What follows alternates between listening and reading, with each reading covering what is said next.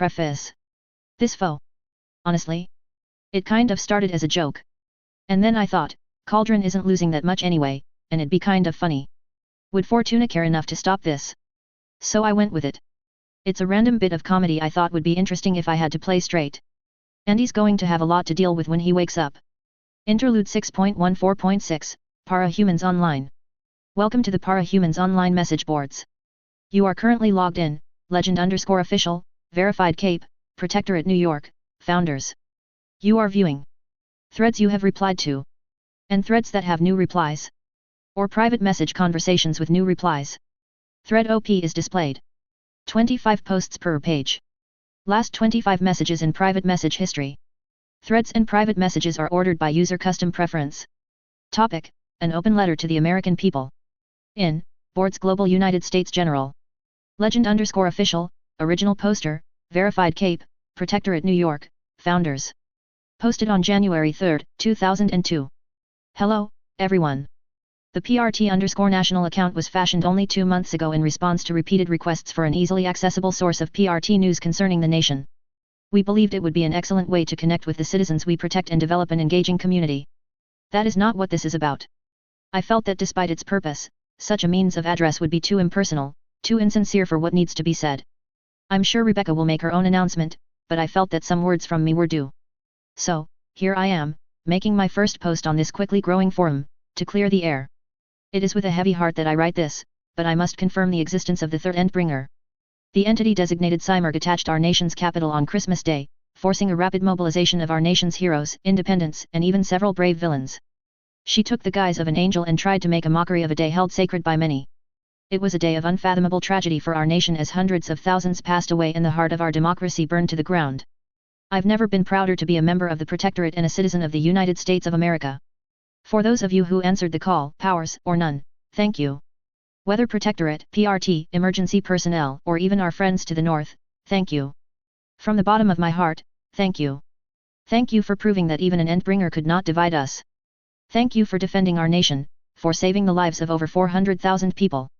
Words cannot express the gratitude and pride I feel for you all. The battle is over and there is much to say, much more to do. Please, please do not turn your attention from this, no matter how painful. Please do not allow your hearts to grow numb to this tragedy. Even now, thousands of volunteers and emergency aid workers are combing through the ruins of our nation's capital for survivors. Hundreds of thousands of refugees are scattered across the US and Canada, housed in camps built for just such a tragedy. Thousands more are missing. Please don't become numb to this.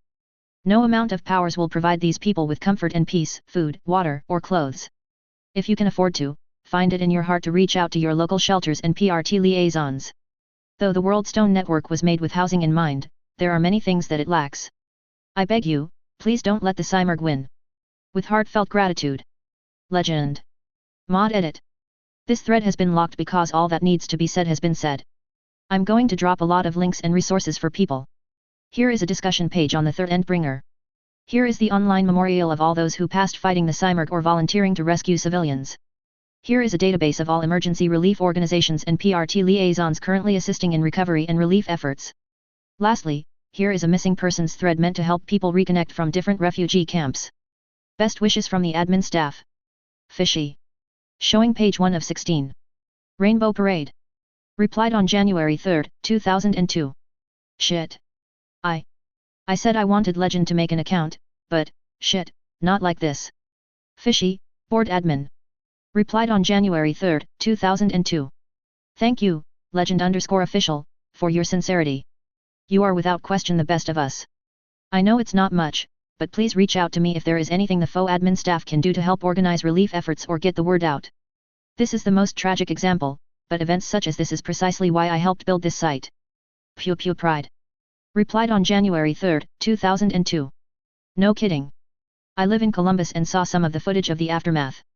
Welcome to FO, Legend_Official. Now if you'll pardon me, I'm going to go back to sobbing. Mezcal Mike. Replied on January 3, 2002. I want to say something witty, but, yeah, I got nothing. There is nothing funny about this. I'm going to go collect links for 8 offices. Maybe doing something productive will keep me from breaking down again. Yuta punchline, banned. Replied on January 3, 2002. Idk, there's something weird about the fag-in-chief celebrating Christmas. Fishy, board admin. Replied on January 3, 2002. No. Fuck you. Not now. Not here. Fuck you and enjoy the IP lock, asshole. Haha bro number 1. Replied on January 3, 2002. Yeah, no. Nothing funny about this. Mezcal Mike, looks like part_nationals ahead of you, bro. Here's the faux post that has all local aid liaison offices. Haha bro number 2. Replied on January 3, 2002. And here's FEMA additions. Haha bro number 3. Replied on January 3, 2002. Here's the memorial of all those who died fighting or volunteering. It's an online list, so it's going to keep growing as people add to it before it gets made into something official. I also made a faux post for missing persons here. I hope this helps some of you find your loved ones. Undertow. Replied on January 3, 2002. The Haha brothers aren't trolling? What? Haha bro number 1. Replied on January 3, 2002. Hey, fuck off, Undertow. Like Fishy said, time and place. We're assholes, not monsters. Undertow. Replied on January 3, 2002. Yeah, shit. Sorry, force of habit. You're right and thank you for what you guys contributed. Legend_official, original poster, verified cape, Protectorate New York, founders. Replied on January 3, 2002. Thank you, everyone. Truly and sincerely. I need to run, there is a lot of work to do for me still, but I wanted to say I appreciate everything. Fishy, board admin. Replied on January 3, 2002. Right. Locking the thread here. Everything that needs to be said has been said, I think. I'm going to edit the original post with these links. Please support your local shelters and refugee camps as you can afford. End of page. 1. Topic, New Endbringer Aftermath. In, Boards Global United States General. Minuteman Sam, original poster, at Ground Zero. Posted on January 4, 2002. So. I'm writing this from Seattle, still trying to process what the fuck happened. I guess to me, Endbringers have always been someone else's problem, you know? I'm hoping that going over all the things happening in our nation as a result of this will help me come to grips with it all. For starters, here is a thread that's compiled a master list of all ongoing relief efforts and organizations involved. Please donate, whether in time, supplies, or money. This includes the CAPE and emergency personnel casualties. I know that from the DC Protectorate, we lost Pyrotechnical. Glosse. Outreach. Metal Maru, edit, he's fine, my apologies. He went down and lost both legs, but thanks to Rubetu's potions, he's expected to recover. Brickhouse. Hyun Mew, what the fuck is award doing here? Rest in peace, heroes. Thank you. The POTUS has announced a national day of mourning to remember the fallen heroes. Read about that here. part_national announced that the surviving DC heroes would be reassigned. Further, future departments will house no more than 3 Tinkers to a team for obvious reasons. They are Hero, Bluesong, Wonderland, Zero Day, and Arms Master, as well as Verdayer, Gold Rush, and Whiteout of the wards. Hero has announced that he will not take command of a new city. Instead, he will work as the Protectorate's liaison to the Guild in Canada, training them to be an international task force. Bluesong has claimed command of PRT Jacksonville, a mid-sized branch in Florida. It's about time, she's one of the most experienced heroes in the country. I just wish the circumstances had been better. Wonderland is formally joining the Seattle Protectorate, the team she worked with during the battle. Zero Day is going to Watchdog, the national think tank, the powered kind. He's going to be their techie, I guess. Arms Master has announced that he's headed to Brockton Bay, a small city in New Hampshire with an abnormally high CPC, capes per capita. He's not going to be the leader, but he'll be Paladin's second in command. Edit, Metal Maru is alive. He's going to retire, though he'll still work as an outside consultant, primarily working alongside Bluesong in Jacksonville. Of course, the other thing we need to talk about is where our new capital will be. Senator Overton is heading the camp that wants to rebuild DC. Speaker Vasquez is saying it should be moved to a more geographically central location. It's not strictly Cape related, but I figured it's worth discussing. Edit, for you fuckers saying Hero's a coward because he was the only founder who didn't participate in the battle, fuck you. We know the Cymurg copies Tinker powers. He was obviously given the intelligence beforehand somehow. You think DC's a pile of rubble now? Imagine what she could have done with Hero's power thrown into the mix. He evacuated every congressman, Supreme Court justice, and the entire White House and cabinet. He's why the US government exists in the first place. He removed himself from the battlefield for everyone's sakes and made the biggest difference he could. Showing page 1 of 4. LOVE 1355. Replied on January 4, 2002. So I might be going crazy, but I thought Metal Maru was alive? Rude Rupert. Replied on January 4, 2002. Seriously?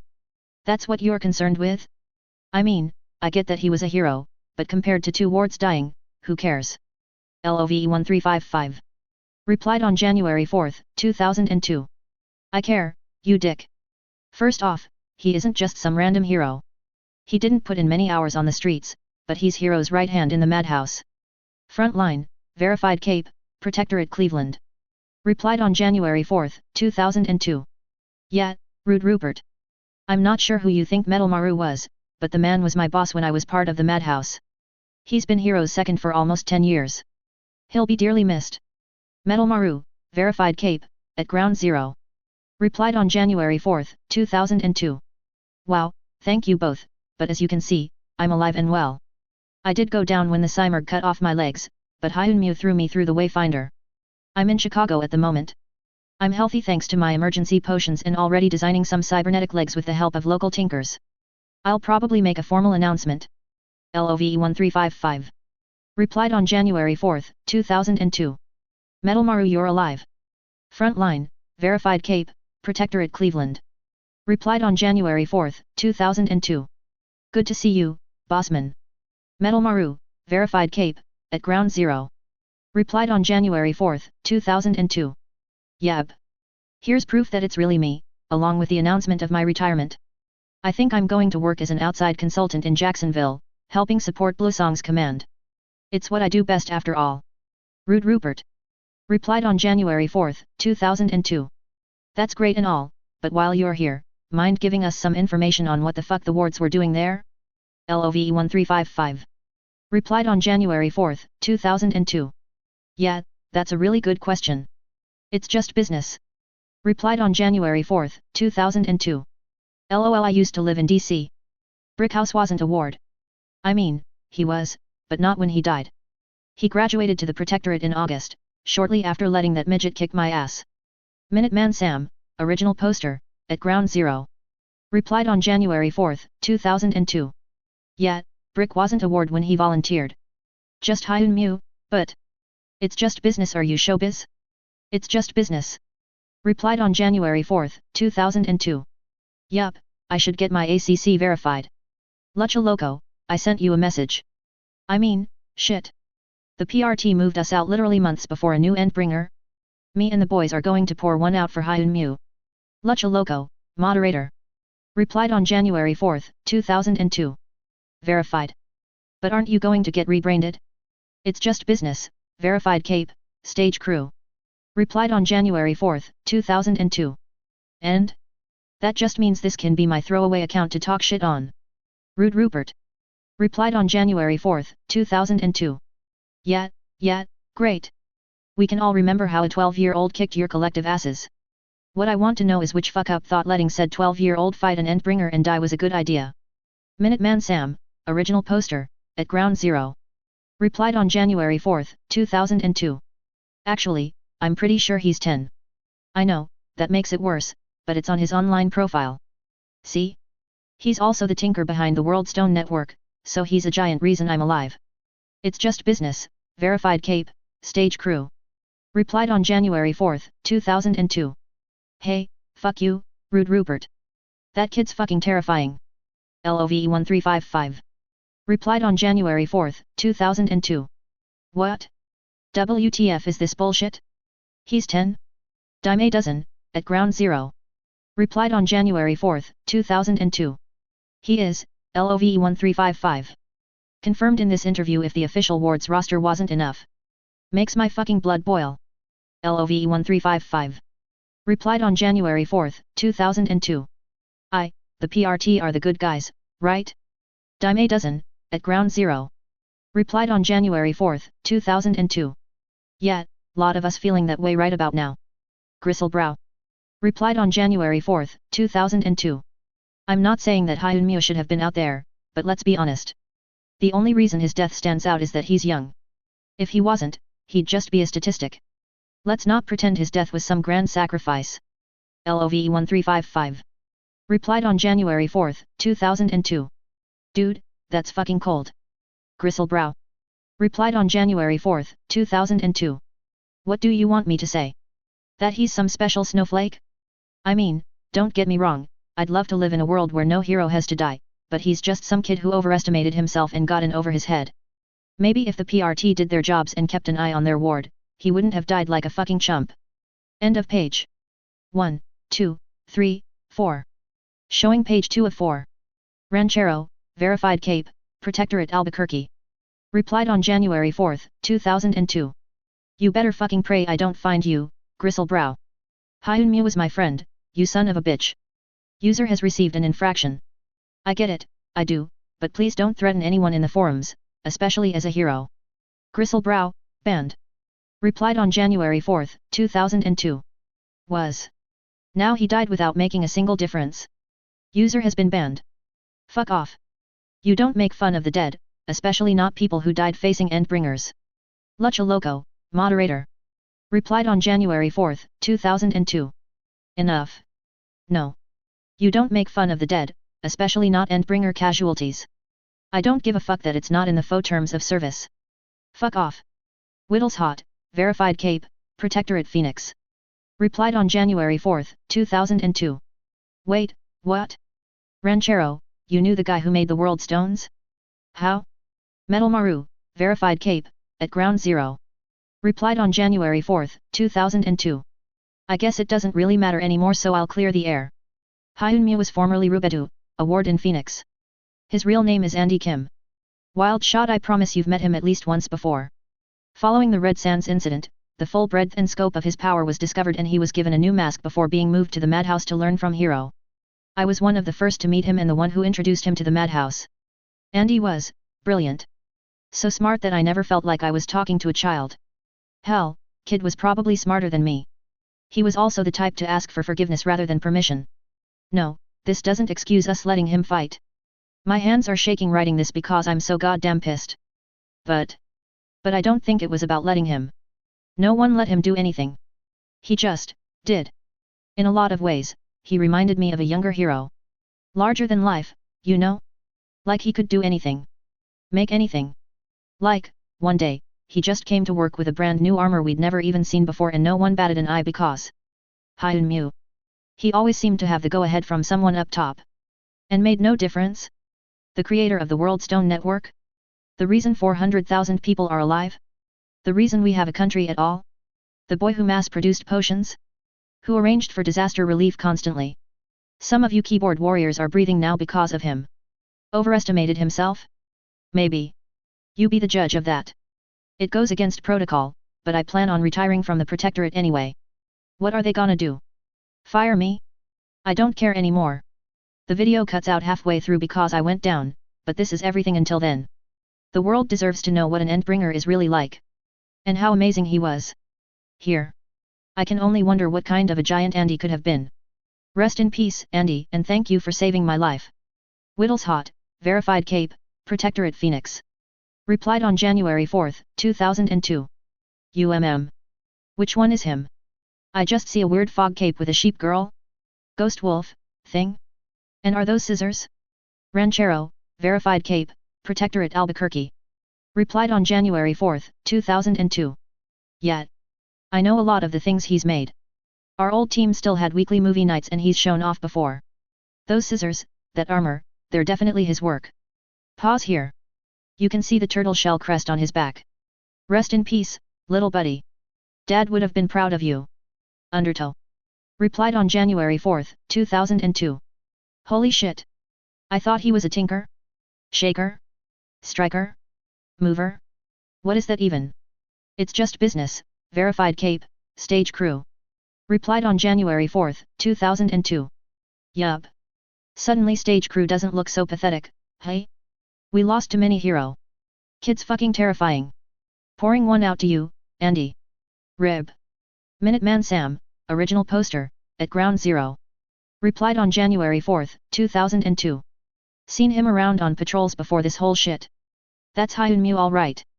Did the cloud walking trick for my baby sister. Thank you and Rib. LOVE1355. Replied on January 4, 2002. Really turned into a Hyunmi respect thread, hey? Is there any chance there are more videos from the battle? Also, RIP. Minuteman Sam, original poster, at Ground Zero. Replied on January 4, 2002. Because he's fucking badass. Magic Trash Panda, verified cape, Wards Phoenix. Replied on January 4, 2002. He was in I can't stop crying because he used to call me a trash panda and make fun of my taste in movies, but he'd always send me cookies for my birthday, and that's all I can think about right now. Lucha Loco, moderator. Replied on January 4, 2002. I'm sorry for your loss, but that you made your foe handle based off his nickname for you is also kind of adorable. Ranchero, verified cape, Protectorate Albuquerque. Replied on January 4, 2002. Yeah, that's Bandit alright. Give me a call if you want to talk. I'm driving up anyway to visit, so we can meet up then too, okay? Magic Trash Panda, verified cape, Wards Phoenix. Replied on January 4, 2002. Yeah, okay. Hat Trick, verified cape, Wards Phoenix. Replied on January 4, 2002. RIP, midget. You were kick-ass. Rude Rupert. Replied on January 4, 2002. Serious question, if Hyunmu thought fighting was a good idea and all the other tinkers were there, where was Hero? Gronrum. Replied on January 4, 2002. Coward. Dime dozen, at Ground Zero. Replied on January 4, 2002. Saving all the bigwigs probably. Imagine how many more lives he could have saved if he wasn't sucking POTUS dick or whatever the fuck he was doing. Lost a lot of respect for you, Hero_official. Zero2Hero. Replied on January 4, 2002. I mean. Do we know that's what he was doing? Dime dozen, at Ground Zero. Replied on January 4, 2002.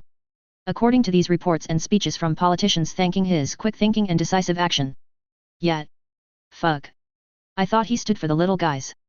Guess there was a reason why he was stationed in DC. Minuteman Sam, original poster, at Ground Zero. Replied on January 4, 2002. I get it. I do. But honestly, that's probably the best thing he could have done. Imagine the chaos if we lost our entire government. You're not looking at a civil war. You're looking at the US shattering into different provinces. Zero organization. Zero coordination. As much as I would have loved to see Hero slap that bird bitch a new one, he made the right call. It tastes bitter, but, yet. Metal Maru, verified cape, at Ground Zero. Replied on January 4, 2002. It's not just that, guys. If it's just that, there'd be no reason for Hero to leave and stay gone. The Cymurg. During the battle, she took things from the madhouse. That big box you see floating in the background of some of my shots? Yeah, that's not just some rebel. That's where I used to work. Where some of the best tinkers alive used to work. She just ripped the whole fucking thing from the ground. And then she started building stuff by cobbling together everything we had. I've seen the reports. The Cymurg can co-opt the specializations of any tinker in the area. Me. Pyro. Glosse. Arms Master. Blue Song. 0 Day. We all saw our powers used against us. You want to know why DC's a rebel right now? Because she made lasers like Pyro and used Glosse's cryotech to make mirrors that deflect lasers everywhere. Because she programmed like 0 Day, optimized like Arms Master, and made bullshit alloys like me. Think disco lights, but death rays. Imagine that. But throw in Hero. No, the boss made the right call. Dime dozen, at Ground Zero. Replied on January 4, 2002. Oh. Shit. I'm sorry. I'll shut up now. End of page. 1, 2, 3, 4. Showing page 3 of 4. Ranchero, verified cape, Protectorate Albuquerque. Replied on January 4, 2002. Yeah, I didn't know it was that bad. Stingray was there. Told her she shouldn't go. I'm just glad she made it back. Zero2Hero. Replied on January 4, 2002. Yes. Faith in Hero restored. Rude Rupert. Replied on January 4, 2002. Really? Fine, whatever. Hero's still the shining golden boy of America. Can we get more videos of what happened? It's not like it's illegal, is it? Metal Maru, verified cape, at Ground Zero. Replied on January 4, 2002. Strictly speaking, no, it's not illegal. It's just heavily frowned upon to share footage outside of mission briefings and the like. They suck. They're depressing. They're incredibly scary to watch. Honestly. The only reason I shared footage of Hyunmyu was because it doesn't matter anymore and Andy deserves a lot more respect than you guys give him.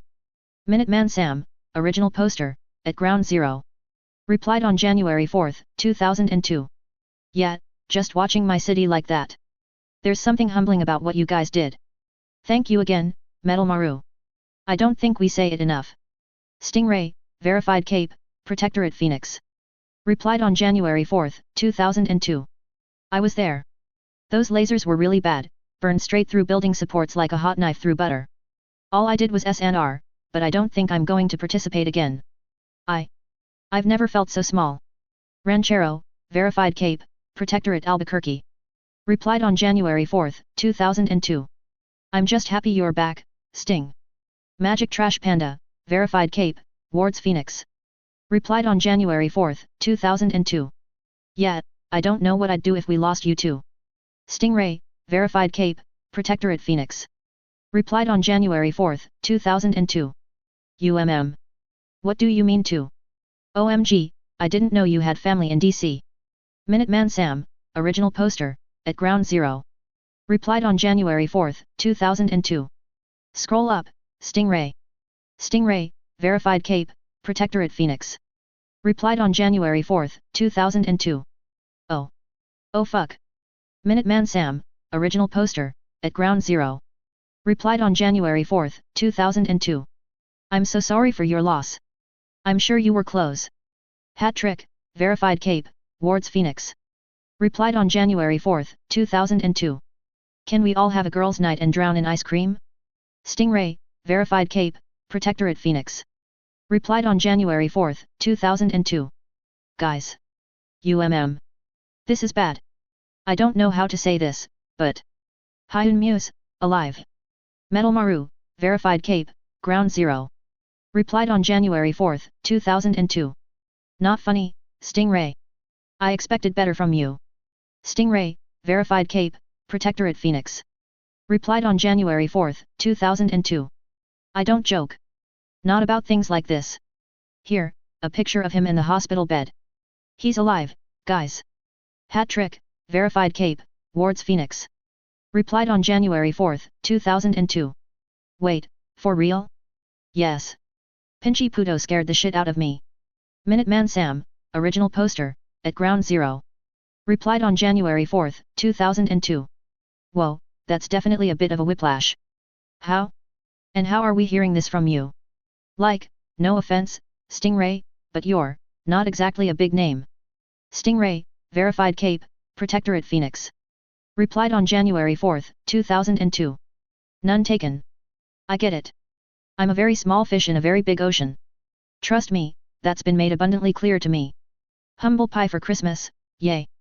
But one of the last things the bird bitch did before leaving was destabilize some of WarpTech's old stuff. For those who don't remember, WarpTech was a madhouse tinker who transferred to Milwaukee then passed away helping relief missions in Hyderabad this July. Some of his stuff must have been in storage or something, because she made them go critical and used them like bombs. Not a tinker, don't ask, I don't know how. One landed near me and Hyunmyu protected me and a few dozen other people. Instead of tearing us to shreds, it just teleported us somewhere else. The Cascades to be specific. I only got back a little while ago thanks to some super thinker lady tracking us down. LOVE 1355. Replied on January 4, 2002.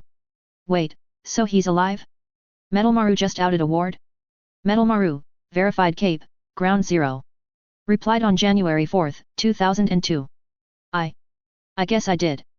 God, I feel like shit. Rude Rupert, at Ground Zero. Replied on January 4, 2002. LOL, good time to retire.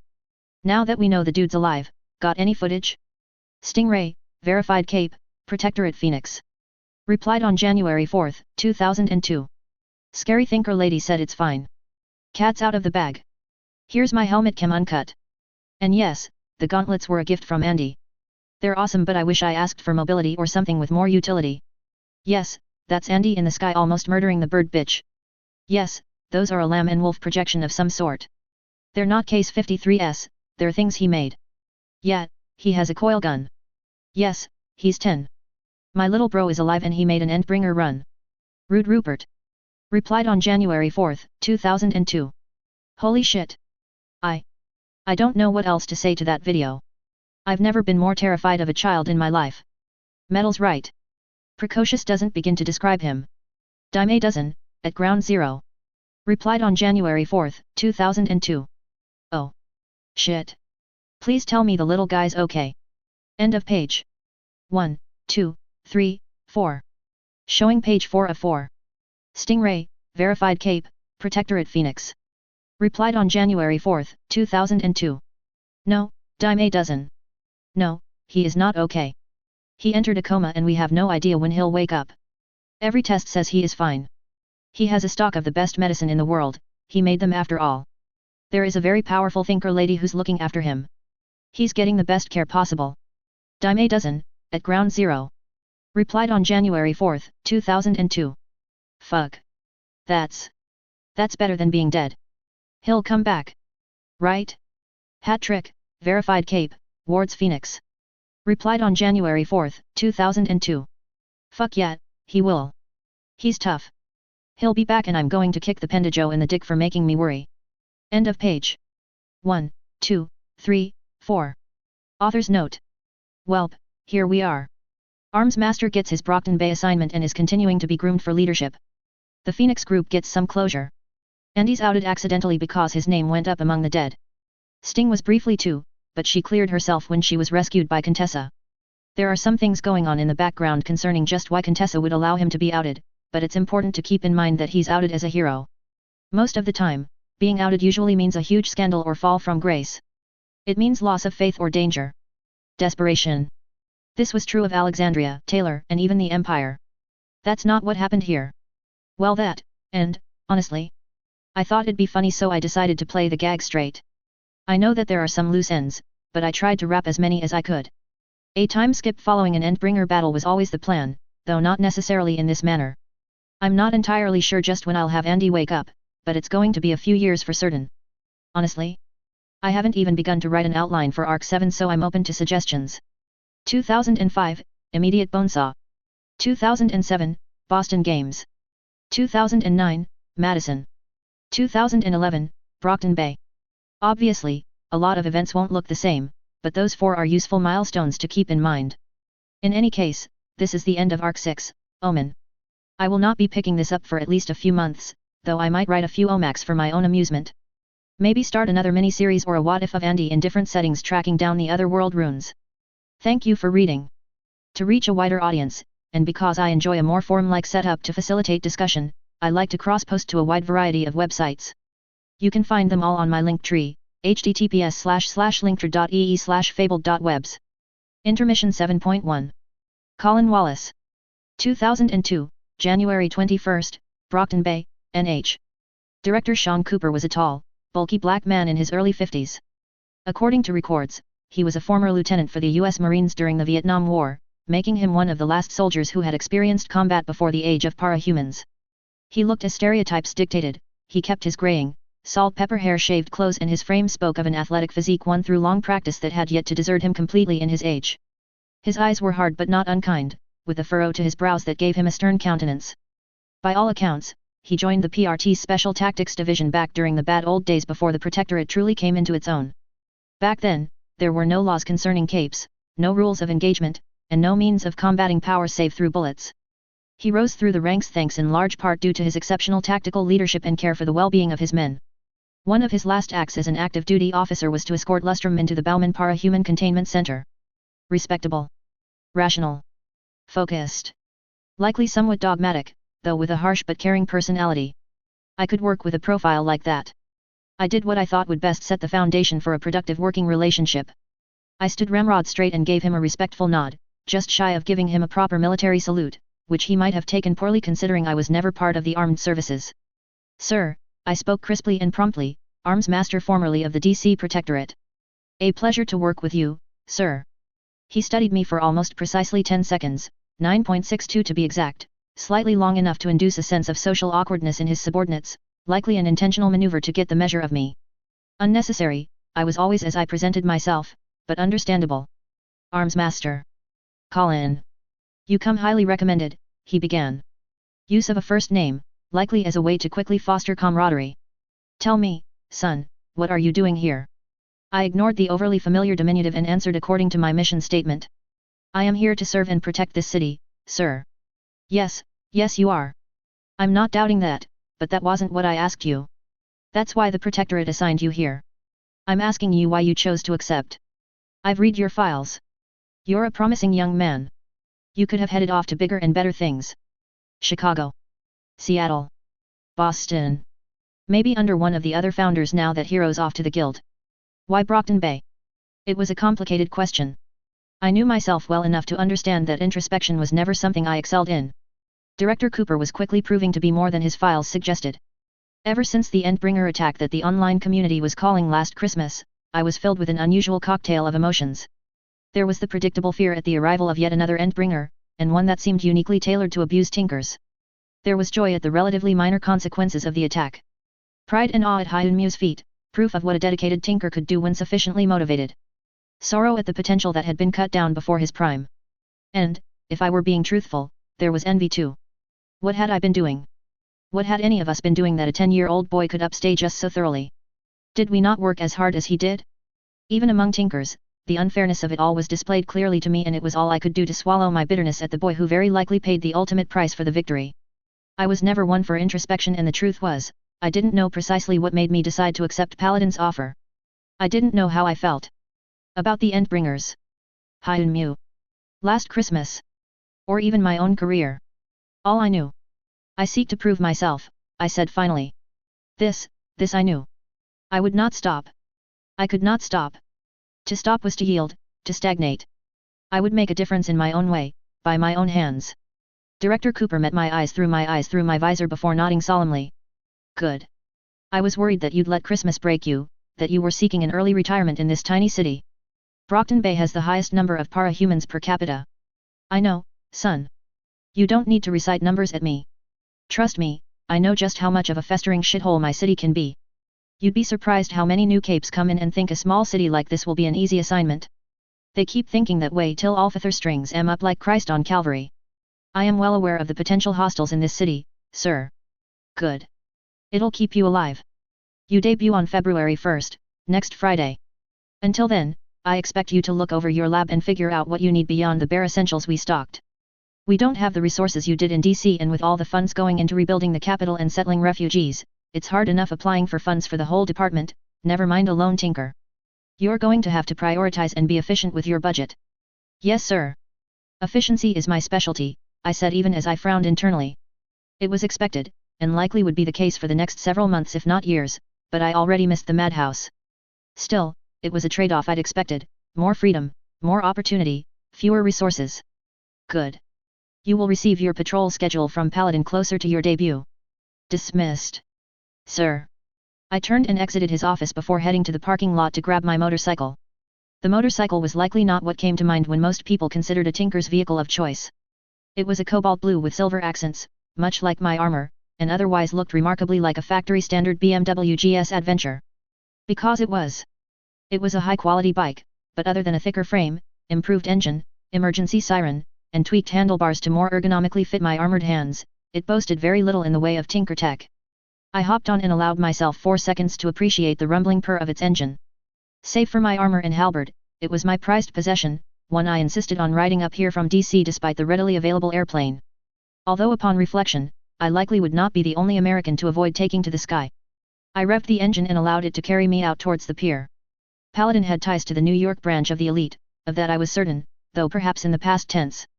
There was a time when Uppercrest had sought a foothold in the bay. He had built the force field surrounding the Protectorate headquarters along with a force field roadway from the pier to the oil rig. Although the records were sparse on just why the elite left Brockton, they did. Perhaps Uppercrest decided the chaos of the bay was not healthy for his bottom line, or perhaps he had simply found better opportunities in the Big Apple. I considered it as I drove along the roadway. PHQ was a beautiful building, and I could understand why some called it a marvel of modern architecture. It stood as proof to the people that though the old days of sea travel and trade were gone, we could reclaim a bit of that glory for ourselves. It was a beacon of hope for the city, an undeniable sign that the Protectorate was fighting the good fight. My quarters at PHQ were adequate. Adequate because it was as Spartan as could be, one bed of adequate pliability, one kitchenette with a small sink and a single stove, microwave, and mini fridge, and one closet. It reminded me of a motel room, but that was acceptable. I looked down at my suitcase. The sum total of my personal effects was in this singular suitcase. It was just how I liked it. Colin Wallace had long since taken a back seat to Arms Master, and though I could easily afford a condo of my own in the city, I was perfectly happy to live here in my quarters adjacent to my lab. The lab itself was far better furnished than my room. From what I read of the former oil rigs blueprints, this lab used to be a storage area for barrels of crude oil before it was modernized and appropriate hardware was brought in for tinkers. Only one other tinker had used this room before me, but she had passed away 4 months ago, which was why my own arrival was timely for the city. Every protectorate branch should retain at least one tinker, though no more than 3 as per new regulations. On the wall nearest to the door was a stand for my power armor, a holdover from my predecessor's time. It was a simple matter to adjust the stand for armor my size, but I made a note to make my own when I had the chance, along with a weapon rack for my halberds. It wasn't simply a matter of vanity. If I built it from scratch I could make something to help me put on my armor a full 8 seconds faster than dressing normally, critical in emergencies. Next to it were several storage cabinets for tools and materials of all types. I nodded approvingly at the organization. She even had custom-built drawers dedicated to caustic or explosive chemicals. I'd be making good use of those. Then there was the forge. I could tell that it had been heavily modified previously, but all the Tinkertech components had to be scrapped with her passing. It wasn't that they couldn't be used, her instructions were apparently quite clear and concise, but that maintenance was nearly impossible to perform to her exact specifications. Even so, just seeing the skeleton was enough to give me some ideas of my own. Along the far wall was a set of workbenches and more compact machines bolted to them. I eyed them critically. The lathe looked like it could use cleaning and the drop hammer would need to be hooked up to the electrical grid in a more efficient configuration, but they all seemed to be in working order. I allowed myself a small smile as I got to work. There was much to do now. As tragic as the previous attack was, it was also a goldmine of inspiration. The Endbringer had integrated so much of our tech into the worst-case scenario, a city-destroying horde of drones only eliminated with Exalt's heroic sacrifice. It was only after the fact that I fully understood where my fault lay. I tried to do everything on my own, retread trails already blazed by my fellows. Inefficient. If an Endbringer could combine so much of our work, why couldn't I? I often saw Hyunmu approach Bluesong and Metal Maru to improve on his arsenal. I saw him pioneer the World Stone network alongside Hero.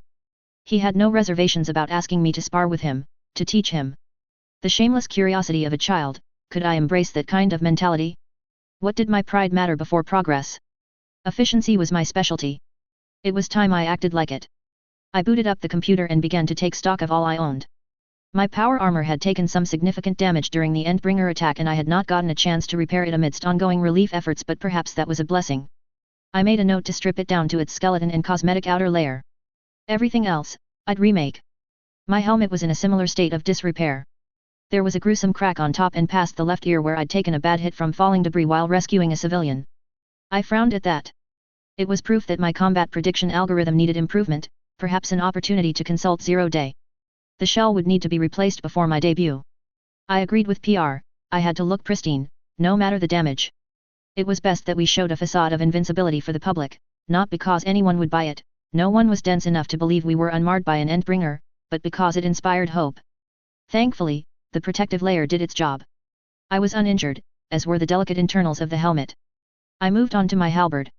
After using it to deflect multiple flying masonry, the blade had noticeable dents to it. I also had a plasma blade, grappling hook, tasers, and Petri site tranquilizers, but none of it was useful when I was forced into a defensive role. I couldn't use any of it to protect the civilians looking to me for help. I shut my eyes and forced myself to focus. I made a note to prioritize more defensive capabilities. Perhaps I ought to remove the dart launcher module in favor of some type of force field generator. With Hyunmu indefinitely out of commission, it was unlikely that I would get more Petri site, and without it, any tranquilizer felt redundant to the taser. Sighing, I drafted several letters for my colleagues and sent them off before beginning the long process of stripping my armor.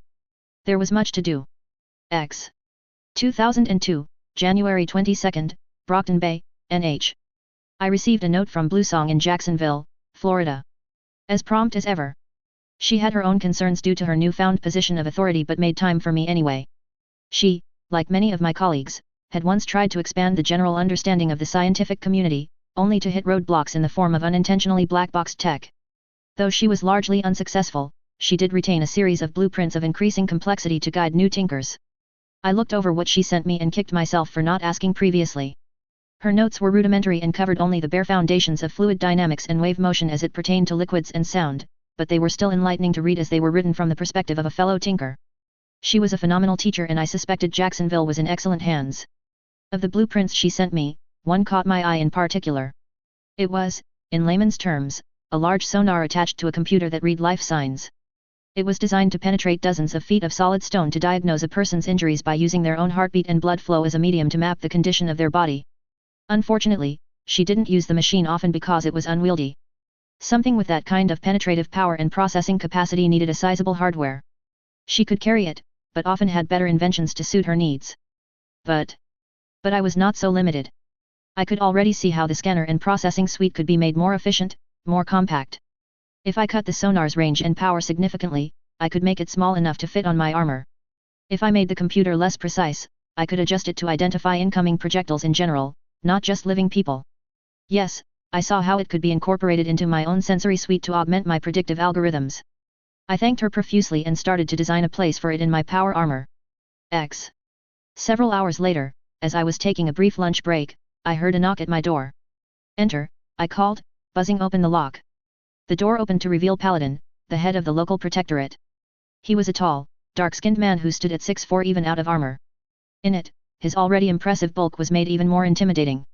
He dressed as his namesake in white plate with golden accents. Everything about him was tailored to be as charismatic and reassuring as possible, the kind of man who made civilians quiet down simply by being there. "Arms Master, how are you?" he asked with a confident smile. "I hope the lab is all right." "It is," I confirmed. "It can be modified to my specifications as I continue to work here." "Ha, you're exactly like your file says, dedicated to a fault." "It is no fault," I said stiffly. "A tinker requires significant preparation." "Right, but it can be when you haven't even met your team. Getting to know your new colleagues is also important, don't you think?" "Very well. Is there a social function I should know of?" "You could just add it to my calendar. I like to visit everyone. There's something lost without a face-to-face conversation, you know." I didn't know actually, an email would have sufficed. I nodded along anyway. "Anyway, I wanted to let you know that we're having a small welcome party for you. Come to the west balcony at 5. "That is unnecessary. Don't worry about it, we want to. You're just an excuse to cut loose after work." Seeing that he had no intention of letting me avoid attending, I acquiesced as the best way to get him to leave. "As you wish. I shall make myself available at 5 this evening." "That's the spirit," he cheered. He must have sensed my discomfort because he said, "Look, the party's mask on so you don't need to unmask to anyone if you don't want to. I recommend it for team cohesion and whatnot, but I get it if me and Director Cooper are the only ones you'd rather have know your name. That is not a problem. My personal identity means little." "Glad to hear it. You don't need to stay for the whole thing, just drop in and say hi for a bit." "Understood. All right, I'll get out of your hair for a few hours. See you this evening, Arms Master." "Good day, Paladin." He left and I allowed myself a tired sigh. He was precisely the kind of person I had the most trouble dealing with, the kind for whom social interactions came naturally. He was the man who could win over anyone with a smile. Coupled with a photogenic power that formed golden shields around those near him, it was easy to see how he became the leader of this branch so early on in his career. The western balcony was in fact one of several open-air areas in PHQ, but the only one that was clearly meant for recreational functions. It was on the 3rd floor of the oil rig and overlooked the force field roadway as well as the boardwalk section of the city. I took in the setting sun and allowed myself a small smile. The city was truly beautiful from this angle. Off to one side was a table with a cooler full of various drinks. A second table was laden with different foodstuffs, mostly fruits and snacks raided from the cafeteria. Good, I preferred things to be simple. "Arms Master, you're here," Paladin grinned. "Or perhaps Travis now." He had foregone his trademark white and gold armor in favor of a Hawaiian shirt of all things. To be fair to him, I'd likewise left my helmet at the lab. "Paladin." "Evening." "Travis." "Mind if I call you Colin?" "No." "Well, come and meet the rest of the team. We're a little smaller than the major branches, but we can throw down with the best of 'em. Didn't we get our asses handed to us during joint training with the Boston Protectorate 2 months ago?" interjected a gruff, rail-thin man with a captain's jacket. He even wore a tricorn hat though he took off the domino mask when he saw me. "Paul Jones, Cannonade." "Colin Wallace." "Arms Master." "What's your poison, Colin?" "I have no preference," I said truthfully. I typically stayed away from alcohol, it did nothing but addle the mind. At social events, I tended to grab whatever had the lowest APV so I could pretend to sip at it all night. Then grab a beer and join us, Paladin said as he placed a chilled bottle in my hand. Let me introduce you to the rest of the team. The short, round fellow is Hammerhead, or Duke. He's big on mixed martial arts, so if you need a spar to vent some stress, he's your man. The chirpy blonde is Luminous, or Irene out of costume. She's the team mom even though she only graduated last year. The pretty Asian lady is Akitsu, or Tomoko, she's our intelligence specialist. And last and very much least is Bonfire or Pete. He's new, joined only 4 months ago actually. Fuck you too, Travis, the one I assumed was Bonfire shot back. In his hand was a glass full of amber whiskey. No ice, but uncomfortably full, likely 4 or 5 times what would be served in a bar. Yeah, I'm not the team mom, Luminous said with a pout. If anything, the fact that you think this team needs a team mom is problematic. But you're so perfect for the job, our nominal leader whined. I'm the youngest here, jerk. True, but you're also the most responsible. And you think that's not a problem? Nosy, Travis. The word you're looking for is nosy, Bonfire snarked as he took a long gulp of his whiskey. Shove off, Pete. And you stop drinking like a fish, Luminous grumbled. Ignore Pete, Cannonade said to her. You're finally in the big leagues now. Enjoy your first no words allowed party. Though I'm still going to keep you away from the wine. It's not all it's cracked up to be. Yet, you gotta hang with all us old fogies now. I left them to their banter. Off in the corner, Hammerhead and Akitsu stood in quiet conversation. The short, stocky man offered me what pyrotechnical once called the bro nod. Hammerhead talked at her rather than with her, she largely seemed more interested in her snack, some kind of rice cracker, and looking out over the city than anything he said. It all seemed very relaxed and I couldn't help but draw comparisons to Hero's leadership. Paladin reminded me of him in a way, though I suspected the smaller membership and his comparatively fewer responsibilities made forging personal connections a much simpler affair. I spent the evening taking a measure of my new team. Akitsu was my personal favorite thus far, if only because she did not insist on engaging me in inane conversation about some sports team or other. By contrast, Luminous was as extroverted as her name implied. She seemed to delight in making wisecracks at everyone else's expense, though it likely wasn't malicious. I wondered if PR took into account their personalities before choosing their cape personas. Cannonade was gruff and boisterous, as sailors tended to be. He used to be a dock worker by his own admission. I learned little about Hammerhead, but he gave the impression of a straightforward man, though perhaps unsuccessful in romantic pursuits. It was Bonfire who gave me the most to ponder. He was a man who loved his whiskey, Jack Daniels, and nothing else, according to him. That could not be healthy. Or appropriate. Still, being new to the group, I held my tongue and forced myself to tolerate their attempts at socialization for 2 hours before heading back to my lab. Author's note. I don't think I got Colin's voice down quite right, but I'm sick of trying, so here's what you get. People sometimes ask me if Andy's an SI, and though some of the background mirrors my own, we're both Korean immigrants, I think my personality is much closer to Armsmaster's to be truthful. Colin gives me mad flashbacks to when I was a tactless, awkward nerd. I know he's not so bad that he needs a social program like in Fanon, but he's really not that great either. Oh, and an obligatory animal fact, alligator snapping turtles are the biggest snapping turtles in the world and can grow up to 200 pounds. They cannot stretch their necks, so use lures from their tongues that wiggle like worms to attract prey. They are capable of holding their breath for 50 minutes and can bite through a person's finger with ease. On another note, noodling is the supremely idiotic practice of sticking your hand into a murky riverbed and wiggling your finger around as bait to catch catfish. Catfish aren't the only things that bite, and their dorsal fins are poisonous, so I have no idea why hillbillies in Mississippi do this. Intermission 7.2. Colin Wallace. 2002, February 12, Brockton Bay, NH. I walked into the lab on Tuesday morning and froze. There was a small crate on my workbench that hadn't been there the night prior. Someone had been here before and was either good enough to bypass my security or was authorized to be here. No one was authorized to be here. I put on my armor and activated my newly built sonic scanners. The pinewood crate was 3x4x2 and filled with jars of a familiar, chalky solution, Petricide elixir. Someone had delivered Petricide elixir to my lab without my knowledge. That should have been impossible on multiple levels, and yet, here it was. After triple checking for traps, I opened the crate to find exactly what my scanners told me I'd find. There was also a small note that read, "The turtle sleeps, but his potions will be delivered on schedule. Use them well, Beardmaster." It was written in immaculate, elegant script, and though I knew little of penmanship, I could tell at a glance that someone spent hours upon hours practicing their letters. More importantly, it was also completely unsigned, save for the ridiculous name and now internationally famous sigil, Hyunmu stylized turtle shell. The crate was a mystery. No one, No one called me Beardmaster save Hyunmu, and once he heard it, Hero. No one else had the nerve. Hyunmu was obviously incapacitated and Hero would not have bothered with this cloak and dagger nonsense, so who? I racked my brain but could think of none who held the skill to infiltrate my lab, the connections to take over Hyunmu's production, and the familiarity to use a teasing nickname. I immediately scraped off a bit of the ink and tore off a corner of the paper for forensic analysis. Within the hour, I had their exact chemical composition, manufacturer, and likely point of sale, Brockton Bay Office Depot. Utterly unhelpful.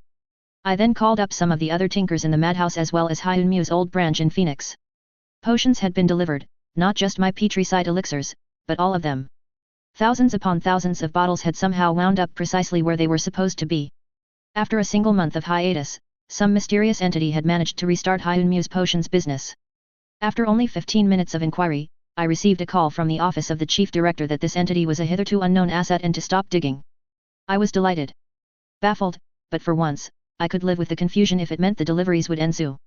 Over the past month, I prioritized the upgrades to my helmet and armor, integrating the scanner from Bluesong as well as several other additions from my colleagues.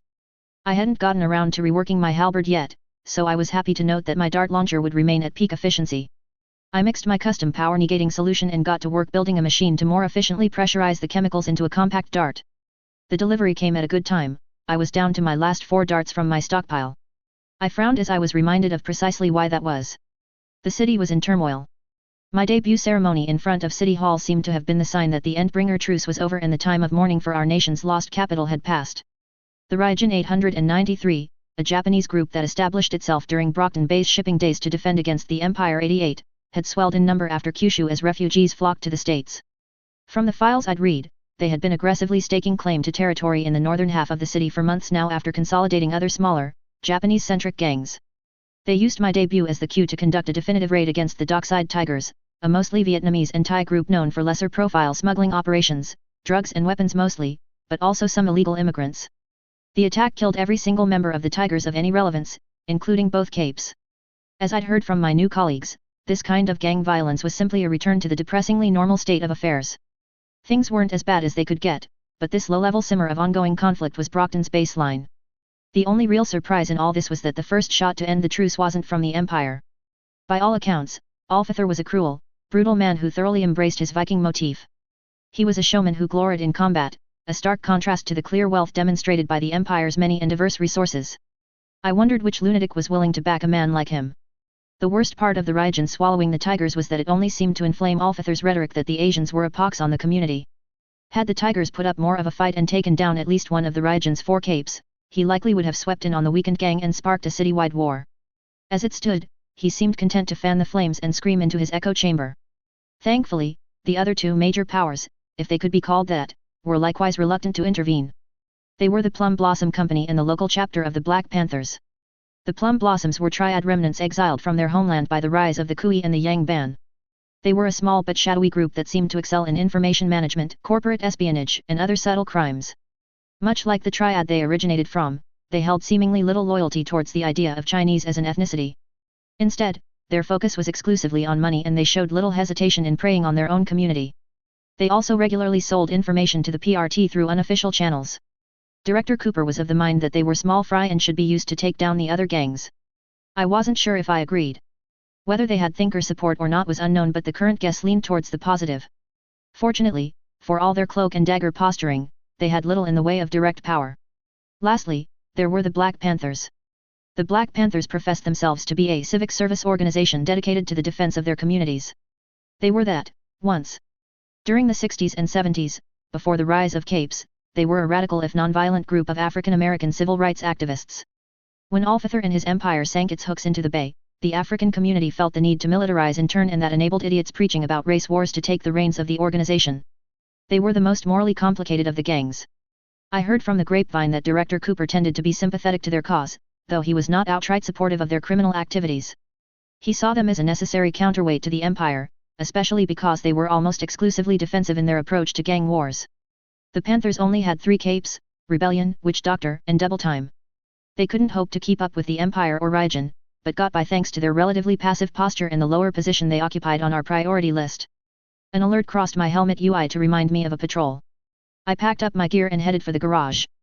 Cannonade was already waiting in his captain's coat and tricorn hat. He wore a simple strip of cloth with eye holes cut out over his face, the intentionally rugged look matching well with his ship's captain persona. Cannonade, I greeted firmly. Contrary to my first impressions of him, Paladin turned out to be the type of man who did not force his subordinates to socialize on the clock. Instead of constantly mixing patrol pairings, he simply assigned me to Cannonade and called it a day. Good, I preferred things this way. This setup allowed me to get to know my partner more deeply and made us more likely to work together in engagements.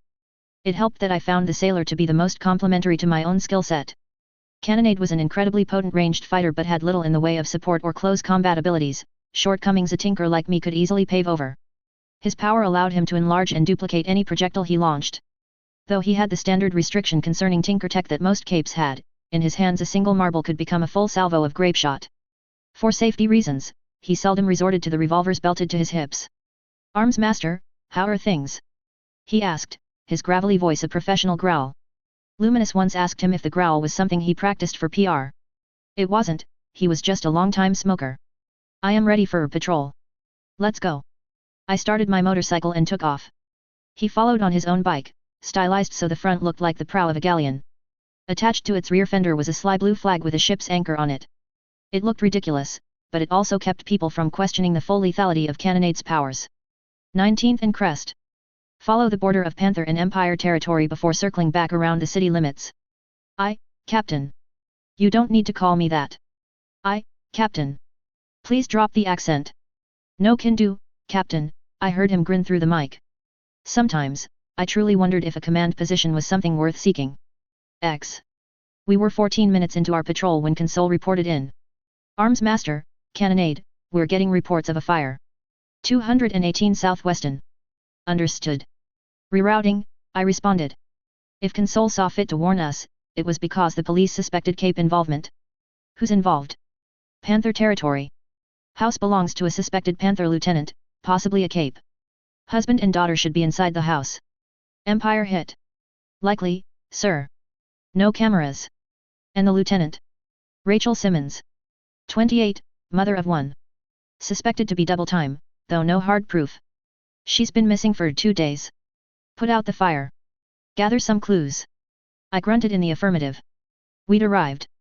The fire was impossible to miss, not with the smokestack reaching 4 stories and climbing. It covered the front of the house and a separate shed, though I was unsure if there was something in the shed specifically worth destroying or if the fire had spread. The fire brigade was already here and had set up a perimeter. Cannonade. You enlarge and duplicate projectiles. Yes, sir, he replied crisply, his usual nonsense nowhere to be found. I clipped a capsule from my bike. My custom tranquilizers were a good motivator for developing efficient storage for highly pressurized liquids, but that wasn't where the application ended. It was not useful enough to merit real estate on my halberd or armor, but a pressurized fire extinguisher was an obvious addition to my motorcycle's glove compartment. "Fire extinguisher," I said as I handed it over. "Can't duplicate Tinker Tech. Pressurized using Tinker Tech. Foam itself is standard issue." He shook it in his hand then fingered the nozzle. "Yeah, I can work with that." Saying so, he marched past the fire department as they were still hooking up to the hydrant and began to spray down the house and shed. As per usual, creative use of powers often far outstripped mundane solutions. Cannonade enlarged and duplicated the foam as it emerged from the fan-like nozzle but did not impart any velocity. The result was a dense fog that deprived the fire of oxygen while causing minimal damage to the house, all the better to save potential evidence. 3 minutes later, the fire brigade carried the unconscious father and daughter out of the smoking house where they were checked over by the paramedics. I approached the nearest paramedic. "Will the father be ready to answer questions?" "He won't," the paramedic snapped, "not today."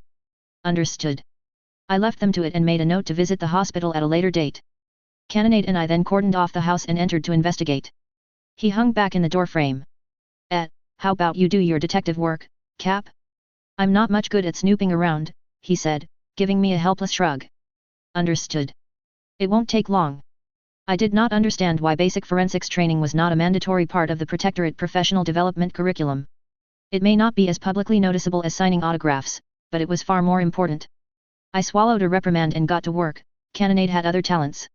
12 minutes later, Cannonade and I rode away from the scene. The fire was caused by 4 Molotov cocktails sent through the window. There were no fatalities or signs of Cape involvement beyond Mrs. Simmons' own suspected identity. Are we even sure this was about her possibly being double time? Cannonade mused. She was plenty famous in her civilian identity too. Used to organize speeches and rallies and stuff. She was, I allowed. It's a possibility, but she's missing. They are likely not unrelated. If you say so. X. 2002, February 13th, Brockton Bay, NH. The police were correct in their preliminary deductions, it was indeed a Cape-related hate crime. We received confirmation the very next day in the form of her brutalized body hanging from a tree. The skin around her eyes had been peeled off in a macabre facsimile of a domino mask and her lungs had been pulled out of her torso and onto her shoulders. A bloody eagle, a famous execution method supposedly favored by the Vikings. Between the queasiness caused by the picture, I almost wanted to roll my eyes. There was a time in my student days when I enjoyed medieval history. This execution method came up in several medieval records, but never from credible sources, nor had there ever been a body unearthed with such distinct damage to the spine and ribcage. More than likely, it was an exaggerated, ritualistic literary device meant to highlight themes of honor and revenge rather than any practiced execution method. It became popular among students of history because it played to the stereotype we had of medieval society, that they were horrible, brutal savages who were quick and creative with violence. In other words, perfect for a posturing fool like Alfethor, perfect for a small-minded, cruel monster who delighted in lording over those he considered lesser. I grit my teeth and promised to personally make him suffer for his cruelty. Double Time was a criminal, I held no delusions about that, but she was one out of a sense of necessity. My legs felt like lead. I strode through Brockton General's burn ward anyway. Caleb Simmons had sheltered his daughter with his own body even as flames licked at his back. Without the potions, he might have suffered permanent damage. You don't have to be the one to do this, Captain, Cannonade said, clearly not pleased to be here. I do, I replied firmly. He deserves to know. We have officers for this. You can wait outside. Nat, I'm coming with. We're partners. I grunted to show my thanks and knocked on the patient's door. It was a nondescript pastel blue, utterly inoffensive like the rest of the hospital. Come in, came a quiet voice, downtrodden and bitter. I opened the door to find Mr. Simmons sitting up in his hospital bed. On his lap was the TV remote, though he seemed more interested in fiddling with it than watching anything. The man had a slim, athletic build. At 28, he was towing the line between the prime of his life and the time when his body would begin to fail him. He turned to us with a scowl. Mr. Simmons. That's me. What do the fuzz want with me? Is my house burning down somehow my fault? I chose to ignore the acerbic remark. I wasn't good at this. I had no idea how to address bitterness at systemic racism, especially not in a city with a Nazi gang. Professionalism was my armor. I am arms master and this is my partner, Cannonade. Yeah, saw your debut, Tin Man. You here to question me? No, sir. We found 3 Molotov cocktails in your living room and 1 in your shed. Considering the circumstances, you are not a suspect. No fucking shit. Well, what do you want then? My statement? Gave it to some pig already, go chase him down. We are not here for your statement, sir. I am sure what you told the detective will suffice in conjunction with security footage around the area. He glared at me. I didn't take it personally, enough stress could cause a man to seek any possible outlet. Then fuck off and let me see my daughter. I breathed deeply. Hero once told me that he insisted on visits such as these to remind himself of why he fought. He professed to being as socially awkward as I was but felt a need to sympathize, to take their resentment if need be. I decided it would be best to rip the band-aid off without delay. Your wife is dead. Silence. Silence as his brain registered the words but his mind failed to process them. What? He whispered. Sir, Rachel Simmons, your wife, has passed away. Her body was found hanging with signs of empire. Then fuck off and catch them. He roared. He grabbed the remote and threw it at me. It bounced harmlessly against my chest plate.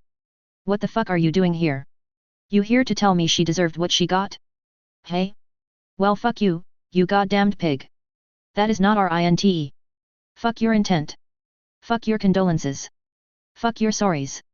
My wife is dead. She's dead because you fuckers couldn't be asked to do your motherfucking jobs. He lunged out of the bed to grab me by my collar. He exploded into motion as he punched me and tried to topple me, but my power armor stood unmoved. He was doing more to shake himself than anything.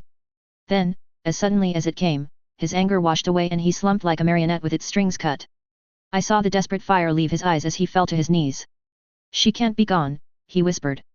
I'm sorry, Mr. Simmons, I said, more for lack of anything else I could say. How did you go about comforting a stranger amidst mind-shattering grief? She's gone. She is, sir. I can only express my condolence and resolve to bring the Empire to justice. She's gone. I knelt to face him. Mr. Simmons. Please look at me. He did so and I wanted to look away. Those were the eyes of a broken man. I'd seen their like in Hyderabad. Instead, I said, you have a daughter. You have a reason to be strong. Tanya. Yes. You are her father. You will not break down. You will be there for her. Oh, God. What do I tell her? My mind went blank. I didn't know, I had no children of my own. I endeavored to spend as little time with them as possible. The only child I spent any measurable amount of time with was Andy, and Andy. I couldn't rightly call him a child. What did I know about teaching a little girl about death? What advice could I possibly offer to console a girl who'd never see her mother again? Nothing. Not one fucking thing. I defaulted to procedure and wished I had a tenth of Hero's charisma. The truth, Mr. Simmons, the truth as best she can understand it. Please contact a funeral home of your choice. You will sign a release form allowing the medical examiner to release your wife's body to said funeral home. She will be returned to you to fulfill the last rites of whichever faith you ascribe to within 1 to 2 days. Tanya. What do I tell Tanya?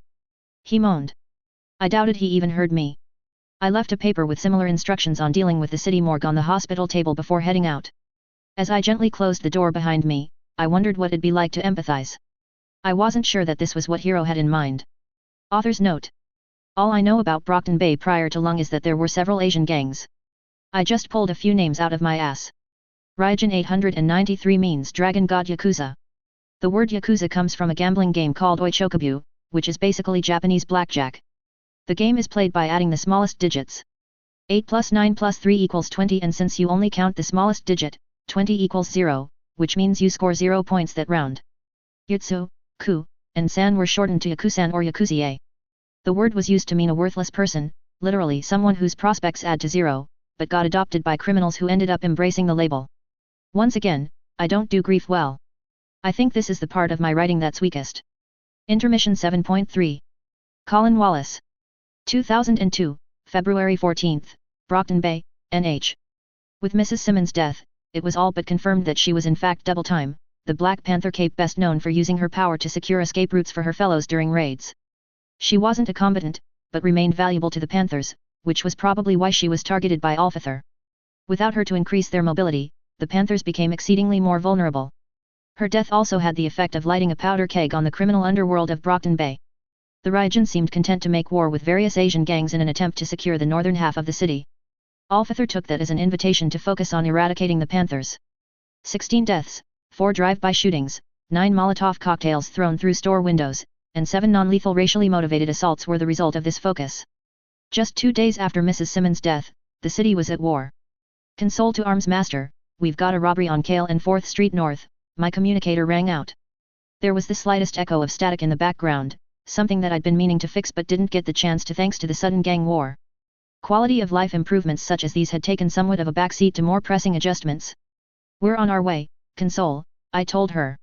I recognized Office Dry's voice from an ethics and procedures seminar she ran. Good woman, sharp as a whip, though unfortunately retired from the field due to her age.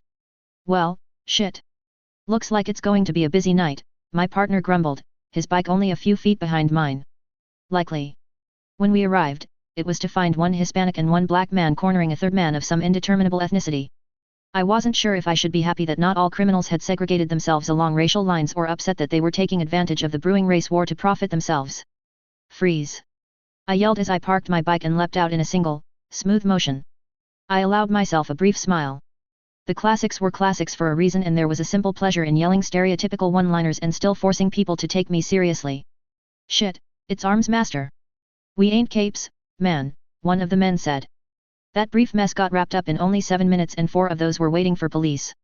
As he said, this was not a parahuman-related crime and so Cannonade and I had minimal jurisdiction. Barring exceptional circumstances, we weren't advised to act beyond restraining suspects and waiting for police to provide statements. In some ways, the Protectorate was an auxiliary force to local police, for better and for worse. Tonight, it ended up being for the worse. Over the past 2 days, Mrs. Simmons became a martyr to the racial equality movement, something the Panthers eagerly seized on. They organized a number of demonstrations and marches for justice, many of them peaceful, but some not. Cars were set on fire. Shops with white owners were broken into and vandalized. That caused shop owners from both sides to climb their rooftops with guns, keeping vigil all night in a sort of improvised neighborhood watch that would have almost been impressive if not for their willingness to take shots at anyone not of their skin color. It all reminded me worryingly of the LA race riots in 1992. I couldn't remember if those riots came before or shortly after Alexandria claiming Los Angeles as her home city, but I suspected they were why she held such an iron grip on the city. I wasn't a hero then, but I remembered hearing about it on the news and wondering how things could end so poorly. I now knew. It wasn't any one thing. Mrs. Simmons' death was the spark that lit the powder keg, but it was only the straw that broke the camel's back. It was impossible at times to distinguish between the grief-stricken and the criminal, so Director Cooper's policy was to let them tire themselves out. Leave maintaining public order to the mayor and the police because the Protectorate and PRT had our hands full with the Empire and Rajan. I agreed and wished it could be that simple. Already, that distinction in responsibilities was breaking down. There was a violent confrontation between police and protesters yesterday, and it was only through good fortune that no one died. Tonight, it seemed as though everything would come to a head. All capes were called back on duty and distributed throughout various potential flashpoints. Cannonade and I met up with Brandish and Flashbang, the grounded members of New Wave, to respond to a raid led by Asatru, Krieg, and Brunhild on a suspected Panther safe house. Rebellion of the Panthers responded with 17 men armed to the teeth with bats, pistols, tire irons, and whatever else they could scrounge up. This is Console. Arms Master, Cannonade, you are linked with Brandish and Flashbang. Your focus is on detaining the capes as quickly as possible and breaking up the fight. Priority, Asatru. Understood, Console. With the slide of a hidden trigger, I sent a pulse of low-frequency sound that mapped my surroundings. It had nothing close to the range of one of Bluesong's creations, but at 200 yards, it provided plenty of data for my combat algorithm to work with. Rebellion was the most violent extremist among the Panthers. He was suspected of being the one to heavily radicalize them from a civic organization to a gang. His crimes ranged from larceny to murder, and his rap sheet was long enough that he began to blur the line between rebel and anarchist. For all his posturing, however, he was a relatively simple changer brute who had comically large muscles and could grow ram-like horns and an extra set of arms. Bulletproof, fast, and with enhanced senses, but ultimately predictable. On the Empire side, I identified the biggest threat as Brunhild, the Valkyrie. The tall, heavily armored woman was a recent recruit by the Empire and thus not high up in their chain of command, but a power-granting trump was always a concern. She had the potential to be a force multiplier as potent as Paladin. Krieg, the localized shaker and kinetic manipulator, was their direct combatant. He was problematic because his shaker field sapped all kinetic energy, making projectiles ineffective and close combat dangerous. He was also profiled as being particularly ambitious despite being middle-rung on the Empire ladder. Comparatively, Asatru wasn't much of a threat. He was a fellow tinker with a specialization in drone technology, but insisted on styling himself after the Norse god, Odin. Everything he made was modeled after ravens and wolves, and whatever stylistic choices he made for the sake of matching the Empire's motif, he made at the cost of efficiency and capability. He claimed he was all-seeing, a grand general who could control the battlefield. I was happy to put that to the test. Asatru was hanging back as he piloted his unkindness of ravens through a series of motion sensors on his hands. It was hilariously impractical, but I supposed it allowed him to play up his shamanic theme. The raven drones flew about, distracting panthers, pecking out eyes, and relaying orders. At his feet were a pair of wolves, Freaky and Jerry supposedly. The two drones could only loosely be called such as each towered 6 feet at the shoulder. He almost never sent them out so that they could protect him from all comers. Krieg charged forward and was wrestling with Rebellion. The two were locked in a grapple, but Rebellion used his extra set of arms to hammer down at Krieg. Whether it had enough kinetic force after passing through Krieg's shaker field to do any damage, I could not tell at a distance. Follow me, warriors of the Empire. Purge the unworthy and claim for yourselves a seat in Valhalla. Brunhild screamed out, her winged helmet standing out in the crowd. She waved her glowing banner, a spear with a flag wrapped around it, and charged. As tacky as that sounded, it had the desired effect. Behind her, 14 Empire grunts charged in her wake. Her brute rating was normally negligible, but she became stronger the more followers she had. And in turn, she empowered her followers with a lesser version of her brute powers. With no cape to occupy her, she would massacre the Panthers. In moments, I came up with a plan. From arrival to analysis, it took me 6 seconds. Good, but still too long. I made a note to find a way to arrive with the scanner and combat algorithm already running. Flashbang, occupy Brunhild. Cannonade, separate Rebellion and Krieg. Then focus Krieg, you don't need to take him out, just keep him in place. Brandish to Rebellion, I barked out. I heard their ascent and shot out of our position, launching straight for Asatru. He had several men defending him, all shirtless and decked out in blue paint. Celt or Norse, I wished they'd at least pick a brand and stick to it. You cannot stop the higher powers, Arms Master, their leader rambled on like a B-movie villain. At his feet, the two wolves began to stir. They opened their mouths and I noticed the flash of a gun barrel in their jaws. We pure ones will cleanse the filth of this world. I rolled my eyes and cut aside one of the ravens as it came to peck at me with the sheen of poison on its beak. The problem with a raven theme was not that ravens were poor flyers, far from it. The problem was that they were big and when made of metal, they were depressingly cumbersome. Tinkertech could only excuse so much before physics took hold. I had hoped that they would be a good benchmark to test my combat algorithm against multiple vectors of attack, but Asatru's flock seemed limited to only a handful of weapons. Still, he was a good target. He was a lieutenant in the Empire and as a tinker with an emphasis on surveillance, likely had plenty of valuable intel. Foolish that they let him out with so little protection, perhaps Alphather thought we heroes would be too busy to target him directly. The wolves began to fire just as I marked them as priority concerns on my UI.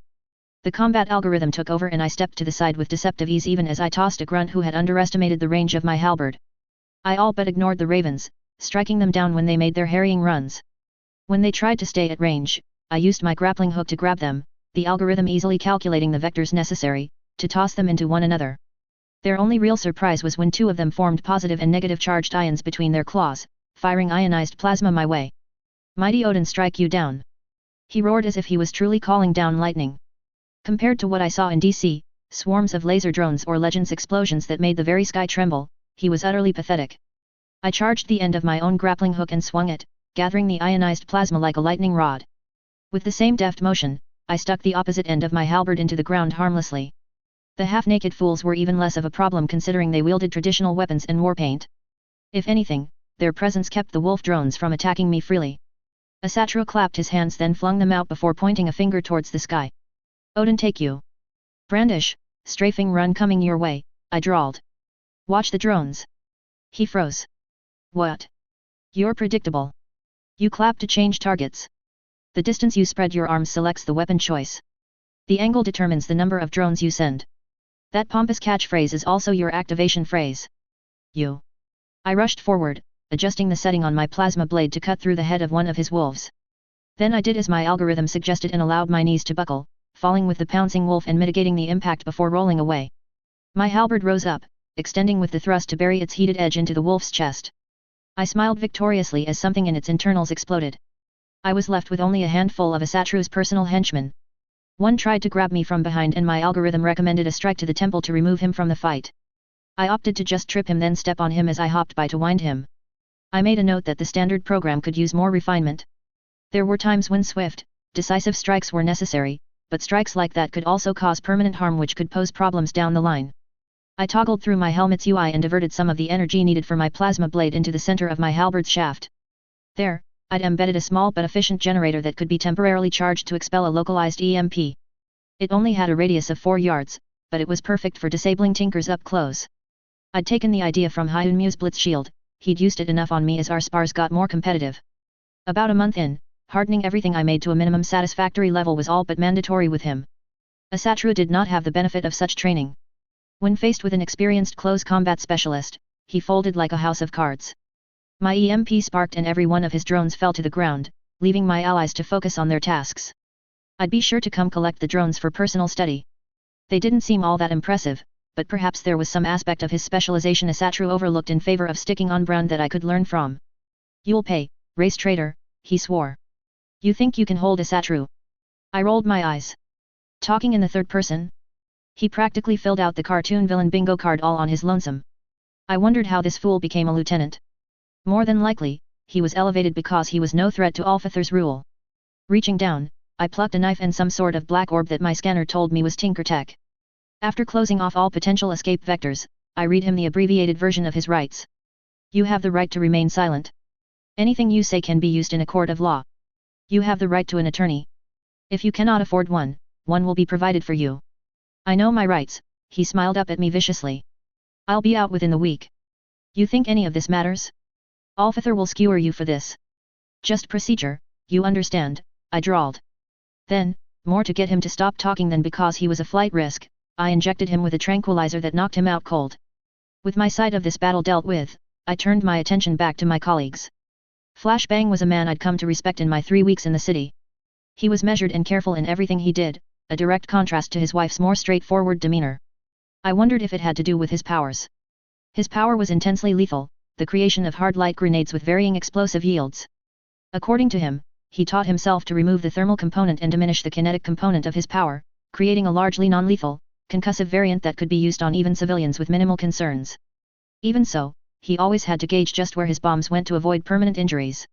That he was immune to his own explosions made things harder in some ways because he couldn't always rely on his own senses to judge the intensity of his attacks. He had started by peppering Brunhild and her cohorts with bombs that were barely more than a hard shove, but quickly scaled up to bombs that exploded with enough force to toss my motorbike like a ragdoll. That was enough to incapacitate most of the lesser brutes and convince the rest that the fight wasn't worthwhile. Brunhild, however, was good enough to leverage her strength into better mobility, and her armor protected her from the kinetic impact of flashbangs grenades. Across the street, Cannonade and Krieg traded ranged attacks. Cannonade had the decisive edge and was able to easily pin the Shaker, but he was forced to run occasionally when Krieg tried to give chase or threw a rock his way, enhanced by his own Shaker field. Brandish at least had Rebellion handled like an unruly child. She was by all accounts an exceptionally focused woman, and it showed clearly in her combat style. She fought like nothing else existed but her and her opponent. With a hard light longsword in one hand and kite shield in the other, I thought she could easily fit the paladin moniker as well as my leader. Rebellion clasped two hands above his head and brought them down in a hammer blow that would have caved in reinforced steel. Brandish dodged with impressive efficiency and parried another blow with her shield tilted just so before scoring a vicious cut on the brute's forearm. He howled in pain. "You bitch! I'm going to kill you for that." "Unlikely," she snorted, her composure never breaking. I saw that she had Rebellion well in hand and moved to support Flashbang. EDA on unpowered support. I barked into my mic. 1 minute, Arms Master. Asatru is down and has been dosed. Prioritize securing him. Understood. Brunhild ducked behind a car and picked up one of her own men before throwing him at Flashbang. The throw fell short, but it was enough to make Flashbang hesitate for fear of hitting the lad. That gave her the precious second needed to close the gap. I dove forward, my servos groaning and grinding as I pushed my armor to its limit. My halberd interposed itself between Brunhild's spear and Flashbang in a rain of sparks, and I made a note to thank Metal Maru for the chemical composition of that experimental steel alloy he sent me. It was roughly equivalent to tungsten carbide in durability but 31% lighter, which made me proportionately faster. "Surrender, Brunhild. You're young. You don't need to go down this road," Flashbang warned earnestly. She likely reminded him of Fleur, the youngest member of New Wave and a capable heroine in her own right. "Fuck you, race traitor. You think those fuckers hiding behind you are innocent? Who the fuck do you think killed my parents?" She shrieked. There was real pain there, the anguish of loss I'd become all too able to recognize. She lashed out with strength born of desperation, but she was weakening. With her followers downed, the feedback loop of her trump power was drying up. I parried a wild swing with my halberd before lashing out with a front snap kick that bowled her over. "Enough. Your personal tragedy does not give you grounds to seek violent revenge on an entire race of people. Fuck you. You don't know shit. You're not even from this city." I grit my teeth at that. She wasn't wrong. My childhood was less than ideal, but I never had to struggle with the death of a parent. No matter my parents' shortcomings, I never once doubted they'd be there for me, that they loved me in their own, aloof way. You could have done some real good in the Protectorate. You still can. I will make recommendations for therapy and a transfer. No. She rose and lunged for me, spear pointed at my throat. I grabbed it and held it still as a weak concussive grenade from Flashbang sent her rolling away. "You think I'm going to work with that fucking nigger? I'd rather die." She could be talking about the director or paladin. It didn't matter, I doubted we'd get through to her. I could already guess what most likely happened. A tragic casualty of a firefight, one of Rebellion's random rampages, or perhaps a mugging unrelated to the gangs. A trigger that was discovered by the Empire, only for them to seize on the opportunity to twist her vulnerable worldview. They gave her a home, adopting her into their warped community and offering her a circle of friends who validated their beliefs. Or maybe her father was as racist as she was. It didn't matter. I had a job to do. She'd see her day in court. Without her spear and followers, she was barely more than a teenage girl throwing a tantrum. I grabbed her and cuffed her with Petri-site shackles before handing her off to Flashbang so he could lead her to the now-arrived PRT transport. He took her wordlessly and began to frog march her away as I turned to support Cannonade against Krieg. My intervention proved unnecessary. Cannonade had caught on to the nuances of Krieg's power. He dodged out of the way of a thrown brick and dashed for his bicycle. He unclasped the miniaturized fire extinguisher I'd given him and used his power on the foam that came out, creating a sizable distraction and breaking line of sight. I saw what he did next through my new sonar system. He picked out the bike chain and lock he used when we had walking patrols and whirled it over his head before launching it at Krieg like a bola. The chain, each link as thick as 2 fingers, now grew to the size of my thigh while retaining momentum. Krieg's shaker field augmented or dampened inertia as far as we could tell. It did little to nothing to hamper mass. And with a chain, one link would enter the field first, slow, and transfer some of that force to the other links, making the field overall less effective. Even if the chain was moving at walking pace, it was still a set of metal links as thick as my leg. Weight alone would impart considerable force. Gah! I heard the Empire cape yelp in pain as he was caught off guard. The link struck his shoulder, whirled around him, and dragged him to the ground with the snap of broken bone, pinning him under the increased mass. Cannonade was no tinker, but he had a certain roguish cunning befitting his captain's motif. I approved. Is that everyone?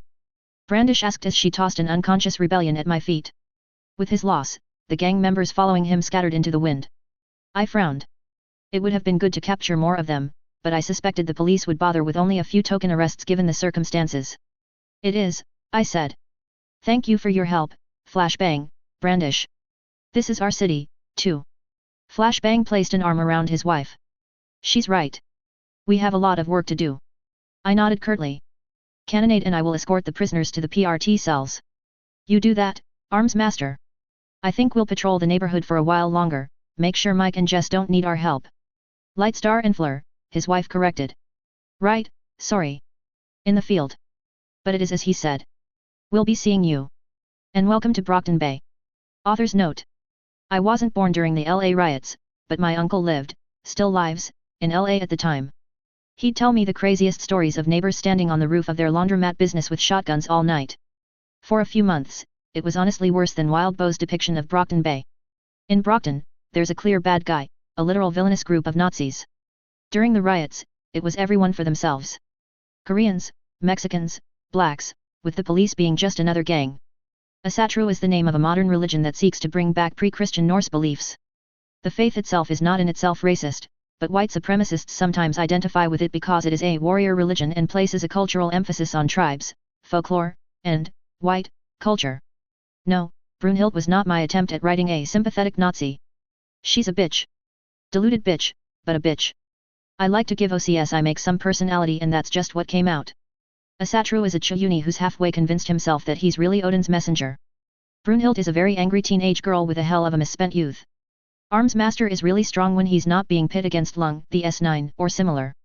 In canon, he was consistently among the most prominent heroes in the country, Triumvirate, Rhyme, Murden, Chevalier, Exalt, Cinereal, Arms Master, and someone else I can't remember. Intermission 7.4. Colin Wallace. 2002, March 2nd, Brockton Bay, NH. I'd never been the type to place my faith in a higher power. I believed parahumans could be explained by scientific progress, as outrageous as some powers seemed to be at times. I believed that this universe had an explanation for everything, no matter how seemingly impossible. The universe was an orderly place ruled by logic and predictable methodologies. If we could not understand, that was because we were lacking, not because there was anything truly and innately unknowable. But Brockton Bay, this city made me wonder if there was such a thing as a higher power. If there was, this city would be shining proof of their disdain for humanity. 2 weeks ago, Cannonade, Brandish, Flashbang, and I scored a noteworthy victory against the criminal elements of this city. Dozens of Empire and Panther gang members were arrested, including Krieg, Brunhild, Rebellion, and the real prize, Asatru. For the first time in years, we had one of the lieutenants of Alfather's regime. We had his spymaster and potentially, access to his schemes. It was a wonderful start to my career in the city. Unfortunately, it was also about the only progress we made. Alfather divided his forces into 3. While Asatru was captured, he cut a bloody swathe through Panther territory, killing nearly 100 people, most of them unrelated to the gang war.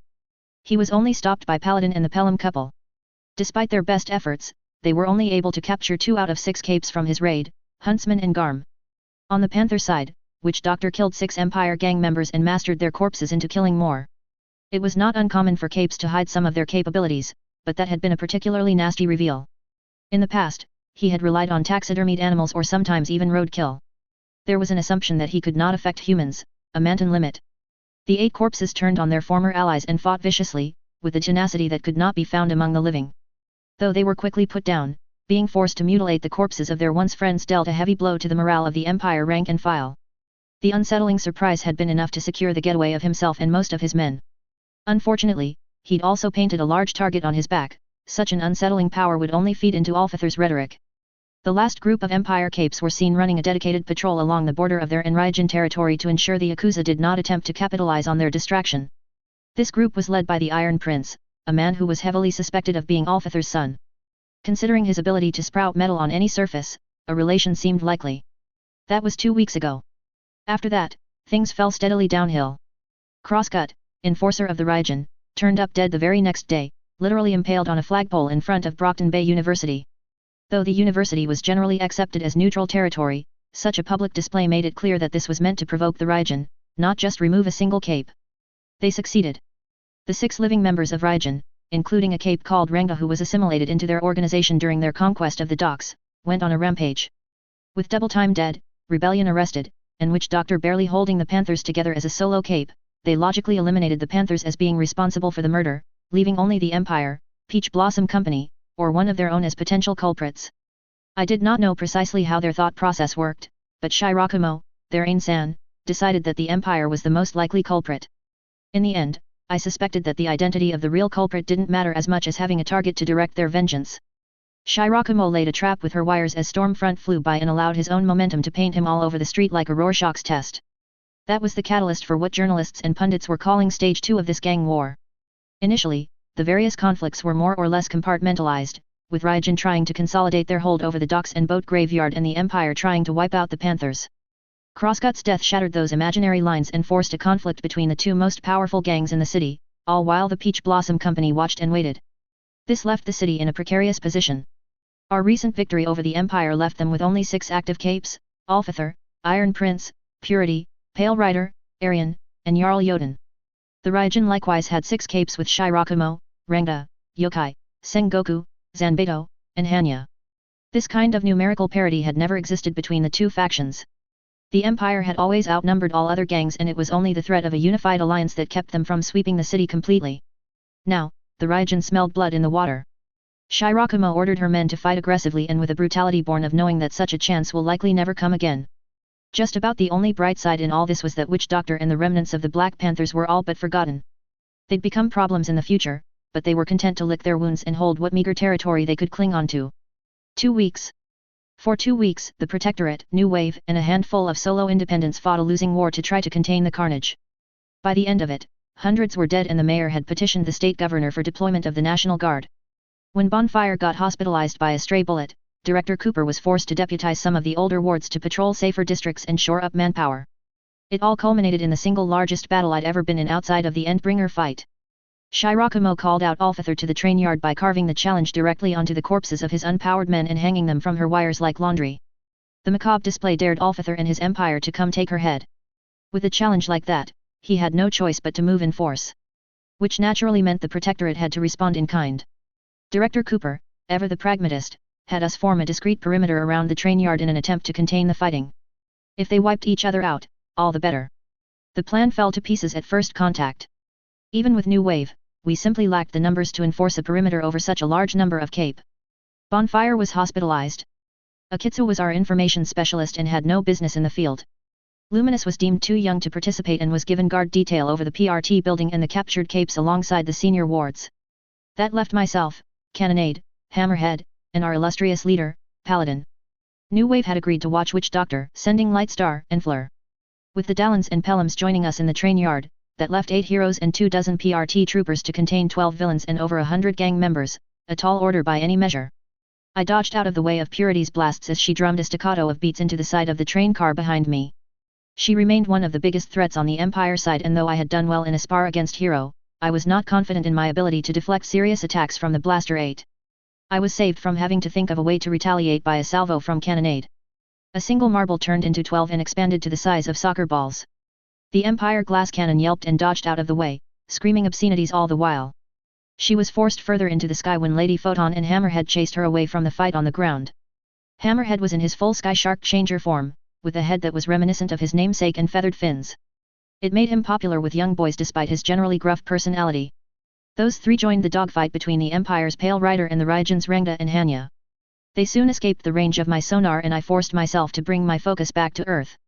The battle on the ground was somehow more structured than the one in the sky despite the larger number of participants. The 3 sides formed something vaguely in the shape of a triangle.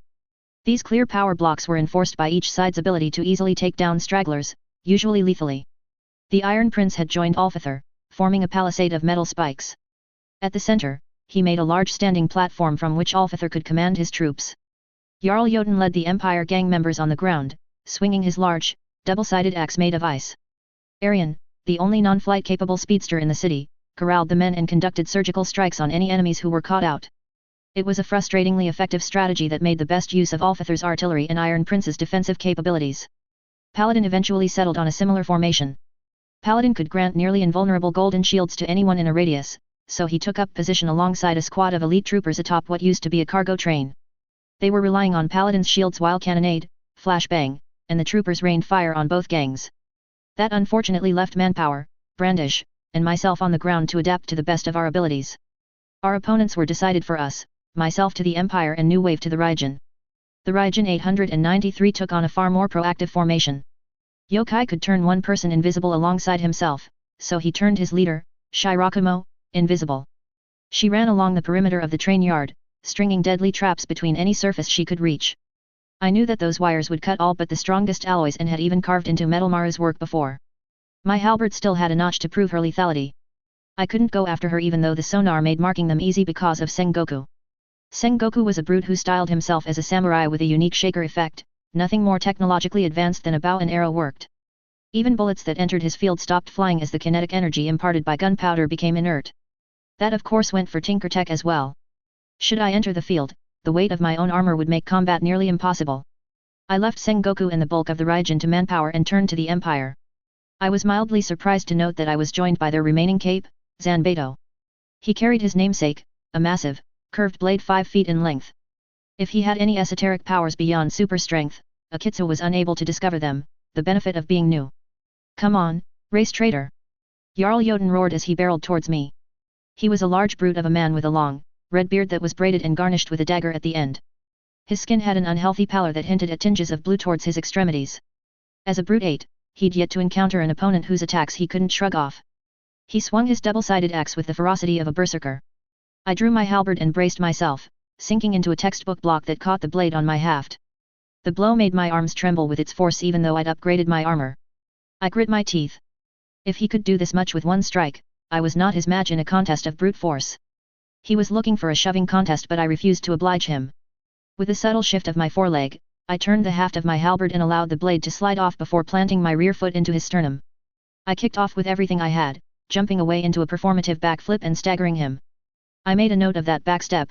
He could be disoriented even if kinetic force alone likely wouldn't cause enough damage to hurt. All strength, no skill, I taunted. Wordplay was not my strong suit, but even a brute like him could not mistake the derision in my voice. Die, Tin Man! He roared as his feet hammered towards me. I slid into a different stance, better suited for swift parries and shifts in direction. The axe swung towards my neck and I followed my combat algorithm, ducking under the blow that would have decapitated me with only a millimeter of space to spare. I retaliated with a thrust towards his bicep. In his arrogance, he did not dodge, trusting his power to see him through. At the very last moment, I switched on my plasma module. It bit deep and I frowned at the nonsensical nature of his power. His brute power was tied to temperature, for some reason. Aig! He roared, reeling back in pain. You'll pay. Unlikely, I snorted. The attack only seemed to make him angrier. He fought with reckless abandon, swinging his axe with seemingly no regard for his safety or those of his compatriots. At the very least, his men seemed to expect it because they gave our duel a wide berth. I could not find the space to retaliate, such was the ferocity of his strikes. All strength, zero skill. He had never been taught to wield such a heavy weapon but made up for his inexperience by swinging the axe with ever greater enthusiasm. It disgusted me. I worked for this strength. I drowned myself in sweat, blood, and vomit until I could compete with monsters like him. I spent sleepless hours designing and redesigning my armor just so I could stand on the same stage as men like him. He was given vitality men could only dream of, awe-inspiring strength, and even cryokinesis on top of that, and he squandered it on worthless prejudice to stroke his own ego. I found everything about him revolting. With grim determination, I slid my halberd parallel to his axe and twisted, locking it in place. I triggered the extension module, giving my halberd an extra 3 feet to stab him in the shoulder. I then turned the stab into a sweeping parry before dancing out of range. As we wove and clashed against one another, I couldn't help but compare Jarl Jotun to another cryokinetic I knew. Hyunmu once called combat a dance, and for him, it was true. He wove and danced with a sword in hand and a grace that was all but supernatural. He claimed his martial art was a cobbled-together mess, a Frankenstein's monster of techniques stitched together by an amateur. It remained the single most elegant and effective combat art I'd ever seen. Knowing that he considered himself an amateur scared me. It scared me because I couldn't imagine the heights he could have reached. It scared me because his words forced me to look myself in the mirror and find the reflection woefully lacking. I was not Hyun Mu. I could not run through the sky on gathering clouds. I could not adjust my body to fight with a dagger one moment and as we hander the size of houses the next. I did not become a living legend before the age of 10. Battle was not an elegant dance, a language whose fluency came naturally to me. But I could cheat. Combat Protocol 4, Hyun Mu, I spoke. My voice came as a whisper but the mic heard me. I could almost imagine the shift. Battle was not a dance to me. Instead, it was but one more application of the scientific method. Observation. Hypothesis. Experimentation. Conclusion. Repeat until success. I allowed my armor to guide my body into a style I'd seen mirrored before me hundreds of times. If I could not learn the language of combat to my desired fluency on my own, it stood to reason that I should develop an aid. The data my friend freely gave, I'd put it to good use, not just to predict, but to mimic. Die. Jarl Jotun roared his battle cry as he swung horizontally at my stomach. I allowed my suit to guide me, leaping into the air with a hair's space to spare. Before he could compensate for his wild swing, I was on him. My halberd shrank to the length of a bastard sword as I drew scorching lines on his barrel chest. He tried to tackle me but my power armor forcibly contorted my body to act as Hyun Mu would. I felt a wrenching force behind my knees, folding me and allowing me to narrowly dodge my opponent's swing. It hurt and it was all I could do to curb the instinctive tensing of my muscles.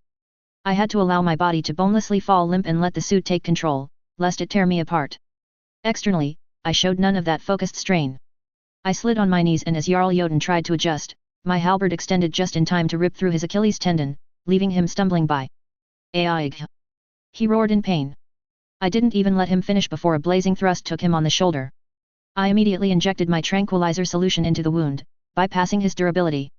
You're strong, Jarl Jotun, I admitted. A pity that's all you are. I paid him no more mind as I took stock of the ongoing battle. The dogfight in the sky had dropped in altitude to be just within my sensory range. It was not going in our favor. The heaviest hitter was without question Purity, and Pale Rider happily sacrificed his flying cavalry projections to keep her safe. In comparison, the Raijin nor the heroic contingent were working nearly as well together. Despite being on the same side, the Protectorate seldom conducted joint training exercises with New Wave or local independents, something that was clearly hurting their coordination now.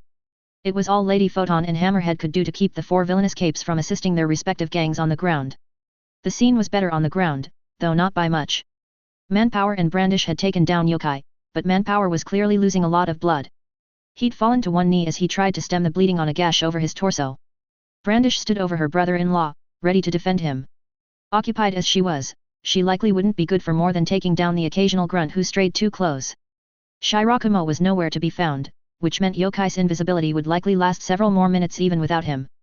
Zanbato, the other Raijin cape who went after the Empire, was dead. He had been distracted by Arian, the Empire speedster, before someone threw an incendiary at him. Whatever brute rating he had, he wasn't fireproof and his inexperience got him killed. I put it out of mind. Manpower and Brandish require assistance, I barked into the comms. It was all I could do for him.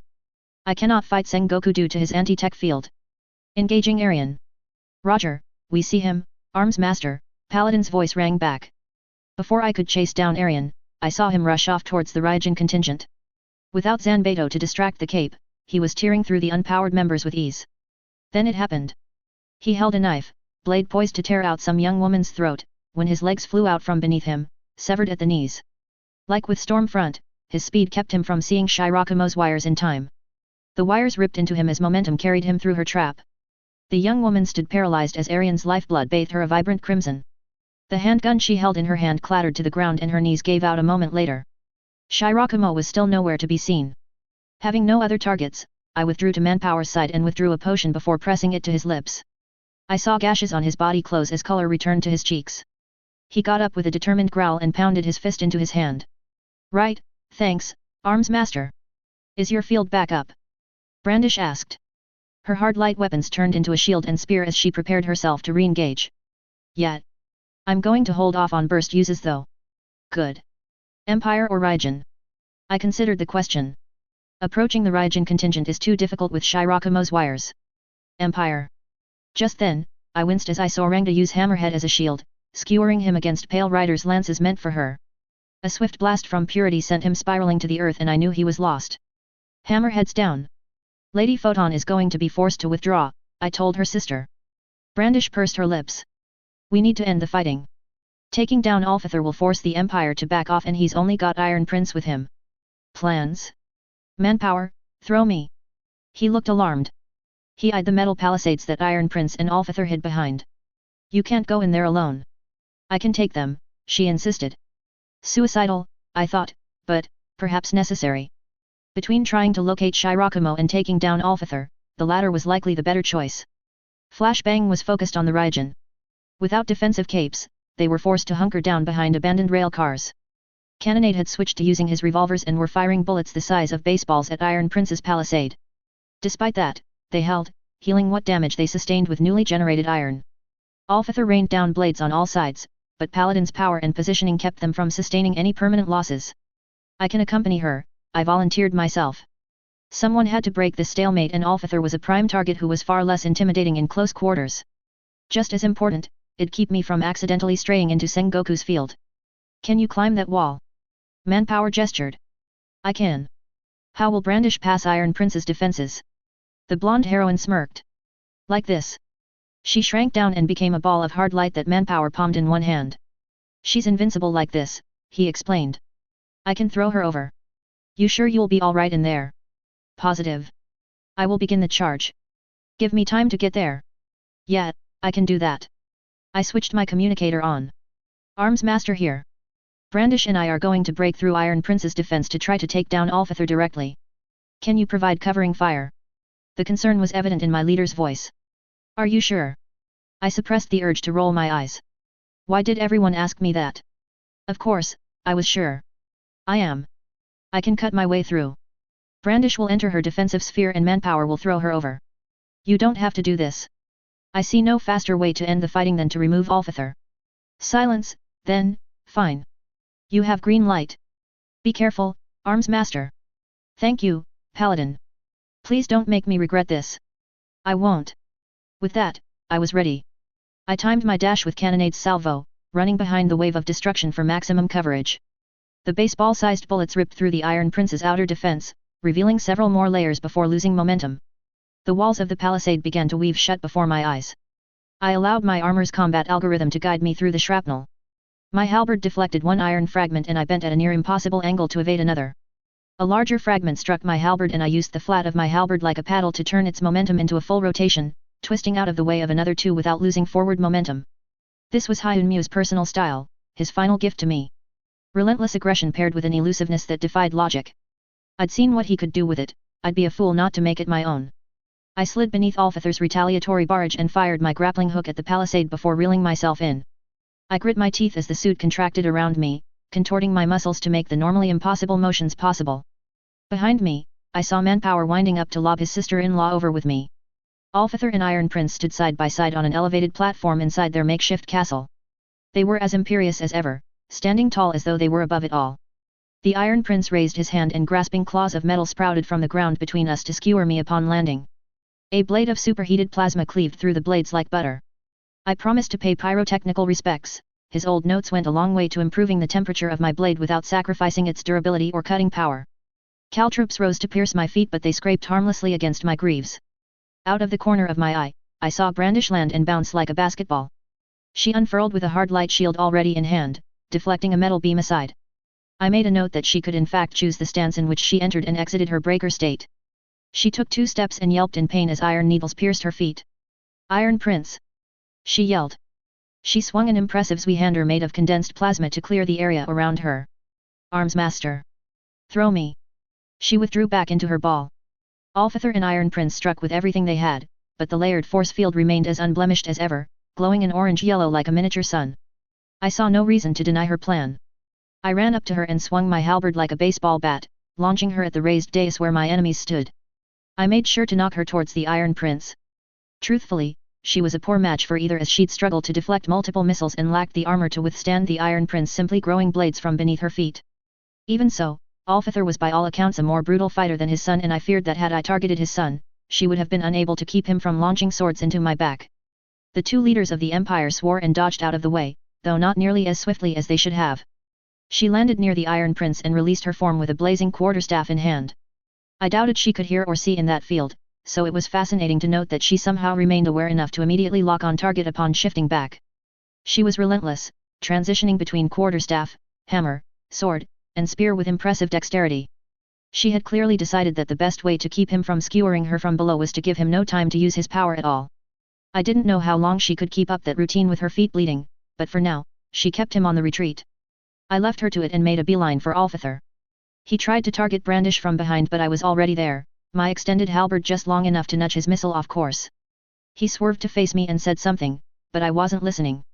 I had no time. Brandish would not last, so I had to beat Alfithor and collapse on Iron Prince before he could make his retreat. For that matter, my own stamina was beginning to flag, the new algorithm was exhausting to execute. Alfithor fired on me with lethal intent. Normally, he at least paid lip service to the unwritten rules and avoided immediately fatal targets like the head or heart, at least when pitted against heroes. He was mindful of the retaliation he would invite should he kill Protectorate heroes without reservation. He abandoned the facade entirely as I drew near, proof of his mounting panic. My neck twitched almost involuntarily, allowing a dagger to glide past my left ear. At the same time, my forward pace changed for just the slightest moment, long enough for another blade to pass by beneath my raised foot. I spun my halberd and leapt up into the air, cleaving through yet another blade that would have gone on to strike Brandish behind me. I was on the raised stage now. Alfithor roared a wordless battle cry before 4 blades turned into a dozen. They were half-formed now, smaller, but also more of them. He normally liked to make full bastard swords as yet another way to demonstrate his superiority. Again and again I swung my plasma blade. Alfithor made me fight for every step, but he had to aim his blades too. He couldn't retreat while firing if he wanted to retain his accuracy, so I was slowly but surely gaining on him. I mirrored steps I'd seen performed against me hundreds of times. I flowed from stance to stance, my halberd extending and contracting to weave a ribbon of flame that cut through every single projectile. I promised Simmons his justice and I refused to be denied. I pushed onward through a seemingly unending river of blades until finally, I had him. He stumbled back as he hurriedly retreated, but he wasn't fast enough. My blade extended out and caught him at the thigh, searing straight through the armor Iron Prince had woven for him. Aig! He screamed as his leg flew in the another direction entirely. The superheated plasma cauterized his wound so swiftly that not a drop of blood could be seen on the ground. With a practiced twist, I opened the tranquilizer module at the other end of my halberd and stung him in the throat. It was finally over. Author's note. Guys, not everything is Cauldron's fault. I mean, accusing Cauldron is kind of reflex when it comes to Worm FICS, but remember that this is a scenario in which Brockton Bay was not singled out for the Terminus project. Elisberg never happened. Coyle hasn't received his vial yet. There is no unified Pan-Asian gang, though the Ryujin 893 is going for it. There is no one balancing the criminal elements of this city, and with a gang like the Empire headed by a man like Alfithor, it'd really end one way. Stormfront isn't from the boys. Stormfront was the first major internet forum dedicated to hate speech and catered to white supremacists. Had to study it in grad school for examples of radicalization vectors leading to domestic terrorism. The character Stormfront is named after the website. If I remember right, it was taken down for good in 2017. Random fact of the day, Dr. Kurt Richter conducted a study on rats in the 1950s titled On the Phenomenon of Sudden Death in Animals and Man. He took a few dozen rats, some wild and some domesticated, and put them in a jar to record how long they lasted before drowning. Surprisingly, domesticated rats did better, while wild rats, after fighting for a short while, simply gave up. He defined this trait in domesticated rats as hope. The domesticated rats had the familiarity with human masters to expect salvation, and so some swam for days. To prove this point further, he briefly rescued and held the rats in his hands before they were about to drown, then set them in the water again. That brief interlude to their suffering made a huge difference in the length of their survival. Moral of the story? Sometimes, we all just need a reason to keep our heads above water. Or don't be a dick to rats. Intermission 7.5. Colin Wallace. 2002, March 2nd, Brockton Bay, NH. It wasn't over. I slouched in my armor and leaned on my halberd for support.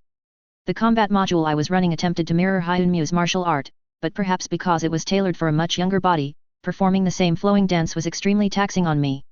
I'd downgraded my internal temperature control program in favor of the improved combat module. It had proved itself a worthwhile trade, but I sorely wished I had found a better compromise now. I was completely drenched in sweat and I knew my undersuit would need to be peeled off when I returned. I'd be a mess of bruises and strained muscles for days, most of it caused by the contractions of my own armor as it forced my body to move in ways I hadn't yet perfected. Still, that was future Colin's concern. In the present, I forced myself to take steady breaths and stand to face my last opponent, the Iron Prince. He was Alfither's son, or at least a close relative considering the genealogy of inherited powers. His sister, Iron Rain was her name, had died a handful of years back. Marquis was blamed for it, though I had my doubts. I'd never met the man, but by all accounts, he was a disciplined man who abided by his own code of honor, chief among them to never harm a woman. Nonetheless, the blame was laid at Marquis' feet publicly. What Alfither and Iron Prince thought of the matter in private was unknown to me. Too much about the Empire's leadership was shrouded in mystery, especially their prince, a fact I was sorely lamenting now. He stood triumphantly over Brandish's breaker state. They'd reached a sort of stalemate, he could not breach the force field and it seemed that she could not emerge to continue the fight. And yet, he could not turn his attention fully to me either, lest she emerge long enough to cut his legs from him. Unfortunate, the false prince clicked his tongue. Everything about him screamed condescension, the air of a man who believed all else his inferior. Was Alfither lesser or our hero's pupil so mighty? There is nothing a tinker can't do, I replied firmly. I activated a discreet trigger command through my UI and felt the slight prick of a needle pierce my neck. The stimulant cocktail was experimental and had been watered down just in case, but it should give me the strength needed to continue. I had to keep him talking, catch my breath and give my body time to respond to the chemicals. With powers that are not yours, he scoffed. A tinker is no better than a toy maker. What are you without your toys, arms master? Strip them away and you are but a man with delusions of grandeur, forever aping powers you wish you could have, greatness you wish you could reach. And what does greatness look like? You? The entitled brat whose only legacy is the pain and suffering of innocence. Innocent? You call those niggers and spics innocent? That same chink whore that paints the street in the viscera of good men. He was building up a head of steam now and I was happy to let him have his soapbox. I had to give it to him, he had an excellent voice for soliloquies. It rang out over the train yard clearly even despite the metal helmet. Or perhaps he'd built his armor to both disguise and project his voice. Whatever the case, it was a pity the talent was wasted on filth like him. You think the Empire is a menace, but we are all that stands between this city and mayhem. We put down criminals and rabid dogs. We do the work that you heroes are too afraid to do, shoulder burdens you are too cowardly to bear. The ravings of a lunatic. You're an eloquent orator, Iron Prince, but that's all you are. I counted down the seconds on the clock attached to my UI. The time for talk had passed. With zero warning, I lunged towards him. I had about 4 minutes worth of adrenaline coursing through my veins before I'd be forced to retreat. I had to end this now. Fighting Iron Prince was a much different experience from fighting Alfither. One might think their fighting styles would be similar, but that was only superficially so thanks to their related powers. Alfither was a brute in the colloquial sense, not the assessment sense. He was direct and swift in his offense but had very little in terms of defense. He could generate and launch blades as swift as a bullet but was a very straightforward fighter. There were only so many strategies he could employ with his power and the man himself was not the type for cunning tactics in the first place. The Iron Prince was the polar opposite of his father. His power forfeited the offensive pressure of Alfither's, but in exchange provided great defenses and mastery of the battlefield. He was, all told, a far more balanced figure, the gentleman to his father's berserker. Even with my second wind, I was immediately pushed to the limit.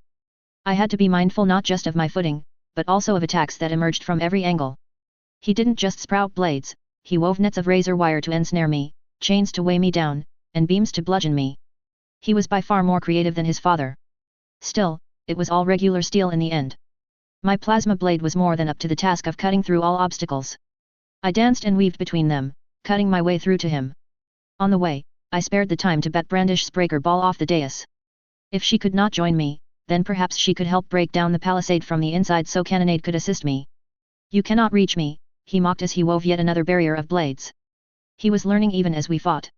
He quickly found that barbs, briars, and branches were far more effective than singular columns of iron. I cut through them like all the others, but random shifts in angles and material density did more to redirect my blade than a large but consistent mass. I remained silent. Talking in battle was a sin. No matter what he said, I was gaining and we both knew it. And then, when I was merely a foot away, every alarm in my helmet blared in warning. I'd completely forgotten about the aerial dogfight in my battle high, a dogfight Lady Photon was losing. She couldn't hope to keep up with 4 villainous flyers, especially with Hammerhead's likely death and it had been all she could do to keep them from interfering with the battle on the ground. She ultimately failed. She dodged a burst of black miasma from Rangda, the newly recruited Raijin Cape, but was therefore unable to prevent Purity from raining blasts down on me. Arms Master! Brandish cried as she interposed herself in front of me, a hard light tower shield in hand. The shield crackled as though made from condensed lightning, and I remembered hearing she could impart both heat and kinetic force at will. She did so now, detonating that force outward to directly oppose the blaster 8, if only for a moment. I caught her as we were thrown back and used my armor to roll on the ground, minimizing the damage. We rolled to our feet and faced down Iron Prince and Purity. In just an instant, the situation had changed. I took the brief lull in the fighting to take stock of the battlefield. Alphather was still down. The Iron Prince was the only Empire cape on the ground. Sengoku and Shirakumo were nowhere to be seen, though much of the train yards were trapped with wires. In the sky, Pale Rider had interposed himself between us and Lady Photon, using his clones to keep her from assisting her sister. Without further orders from Shirakumo, Rangda and Hanya were hovering back, waiting to see how things would go. Paladin, Cannonade, and Flashbang were through breaking down Iron Prince's palisade, but could not on the Empire capes without potential friendly fire, nor could they relocate easily thanks to the unaccounted for Raijin capes. They took the best course of action available and turned their attention to the 3 villainous capes still in the air, coordinating artillery barrages against Pale Rider, Rangda, and Hanya. They would be here soon enough. The Raijin seemed to be conducting a fighting retreat, their flyers covering for what few of their men remained conscious. Iron Prince, Purity said, they'll be here soon. They will, he gave her an imperious nod. I think it's about time to go, don't you? Alpha. No matter. We can get him back. Enjoy this victory, Arms Master, fleeting though it shall be. Purity looked briefly conflicted but picked up her leader and rose into the sky. Contrary to popular belief, plate armor was not particularly heavy, roughly 50 pounds, so she had no trouble lifting him with the assistance of her power. I fired a tranquilizer dart at Purity, but a clone from Pale Rider took the blow and covered their retreat. Brandish and I had little recourse but to watch them run. I cursed myself. Even now, my ranged options were greatly limited. X. 2002, March 6, Brockton Bay, NH. The Protectorate and the PRT scored a landmark victory against the criminal elements of this city. I watched from my lab as Director Cooper gave his speech at a press conference in front of City Hall. He looked strange and somewhat uncomfortable standing there with the mayor, police chief, and other local dignitaries. His suit fit fine and he had an appropriately stern but celebratory expression as he delivered the news, but I got the impression that the ex-marine wanted to make this as brief as possible. Thanks to the hard work of our heroes, we have captured 9 villains, including Rebellion, leader of the Black Panthers, and Alphather, leader of the Empire. That last victory was possible only through flawless cooperation between Arms Master and Brandish of New Wave. He went on to explain the broad strokes of the battle at the train yard before making several comments about the death of Mrs. Simmons that started this war. He also unveiled a new initiative in which the PRT would more closely collaborate with police. Finally, he called for a brief minute of silence for Hammerhead, the fallen changer. Rest assured that this is not the end. We struck a blow against crime and racial injustice in this city, but it's not over. Neither the PRT nor the Protectorate will rest until we have rooted out the gangs and restored order. Overall, a short speech that lasted a scarce 4 minutes. Director Cooper was not a verbose man. On the other hand, the mayor most certainly was. The director was followed by the mayor and other higher UPS in his administration who all did their best to associate their names with the PRT, even if their jobs had absolutely nothing to do with law enforcement. I rolled my eyes. Politicians. Social leeches notwithstanding, I had to admit, it felt good to have my name on everyone's lips. I worked for every accolade, spent sleepless nights building to become the hero I was now. It was validation, plain and simple, proof that my time has not been in vain. I turned to my armor and got to work. As satisfying as capturing Alphather was, the battle at the train yard highlighted my weakness to ranged opponents. Had I had a shield, perhaps Brandish would not have felt the need to defend me. Had I had better options than a dart launcher, perhaps I could have captured Purity and prevented Iron Prince from fleeing. Any long-range options I added had to be done in such a way as to not interfere with my current fighting style. More importantly, it would mean upgrading my targeting systems and revamping the way my armor rerouted energy reserves for different modules, a tall order given how little software real estate I had in my armor as things stood. I decided to consult Zero Day once more. He usually had good advice on the matter. 2 hours later, we 6 remaining heroes were gathered inside a conference room alongside Director Cooper and Deputy Director Corbin. It was but one of several meetings we'd had over the past 4 days. They were tedious but necessary so no one complained as Director Cooper passed around manila files with meeting notes already contained within. Right, he grunted, let's jump to it. This whole shitfest started when the Raijin massacred the Dockside Tigers. They then went on a campaign to take over territory in the north. The Empire took it as an opportunity to remove the Black Panthers from the board. It ended 4 days ago when we captured Alphather. Shirakumo is still at large. We all clear on the general order of events? Yeah, but that's all good, right? Bonfire asked. I'd learned a bit more about the resident alcoholic in the past few weeks. His position here was not voluntary. He started a minor gang of anarchists in Hartford, Connecticut, then was brought in for arson. Because he hadn't killed anyone, he was given a plea deal and reassigned to Brockton. It was Akitsu who answered. The Japanese woman had been saddened by Hammerhead's passing, more than I'd initially expected considering his failed attempt at wooing her. On paper, yes. In actuality, not necessarily. What's that supposed to mean? Before the new year, there were something like 7 or 9 different gangs in the city, depending on how you wanted to count them. Now, there are just 3, Empire 88, Raijin 893, and the Plum Blossom Company. Hold on, Luminous cut in. There were the Dockside Tigers. Black Panthers. That's 5. Glad you can count, Akitsu replied dryly, but those are the names you know. After taking out the Tigers, Raijin absorbed a few smaller street gangs. You didn't hear about them because most didn't have any capes worth mentioning, their crimes were relatively light, and the police could deal with them without help. When Raijin started their takeover, they either killed or recruited all the capes they could find, so it's possible that Shirakumo is sitting on a few more than she showed at the train yard. Maybe because she couldn't trust them not to backstab her in a fight, or maybe because she's keeping them in reserve for something else. I have it on good authority that Rangda is one of those who got a deal she couldn't refuse. Down the list, Akitsu. Give us a brief on the state of things, Director Cooper said. Yes, sir.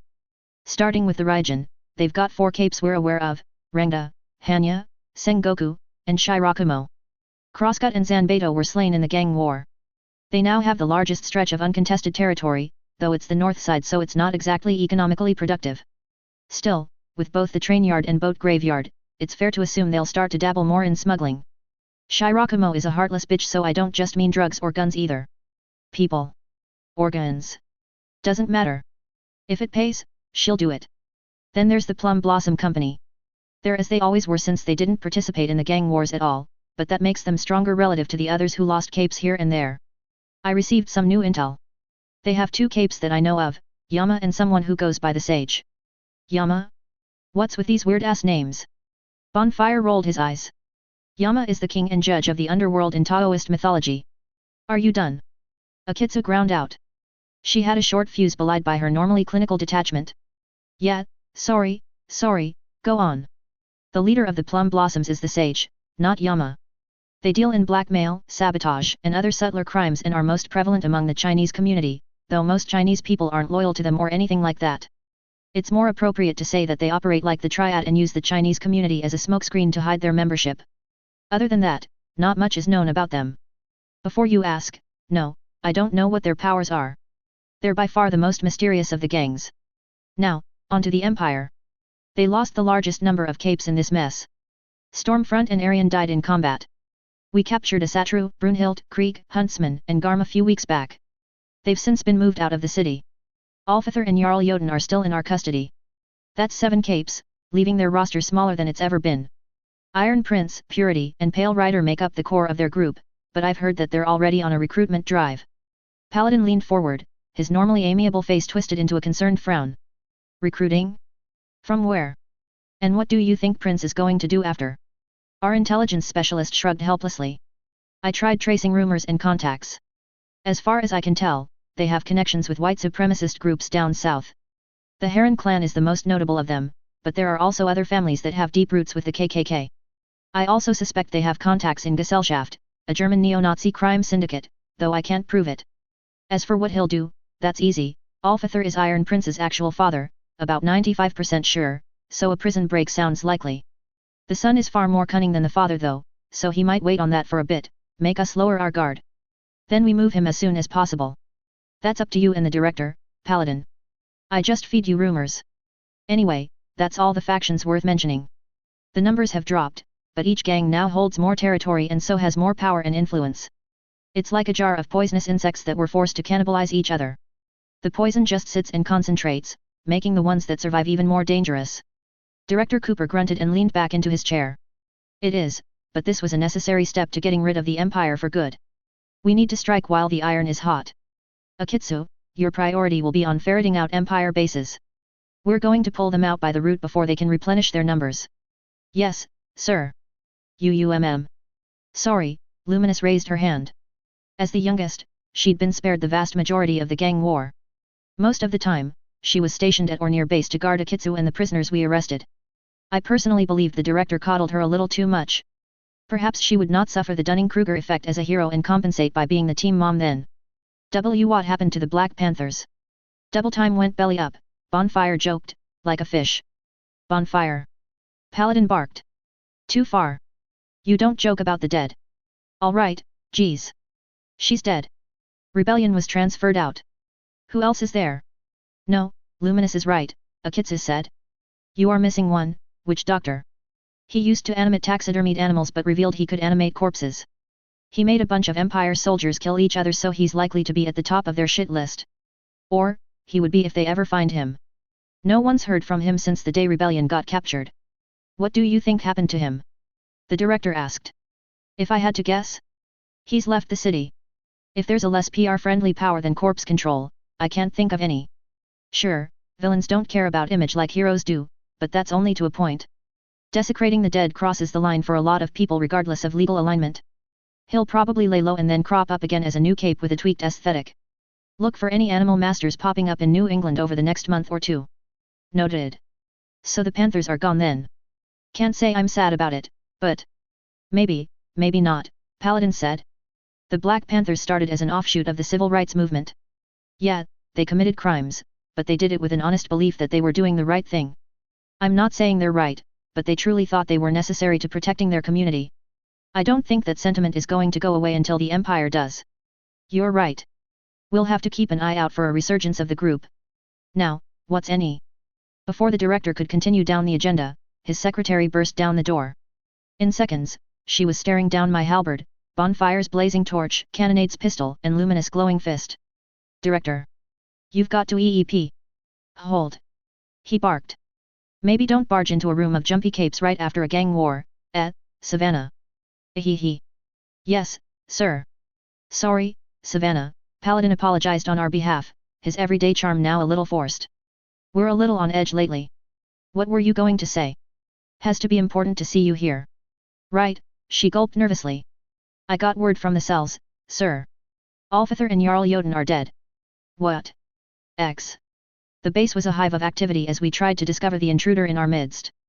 The director had all exits shut, but I suspected it wouldn't help. We'd examined the security footage of course, but found nothing. Someone hand-managed to delete the footage and the guard who was supposed to be on duty was nowhere to be found. Alfather and Jarl Jotun were poisoned by someone and their bodies were discovered only hours after they'd already expired. Initial blood samples were flush with batrachotoxin, several times the dosage needed to kill most men. It told us that the poisoner wasn't concerned with trying to cover up the murders in any way, there was no attempt to make it look like an accident. Were they so confident that they were above repercussion? Was it one of the scattered elements of the Black Panthers seizing an opportunity? It could even have been something tacitly approved by Paladin and Director Cooper, not that I'd ever broach the subject, they certainly were no friends of Alfather. Or was it a rogue element of the Empire acting independently of Iron Prince to remove what they saw as disastrous leadership? Finally, after hours of fruitless investigation, we were permitted out of part3 HQ. X. 2002, March 9, Brockton Bay, NH. The last 3 days were hectic. As Paladin's second-in-command, now that the gang war was over, I was responsible for keeping the ward's program running smoothly while he and forensics analysts from the part analyzed what evidence they could glean from the two villains' bodies. I wasn't hopeful. I had arrived back in my lab from a meeting with the ward's leader, a young man named Stalwart, who told me all he could about their regular duties. The meeting was an unnecessary reminder that I was awful with children. There was only one child I spent any extended time with and I suspected he was not a good example of average psychological development. Confronted with the task of managing the ward's program, I was put on the back foot from the start. Not to say the task was difficult, assign patrol routes, enforce curfews, schedule training to develop powered and unpowered skills, and otherwise offer good, actionable advice, all relatively simple, reasonable tasks. Even so, I found those duties emotionally draining. I intended to get some therapeutic tinkering in now that I had some time to myself, but a series of alerts went off on my computer. They were alerts I'd placed over several websites and news channels to monitor gang activity.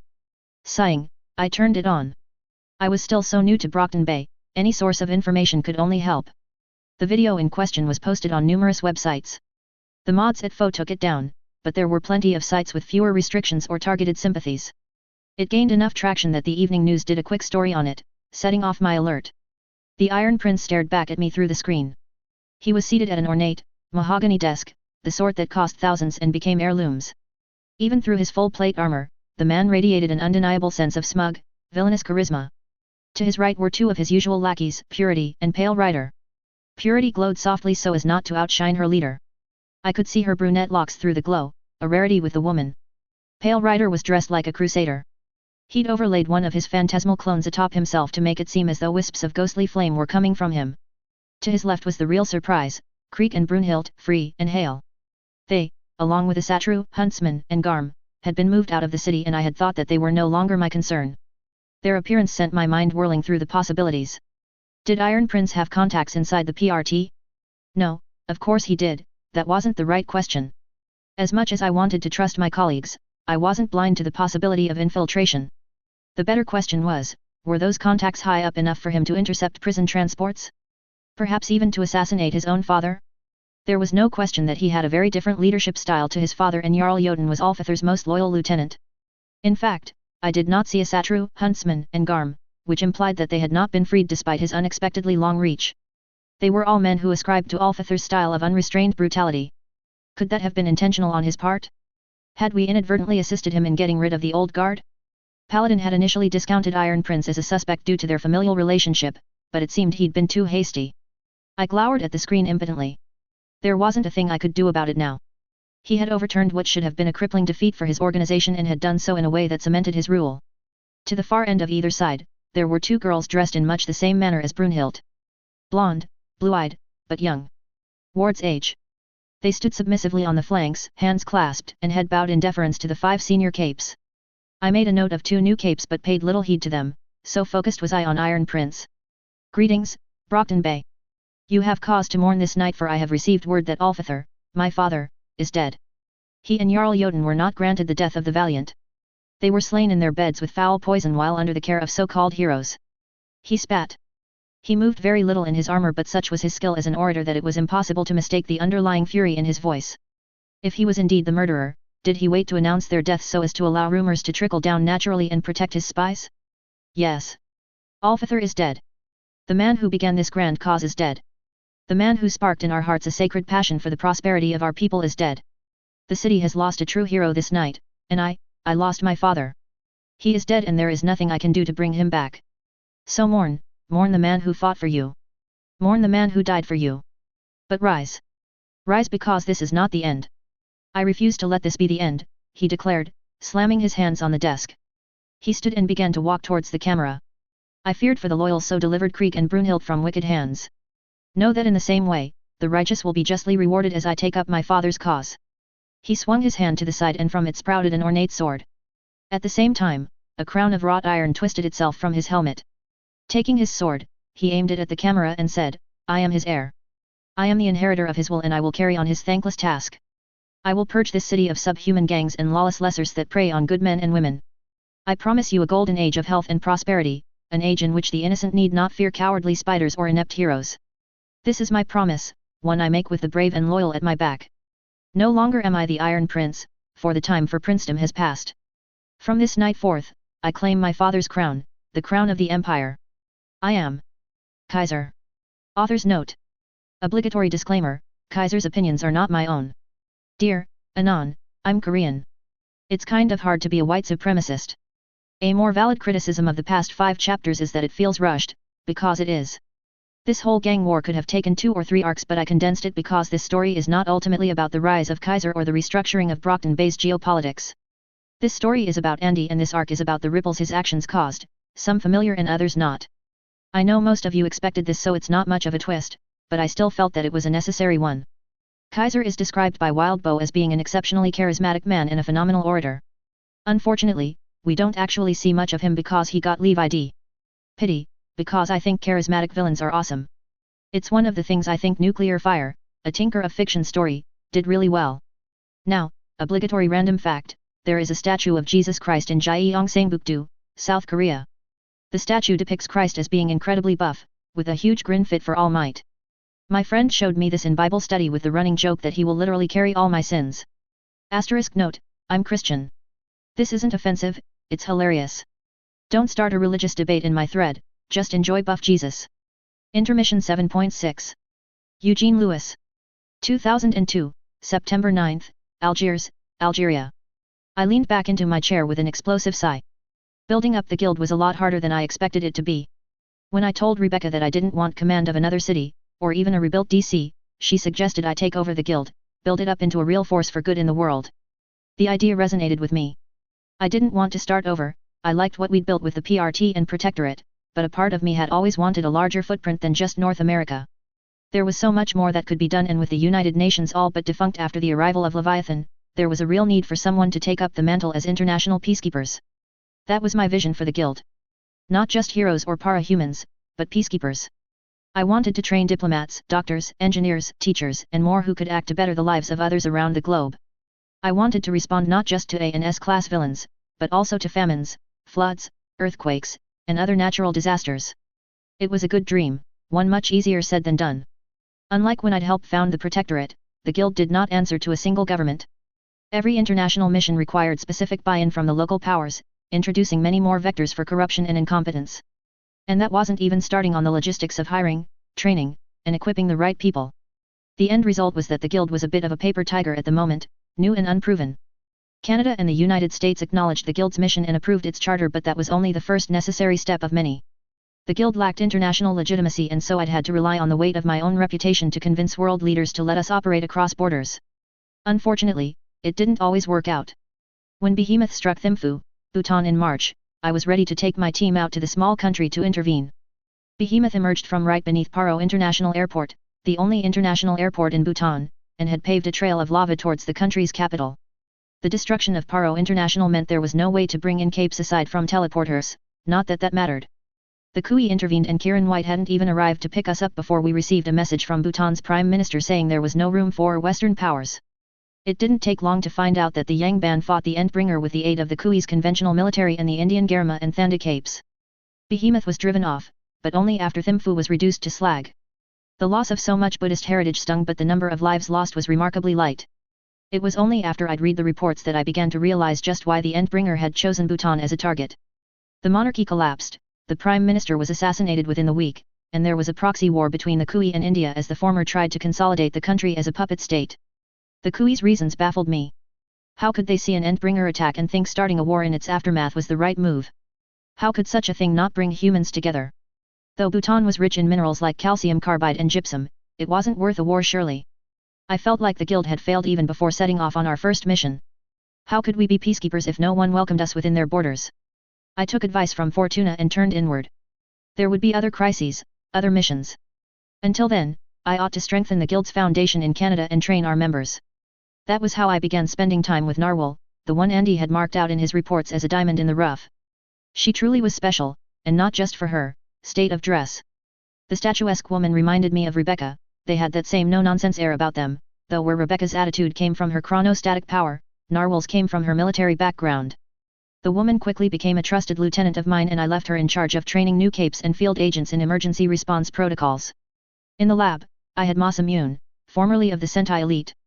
He was a godsend, and another of Andy's capes to watch. One of Andy's reports to Cauldron consisted of a tinker who could figure out how to mass-produce tinker tech without snowballing maintenance issues. He wasn't a frontline fighter but could apparently work well with Dragon, Richter's budding AI. According to my little friend, he would have left the Sentai Elite and lived around Kyushu as a half-crazed hermit before being recruited sometime in the future. Naturally, a tinker with mass production capabilities similar to Andy himself was far too valuable to leave wallowing in the ruins of Kyushu, so Fortuna paid him a visit. Much like she had with Peter Pan, it took but a single conversation to light a fire in the man. Though rather than absorb him into Cauldron, we decided it'd be best to move him to the guild, both to help me and to work with Richter and Dragon when we got around to recruiting them. The gruff man spoke only broken English, but I had a translator commissioned from Zero Day to get around the language barrier. Other than that initial hiccup, I found him to be a good lab partner. He was highly focused and professional, embodying in many ways the Japanese work ethic. I found him to be a fundamentally good person who joined the Sentai Elite to change his country for the better using his technology. It was a dream I could respect, one that lined up nicely with my own goals for the guild. Together, we settled on a standard set of gear we could give to our para-human field operatives. Civilians such as doctors and teachers didn't need combat gear, but they could do with protective clothing and an alarm system. I once again lamented Andy's coma. The protections he'd provided his mother in the form of enchanted rings was superb, and I would have loved to see what Masamune could make of them. Several months after Behemoth's attack on Thimphu, Leviathan set its sights on Istanbul. By this point, the US had 8 months to recover from the Simurgha's debut. It wasn't nearly enough time, thousands were still looking to reunite with their families after being scattered to the four winds by the world stones, but the government had pieced itself together somewhat. The Protectorate received warning from Blusong's undersea sensors of Leviathan heading into the Mediterranean and alerted the local governments. I left Masamune behind to coordinate responses after the attack and headed to Istanbul with only Narwhal at my side. Though several more wanted to join me and I admired their courage, I didn't feel they had what it takes to survive a fight against Leviathan. Andy was right, the guild lacked star power. If Thimphu was a mercy, Istanbul was a reminder of why the Endbringers were feared. My friends in the Protectorate showed up alongside the Kingsmen, Meisters, Argonauts, and other local Cape teams, but we couldn't keep it from flooding the Marmara Sea and cutting Istanbul in half. The Dardanelles Strait that connected the Marmara Sea to the Aegean Sea was many times wider now, so much so that the distinction between the two seas no longer seemed relevant. One disaster followed another, and after spending a week coordinating rescue efforts in Turkey, I was drawn to Algeria to help prevent societal collapse following a major earthquake. The earthquake destroyed radio towers and dams, causing a drop in communication as well as large-scale flooding. The situation wasn't helped by the presence of countless petty warlords trying to consolidate power by promising villages food, water, and security. Unfortunately, the promise was a deeply alluring one and the country was on the verge of a famine. It was a problem I could not solve with brute force. For starters, I had to recognize that most of these bandits were recruited directly from villages with no food or water, or from villages that had been swept away by the floods. Killing them was not the answer I wanted. Even among the ringleaders, there were only a few I considered unforgivable, the sort who used child soldiers. Second, even when I chased them down and captured their para-human leadership, Algeria lacked the kind of prisons that could hold most capes. It sometimes seemed as though they'd go free the moment I turned my back. And third, because of poor communication, there was very little way to coordinate security responses or agriculture efforts. One village could have a full harvest and another only 30 miles away could be eating tree bark. I tried to remedy this by building my own communication system, but the disaster area was too wide to cover. Or, I could, but the cost would be prohibitively expensive for the guild's budget and constant maintenance efforts would keep me grounded and I was needed for my mobility. That was how I found myself calling up Blusong, Hassana Musa. I still remembered the young girl she was 10 years ago when I stumbled across her in a small Yoruba village in Nigeria. I'd stayed with her then, helping to bury her twin's body and teaching her about what it meant to be a tinker. At the end of the week, I offered her the chance to join me in DC. I remembered how she stared into my eyes and demanded more. She demanded that I move her entire village with her, that I offer them better lives alongside her. One village, one family, she'd said to me in broken English. I'd honored her wishes then. I had Rebecca fast-track their citizenship and organized English tutors, career advisors, and other social service workers to get them settled. Blusong repaid me 1,000-fold and quickly shot up the ranks to become one of the most celebrated tinkers in the United States. She became one of my dear friends, one I hadn't spoken to in months. The call went through and Blusong's face took over my screen. She was as pretty as ever, among the most naturally photogenic people I knew, though she now sported small bags under her eyes. That was in itself mildly alarming. I knew from experience with her that she was prone to overworking herself and had to drag her out of the lab personally on multiple occasions. Her costume had changed a little as well, presumably to better settle into the Florida heat. "Hero," she said with a bright smile. "How are you? It's been so long." "Hey, Blue. I'm doing good. Things are a bit hectic here but I'm floating along. How's Jacksonville?" "It's fine for the most part. Steven's been a huge help," she said. Metalmaru, Steven, had retired from the Protectorate and after working as an outside consultant for a few months, attached himself on a more permanent basis to the Jacksonville PRT. Yet. He's always been the go-to guy for all the logistics stuff.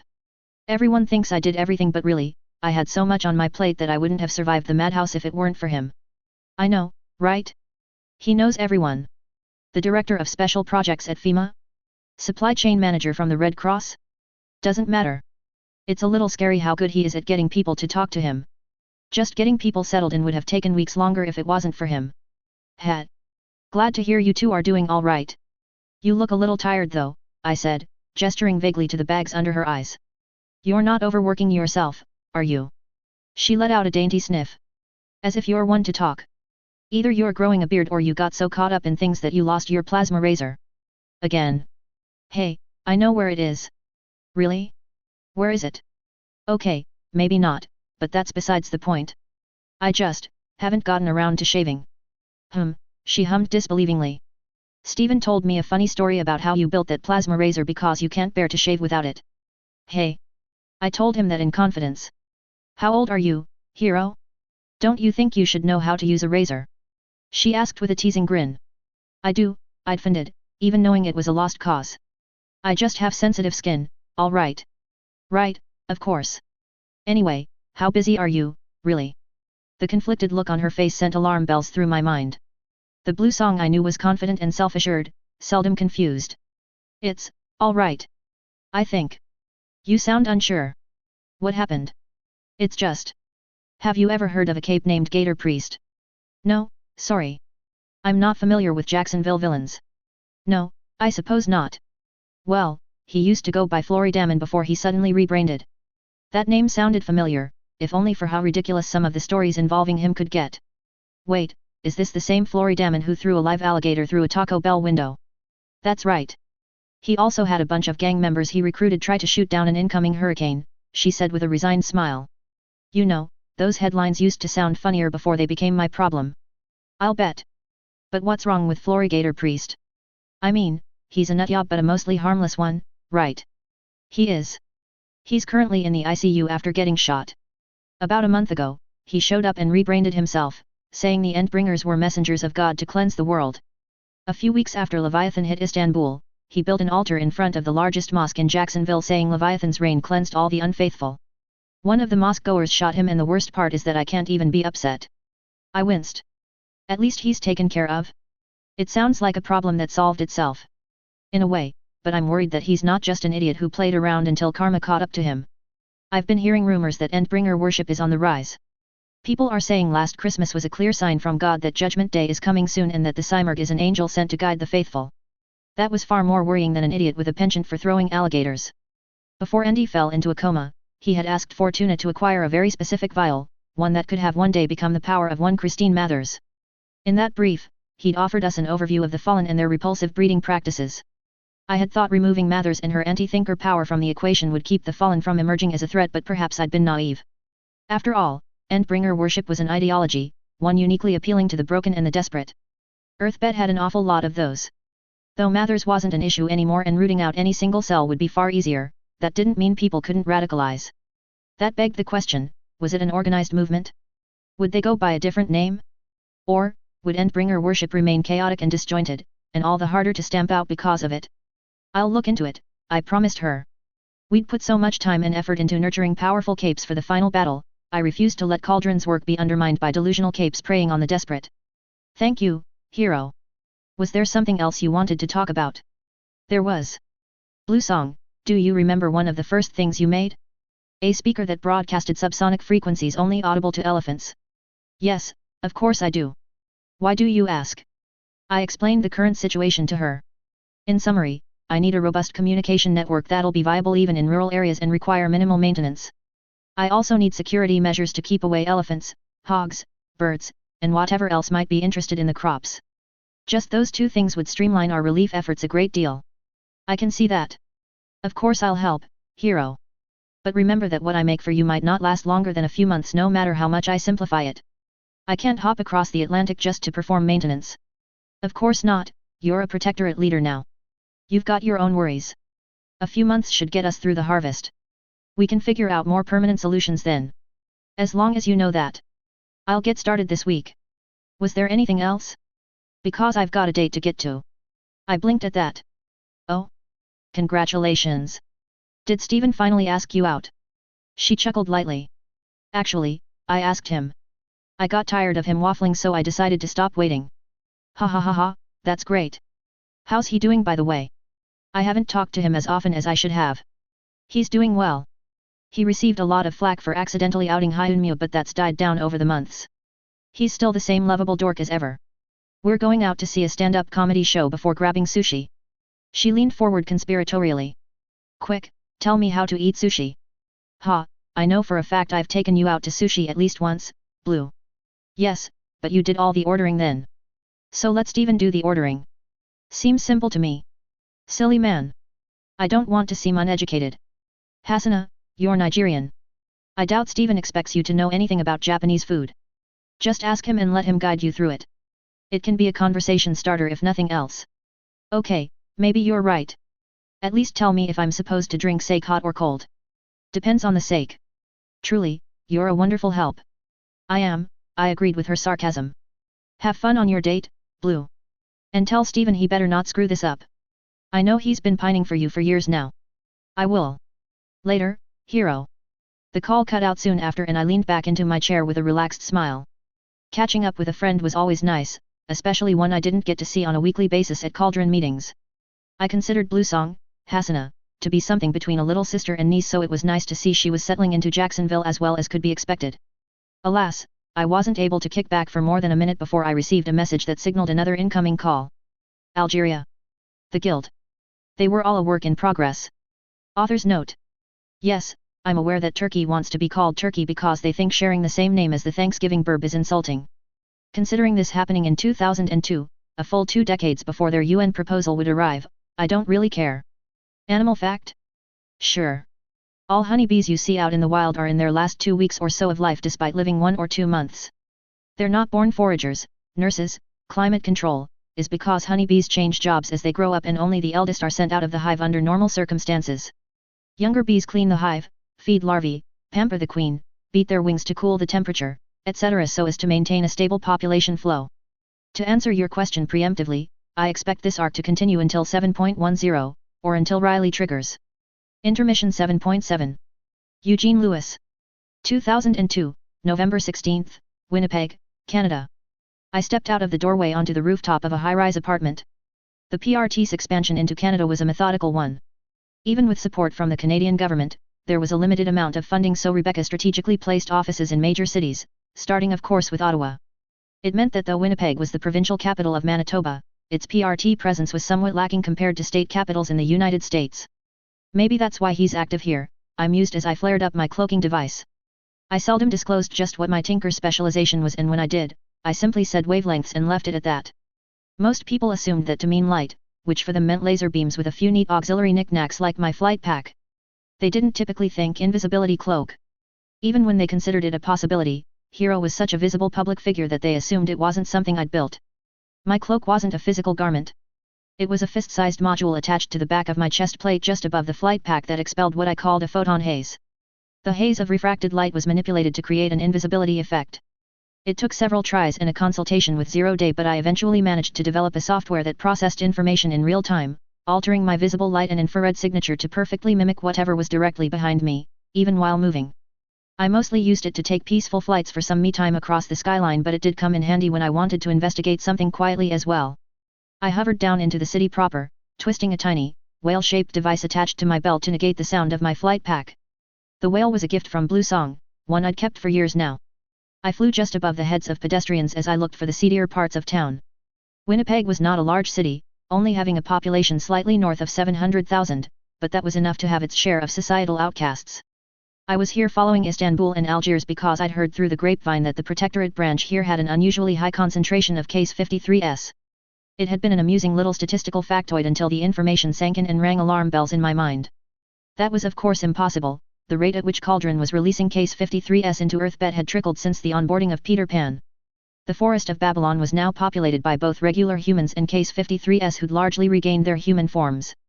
Not only were most of them perfectly happy to live peaceful lives in what amounted to an enchanted forest, their presence in Andy's little corner of our world ensured that Sion would avoid turning his gaze towards Cauldron HQ. We wanted them there. Which begged the question, where were these new capes coming from? If they weren't true Case 53s, who was making them? Though the local protectorate managed to recruit a few new members, most were too unstable.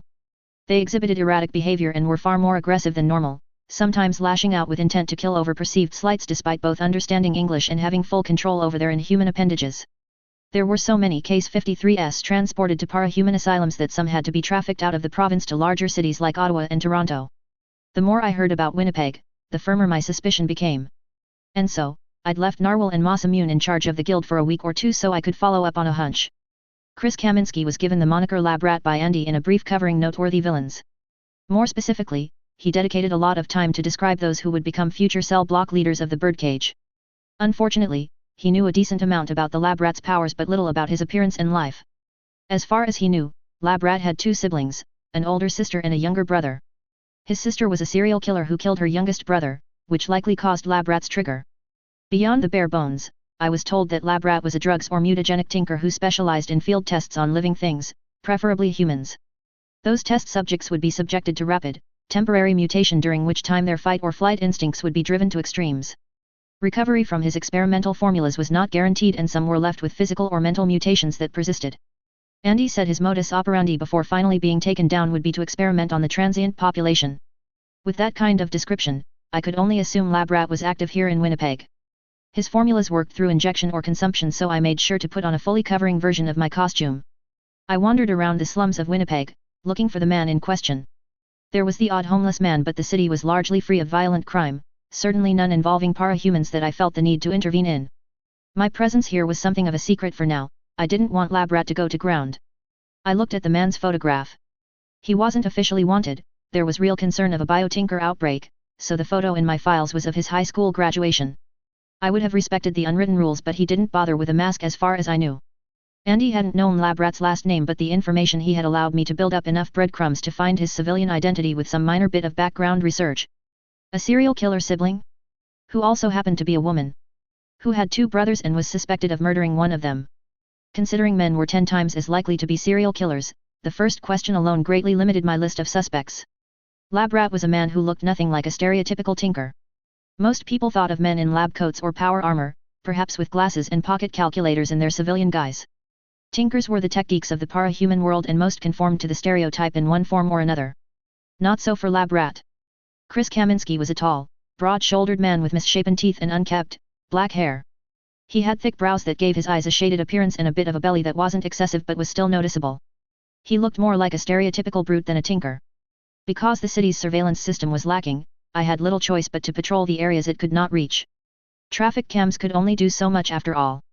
A handful of local part3 officers and policemen were told to keep me abreast of any monster sightings, but I had little hope for those because lab rat's potions were fire and forget sorts of products.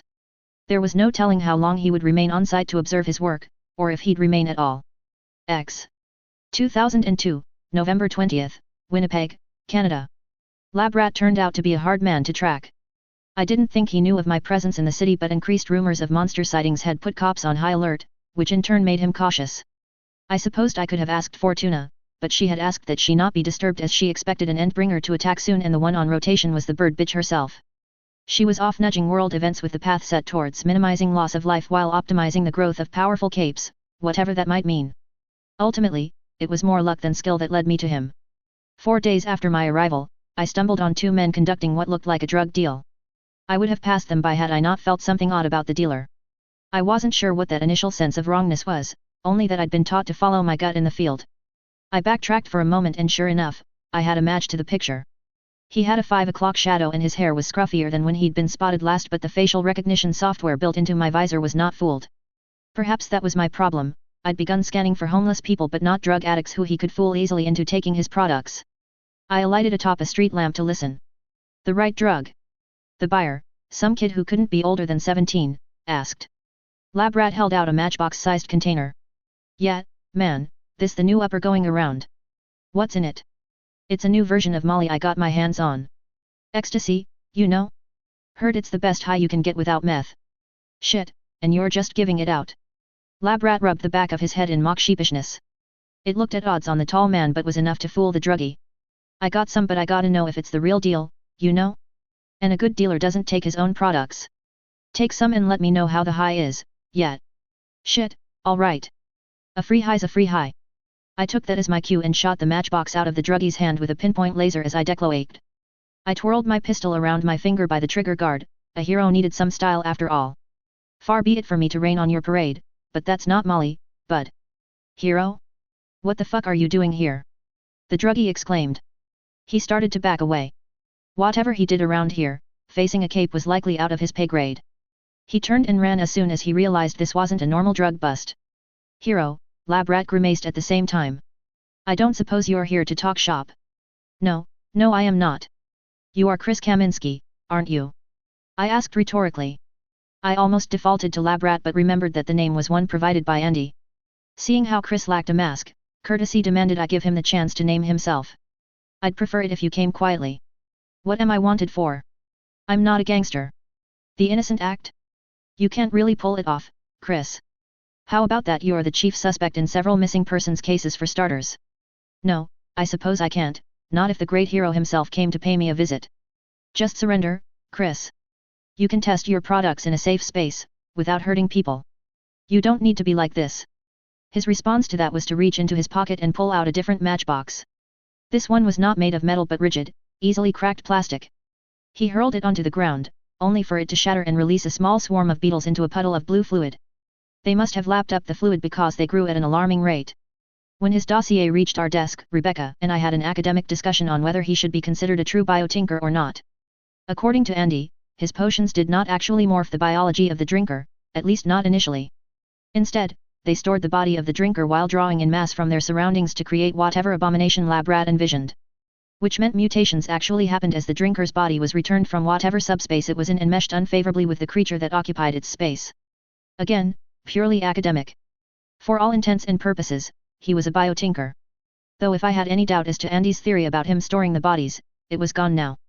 No amount of nutrient slop, even Tinker Tech slop, could stimulate such a rapid growth in the original insects if the original body was being used. Even Tinker Tech at least paid lip service to basic biology.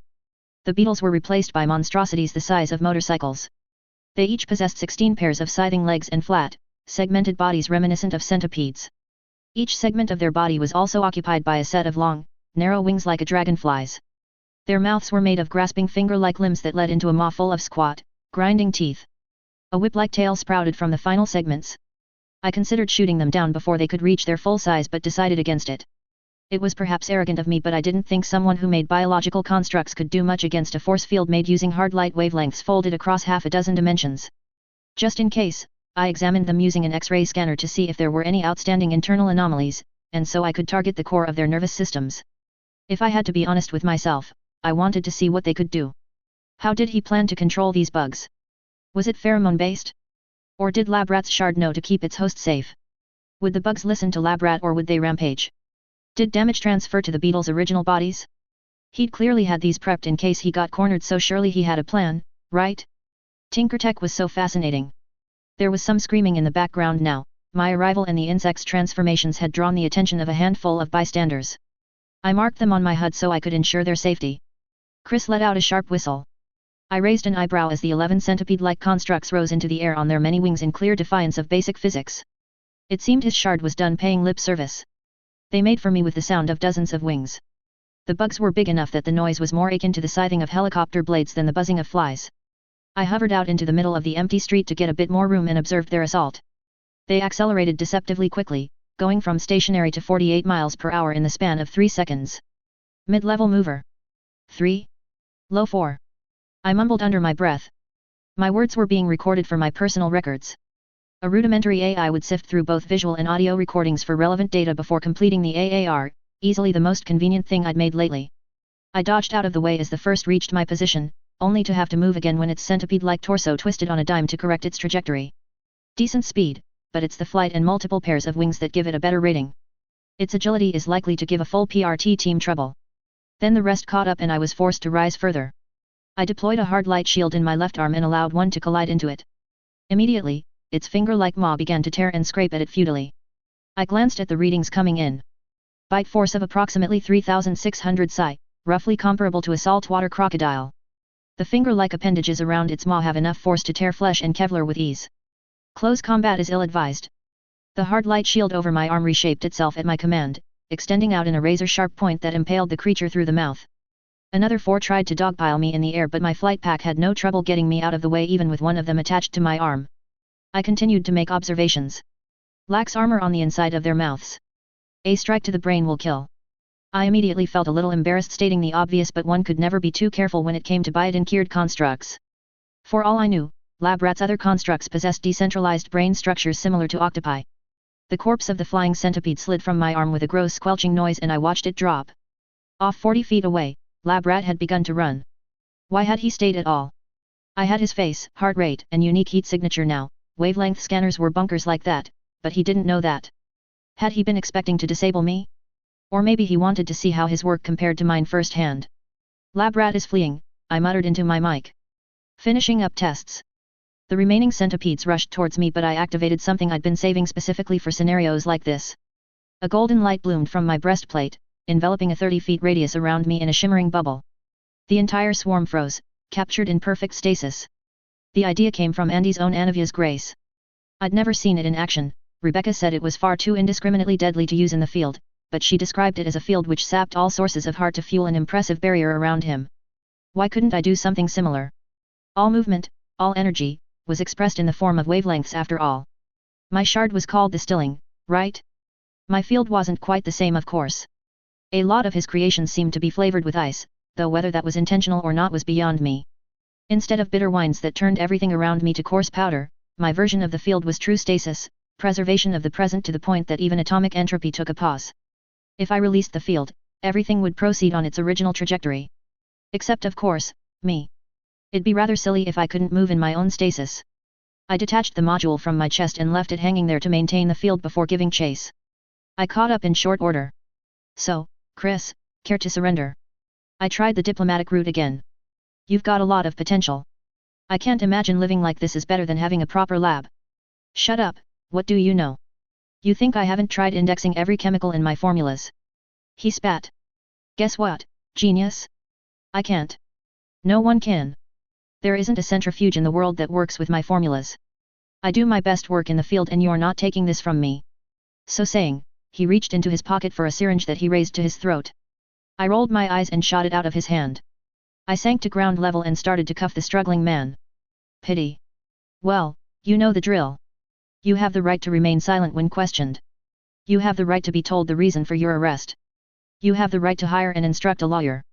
If you cannot afford a lawyer, you have the right to be informed of options concerning legal aid and duty counsels. You have the right to speak to a lawyer as soon as possible, I spoke dutifully. They were a little different front the Miranda rights in America, but the Canadian variant was close enough to hit the same general notes. I still had the words flashing across my visor, just in case. It'd be pretty embarrassing if Hero couldn't remember basic procedure. I dragged him to the stasis field and searched him for any more Tinker tech. He had a handful of those matchbox-like containers, before handing him off to the cops 5 minutes later. I undid the stasis field to finish testing the durability of their armor so I could assign a proper brute rating, but was disappointed when they shrank back into regular, dead beetles in seconds. In the end, I concluded that it was because the insects could only absorb so much of his formula and it was too much for their insect brains to handle. That particular test would have to go unfinished. The whole event was somewhat underwhelming. I'd decided to come here because Andy said Lab Rat would become one of the 10 most wanted men in North America by 2003, but perhaps I was expecting too much from him.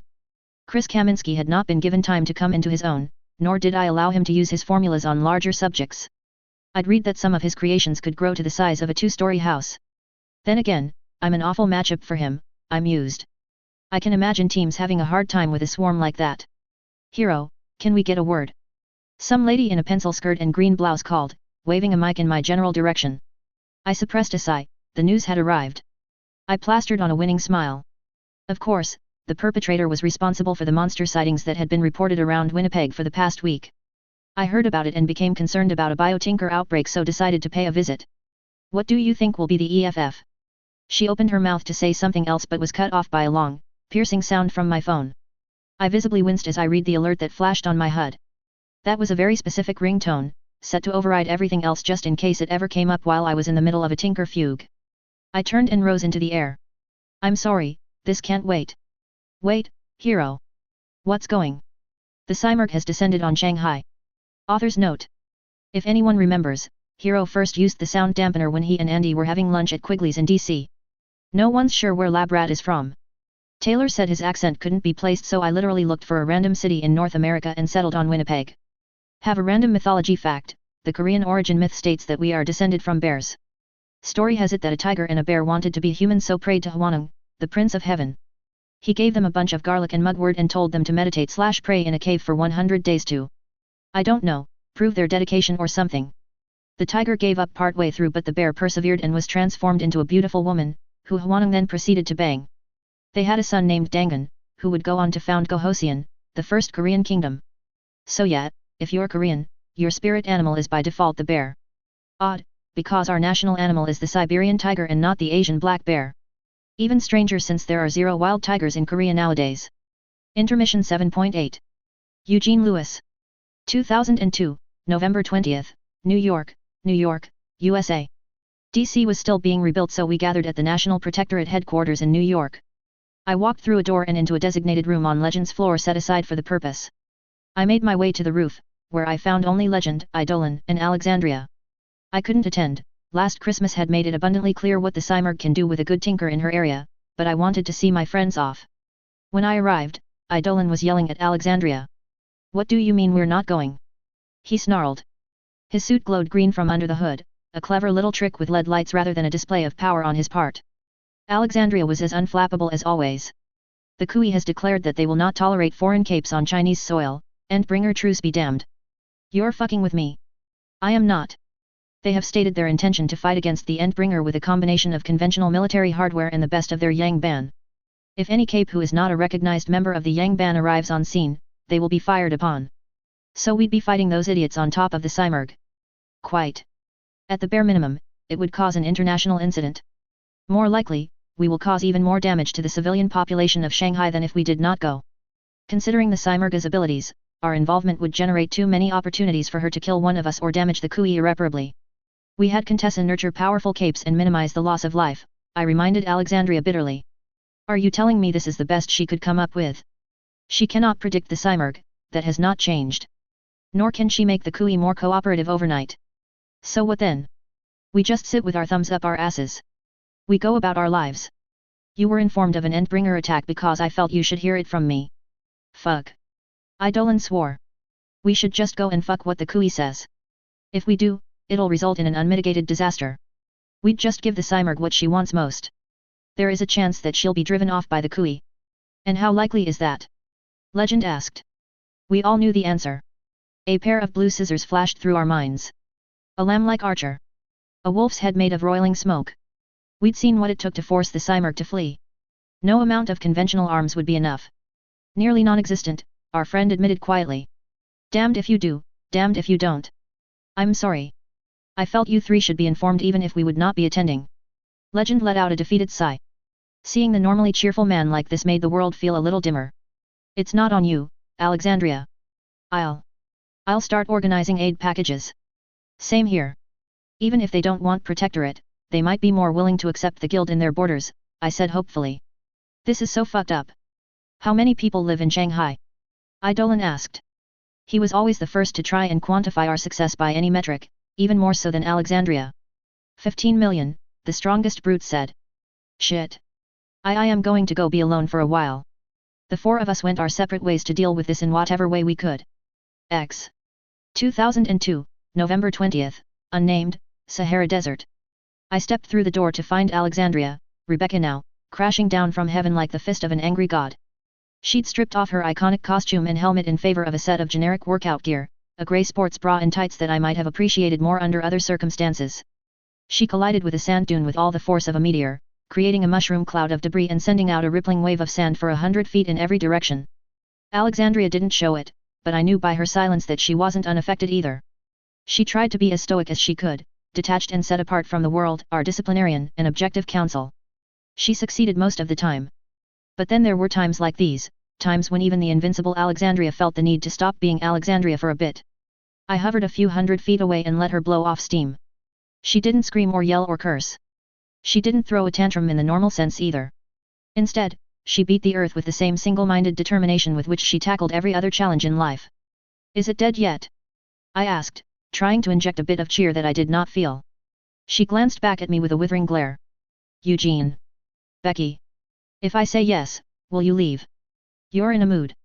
We just damned 15 million people to become Cymurg bombs. Was there a choice?" I asked, not as hero to Alexandria, but as Eugene to Rebecca. "No," she laughed. It sounded hollow. "Then we move on. We move past this, like every other tragedy we weren't good enough to stop. What's the silver lining? There is none. 15 million people are as good as dead, Eugene.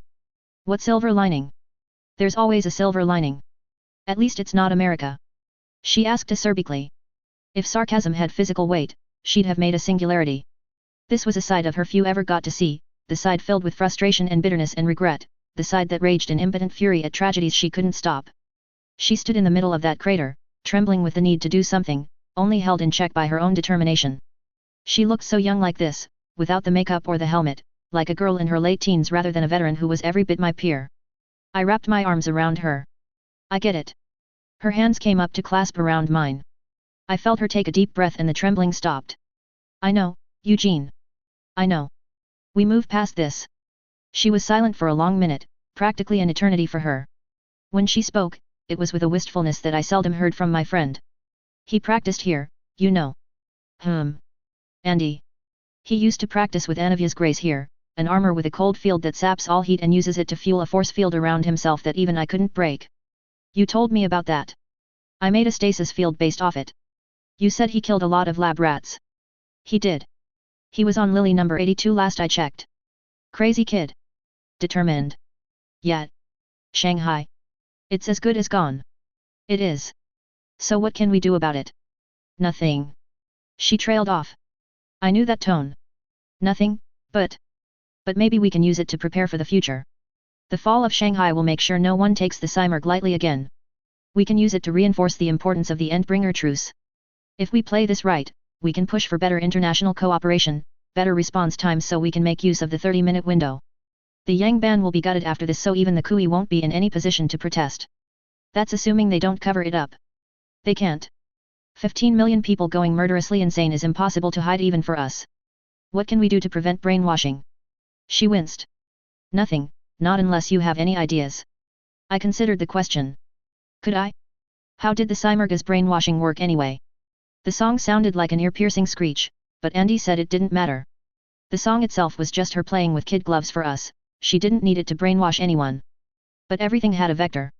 It didn't matter what it was, everything had to cross some distance between point A and B, even if that distance was through a different dimension. So assuming the Cymurga's song covered up an audio frequency that could not be heard but somehow carried enough force to adjust someone's brain chemistry at range, it was a matter of finding that frequency and playing its reciprocal to cancel it out.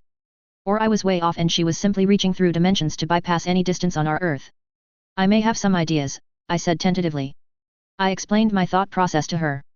That was what was great about Rebecca. She wasn't a tinker, but she absorbed information like a sponge. Her vast repository of conventional knowledge made her among the smartest people alive. She seldom had any trouble following along with complex ideas, even when discussing tinker tech. How would we test its effectiveness? Even if you build working prototype dampeners, making enough for everyone would be impossible and distributing them to only some would be laughably cruel. Would some sort of speaker be possible? Like last Christmas? Yet. Something to counter her scream in a small area. But there are too many problems with that. She might usurp control over anything I make. Or she might simply change the frequency. Or not affect some people but affect others just to muddy results. Or sound might not even be how she does what she does in the first place. Then for once, tinker tech isn't the answer, she said matter-of-factly. She liked to let me come to my own conclusions. Focus on building walls to contain the corrupted cities. Can you do that? The Guild can function without you for a few months while you come up with mass infrastructure projects. It's imperative that we have a solution for the Cymurg, even if it's only a band-aid. You're right, I sighed. It was yet one more thing for me to do. Even as I started brainstorming ideas for rapid construction, I made a list of tinkers I could contact. Several of them had helped build Cauldron's base on this Earth, albeit unknowingly. How do we minimize the impact of 15 million people? We're going to leave that to the number man and Contessa. They can't see the Cymurg, but they can still make hypotheticals of a worst-case scenario in which a human tidal wave of murderers spews from Shanghai into the rest of China and make a path to containing the damage. We can sell it to the Kui. We're not going to sell a plan that can save millions of lives, Becky. We will, because the Emperor wouldn't trust it otherwise. Politics makes me lose faith in humanity. You still had that? She asked with a wry grin. I snorted in laughter. Did you joke? Rebecca Costa Brown. Joke? I mean, it wasn't very funny, but it was a solid effort. Humph. I'm smarter than you and therefore I'm also wittier than you, Eugene. You just don't understand my humor. Of course, of course. Come on, let's go be productive. I called a door and started to drag her inside. Yes, let's. X. 2002, November 28th, unnamed, Ivory Coast. Thanksgiving was typically one of my favorite holidays. No matter how much David got on my case about being an emotional busybody, I was the type to insist on a full turkey dinner with friends, or at least the wards. I'd been looking forward to a nice dinner with my new co-workers at the Guild. Sure, most of them were blasphemous heathens who celebrated Thanksgiving Day a month early, but at least a few of us were American. I figured the rest of us would just have to re-educate them. Unfortunately, that wasn't going to happen this year. Instead, I was in my lab on another Earth testing out an energy-to-matter fabricator that could be used in building walls. It had been used before for Cauldron's bases and the dam in British Columbia last year following the Behemoth attack, but it could always use more fine-tuning. That, and I'd rather work on this than on bomb bracelets. I could see the necessity of it, but the idea of strapping bombs to brave volunteers who agreed to stand against an Endbringer made me sick to my stomach. Just how fucked up was Andy's future for this to have been a fact of life? And how close were we getting to that hellhole? I wasn't sure I wanted that answer. So, fabricators. I had, of course, seen the Kui's propaganda video celebrating their victory over the Simurgh. It was a military parade held in Beijing with jets, tanks, and 100 of the brave warriors of the Yangban marching in lockstep. The video was also interspersed with footage taken from the Endbringer battle. I had to give it to them, it was well edited if nothing else. The song had of course been edited out in favor of what I assumed to be the Kui national anthem playing in the background. Missile platforms mounted on military trucks launched what seemed like an endless barrage of rockets at the Endbringer. When they struck, the bird bitch reeled in apparent pain and showers of fractured feathers rained down on the earth below. It would have been a hardening sight, if I hadn't also seen footage of her shrugging off Legend's best explosive lasers without a care in the world. 24 fighter pilots hopped into their planes. Then that footage was minimized to take up a quarter of the screen while 3 more shots of similar mobilization efforts were shown. Then again. And again. The Kui had been one of the few countries that had not seen fit to significantly downsize their conventional military in favor of capes, and it showed. An estimated 200 fighters of varying models took to the sky. Though the number man estimated their losses at close to 50%, the video claimed it was an overwhelming victory for the Kui's military genius and tactical leadership. We need no Western imperialists to defend our own. The false angel has been driven away and our city is whole. The Pearl of the Orient belongs to the Chinese Union, the tape concluded with a final dig at the state of DC.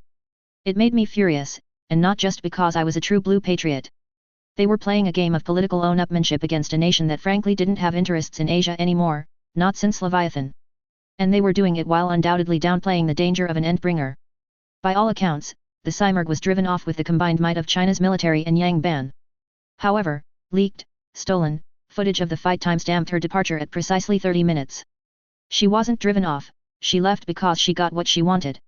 The containment plan the number man and Contessa came up with had been offered to the Kui for a modest consultant's fee of $2 million, or its equivalent in Chinese yuan. The Emperor's proxy, of course, refused our advice.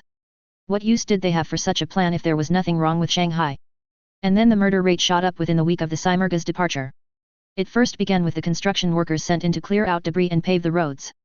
Then, a single day later, every hospital simultaneously got attacked by a rioting mob that killed hundreds of medical personnel and thousands of patients.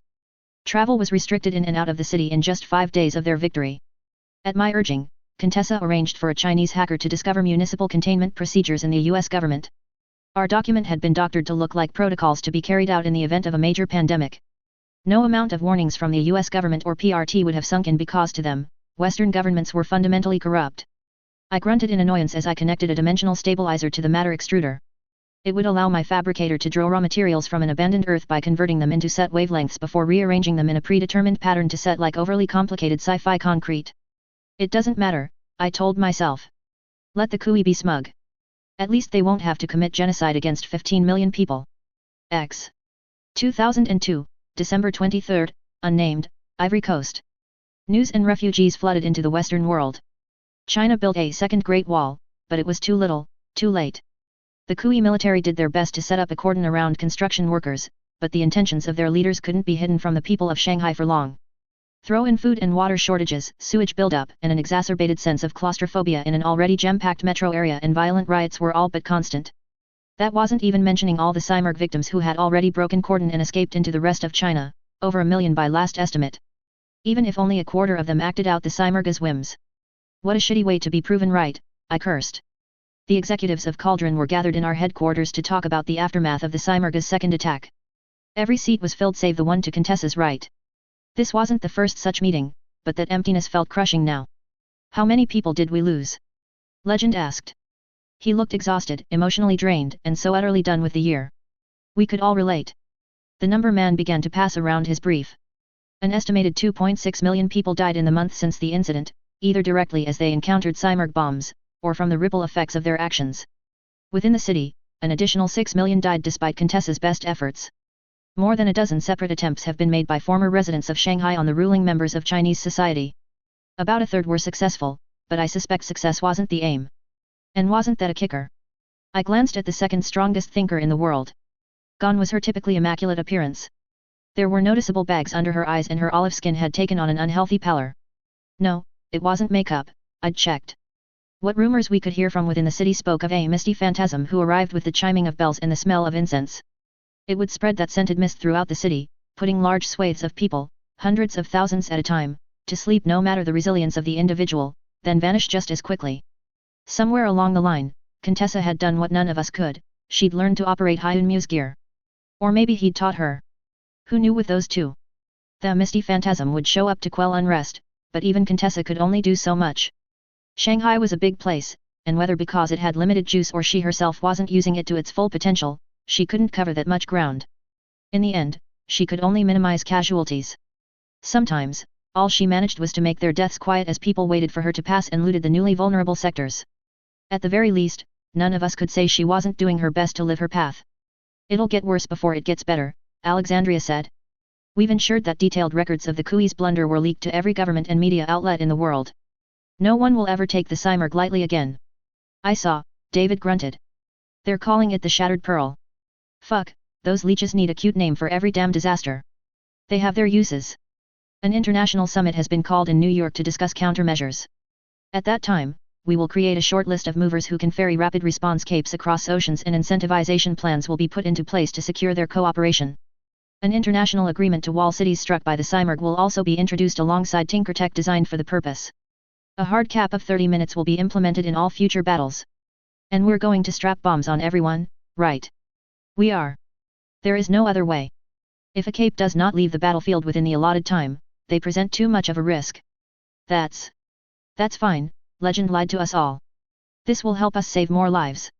The table fell silent at that. We were well aware that not a single one of these measures addressed the source of our woes. If the Cimurg's goal was to force the world to recognize her as a threat, she succeeded. She'd been called the weakest endbringer, the baby of the group. No matter how prodigious, an 11-year-old boy drove her off after all. She couldn't possibly be as big a deal as the other two. Eventually, the meeting continued. The number man told us more about what we could expect from the coup. It would be racked by political unrest for at least a decade more.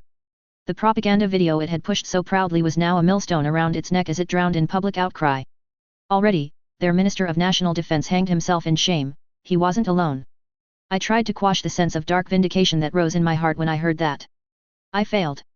I didn't pay much attention to the rest of the meeting, the ripple effects were beyond my scope anyway. I was a tinker, an inventor, so invent I would. Author's note. Kind of a weak chapter in my opinion. Narratively, it's something that needed to happen for the danger of the Cimurg to sink in, but I felt like the impact of the Cimurg's first appearance wasn't there this time, for obvious reasons. The coup very much went for a there is no war in Ba Sing Se approach. Surprised? You really shouldn't be. Pretty melancholy chapters so have a nice, heartwarming animal fact, sea otters hold hands when they sleep so the ocean currents don't separate them. Intermission 7.9. Sui Yeong Kim. 2004, June 9, Phoenix, AZ, USA. I tucked my grocery bag under one arm and unlocked the door to my house, subtly giving the plainclothes PRT agent walking his dog nearby a respectful nod. I'd have to get him something nice, maybe a bowl of warm hobakjik. Phoenix never got too cold in the daytime, but the nights could have some chill to them. The man was my next door neighbor, one of 3 houses on the block that I knew for certain had been bought out by the PRT on Director Lyon's orders. It seemed excessive, but I could see the need for it. The first few months were the worst. Reporters stalked my house. I needed PRT escorts just to visit the grocery store. I stopped taking on jobs to play at events altogether because it became obvious many of them wanted to turn my attendance into an impromptu interview. I was grateful that there were no villains out to make an example of me. Was it because of the respect for the Endbringer truce? Or because the founders visited consistently over the first while? Or maybe there were and I simply never noticed because they were handled in the background by people far more competent than I. It was enough to make me wish I'd remained in Babylon. Almost. But I couldn't, staying holed up in Yuzong's lab sounded too much like running away from the sacrifices my son made, from the people he fought for. It took me weeks to come to that conclusion. I lived in the lounge, and later in Yuzong's hospital room. An invisible cape called the custodian brought in food and somehow kept the base tidy. A well-dressed woman named Fortuna came to visit regularly. At first, she was the bane of my existence. I hated her. I projected onto her every single failing of the part, both real and imagined. She was why my son felt the need to fight a new Endbringer. She was why my son was in a coma. Fortuna took it all and said nothing in her defense, only ever offering me an apology and a watery smile. Then one day, she returned with a saxophone, mine, dug up from the ruins of our house. In her hands was a songbook that Andy had been learning from. A collection of romantic, 20th century, and modern-era composers designed for intermediate students. I broke. I wept as my fingers danced along familiar keys. I'd picked up the sax as an elective back when I was studying in Munich, something forgettable to get me through cramming for classical recitals with my violin. I never expected it to be what'd connect me to my son. Truth was, I never advanced much farther than intermediate with the sax. Everything I taught him, I had to review on my own before our lessons. It had been worth it to see my son smile again after losing his eyes. Hours and days whiled by as I played my sorrows away. I liked to think he could hear the melodies we used to play together, even if I knew that was a lie. I played until my fingers were bruised, until I had no more tears left to cry. Then, when Fortuna returned, I asked her, why? Why Yuzong? Fortuna told me. Oh, I knew she hid things from me, but she told me enough, probably more than she should. She told me about a great evil, someone determined to destroy not just the earth, but all earths. She told me about how unimaginably powerful he was, stronger than the founders, stronger than the Endbringers. She told me about how Cauldron was founded to combat them, and how my son had a power even more impressive than his creations, the power of foresight. She told me of how he predicted Endbringers, how he wanted to expand the World Stone network to save people, how he wanted to make Petricide an alternative to the birdcage. How he knew of Cauldron's existence before they'd ever approached him, how he knew the dangers of this path, perhaps even better than Fortuna did in some ways. I hated her then. I hated Yuzong too. For not telling me. For leaving me alone. It felt like I'd lost Namjoon all over again. I'd carried on then because I had a son to raise. Yuzong made the hardship of moving across the world and starting a new life worthwhile, and now he was gone too. I played and played, filling the facility with music to drown out the pain. I poured it all out into melodies I learned by heart. I played until my fingers ached and my voice became hoarse, until there was nothing for me to give, until I felt empty of it all. I wondered if I'd been a bad mother somehow, if I could have done better, been more involved. Would he have charged an Endbringer alone then? Would he have told me the truth? No, nothing would have changed. It hurt, knowing he would have done the same anyway. Yuzong was that kind of bull-headed boy.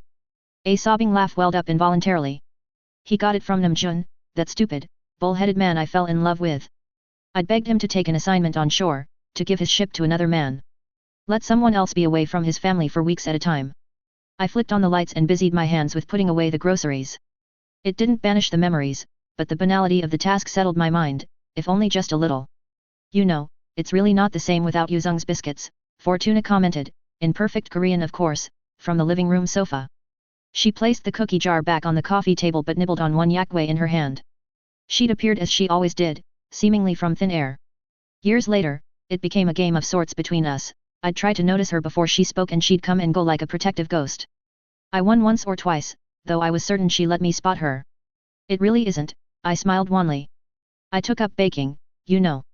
I still can't get any of the cakes quite right like he could. He cheated with his power. He did. Did you want to stay for dinner? What is it? As if you don't already know. I don't, actually. I only know everything some of the time. Nurungji with sides of grilled mackerel, mu kimchi, and stir-fried spinach. Perfect, I could do with something light, she said with a soft smile. Do you have somewhere to be? I do. There are some people I want to speak to who are in different time zones. Then catch a quick nap here before you go, I urged as I started to prepare the mackerel. I'll wake you when dinner's ready. I will. Thank you, Sui-Yeong. I worked in silence as Fortuna spread herself out on my couch. I glanced back at the younger woman. She looked so peaceful like this, with her fedora tipped to just shadow her was a mystery, even now. She seemed so scarily competent one second and so vulnerable the next. I was grateful for her. I knew of course that she allowed me to mother her. She dropped by just to eat and talk sometimes, and sometimes for a nap like now. She was the one who introduced me to Penelope and the other wards, Yuzong's old team, and convinced me to start holding individual music lessons. It was nice to have distractions. X. 2004, October 22nd, Phoenix, AZ, USA. I dipped a spoon into the galbi jjim and tasted the sauce. It was perfect, savory, and not too sweet. I'd left it simmering all day for this meal.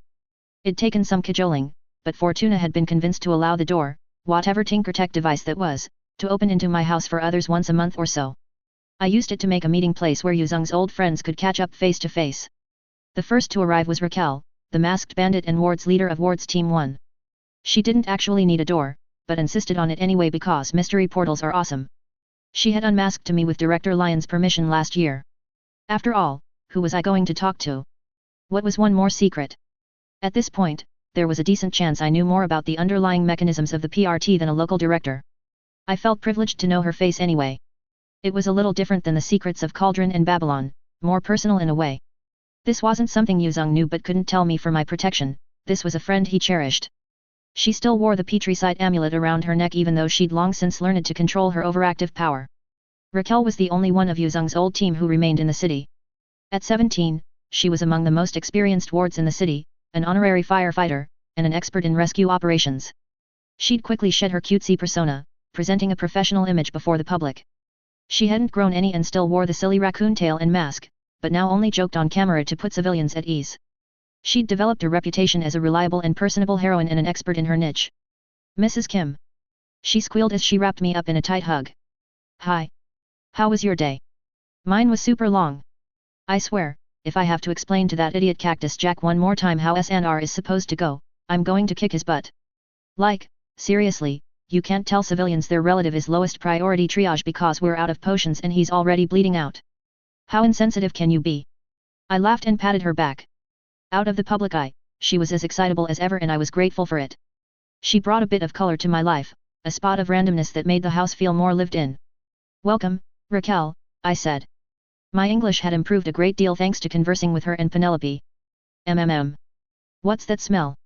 Galbi J. Jim, braised short ribs. I also made some japchae and fresh cucumber kimchi. Awesome.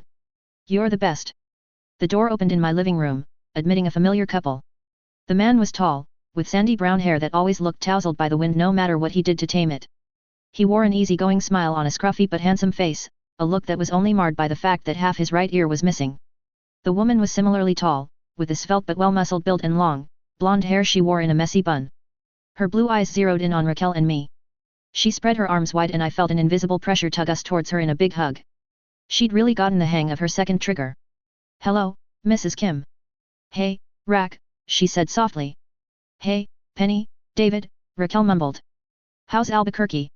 Ugh, don't call me Penny. It's Penelope. But Penny is so much easier to say. It sounds too cutesy. You let me call you Penny, David said with a chuckle. Because otherwise you make up increasingly cheesy pet names, the boxer grumbled.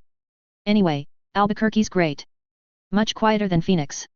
I heard you and Oathkeeper took out a new gang trying to muscle in after the Crips. Ugh, don't remind me. They weren't even going for a drug monopoly like normal gangsters. No, they had to try their hand at human trafficking.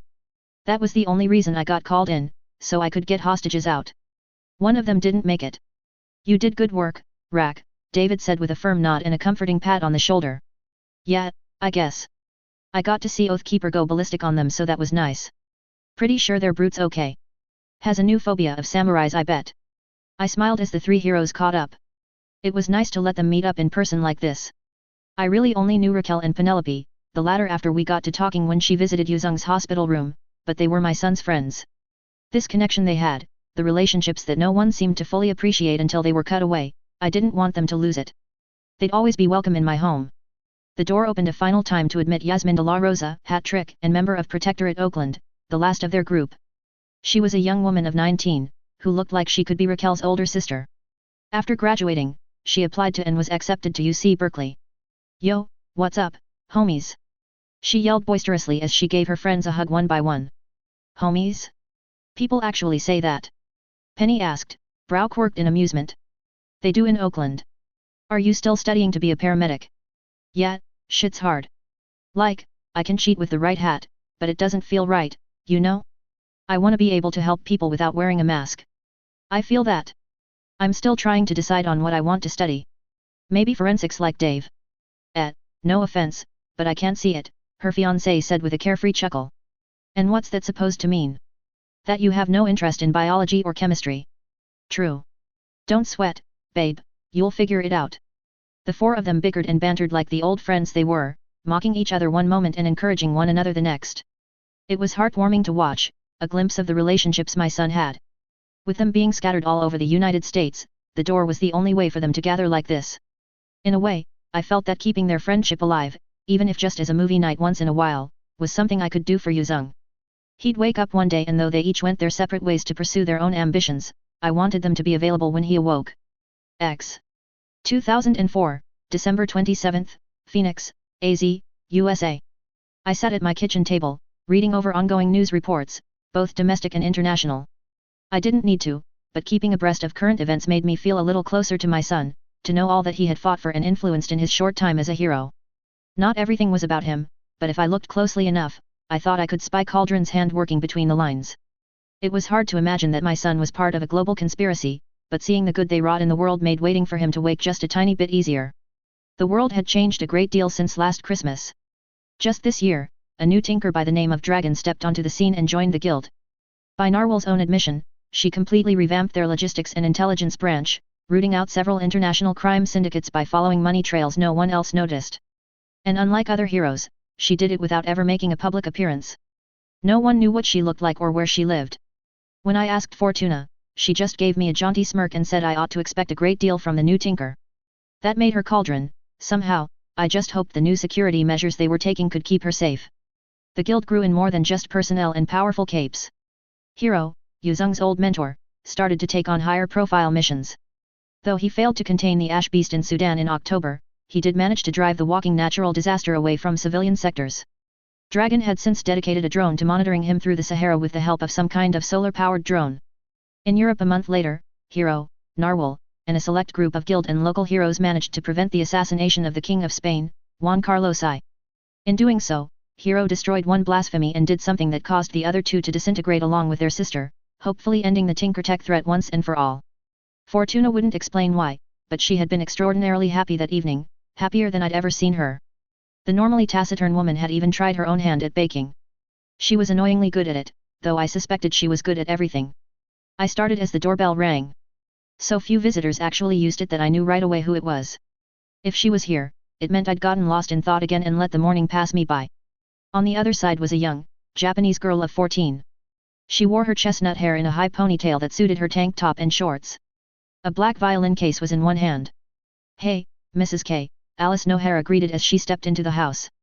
Behind her, I could see her bike parked in my driveway. "Hello, Alice," I greeted back. "Aren't you cold? It's December." "Yeah, but it's also noon in Phoenix." "Children." "Fine, fine. Did you do your homework?" "Hehe. Yes." I raised my eyebrow in silent judgment. I set up my music stand and opened the book to what should have been her homework. All children were the same, if you stayed quiet, they'd fill the silence on their own. I mean, I kinda did it. How do you kinda play a music score? I had to help Mom at the restaurant. If I call Sheecher, will she tell me the same? No. She looked down guiltily. I wasn't too upset, she'd been making good progress and earnestly paid attention when I taught her. All right, you're forgiven. Let's go through this piece 3 times before moving on. You won't tell Mom? No, I won't, so long as you pay attention during the lesson, I promised her. Really, I keep telling Sheecher that music should be fun, not a chore. Exactly. I like the violin, I do, it's just, life gets in the way a little bit. That's fine, Alice. You're young. You're allowed to get distracted sometimes. Just make a bit more effort. Okay, Mrs. K. Good. Now, from the top. Author's note. Shortish chapter, but I felt like I couldn't do an intermission arc without touching on Andy's mom at all. She's not terribly interesting, so I ended up cramming a lot into one place. Hopefully it read fine. Hobakjik is pumpkin porridge made commonly in Korea using dan hobak, or kabaka squash in English. It's got a dark green rind and a vibrantly yellow flesh that is sweeter than other pumpkins. The porridge is very sweet, nutty, and velvety smooth, with some other spices that makes it straddle the line between a meal and dessert. It's not my favorite but it does feel great in the cold. Fortuna's social foo is stupid. It's also perfect for letting someone completely empty themselves, only for her to build them up again. Remember, way back in 2.9 when Shiger Nohara, Alice's mom, expressed an interest in getting her daughter some violin lessons? No? Well, I do. It came with a mountain of salt because Alice is the fanon name for Bakuda. I'm going to preempt a question. Newfoundland, if it happens at all here, happens May 2005. It's something Cauldron penciled into their calendar with the caveat that shit might be different. Preface. This chapter covers Riley's trigger. I'm opting to skip my usual timestamps from her POV because the whole event is chronologically a mess and takes place over weeks of torture that a 6-year-old has no frame of reference for. Intermission 7.10. Riley Grace Davis. I cried. Daddy said good girls don't cry, but Daddy wasn't here. Chuckles was here. Chuckles was a bad man, a bad clown. He didn't talk, he never said anything, but he was bad. Mean. I didn't know what word was worse than mean, but he was that.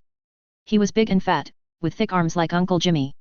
He wore a red jacket with puffy white ruffles around his neck that had splotches of brown like he spilled ketchup.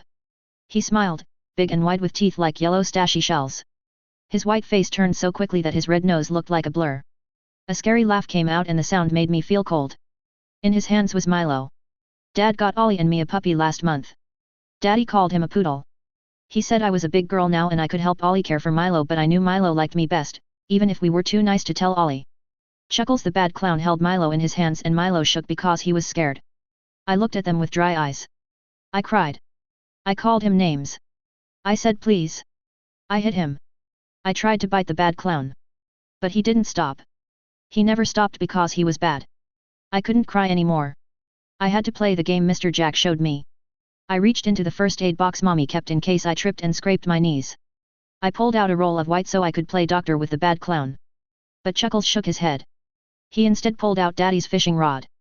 Daddy said he'd show Ollie how to catch big fishies so Mommy could make tasty fish fingers for us. Chuckles didn't use it right. He wrapped the string around Milo's neck and threw Milo into the pool. No. I cried.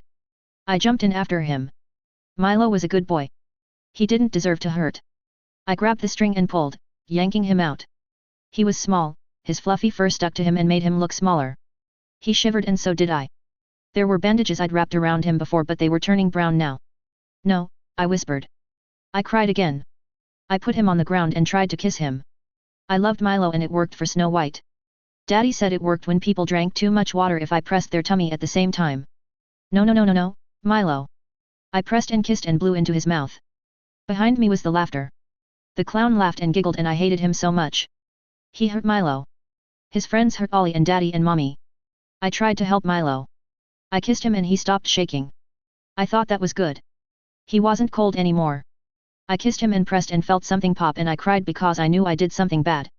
Milo cried and growled quietly and I knew it was because he was hurt and he was a good boy. I tried. I tried so hard. I tried and tried but I couldn't help Milo. I didn't know why it wasn't working.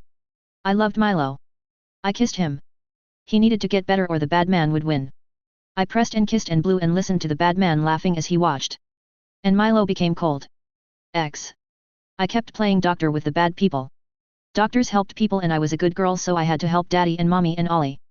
They put Daddy and Mommy and Ollie in different rooms of the house and hurt them. I had to see what was wrong and make them better. Mr. Jack showed me how to use alcohol to clean cuts before wrapping them in bandages. He then cut Mommy. For practice, he said. He smiled and he had a silly beard like a goat. I called him a bad man but he smiled wider and cut Mommy more so I didn't tell him that anymore. 2 people watched Ollie. One was a woman like Mommy but with no hair on half her head. She said she was Screamer. Everything got loud when she was around. She made Ollie yell so loud. It hurt my ears but she laughed and said it made her feel alive. The other was a man who had brown hair and brown eyes and was shorter than Daddy. He was gross. He made nasty bugs come out of his mouth. The bugs were bad. They hurt Ollie. The bad man let his bugs eat Ollie and I had to play doctor to make him all better. But I was running out of things from the first aid box. At first, Ollie moved too much. He screamed and it hurt my ears and made me cry and I couldn't pour the clear stuff to clean him. He made me splash so much. Ollie was dumb but he hurt and he was my big brother so I had to make him feel better because I was a good girl and I was playing doctor. But now he didn't do anything. He didn't say anything when the gross man's gross bugs ate him little by little. I could clean him and wrap him easier now. That just made me more afraid. It hurt. I knew. He was going away too. I was running out of bandages. I was so happy I could spell bandages for Mommy. Mommy was a nurse and helped people with bandages. I had to be good like Mommy and help Ollie but I was running out. If he didn't make me spill and waste them then maybe he'd be here longer. But I was also running out of Ollie. No more fingers and toes. No more arms or legs. Knees or elbows? Little by little, the gross man's gross bugs nibbled at Ollie. They were like hamsters with almonds.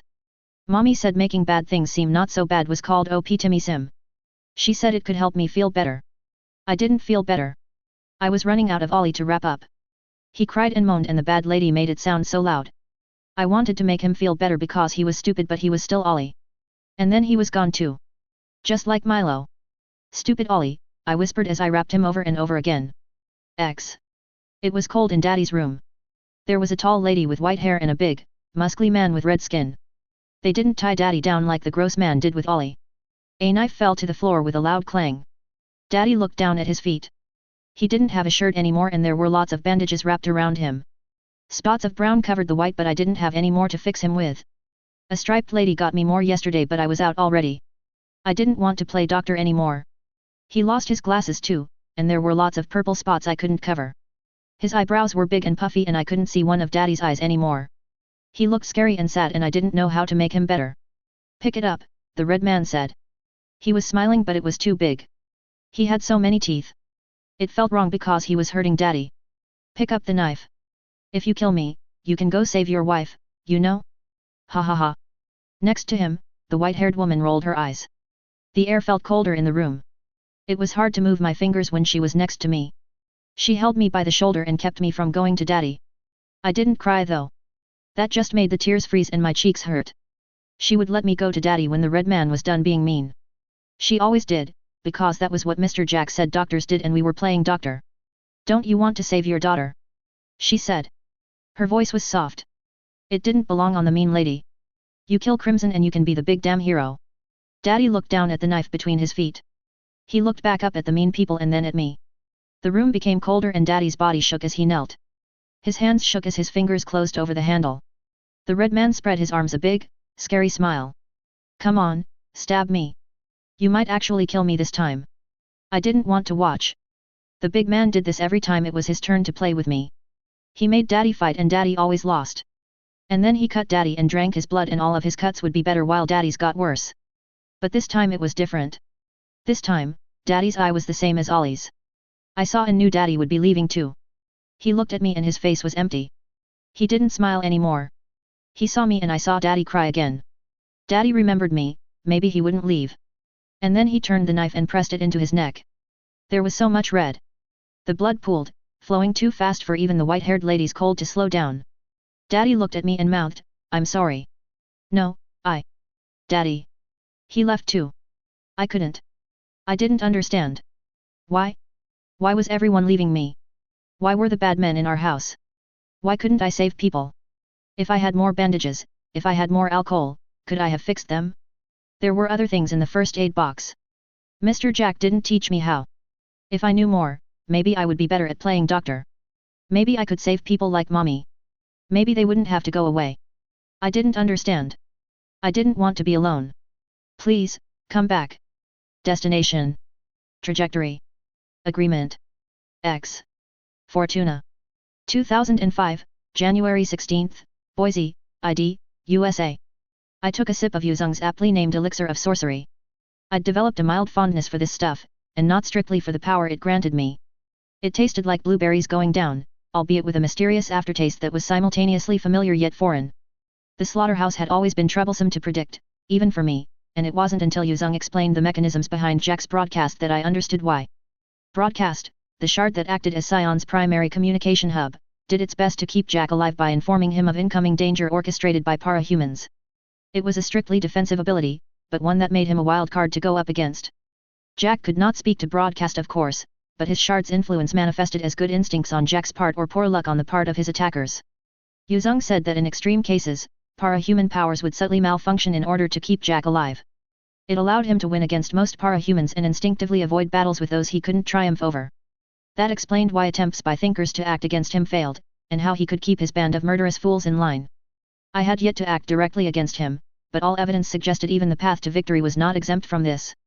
If broadcast was hellbent on ensuring Jack's survival by effectively acting as the world's most inconvenient tattletale, it stood to reason that the best way to kill him was to enact an alpha strike that he could not avoid nor defend against without relying on my own shard.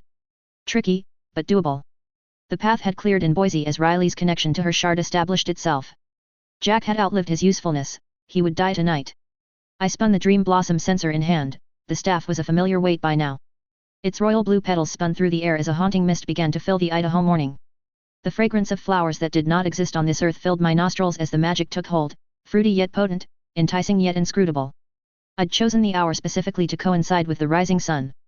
Fog wasn't too common in the Boise Valley area, but there were an estimated 20 such days per year, particularly during the winter months. It wasn't unusual for moisture to rise from the river and blanket the city before the noon sun cleared the skies. I smiled faintly as the magical mist traversed through all obstacles. Even if he started running now, it was too late. I knew from experience in Ellisburg and Shanghai that so long as you were in the area, there was no escaping it, even the slightest trail of vapor would be enough to lull you into a magically enforced sleep. The only way to avoid the enchantment was to either be the one wielding the censer, or avoid the mist altogether. I stepped into the Davis family home. It was a quaint if well-furnished affair. Isaac Call Me Ike Davis inherited the house from his grandfather, and though there were several touch ups throughout the decades, the house looked more or less as it did when it was first built. There were 2 stories, a single-car garage, and a small pool in the backyard. Out on the lawn, as big as a truck, was Crawler, napping like the world's most hideous guard dog. Yuzong said he'd get much bigger as he adapted and grew, but he'd die like the rest if his corona was destroyed. I did not know where it was, only that it wasn't in the brain as was typical of most capes. No matter, I'd come back for him, I just needed him out of the way for the moment. Next to him was Hatchet Face, a hulking brute of a man with a power nullification aura. He was otherwise a fairly standard strongman type, easy to deal with so long as I was prepared. Either cape would have been formidable under normal circumstances, but Yuzong and I were involved, normal never quite applied where we were concerned. I gave them only a second's glance and strolled past into the house proper. It was amazing how welcoming it all looked. There was a large, hickory coffee table that Ike's father built for his final year of high school woodshop. A family picture hung on the mantel, taken just days after Riley's birth. The infant's blonde locks had been darker then. Jack had left the majority of the house untouched, and I wondered if this was broadcast's doing or his own twisted understanding of psychology. It had been clear from Jack's previous actions as well as Yuzong's records that he was no fool. He meticulously studied para-human science and trigger theory, at least as best as he could while living a nomadic lifestyle. He conducted inhumane experiments, repeatedly bringing people to their breaking points to see if he could manually induce a trigger event. I didn't know if his curiosity was triggered by Manton's own studies or if they simply enabled the other, but the two made for a frustrating pair. It was all hilariously, unsustainably dangerous, of course. Not even I would willingly put myself in the line of fire of a fresh trigger, but broadcast made it all possible.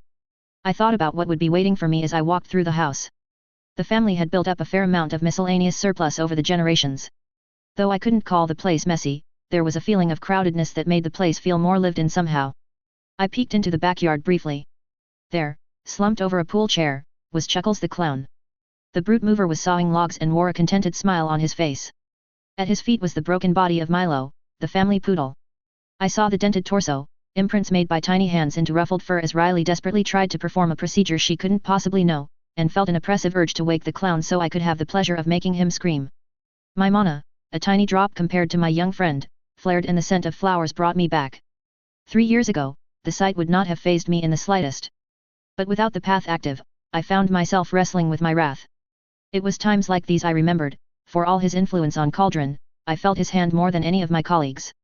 He'd humanized me, reminded me to be Fortuna on occasion, for better and for worse. On occasion, he taught me that Fortuna had a strength Contessa lacked. I swallowed thickly and shot Chuckles a final glare before continuing my search for Jack. I skipped over the rooms with Ollie and Ike in it, I'd be back later, and beelined for the master bedroom. Jack and Riley were alone, the Siberian nowhere to be found. Yuzong mentioned once that in the alternate future, when Skitter stung Manton's eyes, the projection of his daughter flickered. For all its power, the projection required a significant amount of focus on the part of its creator. He was almost certainly nearby, it was time I tied up that particular loose end. But first, extraction. I gave Riley a quick once-over.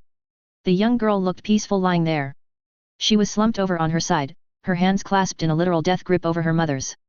Bianca Davis was dead, and only recently by the look of things. Her stomach was torn open in a perfectly clean cut, her blood replaced by some sort of green fluid that had been hooked up to a jury-rigged pump made from a hand vacuum. Countless lacerations littered her body, some crude, others clean. I could easily tell the difference between Jack and Riley's workmanship. I gazed into the mother's eyes. They were beginning to glaze over, but I thought I could spy a hint of warmth there, frozen in one final smile to encourage her daughter. Be a good girl. Emotions rose up unbidden and I felt my chest tighten. Was I a good girl?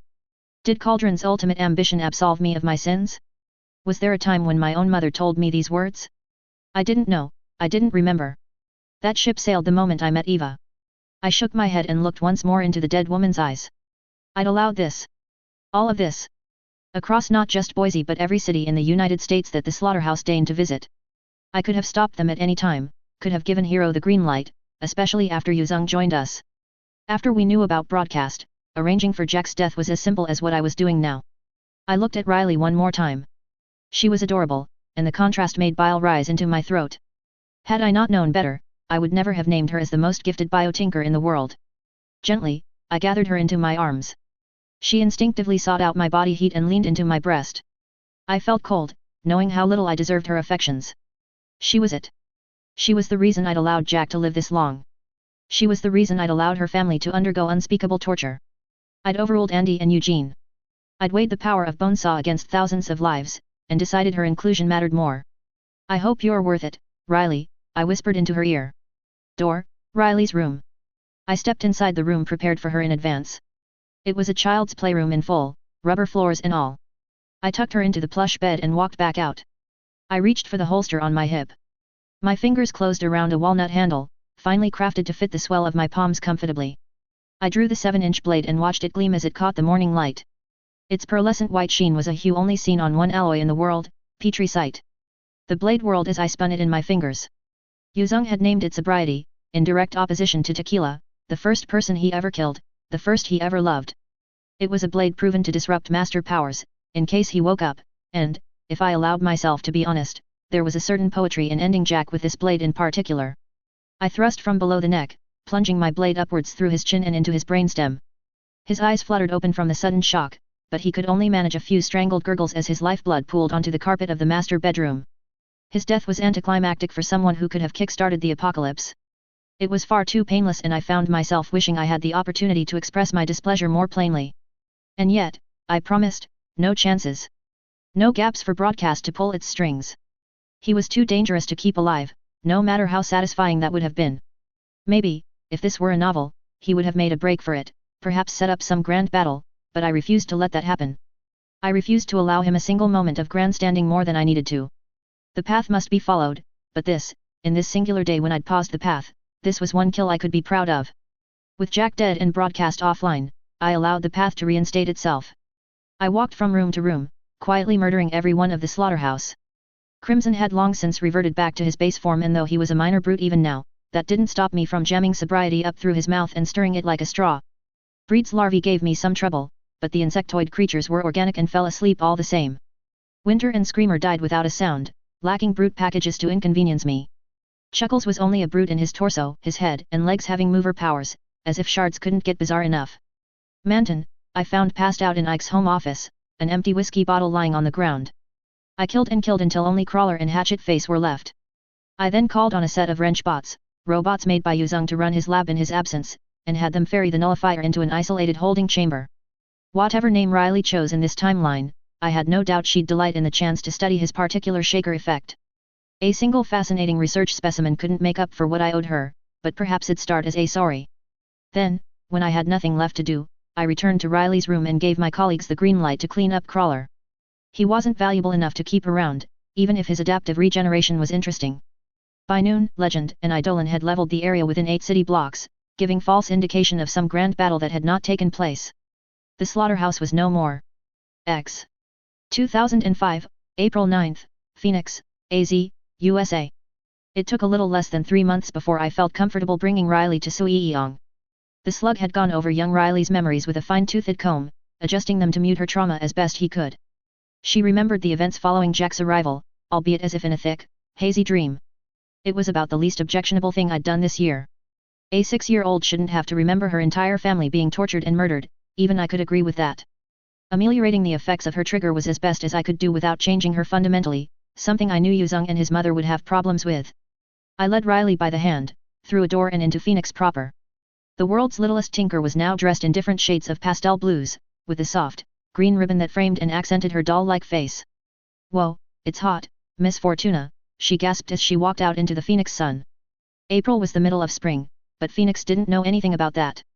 It was a toasty 86 degrees out, with not a cloud in sight. It is. Come along, Riley. Let's go meet your new mommy. Will she like me? She asked, a bundle of nerves now that she was outside the Kim family house.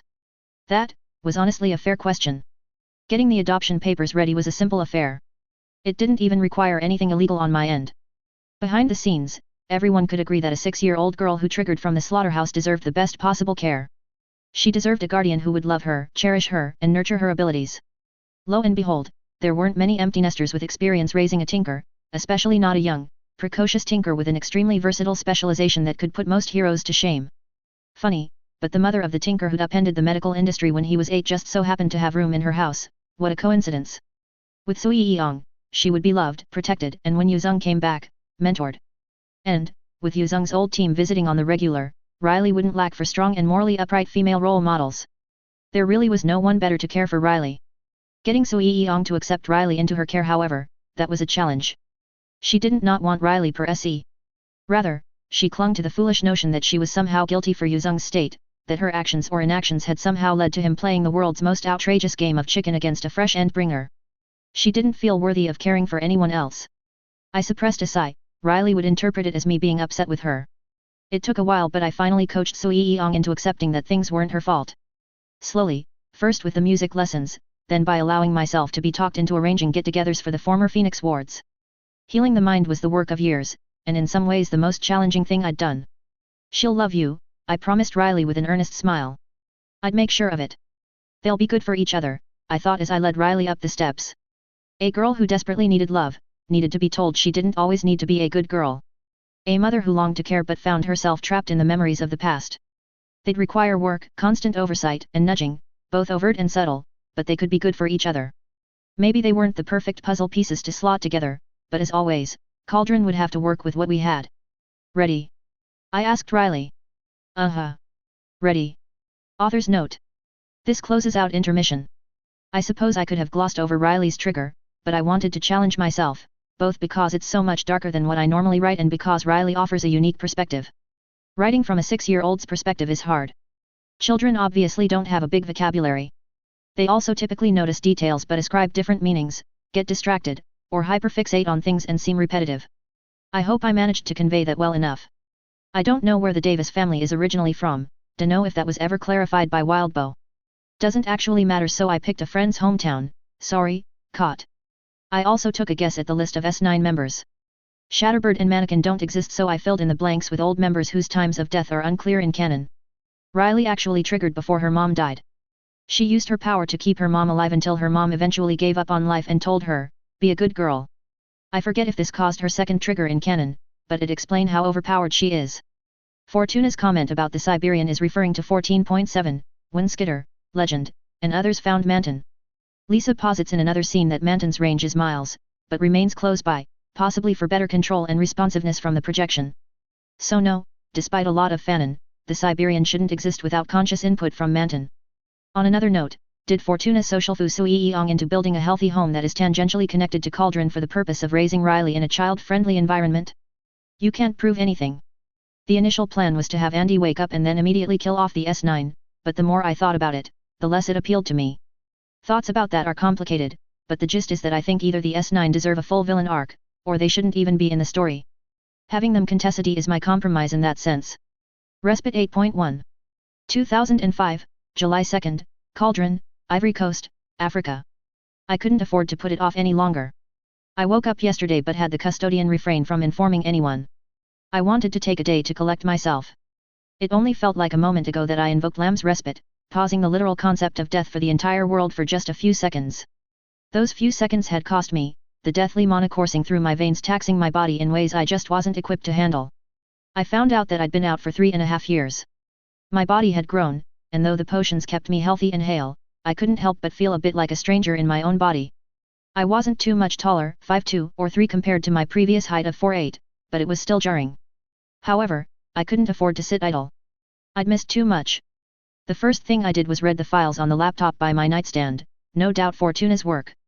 It contained a brief summary of everything I'd slept through, from Endbringer attacks and global crises to the expansion of the guild and the rise of new S-class threats in China.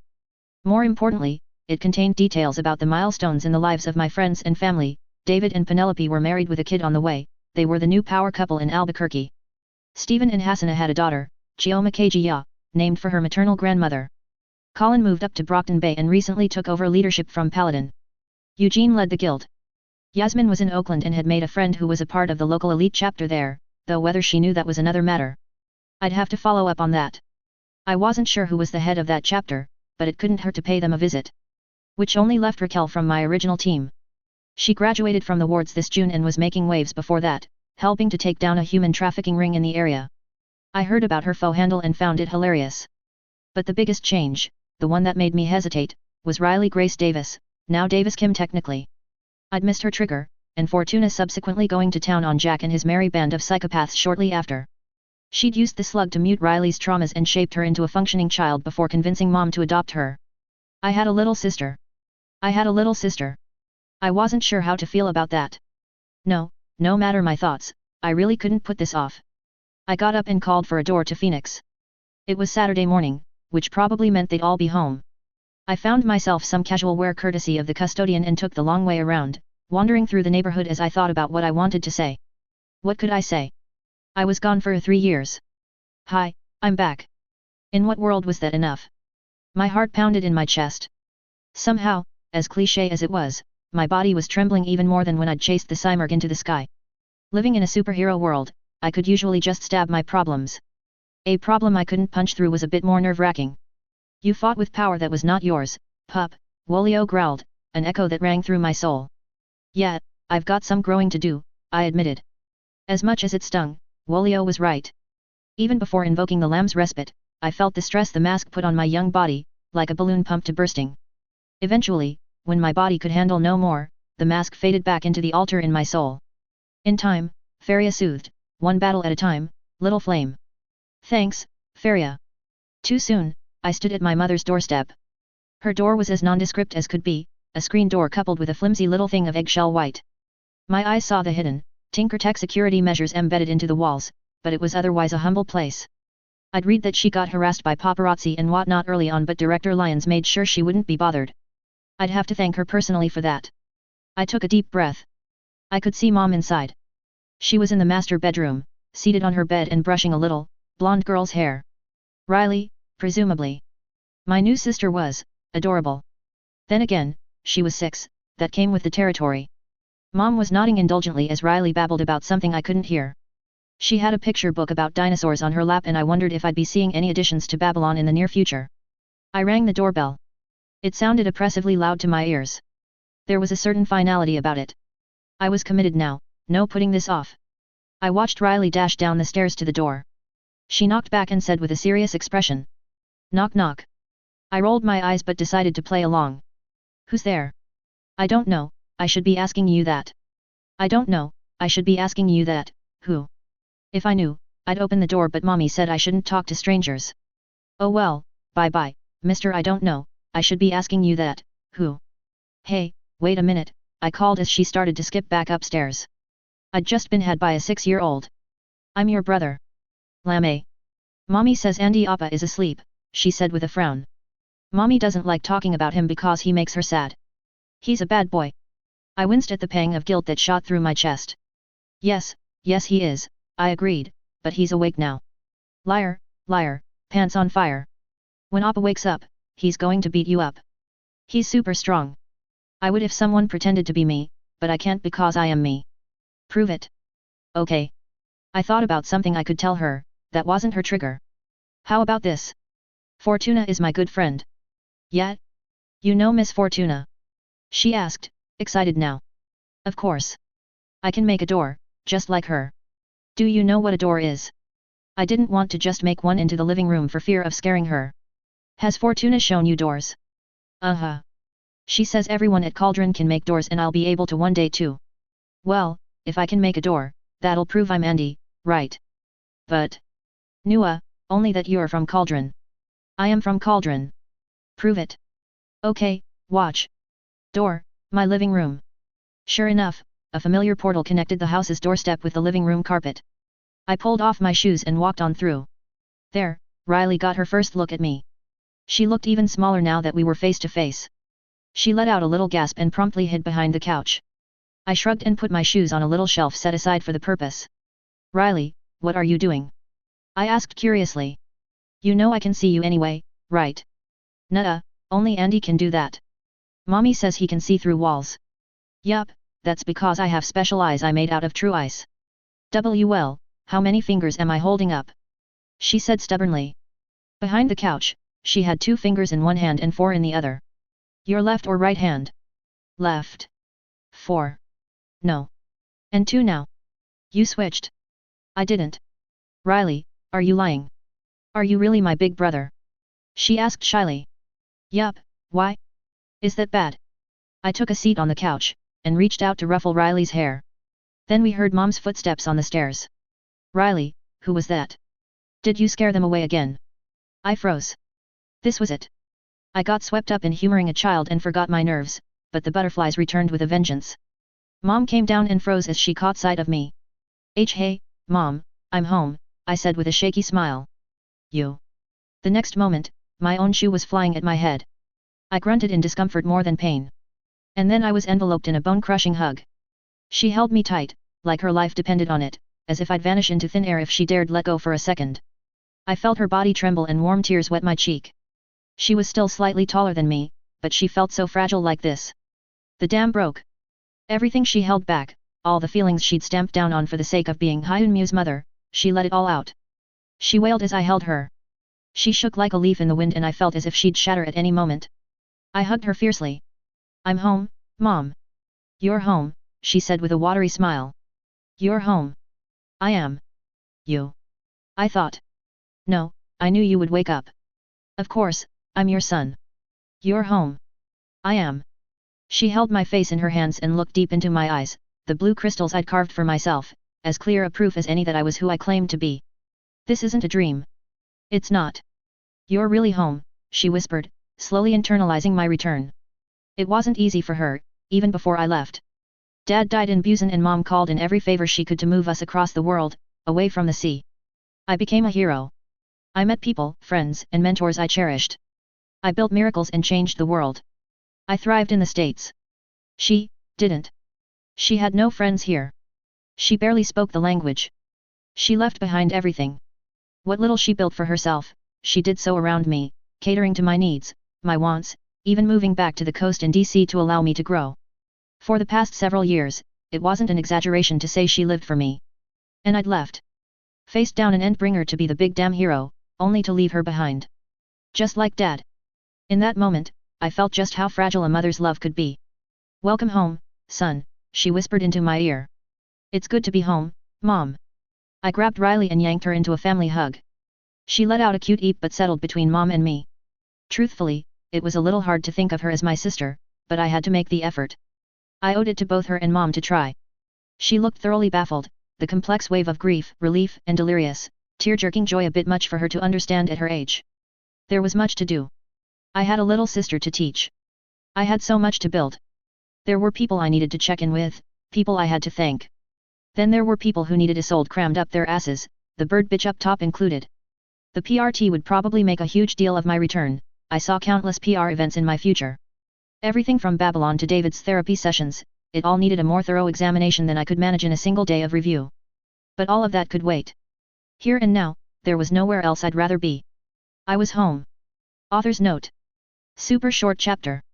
I don't think I've written one this short since the early days of this story, but maybe that's appropriate. It's a good stopping point and I didn't want to artificially bloat the chapter's word count.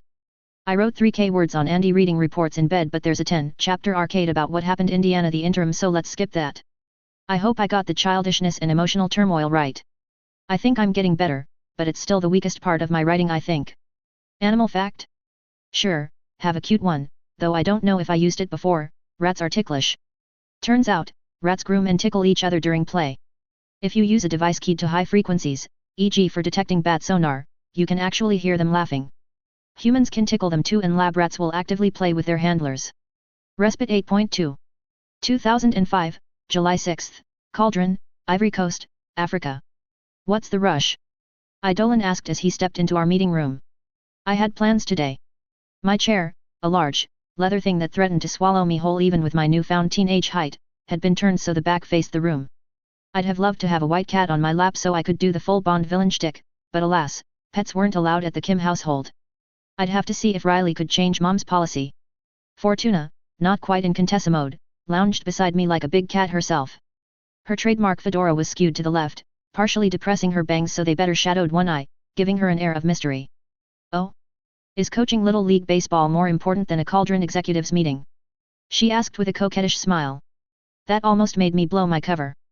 Idolin? Coaching Little League? Either the man finally discovered a hobby or he was being punished for some reason. And what a cruel punishment, to subject those poor children to the workaholic mess that was David Stabler. No, but we do have a game this Saturday. It's a commitment I made, I should be there. You can admit you enjoy it, you know, Legend said with a chuckle as he floated in, Hero at his side. I hear the starships are doing well. They're all right. What's this about? Not a clue. Contessa? Good news or bad? Are surprise meetings ever about good news? Idolin huffed. Hero took a seat and looked around. Alex isn't here so. Birthday party. Really? Hey, a man can hope. Just then, the woman in question flew in with the number man and Dr. Mother following behind. Hyunmu is awake, she said succinctly. And sitting right there. I swiveled the chair to face them, rolling my eyes. You're no fun, Becky. I had this whole Bond villain reveal planned. Life is no fun. And then you die. Not me of course. I'll be around to spoil your grandkids' fun. Truly Cauldron's greatest sin, inflicting you on future generations, I drawled. Then more brightly, hey all, had a nice nap. What did I miss? You know, besides a new baby sis. Andy. The room erupted into a frenzy. One moment, Hero was in his seat. The next, he was in front of me, patting me down and running a dozen different scans. I let him have this. I'm fine. Really. For me, it feels like 2002 was only yesterday. That's not reassuring. Yet, well, I'm back and ready to get to work. I've been catching up on everything and wow, you guys have been busy. Seriously, bravo. You've accomplished a lot. Not all of us were taking a snooze, Princess, Hero teased. Are you sure you shouldn't take a week off? When did you wake up? Friday. And yes, I'm fine. Today's Wednesday, Andy. Take another week off. No, 2. Really, I'm fine, I repeated. I had a feeling I'd be doing that a lot over the next month or so. I made all the best meds in the world, remember? I gave myself a checkup. We have investigated ourselves and found no wrongdoing, Idolin snarked sarcastically. You know what that sounds like, right, kid? Like someone finally explained the concept of humor to you. I liked it better when you were asleep. Great to see you too, Idolin, I sassied back. And, truthfully, it was. Comparing this acerbic, sarcastic asshole to the man I remembered was like comparing night and day. He still wasn't pleasant to be around, but at least he wasn't so single-mindedly focused on being the paragon of heroism that he couldn't be deviated for even a moment. Clearly, whoever his therapist was, she deserved a raise. This bore further examination, but I could conceivably entertain teaching him how to drain other shards to recharge himself now. Maybe. The number man, Kurt, coughed pointedly. Hyunmu is evidently fine. Now, if we could get to business. And so, the first Cauldron meeting began since my awakening. The documents Fortuna arranged for me were largely up to date, but there were details they'd left out that kept the meeting pertinent nonetheless. For starters, something that didn't exactly make the news, Richter had been quietly recruited into Cauldron. Teresa Richter, Dragon, was a famed hero now, the backbone of the guild and warden of the birdcage, but that didn't mean her father felt the need to join her in the limelight. Rather, he'd been convinced via Fortuna's social foo to relocate to Babylon. From there, he built several failsafes scattered across alternate Earths so that his potential passing would not shackle his daughter indefinitely. Most of her limitations were designed to be released over time, just as a child was entrusted with more responsibility as they matured. Any of the Cauldron executives, Fortuna and Hero especially, would be able to take over Dragon's maturation should the worst come to pass. When the programming tinker wasn't managing his daughter's operations, he worked closely with the number man to keep track of our finances. He'd also released several other programs, capable of machine learning but not quite sentient, for a variety of purposes, mostly dealing with money laundering, corruption, and cybercrime. I was a little miffed that they'd started to treat the Babylon facility as an all-purpose tinker safe house, with Hero and Dragon also having their own labs there, but a bigger part of me was excited to meet one of the few unambiguously good people in the setting. The only other major bit of news was the destruction of the blasphemies, not because of who they were, but because of how Hero did it. Hero, proving that he hadn't been sitting with his thumbs up his ass, saved the King of Spain, Juan Carlos I, from the rogue Tinker Tech constructs. Then, to prevent the blasphemies from reforming themselves, he'd touched on a shard-exclusive wavelength to dismantle them for good. Like with Tinker Tech in general, he had only the faintest idea of exactly what he'd done. He described it as identifying, isolating, and analyzing the unique signal the blasphemies used to communicate with each other, only to then block it off through a transdimensional reciprocal wavelength predicated around sympathetic signals. As far as we knew, no other Tinker had seen fit to contribute to the blasphemies. No one was trying to remake them, nor were there any hints at a new rogue unit being formed. We'd have to see to determine long-term results, but we were hopeful that Hero's work fully sealed off that avenue of shard communication for good. More to the point, Hero had touched the shard network. Sure, he didn't really understand fully how he'd done it or why what he'd done was so important, and even if he did, there was a lack of vocabulary in proper science to describe the process, but he touched the shard network. If we were correct, he was the first person to ever successfully communicate with shards, however indirectly, and in turn to hamper said communication. It was super exciting to hear, not least because I felt greatly vindicated in making him do his goldfish impression years ago.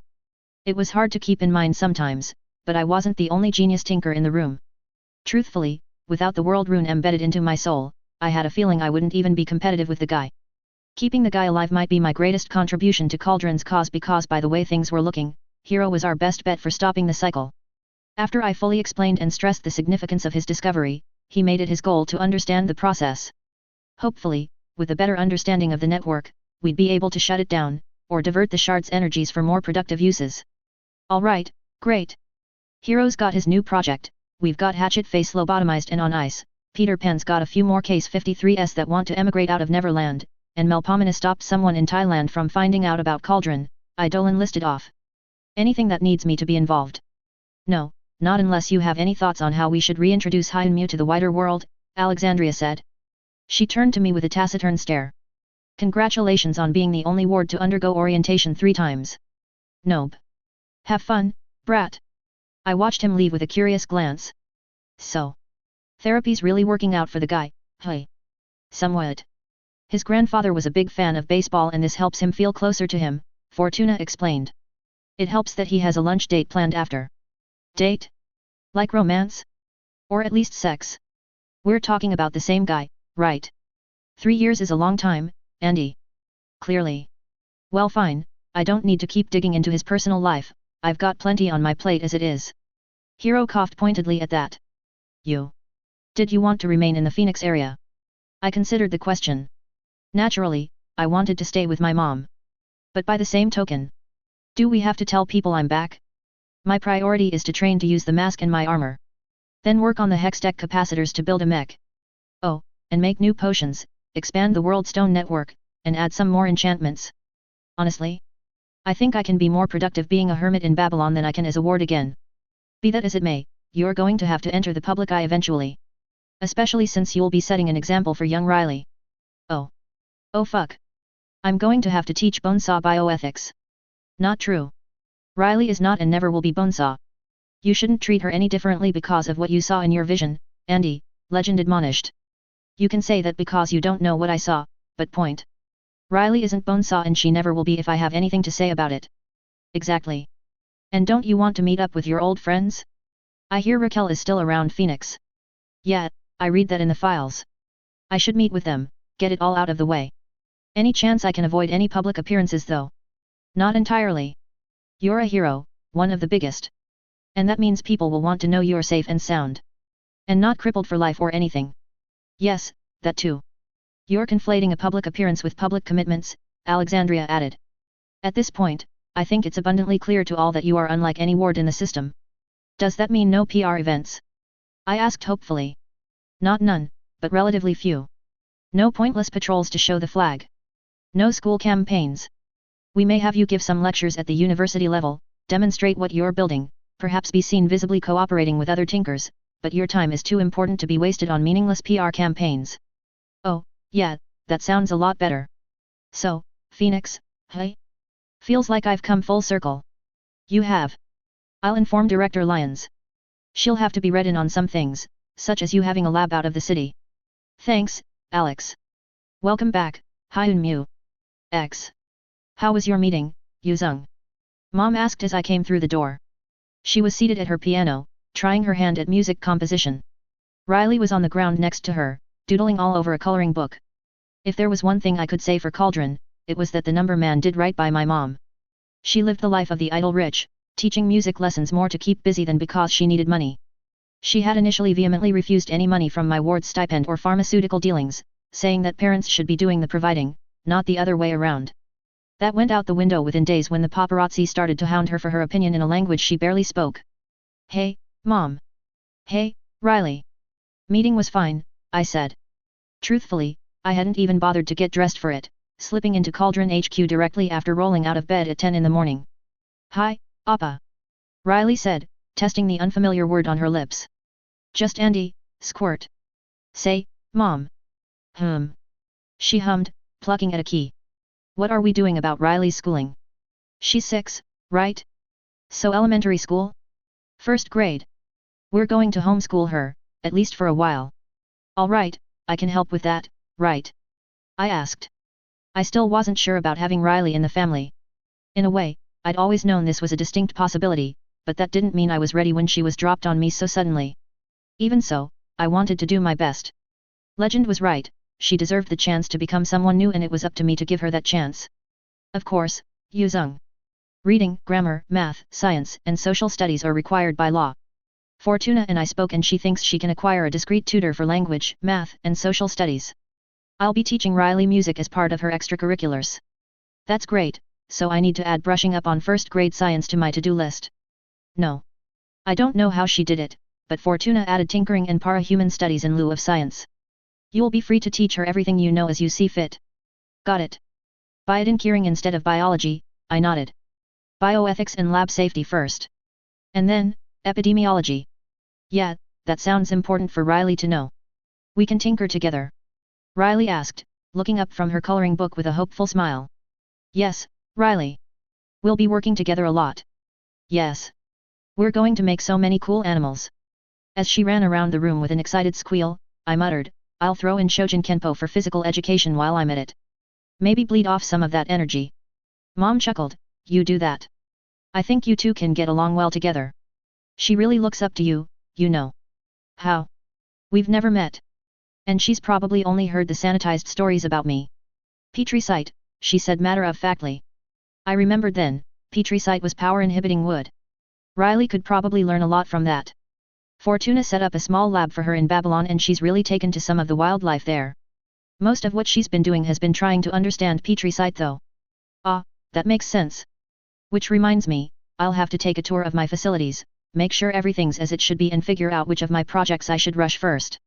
Ooh. Can I come? Please please please please. Riley ran into me, clinging onto my stomach like the world's smartest koala, not that that was a particularly high bar. I gently pried her off. Nope, not this time. I need to take inventory on my own, Riley, okay? I promise I'll give you a tour when I'm ready though. Promise. Promise. You'll show me all the cool stuff you made. Yup. Potions. Sure. And Graggy Ice. I froze at that. I'd honestly forgotten I made the damn thing.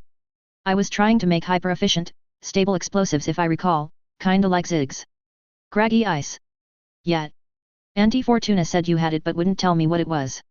What is it? She asked enthusiastically. It's beer. The perfect beer. Oh, like the kind that Uncle Eugene sometimes drinks. Yup. Can I have some? No. Absolutely not. Mom would kill me if I gave you booze.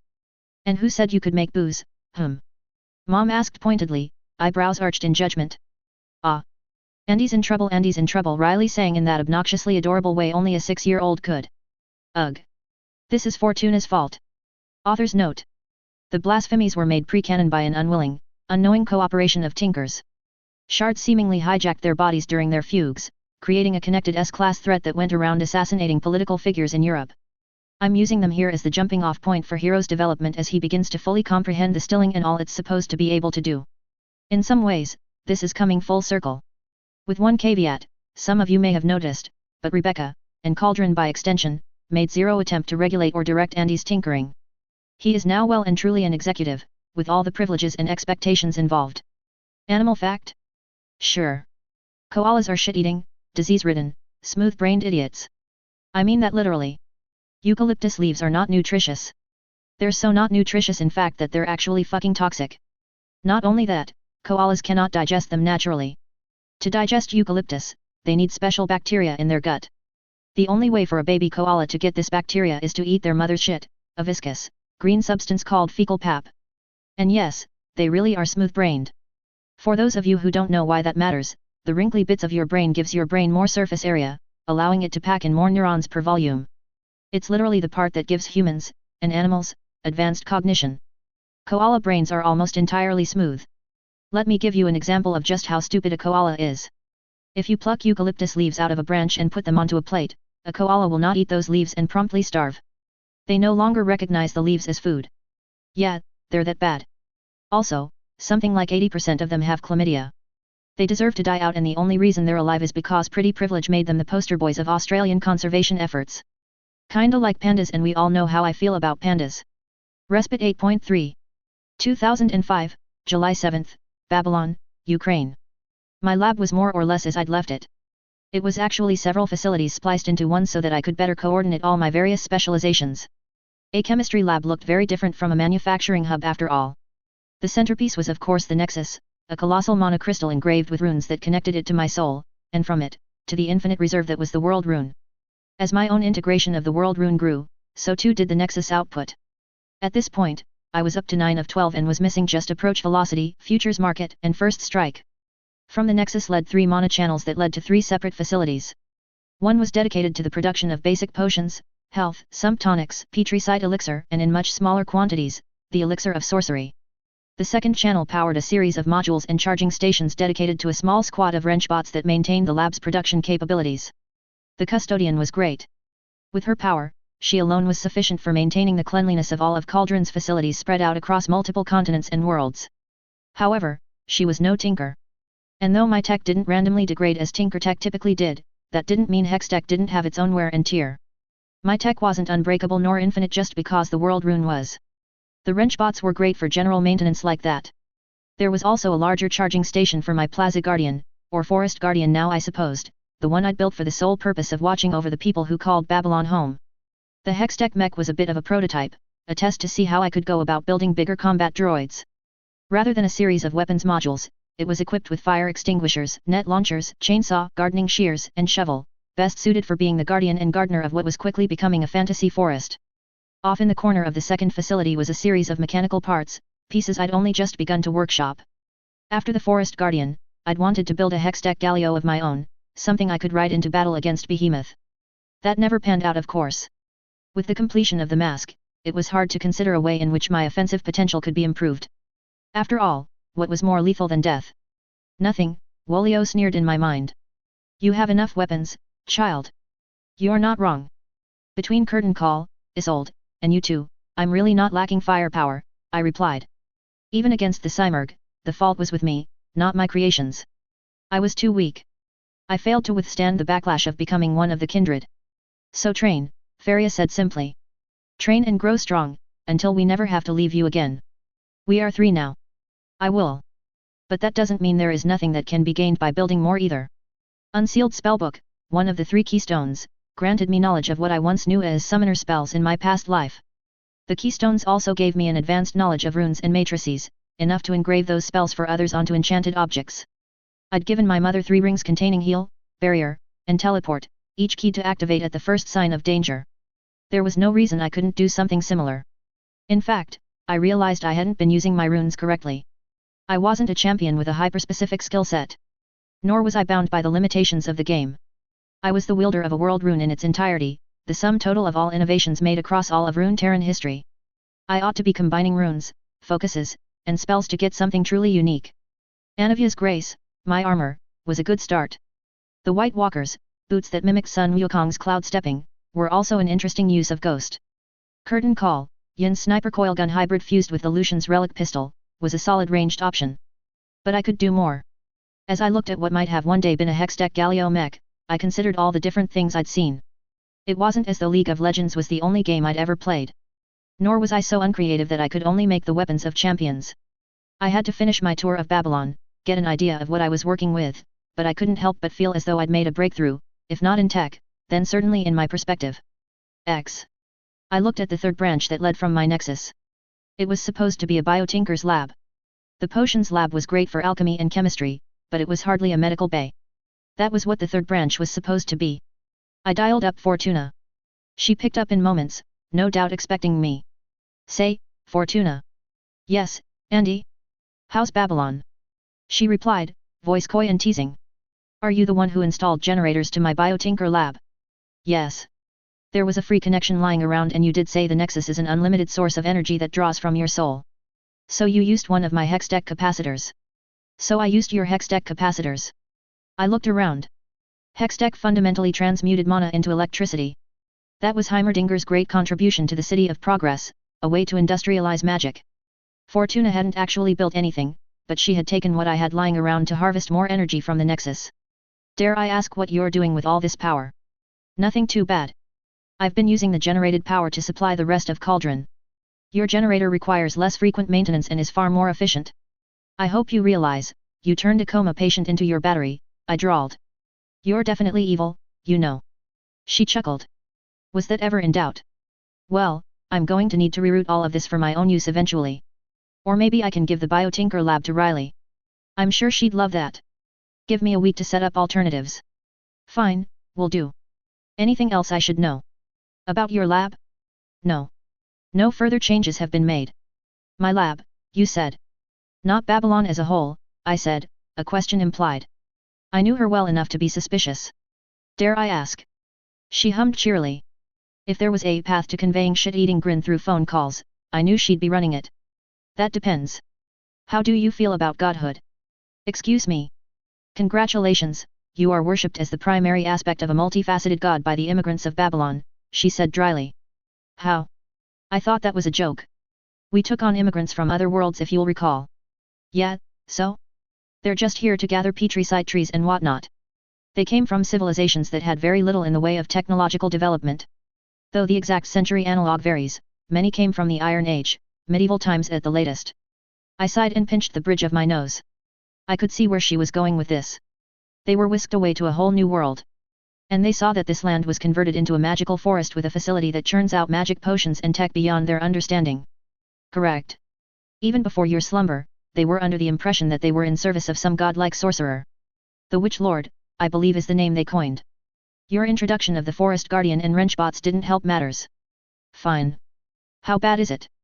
Congratulations, you are the avatar of the Turtle God, the patron of smithing, alchemy, healing, farming, harvest, and all other forms of human production and progress. According to your burgeoning cult, you may also be engaged to the goddess of winter, the great winter eagle. Or fought a titanic battle that drove her away and ended in a treaty that made the seasons. There are several folk tales surrounding your summoning of Anavu by the way. Fascinating stuff, she said, not even pretending to hide her amusement. How? That doesn't even make sense, I sputtered. They're not even unified domains. What do any of those have to do with turtles? You use the turtle shell as your maker's mark. You are Hien-Mu, the black turtle of the north, are you not? I hate you sometimes. And the god of the harvest thing. Do you recall the Freljordian grain you used to make graggy ice? I let out yet another sigh. You planted them here, didn't you? We did. They grow taller, stronger, and healthier while being hyper-resistant to the cold. They also provide a much better yield than the genetically unaltered crops the people were used to. I believe they still have a harvest festival in your honor. You're having way too much fun with this. I disagree, she replied glibly. I think I'm having just the right amount of fun.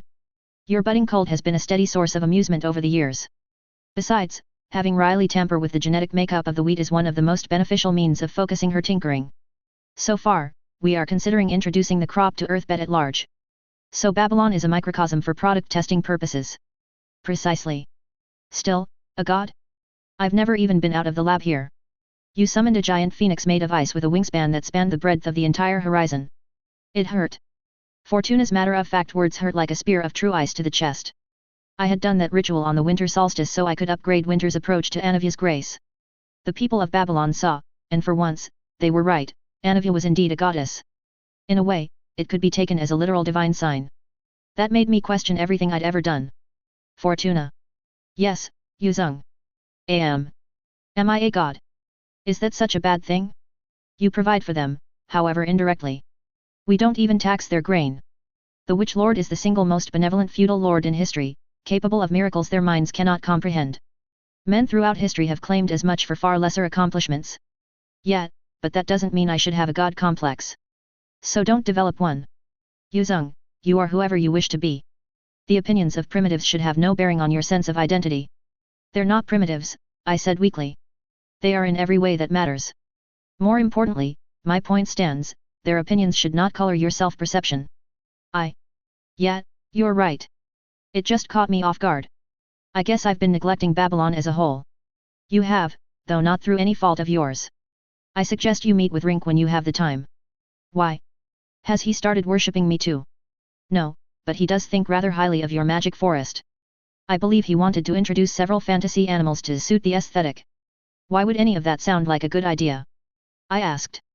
Because he may consider it whether you like it or not. If you speak with him now, you'll be able to veto anything he is planning. Must I? So long as he isn't killing off the people here, I'm more or less okay with whatever. Very well, I'll pass that on.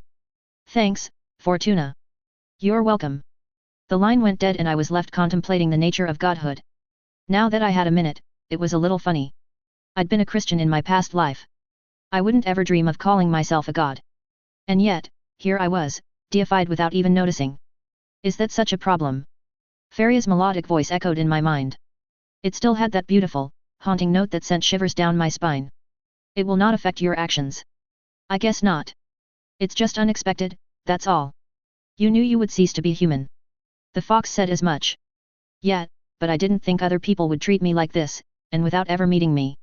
Even a mouse may cast a frightening shadow. Are you saying that it's because they don't know me that they can deify me? Indeed. This could be useful however. How so? Spirit gods are entities that gather strength in accordance with faith. Janna the storm's fury. Orn the firebringer. Nagakaburos the mother serpent. I paused at that. Faith-based entities did exist on Runeterra. Janna specifically had lost much of her power until recently. Just because Anivia was there at the creation of the Freljord didn't mean she wasn't influenced by the faith of her people. Hell, even Valhir kept followers, his Ursine. But that didn't mean I was a god, did it? Faria. Are the kindred influenced by faith? Of course we are. The fading icon was forgotten, Wolio answered with a snort. And if we can cultivate faith in you, we can ensure we will never fade, Faria finished for me. We can acquire more power. It is not a hardship to guide the lost to the other side. I didn't like it. I didn't feel that I'd done anything to be worthy of worship. I'd known immortality was something I'd have to struggle with, but deification? That felt like a step too far. I didn't think a mortal had any business claiming the mantle of a god. Even the aspects were more vessels rather than true gods. Ascended? Sure, those were a thing, but all but Nasus went murderously insane. But I couldn't deny its usefulness either. X. 2005, July 7th, Salado Uni, Bolivia. The largest salt flat in the world stretched out before me as far as the horizon. The salt in the shallow water reflected the sunset, dyeing the scene a mesmerizing array of oranges and yellows. The vista made me feel almost as if I was standing on nothing and the sky stretched out forever. Being able to claim the entire flat to myself, one of the greatest examples of nature in all its unspoiled beauty, was easily one of the better perks of being a cauldron executive. It felt good to be out here. The world had largely moved on from Hyun Mu. Other things made the news cycle. People who weren't in my direct social circle found different interests. The differences I made in the world were noted, but more in a imagine what he could have done had he not met the Cymurg sort of way. Even my friends, the Phoenix Wards, weren't wards anymore. Hell, David and Penelope had a kid on the way. I may have been asleep for only 3 years, but Earthbet was a very different place than the one I knew. In that sense, this plane of seemingly infinite white was my quiet place. I danced with Isolde in hand, going through familiar motions in a strange body. I wasn't that much taller, now 5'4", stronger and faster too, but the more mature body was enough to throw me off ever so slightly. I hoped that by engaging in these familiar kata, I would be able to better accustom myself to this new body. I started off slow, working from the ground up in every martial style I knew. Most of them began with footwork. They were basic, things taught to children and the greenest of acolytes, but they helped more than the advanced techniques at the moment. Simply moving from foot to foot, allowing myself to feel the way my muscles tensed and my center of gravity shifted, that was grounding in ways I couldn't quite put to words. I then began with the unarmed kata of the Shojin Monastery, Isolde shrunken until it looked like a large pair of gardening shears and clenched in one hand. Its blades and spikes let it double as a hybrid between a dagger and a brass knuckle. I ran through the sequence again and again. My movements were more of a dance than a combat art at this stage. It wasn't enough to approximate the right motions, I needed perfection, to know I was in full control of my body at every stage of the kata. Then faster. And faster. Until I moved on to more complicated dances. I'd been at this for hours, flowing from one form to another until I felt I could engage in the kind of high speed that defined an endbringer battle. Then I started to mix the sword forms of Master Yi, Isolde expanding to strike down imaginary foes. I only stopped when I saw a door open behind me. "Andy, dinner's ready," Riley said, barging right on through. I stamped down the wave of irritation at someone else entering my quiet place. It wasn't as if I owned the salt flats here. "Whoa, what is this place?" "It's the Salada Uyuni," I explained patiently, "a natural geological formation that forms when a lot of flat ground gets covered in a lot of salt water." "All this is salt? Cool." And, like any other 6-year-old, she promptly sank to her knees and picked up a mound. Without a care in the world, she stuck her hand in her mouth, and promptly spat it out with a look of disgust. "Bleg. Yup. That's salt." I chuckled at her self-inflicted misfortune. Riley was adorable. She had a way of washing away any annoyance at her intrusion in my life. "That it is, Riley. What were you doing?" "Martial arts practice." "Ooh, so you can beat up all the bad guys." "No, so I don't get beat up by all the bad guys," I said, completely honestly. "Hey? But I saw videos of you beating up stage crew. And you won all your spars against the wards," she said, open confusion on her young face. She started doing her best impression of a kung fu movie. "You were like ya." I groaned internally. Of course she saw that. "Say, Riley. Yet. Why do you think I was asleep for so long? You did something that saved a lot of people." "Mommy won't let me see the video though," she pouted. It made sense. I wouldn't want a 6-year-old seeing recordings of Endbringer battles either. It also explained how she had such a skewed view of me. "I don't always win, Riley," I said gently. "I got hurt. I got hurt fighting a very strong lady." "Ah, really?" "Yup. She was so strong that I wasn't able to leave my bed for 3 years. She's scary. Very." On that, I could emphatically agree. Death incarnate or not, world rune or not, the Cymurg was fucking terrifying. I wasn't sure how much was appropriate to say to a child, but I chose to lean towards honesty. I gently placed my hands on her shoulders. "That's why I work very hard. Being a good tinker isn't enough for me because one day, I'm going to face her again." But what if you go to sleep for years again?"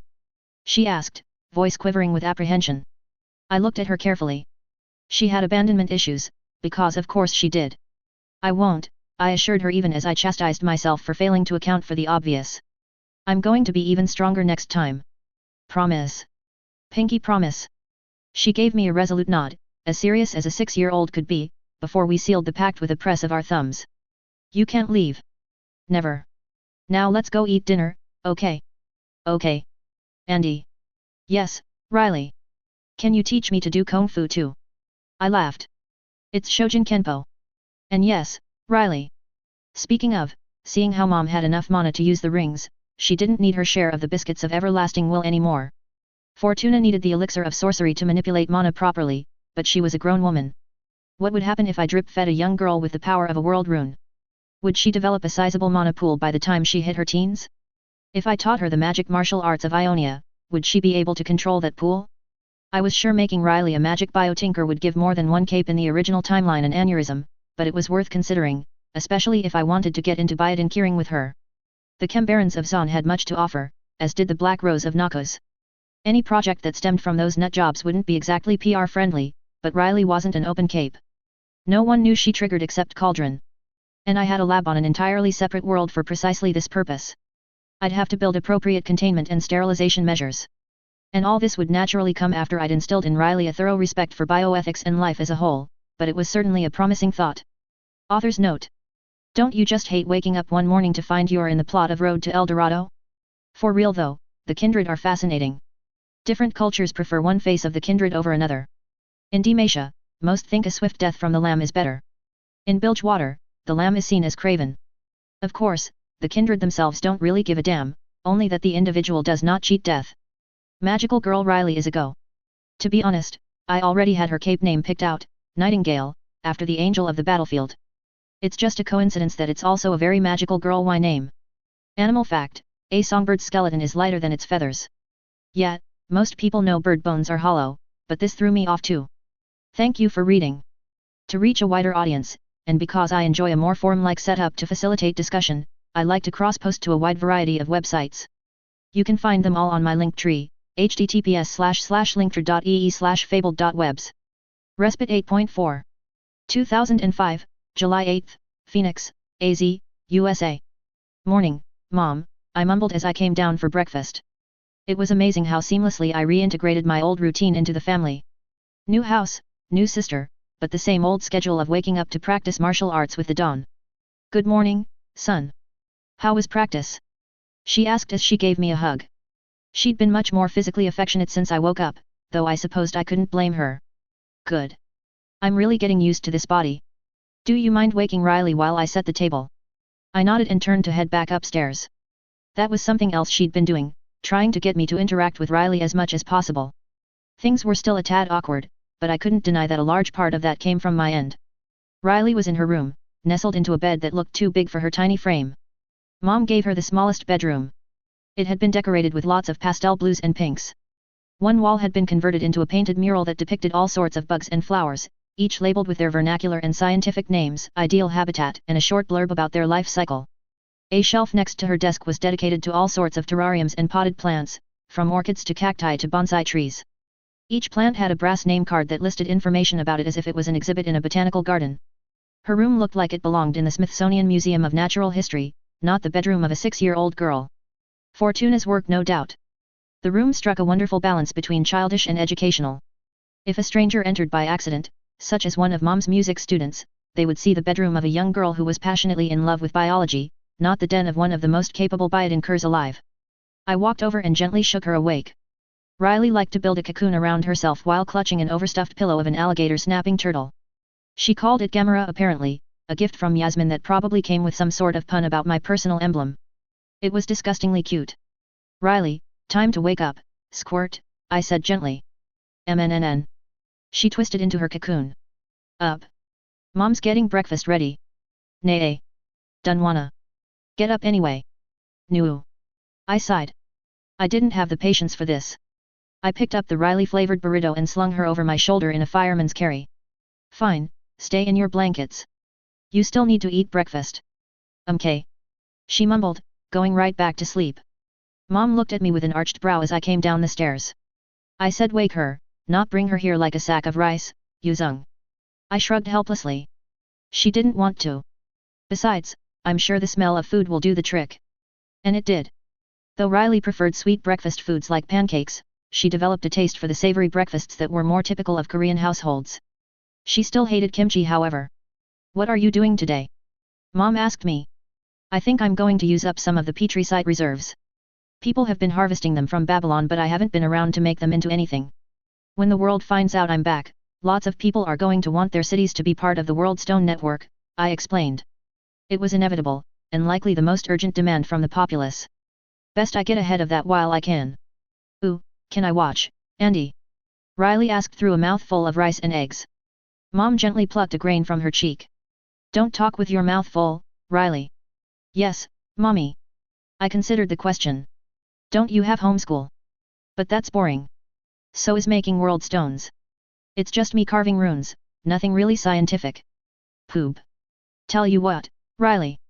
If you promise you'll pay attention in class, I'll give you a magic cookie. Cookie? Really? She studied me with narrowed eyes. You don't have a cookie? I chuckled. How could I ignore a setup like that? I held out my hand and gave it a flourishing wave. Oh, but I do, little sister. Now, pay attention, okay? Magic trick. Magic, without the tricks, I corrected. Then, wisps of mana coalesced from my hand, becoming the ideal cookie as Riley, in this moment, envisioned it. Chocolate chip, of course, with just a hint of char to give it that perfectly homemade mouth feel.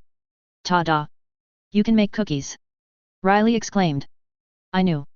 In that moment, I was the single greatest person in the world in her eyes. Not because I was a hero, or because Mom talked me up, but because I conjured a cookie. It was a weirdly satisfying feeling. Mom. Andy can make cookies. I can, I said with a laugh, but only 3 magic cookies per day. Gimme. Ah, nope. You gotta promise, Riley. I'll pay attention in class. Good. Now, the magic word. Please. I handed it over with a smile. Good girl. Andy has cookie powers. It's not fair, she said through a mouthful of crumbs. I don't. I have magic cookie powers, I replied with a smile. If you keep eating them, you'll be able to use magic too one day.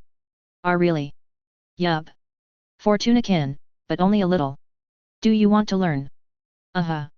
Her head nodded so fast I almost feared it'd pop right off. Well, you're going to need to pick up Shojin Kenpo. That kung fu stuff you do in the salty place. Yeah. And that means waking up early with me. Think you're up for it? Okay. So agreed, I placed one on the kitchen table for Fortuna. Hers was a gnarly purple color, speckled with seeds. To the best of my knowledge, it was a type of yam that didn't grow on Earth bet, it had slowly evolved into something else through the cultivation methods of humanity. It didn't objectively taste better than modern sweet potatoes or anything, but it held a unique place in her heart as one of the few things that could instill in her a sense of nostalgia. Sure enough, Fortuna stepped through a door not 10 seconds later. She grabbed the cookie and took a nibble, letting out an appreciative hum. She twisted as she sat on the couch, dispersing the force of Riley's sudden tackle hug. On to Fortuna. Hi. Hello, Riley, Suiyong, Yuzong, she greeted. I nodded her way and conjured a third cookie. I handed it over to Mom. It wasn't as though I needed the mana anyway. She shook her head and pushed it back to me. You can make 3, right? Have one yourself. Ooh, can I? Riley asked, releasing Fortuna in favor of reaching for the cookie. No. We share in this house, Riley. You've already had yours. Ah. Okay. I shrugged. Thanks, Mom. I took a nibble and was reminded why biscuit delivery was one of my favorite runes. It was one of the branches of inspiration I'd sorely neglected. After all, food was ubiquitous. These biscuits weren't the only magical forms of sustenance available on Runeterra. Sadly, I would likely continue to neglect this branch of human innovation, aside from baking treats for my family and friends, because it just didn't provide the overwhelming power and utility I required. Fortuna stuck around and chatted with us for precisely 15 minutes.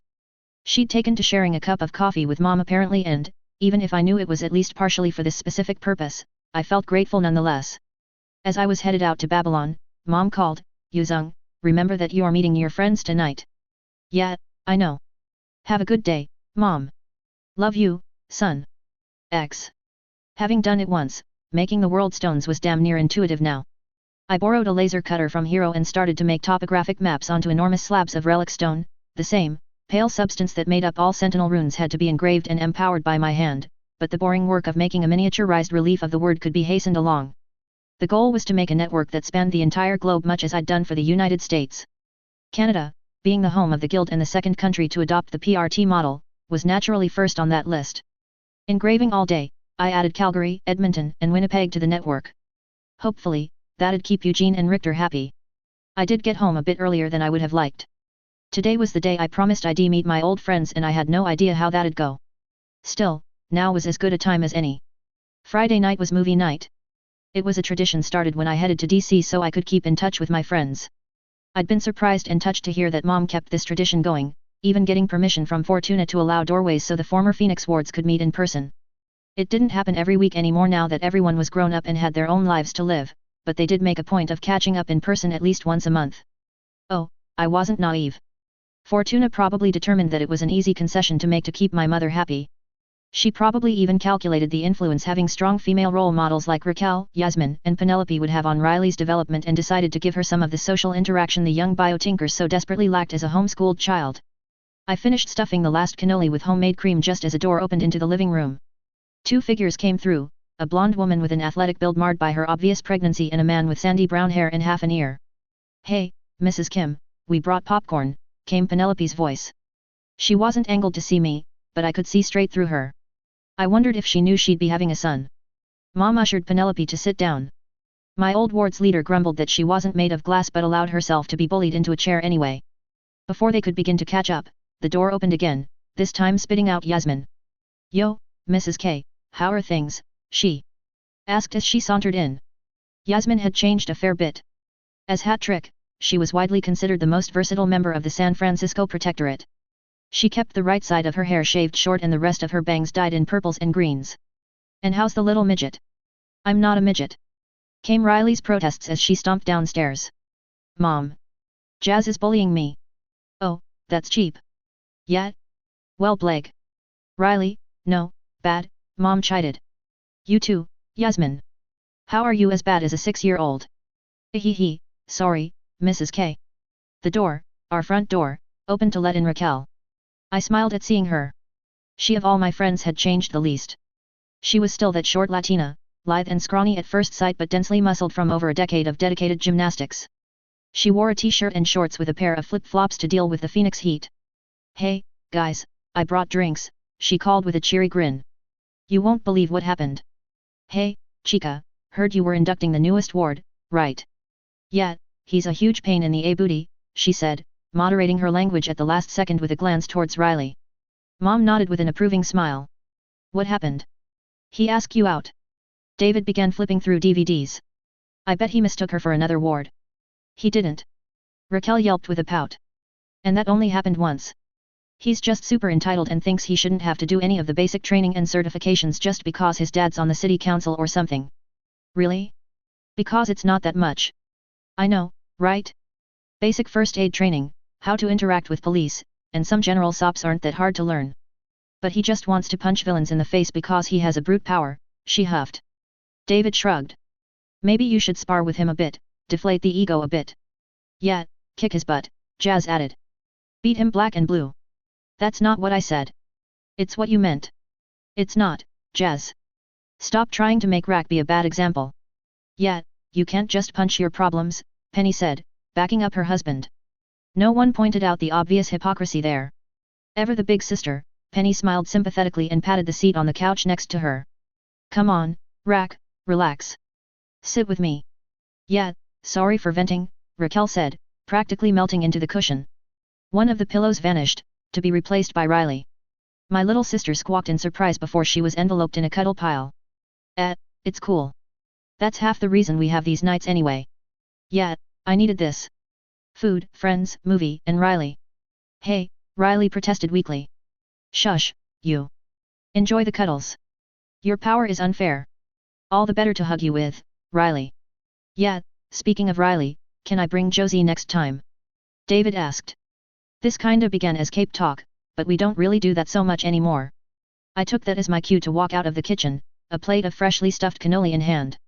Sure, why not? Actually, I don't think I've met her. How's she doing anyway? Not bad, she's 11 now. It's kind of a pain having to find babysitters for her who won't ask questions about where I've gone, David said, not looking up from the back of a DVD case. Andy! The girls shouted. I barely had time to put down the plate of pastries before I'd traded places with another pillow. When did you wake up? My former leader asked with a watery smile as she gave me a hug. She used her second trigger to pick me up from a distance like a doll. A few days ago, I told them as I ruffled Riley's hair. I had to get a few things situated. Catch up on everything that happened, meet my new kid sister. You've been busy. Guess I have. Andy, I'm sorry, she began. I've always wanted to tell you. If I wasn't there, then you would have. I looked at her. She looked so damn guilty like this, like my 3-year coma was her fault somehow. I hated this. She was Stingray. Confident, strong, everyone's big sister. Not this teary, guilt-ridden mess. It's not your fault, I tried. It is. You told me not to volunteer. Then I had to play the big damn hero. I heard it was DC and you wanted to check on me, I said softly. I understood, because I would have done the same. For as briefly as I'd known them, these four had well and truly become like family to me. They'd taken in the little blind boy, and I'd gotten David's dad killed. There was a big part of me that still didn't forgive myself. Penny, she was going through much the same. You did nothing wrong. You got hurt because of me. I didn't. I got hurt because I fought the Cymurg with powers I wasn't ready to handle, I said, pulling the taller girl into a hug. And I'm better now. See? You lost 3 years of your life. And I'm back. No harm done. No, Penny. No beating yourself up over what happened. That's what the Cymurg does. She arranges little events like dominoes. She used Warp Tech's bomb to make her escape. You shouldn't have had to choose. But I'll make that choice every time, I assured her.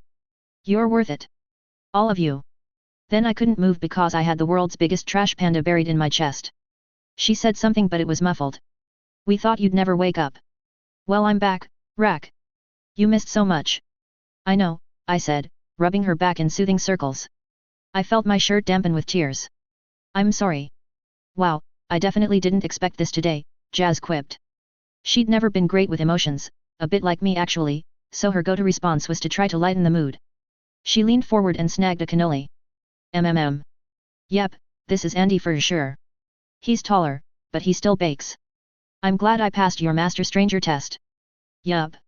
It's a very rigorous test. What kind of random imposter would know how to bake cannolis? But what if they were poisoned? You shut your mouth with your logic. That pulled a quiet chuckle from us. I gently pulled Raquel from my chest and nestled between her and Riley. You know, you haven't changed at all. I mean, new hair, new city, but still the same Jazz. Yet? How about you? You're taller than Raquel now. She said with a laugh. And suddenly, Raquel's flip-flip was in her hand, sailing towards Yasmin's face. You shut up. I laughed and pulled my favorite trash panda into a one-armed hug. She's right, you know. Penny's clearly expecting, David's got a scruffy beard now, and Jazz hair looks like a leprechaun barfed on it, but you? You're a consistent midjow. Why your slipper? Shut up, you jerk. Do you know how many short jokes I put up with every day? I couldn't help it. Feeding this little fire was second nature to me by now. So one might say it's left you with a short temper. Raquel's eyebrow twitched in a distinctly unhealthy way. Riley, probably smarter than me, ran out of the splash zone and hid behind Mom. The flip-flop hurled towards me. I would have caught it, but it was only a distraction. It vanished and reappeared in Raquel's hand as she lunged towards me. Fear the Shankla. Ow. Ow. Damn it, trash panda. Oh, I heard you named your faux account Aftao. That one actually hurt. Calate, estupido. She yelled, before descending into a rambling mix of Spanish and English. All the while, her favored weapon of judgment descended and I laughed like a maniac. Mom, David, and Penelope looked on with exasperated smiles as Yasmin cheered Raquel on. Riley looked between me and Raquel with a conflicted expression. I was probably causing irreparable damage to the heroic image she had of me, but that was a good thing in my book. Hero worship was nice, but not from family. X. 2005, July 9, Babylon, Ukraine. I reflected on my newfound status as a god all week. This would be my first time in Babylon, the town, and enchanted forest, not my lab that overlooked them both. Fortuna was, of course, correct, what these people thought of me was irrelevant. On the other hand, what Feria and Wolio said also had merit. I too was part of the kindred now, one of them. There would come a time when I could no longer call myself human, perhaps that time had already come. The spirit gods of Runeterra were influenced by the faith they inspired, so it wasn't a far stretch to think I too would be vulnerable to the same one day. More than anything, I was morbidly curious. What exactly did a faith in the kindred mean in this context? The lamb and the wolf were worshipped throughout all of Valoran, but each culture did so in different ways. In Bilgewater, they respected those who fought the wolf to the bitter end. There was a festival called the Kindred's Eve, during which time a known coward, a designated lamb fool, would be forced to face a respected warrior to the death. Should the lamb fool emerge victorious against all odds, every knave, liar, murderer, and pirate in Bilgewater would be obligated to walk the path of peace for a full year. Hence why they always chose a known coward. An idiotic practice, Feria sniffed. To accept the inevitable is not cowardice. Maybe, but many humans consider death the final enemy, I pointed out. In that framework, to accept death is to be a coward, for it is to accept your enemy. Ridiculous. All things end. Neither I nor Dear Wolf judge the morals of man. So I take it you're not a fan of that particular tradition. Nor I, Wolio said, somewhat to my surprise. The prey that struggles is good, but I do not care for the conduct of the living. Ah, so they're putting words in your mouth by mandating the pirates behave themselves for the year. Interesting take. They leave me with less prey when they live justly, Wolio grumbled. That made me laugh. Was that it? Wolio felt cheated out of his prey in Bilgewater whenever the lamb fool won? It made sense, if in a twisted way. Neither halves of the kindred gave a damn about the way humans comported themselves while they were alive. All souls were theirs to reap after all, and, contrary to human misconceptions, the two were one and the same. It mattered not to them, whether it was the fangs of the wolf or the arrows of the lamb that found a man in the end, only that the man was found and the hunt concluded. Okay, so what about the tallymen of Nakos? They don't favor a specific half of the kindred, do they? I think they mostly dig graves and collect corpses. They do not favor either side, Feria agreed, but we did not ask them to keep an account of funeral rites. None of it matters. None of it matters. But maybe it matters to the people left behind, I thought quietly as I walked towards the town. I don't think it's wrong to offer people closure. Death might be inevitable, but it is only right to soothe the pain. The town was idyllic. It was a primarily brick and mortar sort of place, the kind of beautiful, sanitized place that might show up in a Renaissance fair or the set of a medieval fantasy movie. It reminded me of the Shire from Lord of the Rings, even if the architecture looked nothing alike. No sign of industrialization, but that left a sort of humble, Amish feel to things. I was dressed for the part, a thick, woolen cloak with a hood drawn up over my face, casting it in shadow. I'd picked it up from a Renaissance fair store out in Maryland. The door was wonderfully convenient like that. It is not unlike a village in Dalmatia, fairy equipped. Really. This place. The petricite trees, the fields of golden wheat, and the shape of the buildings remind me of the place. They favor dignity in their passing. Which means they favor those who meet you over Wolio. A boring lot with a boring hunt, Wolio grumbled. Who goes there? I was brought out of my musings by the call of the guard. He was a farm boy, maybe a year or two older than me, dressed in thick fleece. The town didn't have a stone wall, but there was a watchtower and a set of thick, wooden stakes posted around the perimeter to deter wild animals. Considering that they, the Case 53s in Neverland, and Cauldron staff were literally all there was of humanity in this world, they didn't need anything more sophisticated than this. Honestly, I was more impressed by the man's grasp of English. Or had the slug's memory manipulation been a requirement for their migration here? Ahoy! I called. I immediately wanted to slap myself. Ahoy! What the hell? How did quasi-medieval farmers in sorta but not really fantasy Earths converse anyway? Should I have gone with tally-ho? Or howdy, chap? Who are you? He asked suspiciously. Ah. I panicked. I didn't actually have a backstory planned out. I come from, far away. A traveler? We've never had one before. Well, first time for everything, et. You sound too young to be wandering the world. Short too. Take off the hood. I sighed but acquiesced. You. Your eyes. They're very blue, yes. Crystal, you might say. You're from the castle, aren't you? I paused at that. What castle? Babylon. He exclaimed. The castle of the witch lords. You must be. You have eyes like sapphires. Are you their messenger? That was one way to describe my eyes. I would have preferred the effusive praise come from a pretty woman, but he wasn't wrong. More importantly, he gave me the perfect excuse to be here. Yes, that's right. I'm a messenger of the witch lords, I said, a little awkwardly. Take me to the village chief, if you don't mind. We've decided that after 5 years, we would like to learn more about this village. Right away. Author's note. I have plans for Babylon. Using it to integrate a bit more of Runeterra was always the plan, as seen with the Anivia/Winter's approach thing. I don't know if it'll mesh well, but I think this story's been one big experiment for me anyway, kind of like how the firstborn child is always the experimental kid. Animal fact? Sure. Sorta. This year is the year of the dragon, which is the 5th in the zodiac order. Why 5th? Well, the Jade Emperor hosted a race to determine the order and the dragon fell behind the rat, ox, tiger, and hare even though it could fly. There are several versions of why this is the case, but the story goes that the dragon stopped by to give some peasants rain. And when the rain threatened to flood the river and drown someone, he created a gust of air to push him to shore. Basically, the dragon is a swell guy. Thank you for reading. To reach a wider audience, and because I enjoy a more forum-like setup to facilitate discussion, I like to cross-post to a wide variety of websites.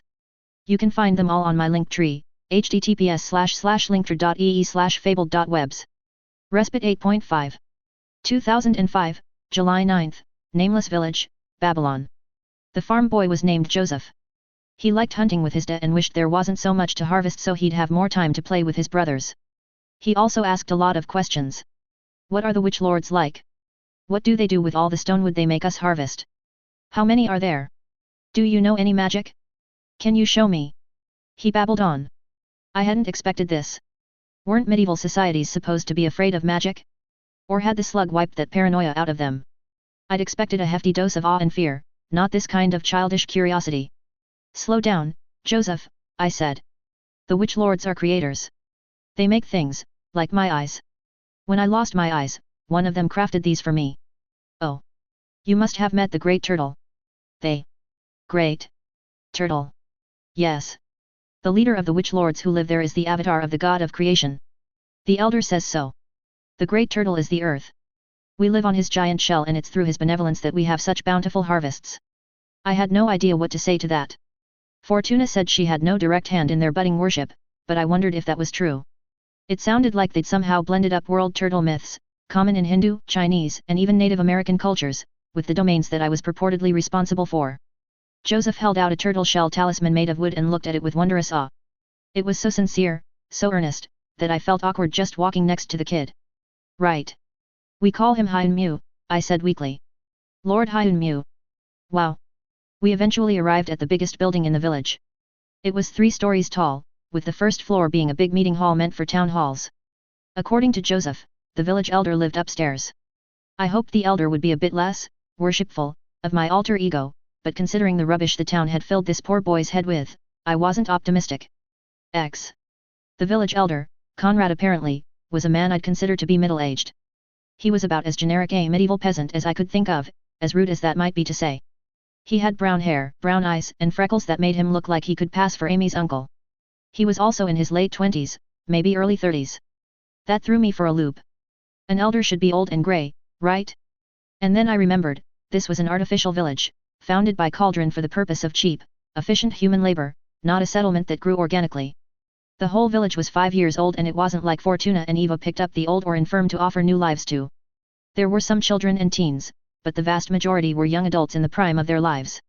When Conrad learned that I was the messenger of the Witch Lords, he quickly dismissed Joseph and ushered me inside.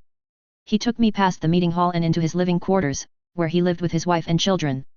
Thank you for your hospitality, Elder, I said as I took a seat across from him. He placed a wooden mug filled with barley tea in front of me. We should be the one telling you that, lad, Conrad said. The Witch Lords have been good to us. They gave us a home when we had none and provided us with a life we could have never dreamed of. I was skeptical. From his perspective, I was effectively the boss secretary, come down for a surprise inspection. Of course he'd sing my praises. And if he found out I was one of those Witch Lords in question? No, I clearly had to get him talking more, maybe even get a proper tour of the town. They're good people, I said softly. Tell me, Elder, does this village have a name? We've been calling it Babylon, but it strikes me that we should ask you residents what you call this place. This village? Ah, we've been calling it Lord Smith, after the Great Turtle. I pray he would not mind, but it felt appropriate. I'm sure he would allow it. Hyun Mu, that is his name, is not easily offended. Have you met him before? The Great Turtle? Lord Hyun Mu? He asked, eyes sparkling just as Joseph's had. I leaned back a bit to put some distance between me and my adoring fan. I have. I suppose you could say I'm an apprentice of sorts. Please, call me Andy. I was sent to take stock of this village. I see. How can I assist you? To start, how many live here? About 1,000, perhaps 100 more. And of these, how many are able-bodied and productive? Near all of us, lad. As you can see, I'm the elder, and I'm not a greybeard yet. I nodded and continued to ask my questions. Though it was a village established for my sake, interacting with Joseph and Conrad drove home just how little I knew about this place. Sure, I received the occasional status update, but it didn't exactly cover much beyond the Petri site quota was met. I wanted to know more about how these people lived, not whether they were paying their taxes on time. As we talked, he told me a little more about the lifestyle that most villagers led. They were, as expected, lumberjacks and farmers. They cut down Petri site trees using enchanted tools provided by Cauldron, mostly stuff from Home Depot, and dropped off the wood at pre-designated locations. Their enchanted golems, i.e. my wrench bots, took over, weighing the wood against the monthly quota before carting it to the lab. The quota isn't too much, is it? I asked, gesturing outside to the fields. You seem to be farming all right. Oh, no, the taxes are fine. Downright lenient compared to the lord I served before. Our lords are generous with us, Conrad said. The Witch Lords aren't taking our harvest at all, not one stalk of wheat or bushel of apples, and we know there aren't any other villages. The Great Turtle probably provides for them as he does for this village. I see. And what about the forest at large? I'm aware that there are several magical plants within the Garden of Babylon. Some of them are dangerous to humans. They are. Jim's horse ate one of them puffcaps and nearly choked to death. Then one of the forest wardens gave it some kind of medicine that fixed it right up. We get asked to harvest them in small amounts, but the Witch Lords gave us enchanted clothing to protect us so it's no trouble. He got up and dug around in his closet for a moment before coming away with the enchanted clothing. I coughed loudly, trying to clear the tea that went down the wrong pipe. Is something wrong, lad? And no, sorry, Elder Conrad, I said, choking. That was better than busting out in laughter though, which was what I probably would have done had I not been hacking up my lungs. I hadn't noticed it was there at all. Conrad had pulled out a beekeeper's uniform, giant knot astronaut helmet and all. Fortuna had to be fucking with me. This couldn't possibly be the most efficient solution to harvesting dangerous plants. Or maybe it was. The more I thought about it, so long as the tough, exterior fabric was treated with a spray-on plastic polymer to close air gaps, it was probably quite effective actually, especially if paired with a painter's gas mask I could see in the corner of his closet. Perhaps I should be glad that someone thought to provide protective wear for them, because it had definitely slipped my mind. After all, the Garden of Babylon, named for the Hanging Gardens, had been seeded with more than just Petri-site trees and Frulgeordian wheat. There were also Vareza azaleas, puffcap mushrooms, dream blossoms, and more. Some were largely harmless, merely time-consuming to harvest, like the azaleas, while others, like the puffcaps, could potentially be fatal. Dream blossoms wouldn't kill a man, but losing the day to sleep, getting permanently lost in the fog, or even waking up without all your memories were distinct possibilities. The garden was really shaping up to be an enchanted forest, and given I planned to teach Riley some of the horticulture methods favored in Zon, I had a feeling it'd only get more dangerous. Are you happy? I asked finally. I wasn't really a city planner or administrator, those were concerns better left to the number man. But at the end of the day, this was what all other questions boiled down to, right? These 3 words? Were they happy? Could they see themselves living fulfilling lives with what they'd been given? And if not, how could I provide for them more efficiently? Perhaps some of my sincerity carried through my expression because Conrad took a while to answer. He brought his mug of barley tea to his lips as he considered what he should say. We are, lad. We have good food to eat, are protected from the forest by the forest guardian, and we have friendly relations with the Fey folk. Fey folk. Their lord, Peter Pan, sends an envoy to trade with us. Our grain for some of their fruits and masterwork tools. I'd never seen workmanship like these in my life, lad, not one that wasn't made by divine hands anyway, he gushed, pulling out a switchblade. It was pretty normal, a thick, sturdy hunting knife that would suit any woodsman. The handle of the blade was adorned with a hydro-printed pattern depicting a wolf howling at the moon. The steel is perfect but the design is truly incredible. Ah, I see. We call that place Neverland. I plan to visit it after taking a tour of Lord Smith, I told him. Truly? So the Witch Lords are overlords of the Fae as well. You could say that. I had nothing to do with Rink, but surely if anyone deserved to be called a witch, it was Fortuna, right? Right. She had him by the balls anyway. Say, do you mind if I took a look around the village?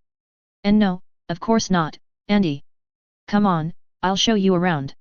He got up and led me back downstairs, to the village proper. With a population size slightly north of 1,000 people, there wasn't a whole lot to see. I did however notice that there were many amenities here that would be otherwise unavailable in a normal medieval hamlet, chief among them a rudimentary school. The cause was apparently the Frulgeordian grain and other cash crops Fortuna had introduced.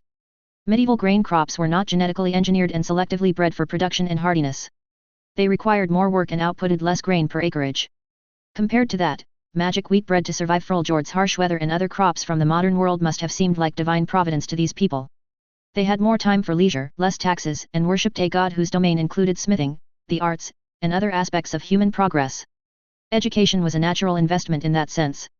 I wasn't exactly thrilled about turtle shell ornaments hanging from doors, especially over the smithies, bakeries, and what looked like an apothecary, but left them to it.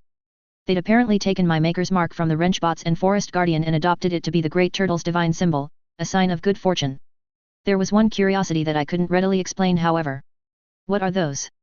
I asked Conrad, pointing up at the chimneys. The chimneys themselves were normal enough, usually made of brick and mortar, but many of them boasted little bowls filled with food.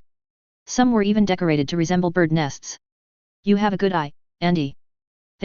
How do I say, jokes? He asked himself with a sheepish smile. No, that's not right. They're sincere, just. Well, it started out as a tribute to the winter eagle. Anavia. I frowned. That explained why some looked like bird nests at least. She's unavailable. I won't say I know her well, but I don't think she'd care one way or the other. Is that her name? She is the goddess of the snow and it was thought that by giving a portion of our harvest, we could appease her. Then perhaps the winter months would be warmer and shorter. I see. You don't have to give up a part of your harvest, you know. Yes, we received word from Babylon. But then, when we began to trade with the Fae, all sorts of rumors began to arise. Some claimed that we could make peace offerings to the Fae by allowing the smoke to waft the aroma of food. They're not monsters that will carry off your children if that's what you're afraid of. Ha, we know. It was the children who started doing it, more as a joke than anything. Then when some of the Fae flew up to grab the food, well, now it's a tradition. Right. They sometimes come to visit at night, seemingly at random, and leave little toys for children. It's become a game between them to see whether the kids can spot the Fae before they leave. I see, I said. That made some sense. There had to be at least one case 53 that could fly. It honestly made me feel relieved, to know that these people were getting along with Peter Pan's group and developing their own culture besides. I'm sure Hyunmyu will be delighted to hear it. So long as you're happy with what you're doing, I don't think he'll see a reason to intervene. Only. Yes. Have you seen the Fae, lad? I have, I nodded. I'd seen plenty of case 53s. I know some of them are intimidating, but they have orders not to harm the villagers. No, that's not it. We were wary at first, but the one called Peter Pan was friendly enough. Looked like a normal man, that one. Then what is it? It's hard to imagine that they are all one people. They look so different from one another. The children look similar enough. That brought me up short. Children? You've seen Fae children? They're real little, about as high as my waist. They've got big, fuzzy ears and dress funny. Have you not seen them before? And no, I've been on a different project in Hyunmu's lab. I haven't been out in a while. This definitely required further investigation. Cauldron didn't experiment on children. Ever. It was one of my hard rules. Even in the original timeline, Cauldron's modus operandi was to give the sick and dying vials, not children. Dr. Mother and Contessa saw little utility in experimenting on children. If nothing else, children who became capes weren't easy to control or coerce with contracts and favors. Which meant either there was a third party involved, impossible considering Babylon's location, a lot of case 53s asked Rink to turn them into little elf children for some reason, or Rink was making goblins. Clearly, he had yet to hurt anyone, but this was serious business. Could it be that when he manipulated the bodies of case 53, he rendered them childlike to better fit in with his paternal image of himself? That didn't seem like the kind of thing someone who was mentally sound would do. Well, this is it, Conrad said as he led me back to the center of the village. The village is small, but we're happy here. And we know who to thank. Please send our lord our regards. I will. Thank you for your time, elder. I turned to leave. I still wasn't sure how to feel about this village, but seeing them lead more or less content lives put me at ease. As I was passing beneath the wooden watchtower again, Joseph ran up to me. Hey, messenger. He called. At his side were several children, younger than me but by no more than a year or so. It's just Andy. Joseph, right? How can I help you? Well, seeing how you finished your business with the village elder, can you tell us what the witch lords are like? You said you've met Lord Hyunmu. What kind of man is he? He's probably like Martin the Smith. I bet he's huge with big, broad shoulders from pounding the forge all day, another boy chimed in. No way, I bet he's like Sarah, she's the village healer, another, a girl with freckles and a dimpled smile, informed me. The Great Turtle's also the Lord of Medicines, remember? The children began to bicker about what I was like, while I was standing right here. It was the awkward cherry to cap the awkward Sunday that was today. A part of me wanted to leave, there wasn't any need to engage them. You cannot run forever, Wolio growled in my mind. I could almost imagine his phantasmal fangs nipping at my heels, urging me forward. You wish to turn their worship to something productive? Faria added. Yeah, but... It feels so weird talking about myself. I'm not some grandiose figure out of a storybook. Then don't. It took a moment for me to understand what she meant. Then I held out a hand to silence the children. Alright, you want a story? Then fine, here's a story about Hyunmu and how he came about his companions. He has companions? The second boy asked. Are those the other witch lords? Kind of. No, I'm talking about the wolf and the lamb. Now, pay attention, once, long ago, when the world was young and gods walked among men. But they do that already. Aren't the witch lords gods? Shut up, Carl. Make me, Rachel. They're avatars, I said quickly, forestalling the argument. It was true, in a manner of speaking. Shards may as well be gods to these people, and para-humans were indeed avatars of their shards. They're given powers by a greater existence. Whoa. Yes, now where was I? Right. When the world was young, gods walked among men. All of existence followed the cycle of life and death, all save one. For you see, there was a man whose job it was to greet everyone when their time had come. He was the guide who would take them across the river of souls into the spirit realm, so that they might begin the cycle anew. This man, Death, was the loneliest of all. He would greet everyone. Good men, bad men, young men, old men, all would come to him in time. So why was he lonely? Joseph questioned. Because he had to bid farewell to them all, I told him.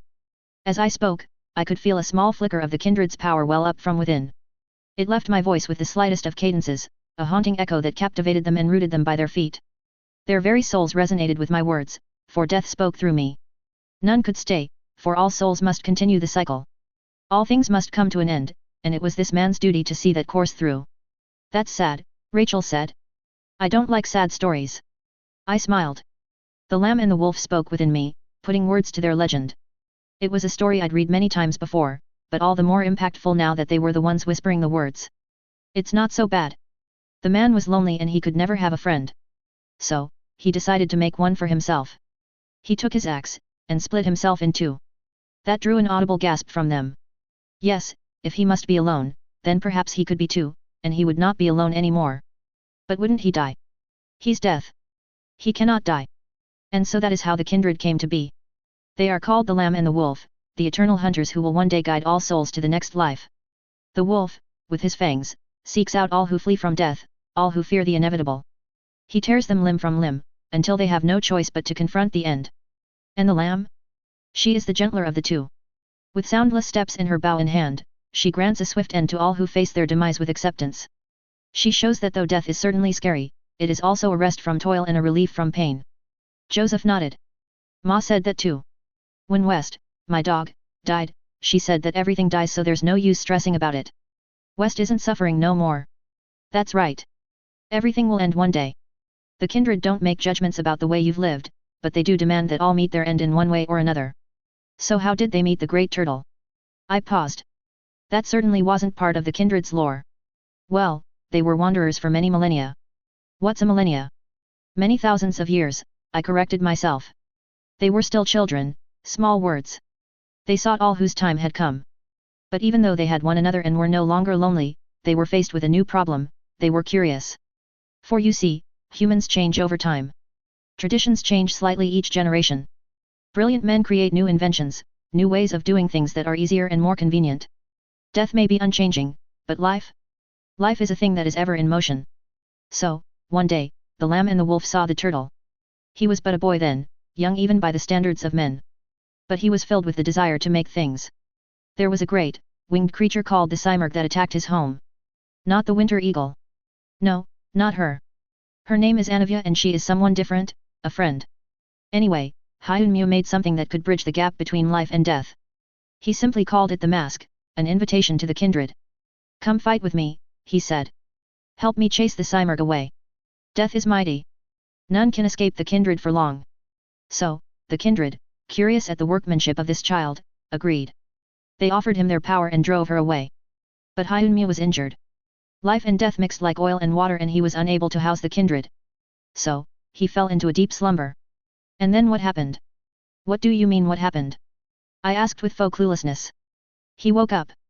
I hear he's got a bone to pick with the Simurgh now. The Simurgh isn't dead. No, no she is not. But that's okay. No one can run from the kindred forever. She's marked now. And one day, the eternal hunters will claim her also. Whoa.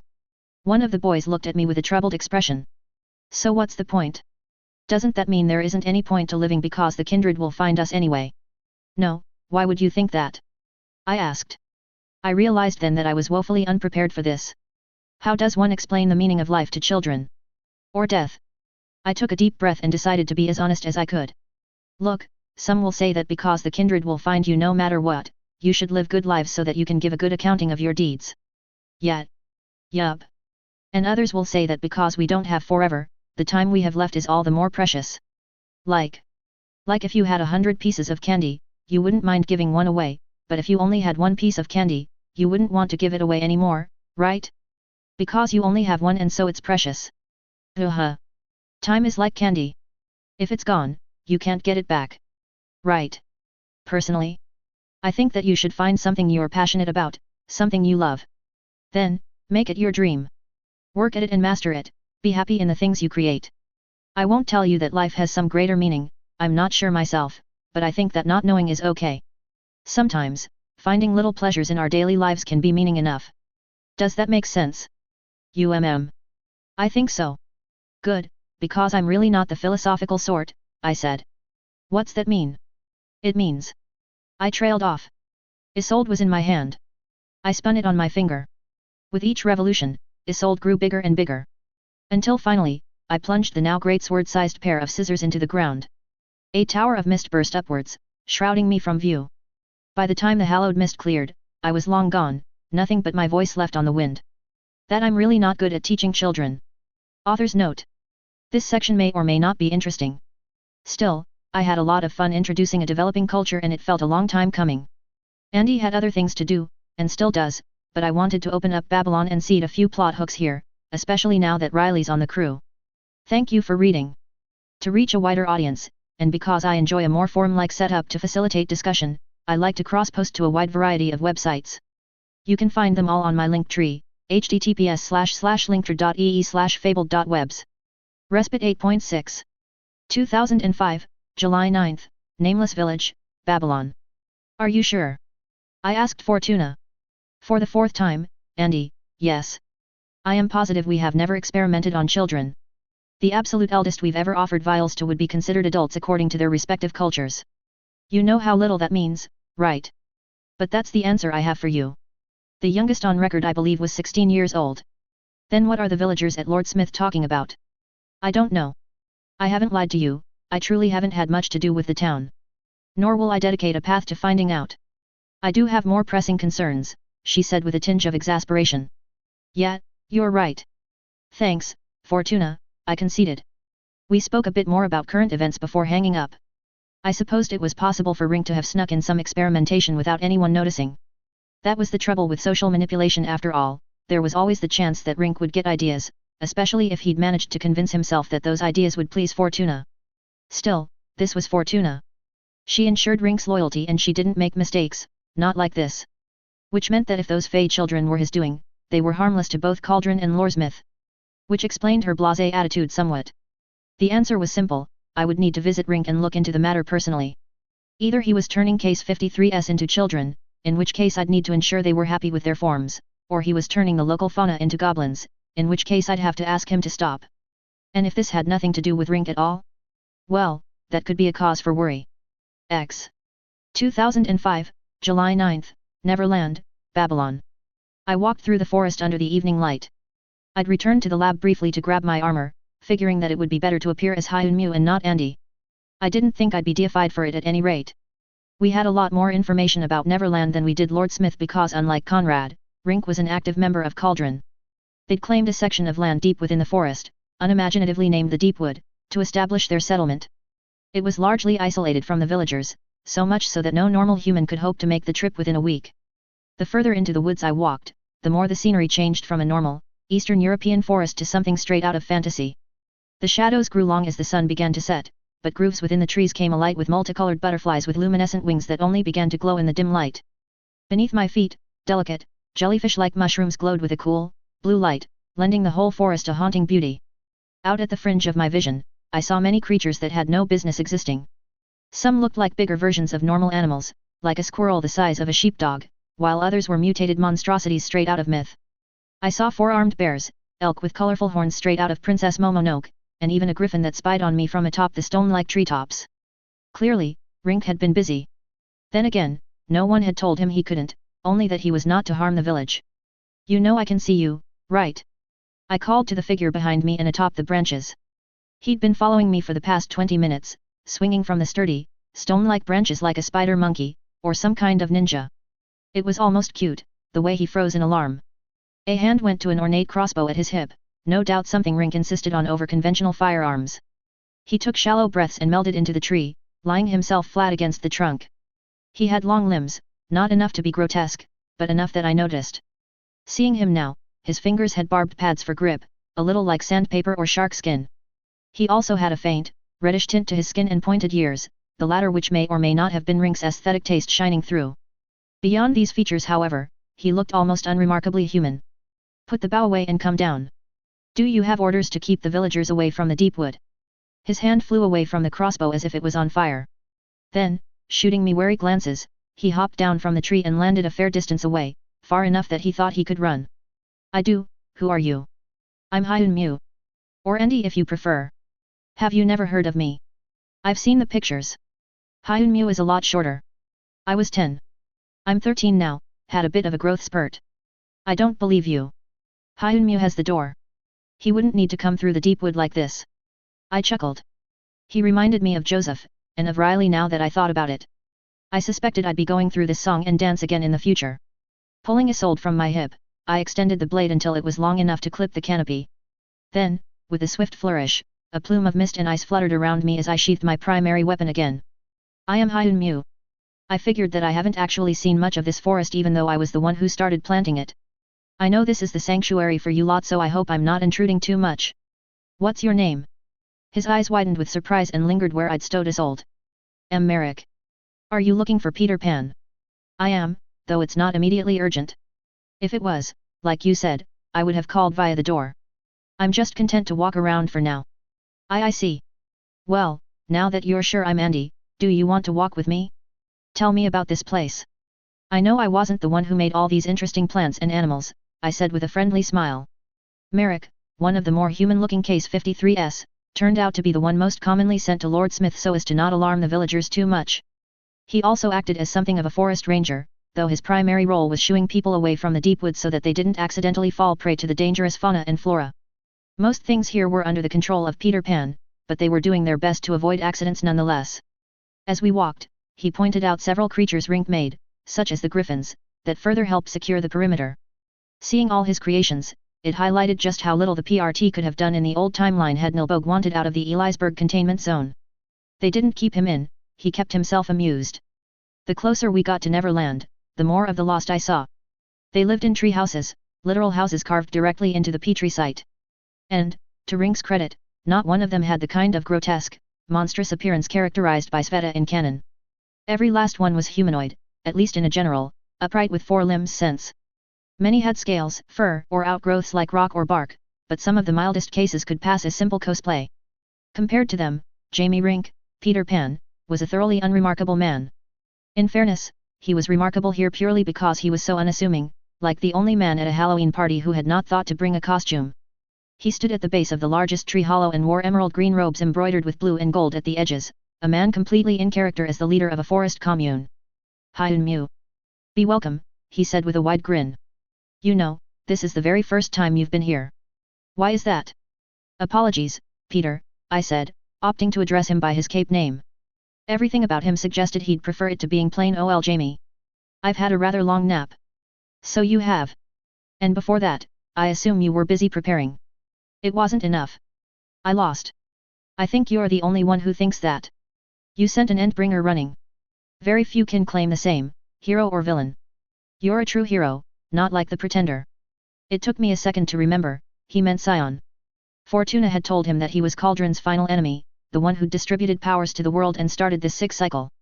The great enemy. Be that as it may, I have a long way to go before I fully master my powers. Don't we all? Come, come, let me show you inside. The Garden of Babylon may be your brainchild, but there is so much that has changed since your slumber. We stepped inside the giant tree hollow. Inside, I found that it was entirely hollow all the way through. The ceiling was so far up that I could not see it from the ground floor. A spiraling staircase ran up the wall, leading to rooms of various stripes. Funnily enough, I saw as many modern amenities as any five-star hotel. Bathrooms with functioning toilets, kitchens with gas stoves and fridges, and more were just beyond a few corridors. They'd been reskinned to incorporate a fae-like aesthetic but were present nonetheless. Clearly, Jamie didn't want to go without the comforts of modern society. Down below, I saw a basement corridor that shimmered and led directly to an eggshell white hallway, one I'd walked several times before and knew connected to Babylon's lab. Doormaker and clairvoyant were truly indispensable. The tree hollow was a pale white, not unlike fine marble. It was the natural color of Petri site wood, and with the light of glowing butterflies and fungi, it left me feeling as though I'd stepped into some kind of fantasy cathedral or temple. How did you build all this? I asked, not bothering to mask the hint of awe in my voice. It really was impressive. Rink grinned wide with childlike pride, eager to talk about what was obviously his treasured sanctum. Acid, of course. Or, well, an enzyme that behaves like acid. Petri site is wonderful stuff, Hyunmu, stops my power cold from working it directly, and it's harder than any other wood I know of, but it's still wood.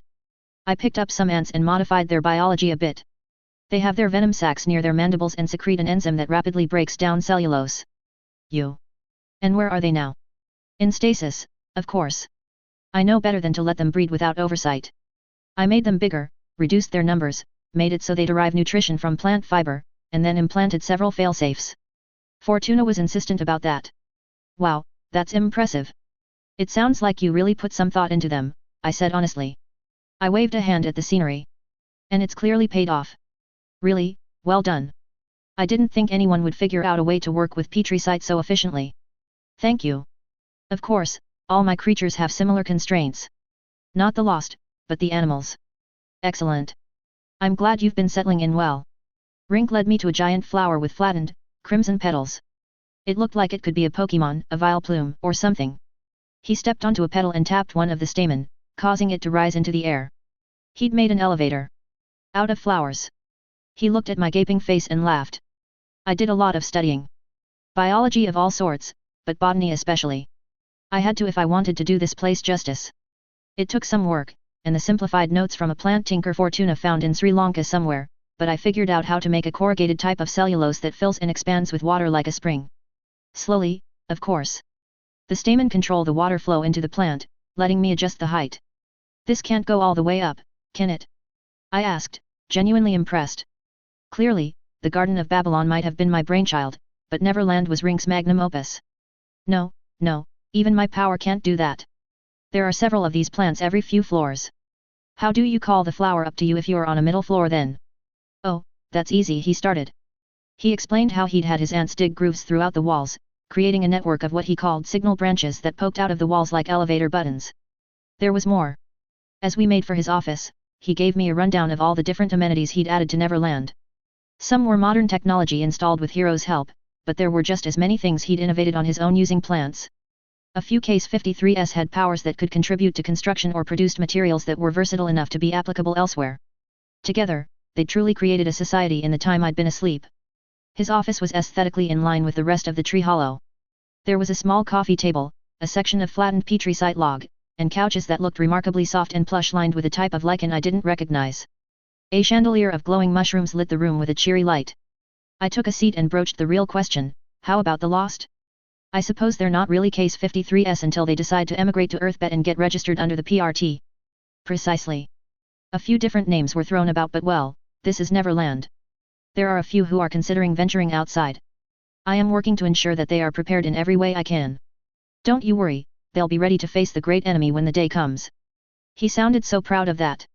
I remembered why they were here at all, the reason I couldn't get Fortuna to stop making them in the first place. Sion, for whatever reason, loathed looking at Case 53s. He actively averted his attention from concentrations of vile capes, so much so that their mere presence gave Cauldron's HQ some measure of privacy. But fighting? Against Sion? I almost barked a laugh of disbelief. No, they wouldn't be much use on that front. They were, at best, distractions. They would die in droves, every last one who volunteered to engage Sion, all to buy us a measly second. I knew that. Fortuna knew that. All of Cauldron knew. And yet, we were raising this army of dead men anyway, because Sion was just that dangerous. We would sacrifice thousands to save billions, that was Cauldron's remit. I schooled my features and forced myself to smile and nod. Don't worry about Sion. Simply train hard, learn to work together, and, if they choose to leave Neverland, ensure they are the best heroes they can be. That's all I can ask. Of course. There is a school here, you know, special classes for those who wish to leave that are designed to better integrate them into the hero culture of Earthbet. That's excellent. I'm glad you're preparing them as best you can. If you need anything from me, let me know, Peter. Nothing at the moment. I just wanted to share some of my work with you. This forest has truly come alive this past year and I thought you should see it. Yeah, it's beautiful. I have to ask though, how is it working with them? Are their bodies hard to adjust? Easy? Is there anything I can provide to ease the process? It's not easy, he said with a frown. Those poor things. When they arrive here, they remember nothing. It is a noble thing that Fortuna is doing, giving them a home here. Their shards seem to reject external influence, as if they've decided that their host's new forms are right. It takes a lot of coaxing, minor changes over the course of weeks. How minor? Can you walk me through that process? Call it professional curiosity. I like to start with dead cells. Hair, nails, and outer layers of skin and the like. I typically just change the color to be more human-like or adjust the shapes as best I can. Even if the shard rejects the changes, that rejection isn't going to hurt the host. Does that happen often? Shards are finicky at the best of times, and Eden's shards aren't part of the network anymore. They tend to work off faulty information regarding humans or simply lack the same controls found in natural para-humans. I'm aware, but no. Usually, simple cosmetic changes take without issues. You know how my power operates, yes. I nodded, a tad grossed out. You create a placenta-like sac that envelopes the target and turns them into organic slurry before reforming them. I do, he said. He lifted his hand to show me a groove along his palm. It peeled apart a bit, revealing a red, fleshy sac. As far as the doctor can tell, I secrete an enzyme that breaks down organic matter. It took some practice, but I learned to selectively envelop different sections of a body and lower the enzyme concentration. It's still imprecise, but it's what we've got, I finished for him. You're doing these people a huge favor. I know, he sighed. I wish I could do more for them. I start with incremental changes and move up from there, but when I get too deep, their shard reasserts itself. It also keeps my power from fully integrating into their bodies. So you don't know where all of the lost are at any given time? No, not truly. The animals and plants I've made, yes, but not the lost. I would have to dissolve their brains and... I don't want people who are forced to be my loyal minions, he said softly. It might be better for our mission, but it would be no better than killing them. I could see Fortuna's hand on this. This Jamie Rink wasn't Nilbogue.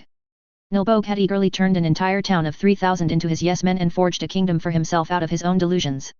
The Jamie Rink who sat before me was in some ways the same, yet oh so different. He saw the lost as his children, students to be mentored. He cherished them, just as Nilbogue cherished his goblins. And yet, he also saw them as distinct people and respected their individual identities. Perhaps it was hypocritical of me to be relieved at this. The irony was that neither I nor Fortuna had much respect for Rink after he triggered. She'd launched a social manipulation campaign so effective that he was functionally a very different man. This was without question the better outcome, but one built on deception and manipulation. We do what we can with what we have, I said solemnly. That was practically Cauldron's motto, to pick the least shitty option in a host of shitty options. As we talked, I came to the hypothesis that Rink's shard was working with the dead shards somehow. It seemed that by making gradual changes, he could work up to optimize the physical deformities present, even if he could never eliminate them. It was as if his shard was providing some of the controls that the dead shards lacked. I walked away that night with a better understanding of Neverland, the Case 53S, and Rink himself. The visit was a long time coming, and well worth the effort, but I was no closer to discovering the truth behind the Fey children that some in Lord Smith had seen. Clearly, this wasn't Rink's doing. The more I thought about it, the more sure I was of my suspicion. It was time to examine Lord Smith more closely. Author's note. I'm having a ton of fun world-building Babylon. I've decided to write at least one chapter of LT per month no matter what. It's a very imperfect story, but it's my first baby, damn it. As always, my science doesn't need to make sense, merely be vaguely plausible to someone with a middle school education. If any of you will recall, way back when, Fortuna decided that Jamie was to be told only part of the story. As far as he knows, the great enemy distributes shards. Some of those shards malfunction, forming Case 53S, resulting in their flawed memories. Calling them the Lost makes sense from his perspective, he's not just keeping up the Peter Pan references. Can Nilbogue affect C-53S? Honestly? We don't know. I'm inclined to say yes, but in a limited fashion in the same way Amy couldn't fully heal C-53S either. Respite 8.7. 2005, July 10, Lord Smith, Babylon. I spent Sunday with Riley. I woke her up at the crack of dawn so we could begin stretching before guiding her through some of the basic forms of Shojin Kenpo. According to the Shojin monastic tradition, it was customary for initiates to climb the mountain and dedicate themselves in full, giving up all earthly attachments. Barring a few exceptions, they weren't likely to descend the mountain for years, until they proved themselves well versed in the philosophical teachings of the temple and were trusted to conduct themselves wisely. As such, there had never been an acolyte as young as Riley. Joining the temple was a choice, one that was not made lightly nor in haste. The eye was young, but even she wasn't 6. Thankfully, I had no intention of following everything in Shojin tradition. My own martial art was a cobbled-together mess of Shojin and Muju anyway. However, that did leave me with a bit of a conundrum. I was unsure just how far I could go with her, so I did my best to be gentle, incorporating little games like Simon Says into our training. My morning workout was no longer a workout for me, but seeing Riley tired but happy made it worthwhile. Perhaps I'd copy a shonen trope and make myself some weights to train with. That way, I could drag myself down to her level and we'd both have our training. I then led her through Lord Smith and Neverland as I'd promised, introducing her to some of the Biodan-cured and magical plants and animals there. Each time, I drew on the course on ethics Eugene forced me to take in DC, reinforcing the way each creature fit into the local ecosystem and why they were made. The truth was, Riley would never have a normal understanding of bioethics. The sanctity of life was well and good, but Riley was someone who'd violate said sanctity no matter what she did. So, with her power in mind, I decided to focus her education on usefulness and belonging. The goal wasn't to curb her tinkering, not really. That was an exercise doomed to failure. If anything, she'd likely come to resent me and sneak some projects on the side should I restrict her too much. No, the goal was to teach her prudence. By showing her how the broader ecosystem worked, how each creature was useful for humans, and how the humans of Lord Smith cultivated the world around them, I hoped to instill in her a sense that living things required a purpose, a function that allowed them to fit with one another like puzzle pieces. I wanted to shift her perspective from the individual to the broader ecology and the wholeness it represented. It wasn't perfect. Life wasn't perfect. But it was a start. I then left her to her own devices before going off to make more world stones and wayfinders. By evening, I'd finished inscribing the runes on the model of Quebec City, which meant the 7 biggest population centers in Canada would be added to the network. It was time to expand, maybe set something up in Western Europe for better collaboration between the Meisters, Kingsmen, and other heroic groups there. Come evening, I set up several of my dragonfly drones around Lord Smith before setting out different dishes atop the chimneys. The Fae didn't visit every night, but it would be good to keep watch. X. 2005, July 11th, Phoenix, AZ, USA. No, I said, putting my foot down. Absolutely not. Glenn Chambers, because the last PR director got sacked during my nap, looked back at me in confusion. He blinked owlishly, trying to register that, yes, a 13-year-old just told him no and he'd just have to live with it. But why not, he asked, almost but not quite a whine. The premiere of Last Christmas is exactly the kind of thing you should show up for. No one but a handful of the organizers will know. You'll be a surprise guest. They'll probably expect some rich fat cat or an A-list actress and then, bam. Hyun Mew. Back from the dead. It'll be perfect. You can show up in a cloud of mist, do some tricks for the crowd a bit. I cut him off with a flex of my mana. True ice warped the air around us, drawing clouds of mist from his breath even in the toasty Phoenix summer. No. I can't do anything about it existing, but I refuse to condone something that romanticizes an Endbringer attack. That's not what it's doing. That's exactly what it's doing, Glenn. I lost friends there. I refuse to condone some bullshit docudrama glorifying the way my friends died. We could convince him, Wolio growled in my mind. Perhaps witnessing his own end will make him appreciative of those who have gone before, Fairy mused. They didn't care. Not really. The kindred cared not for the morality of man. The end was the end, simple as. I knew this. And yet, they were responding. I was as much part of them as they were of me. For a few minutes above the skies of DC, I became death. And now, my own humanity was bleeding through to them, however slightly. It was sweet in a way, but the last thing I needed was to have to explain to Rebecca why the wolf ate her PR director. He must have seen the dangerous look in my eyes, or perhaps the touch of the kindred was more tangible with my irritability, because he backtracked quickly. Fine, fine, no movie premiere. But maybe we can have you visit the wards in different cities? You being back is a huge deal, Hyun Mew. Ward's membership shot up because people admire you, especially the younger kids. So what? What do you want me to do with them? I have no experience in leadership and me just showing up and telling them what to do would just undermine the local leadership. You're right, but your presence would raise morale in itself. Go on a patrol or two. Be seen around town. Take down a few of the local big hots. That'll keep most villains' heads down, the smart ones at any rate.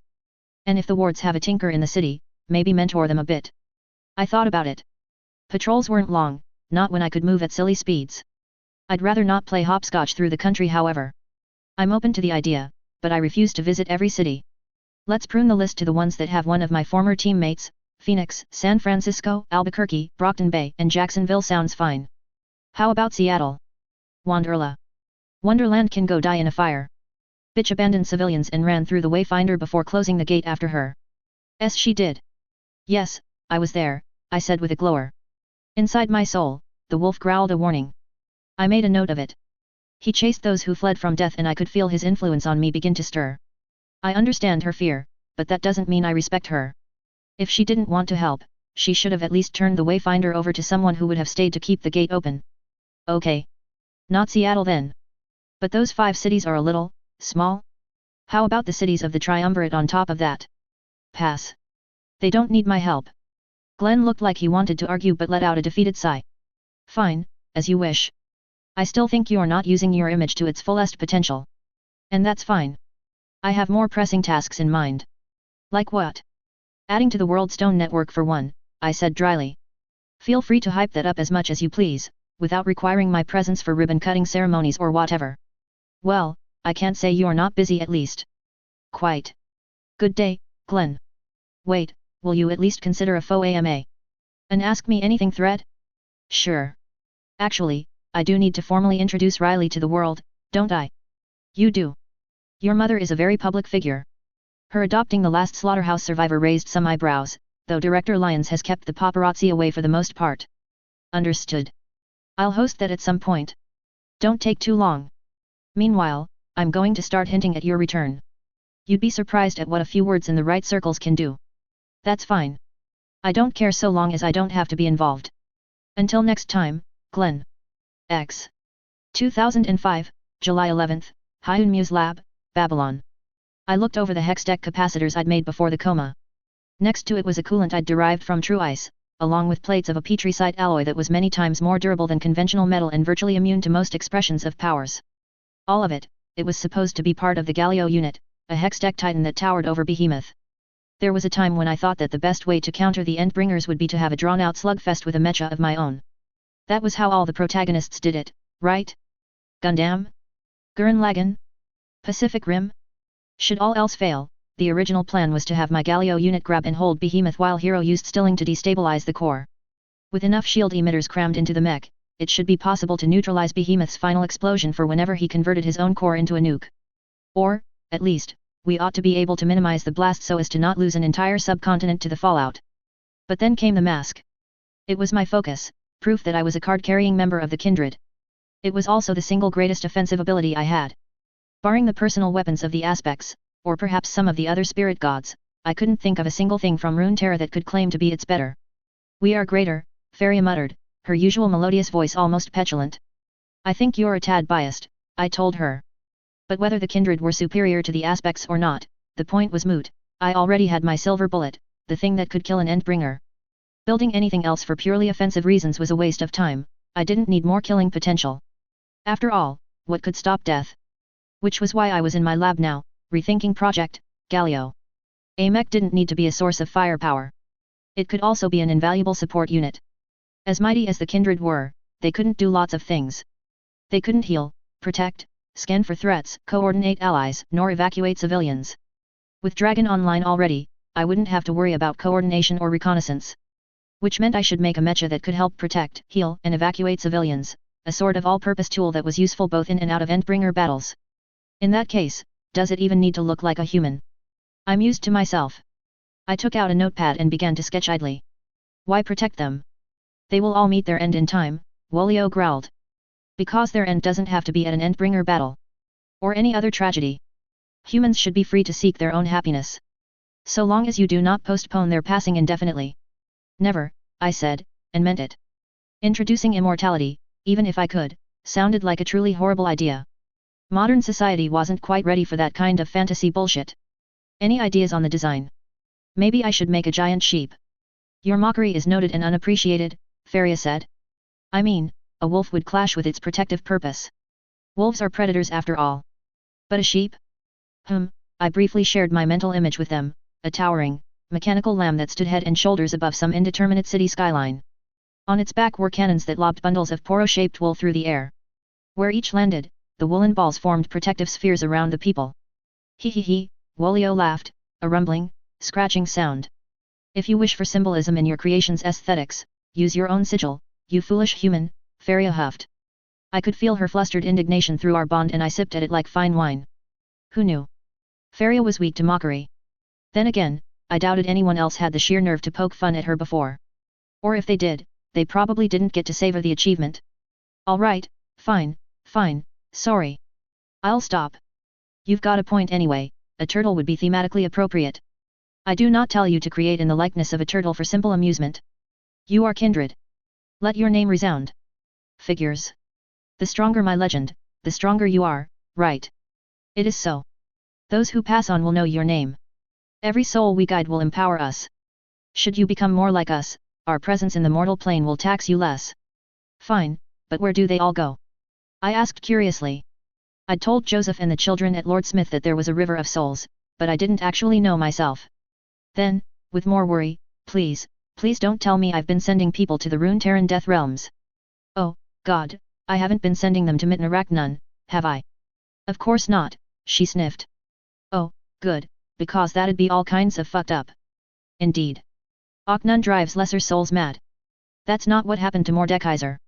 He remained and took the place over, didn't he? And who said he is not mad, she whispered. He believed souls will fade and deluded himself into lingering in a realm that is intended for transience. He is mistaken. They merely pass on. Well, that's good to know.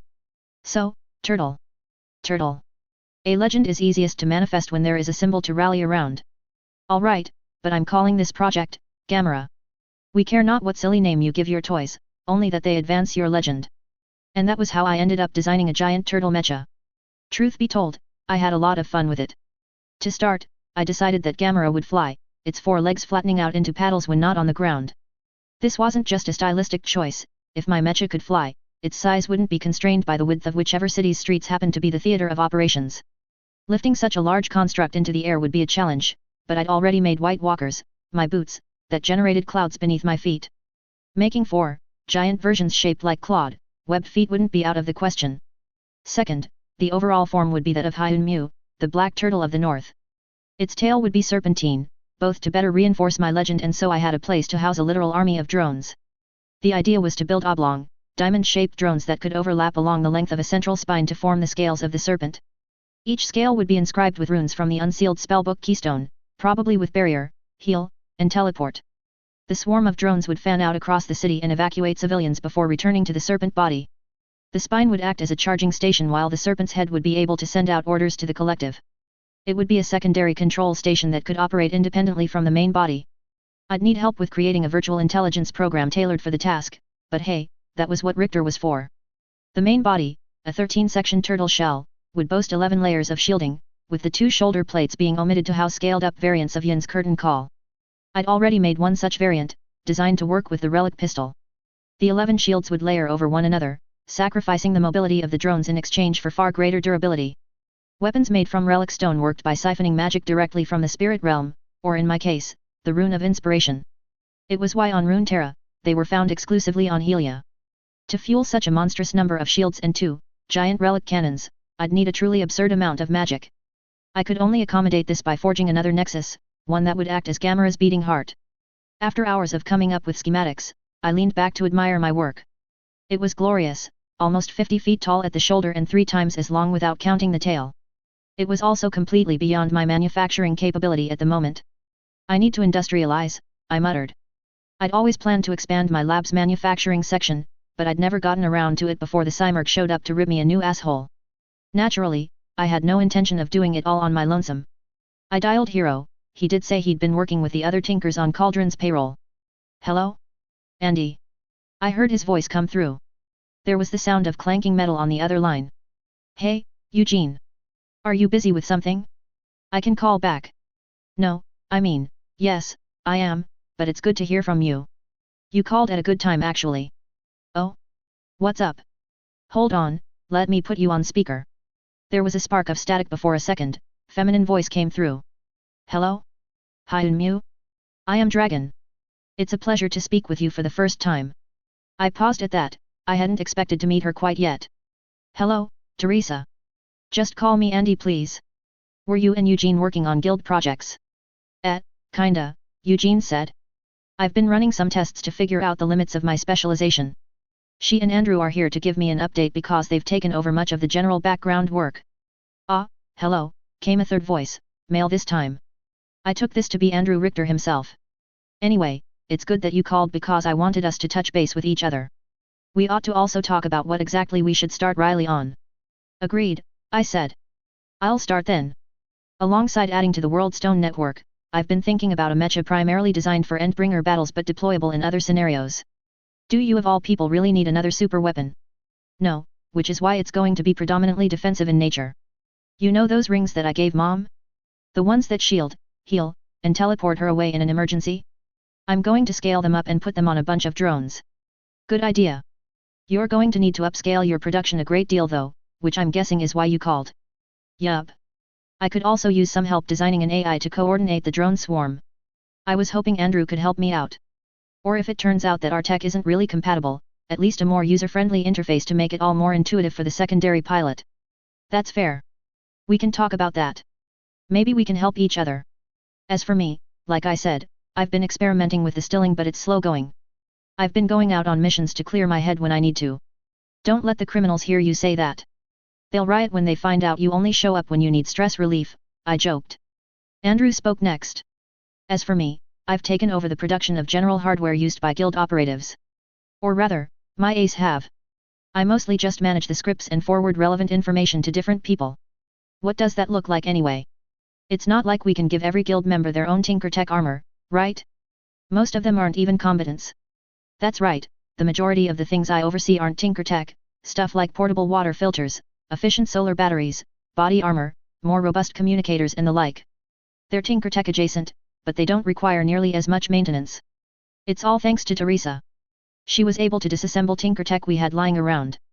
Though she couldn't fully replicate them, she was able to reverse engineer some of the technology to advance our mundane technology by leaps and bounds, he rambled, exactly like a proud father.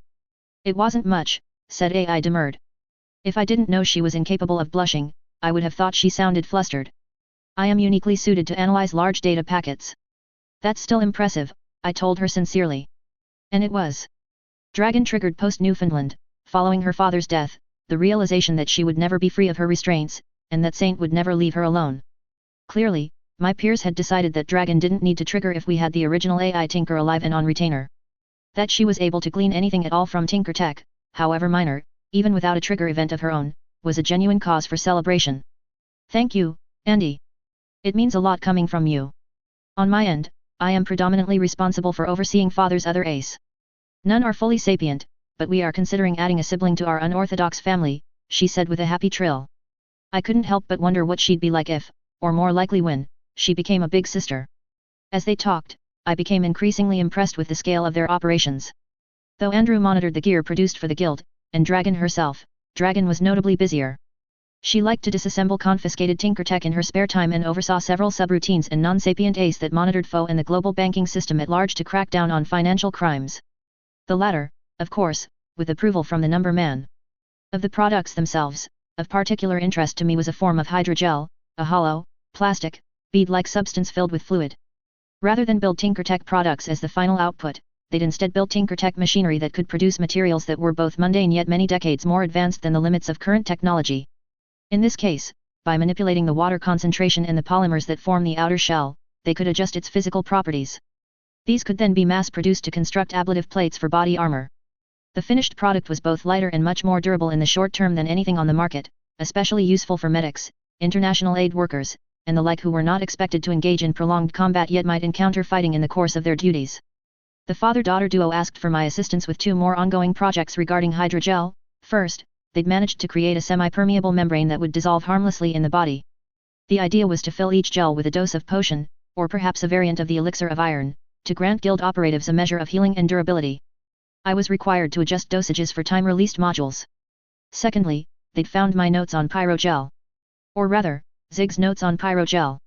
I'd made the stuff alongside Graggy Ice, a project mom still teased me over. Fortuna had then taken several, unreasonably large packets of pyrogel to blow off the side of Mt. Merapi, creating a secondary vent for lava to flow and diverting the majority of an eruption that some stupid shaker caused because he thought he was paying tribute to Behemoth, who he worshipped as the avatar of Batara Kala, the Balinese god of the underworld. Andrew and Teresa thought that a special, bi-plastic casing would keep the explosive gel stable. If it could, the material could be readily shaped into whatever charge was needed, and replace many other blasting agents used in construction. Whether it was building bridges or digging canals, industrialized pyrogel could solve a lot of problems for the civilian sector. In exchange for my expertise, they agreed to upgrade and expand my lab. I could do it myself, but between the World Stones, Wayfinders, Project, Gamera, teaching Riley and learning more about Lord Smith's mysterious visitor, I could stand to have less on my plate. Author's note. If you think about it, Andy treats the mask like Arms Master treated his nanothorns in canon, like a super weapon that could slay an Endbringer. He's not wrong. In the end, the mask is an extremely powerful weapon, but it is horribly lacking in the utility department. And not everything can be solved by throwing literal death at it. The Runeterran afterlife is one founded on reincarnation. We know this for a fact because LA is capable of ripping your soul straight out of its body, no matter how many lives you've lived. Lives. Plural. That said, the Death Realm is a nebulous place much like the Glade or Bandle City. It's part of the Spirit Realm, we know this because of the Ionian Spirit Blossom Festival.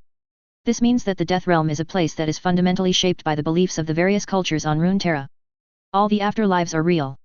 Freljordians believe that when the wolf takes you, you go to the beyond and join the Great Pack. Ionians go on a spirit journey led by a Kitsune guide. Just about the only constant in the Death Realms is Aknun, the language of the dead. Knowing it allows the user to manipulate souls, even compressing souls into constructs. That's Mord's armor by the way. It is a language that Andy speaks fluently as a consequence of his soul being bound to the kindred, though he probably doesn't even know he has that perk lol. Again, consequences. More on that later. Interlude 8.7.5, Para-Humans Online. Welcome to the Para-Humans Online message boards. You are currently logged in, Hyun Mu. You are viewing threads you have replied to, and threads that have new replies, or private message conversations with new replies. Thread OP is displayed. 25 posts per page.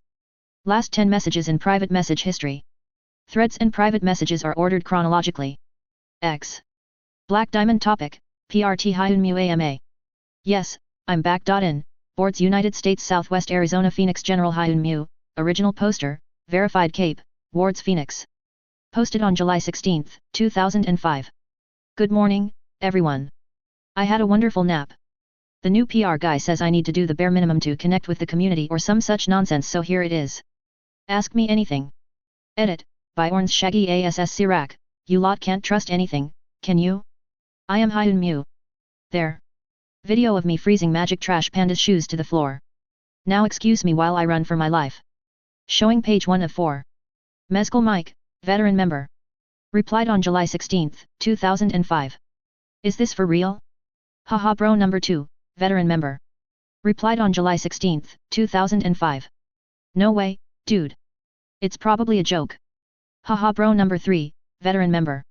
Replied on July 16, 2005. Yeah, but he's got the verified Cape tag. He might be a new ward. Bad Samurai replied on July 16, 2005. Are you a new Cape Hyun Mu? Because if this is a publicity stunt to announce a new ward, it's in really poor taste. It feels pretty disrespectful to take on Hyun Mu's name. Minuteman Sam, veteran member, at Ground Zero, Washington, D.C. Replied on July 16, 2005. Shit's not cool, Hyun Mu. I know you probably think you are going to live up to the name, but I was in DC during last Christmas. Go back to whichever chucklefuck in PR gave you that name and tell them to stuff it. Hyun Mu, original poster, verified Cape, Wards Phoenix. Replied on July 16, 2005. For fuck's sake. You guys really can't trust anything, hey? It's me and here's video proof. Edited the OP and tagged Magic Trash Panda so she can come yell at me. Magic Trash Panda, verified Cape, Protectorate Phoenix. Replied on July 16, 2005. Yeah, that's Andy. Ask your questions while you can because when I catch him, he'll wish he was back in bed. Minuteman Sam, veteran member, at Ground Zero, Washington, D.C. Replied on July 16, 2005. Holy shit. Welcome back. Haha bro number 3, veteran member. Replied on July 16, 2005. Welcome back. Haha bro number 1, veteran member. Replied on July 16, 2005. Welcome back. Hweden Ripper fan replied on July 16, 2005. Actual question, are you part of the Phoenix Wards? Bringing to Heat replied on July 16, 2005. When did you wake up? Tin_mother, moderator. Replied on July 16, 2005. I was contacted by the PRT. I will be monitoring this thread carefully. While I'm here, I may as well participate. Hyun Mu, what's the biggest change since 2002 that you've noticed, both personally and professionally? Empress Cygnus, Cape Groupie. Replied on July 16, 2005. Wow, welcome back. Does this mean you'll be prioritizing the World Stone Network again? That thing saved a ton of lives and your friendly neighbors up north could use some love. Hyun Mu, original poster, verified Cape, Wards Phoenix. Replied on July 16, 2005. Weldon Ripper fan, kinda? I'm in a bit of a political limbo at the moment. The short answer is yes, but I'll be working on my own projects independently. Because I'm now an edgy teenager and too cool to hang with them. Nah, it's because there are too many things that I can do that go beyond the scope of a single city, such as the World Stone Network as mentioned. Not to mention, I need to develop new potions and manage the other things in my pipeline. I'll stick around Phoenix. I like the city, but it was agreed that my work shouldn't be limited to any one city. Bringing the heat, I woke up this month. I suppose I could have done this AMA sooner, but I wanted to spend some time with my family and friends. Tin_mother, the biggest personal change is definitely Riley, even more than waking up in an older body. She's adorable and I love her already. I was super excited to hear that mom adopted a little sister for me to spoil rotten. Professionally? Not nearly as positive, I'm afraid. I miss the madhouse. It was years ago for you, but to me, that was just 2 weeks ago. Empress Cygnus, you're Canadian, then? And yes, I've already begun adding cities to the network. I have a lot of things to juggle, but work will continue until I have every metro area in the US and Canada included. After that, well, the name speaks for itself. Mezcal Mike, veteran member. Replied on July 16, 2005. Alright, I know this needs to be said. How pissed are you at Metal Maru for outing you? Haha bro number 1, veteran member. Replied on July 16, 2005. LOLOL you really went there. Loyal replied on July 16, 2005. Man's retired. Let it go, dude. Haha bro number 3, veteran member. Replied on July 16, 2005. TBF, he did out award. Post Endbringer battle, 2. Metal Maru, verified cape, retired. Replied on July 16, 2005. Why was I holy shit? Welcome back, little dude. And wow. I'm really sorry about that. I should have checked with other people first. Hein Mew, original poster, verified cape, wards Phoenix. Replied on July 16, 2005. It's cool. I don't really mind being an outed cape. Things were really chaotic and you legitimately thought I was dead so the mask didn't matter anymore. I heard you have a kid now too. I'll visit sometime soon, maybe bring over a cake or something. The paparazzi that stalked my mom should watch his fucking back though. Asterisk the user has received an infraction. Please don't threaten people. You're still a hero. Tin_mother, moderator. Replied on July 16, 2005. Please don't threaten people. Hein Mew, original poster, verified cape, wards Phoenix. Replied on July 16, 2005. Threats? Me? Never. It's a suggestion. See the should. He's free to do as he pleases. Run. Accept your fate. It matters not, for the kindred welcomes all in due time. Bringing the heat replied on July 16, 2005. LOLOL can you imagine some poor boy trying to ask out Riley 10 years from now and getting the shovel talk from Hyun Mew? Imagine some kid knocking on his door to ask his sister to a school dance and there's suddenly a giant shadow wolf thing drooling down his neck. I already feel bad. End of page. 1, 2, 3, 4. Showing page 2 of 4. Hyun Mew, original poster, verified cape, wards Phoenix. Replied on July 16, 2005. I wouldn't do that. She'll have enough weapons to geld someone without my assistance. Tin_mother, moderator. Replied on July 16, 2005. Back to the AMA. Do you go to school? What do you do during your spare time? Ranchero, verified cape, Protectorate Albuquerque. Replied on July 16, 2005. LOL he graduated high school a long time ago. Rubbed it in Bandit's face for the longest time during our movie nights. It was hilarious. Also, the little guy likes to bake when he has spare time. And he's scarily good at it. Haha bro number 2, veteran member. Replied on July 16, 2005. Wait, Hyun Mew, bakes? Ranchero, verified cape, Protectorate Albuquerque. Replied on July 16, 2005. Yup. Ask Magic Trash Panda if you don't believe me.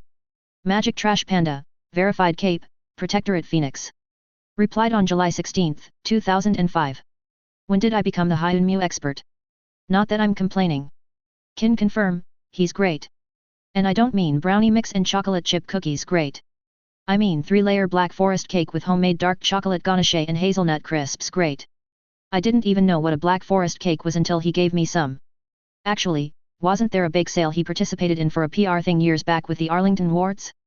Haha bro number 2, veteran member. Replied on July 16, 2005. Hey. Looked it up in the part3 MySpace archives. Yeah, there was.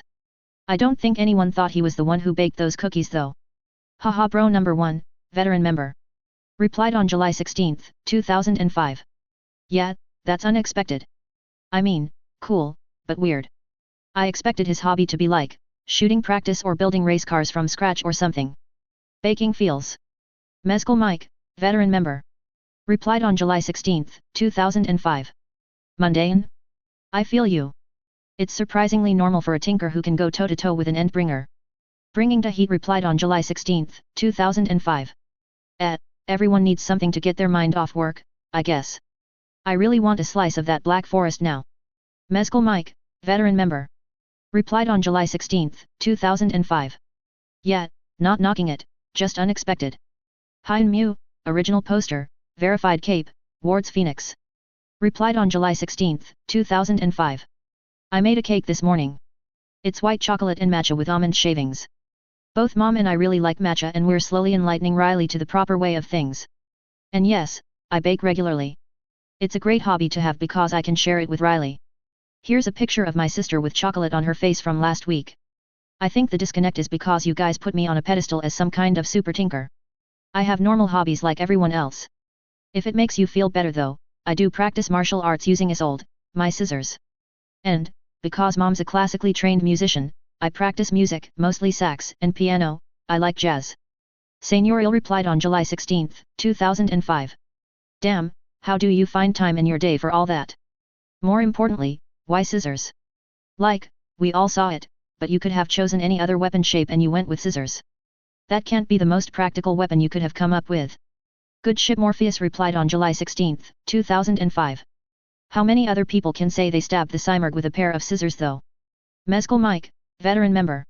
Replied on July 16, 2005. Yeah, we've all seen the memes, but I doubt that was the reason he chose scissors as his primary weapon. While we're on the topic of crazy tinker tech, what's this? Stingray said it was just called the Mask and the Lamb and Wolf were projections, but what's with them? The Nut replied on July 16, 2005.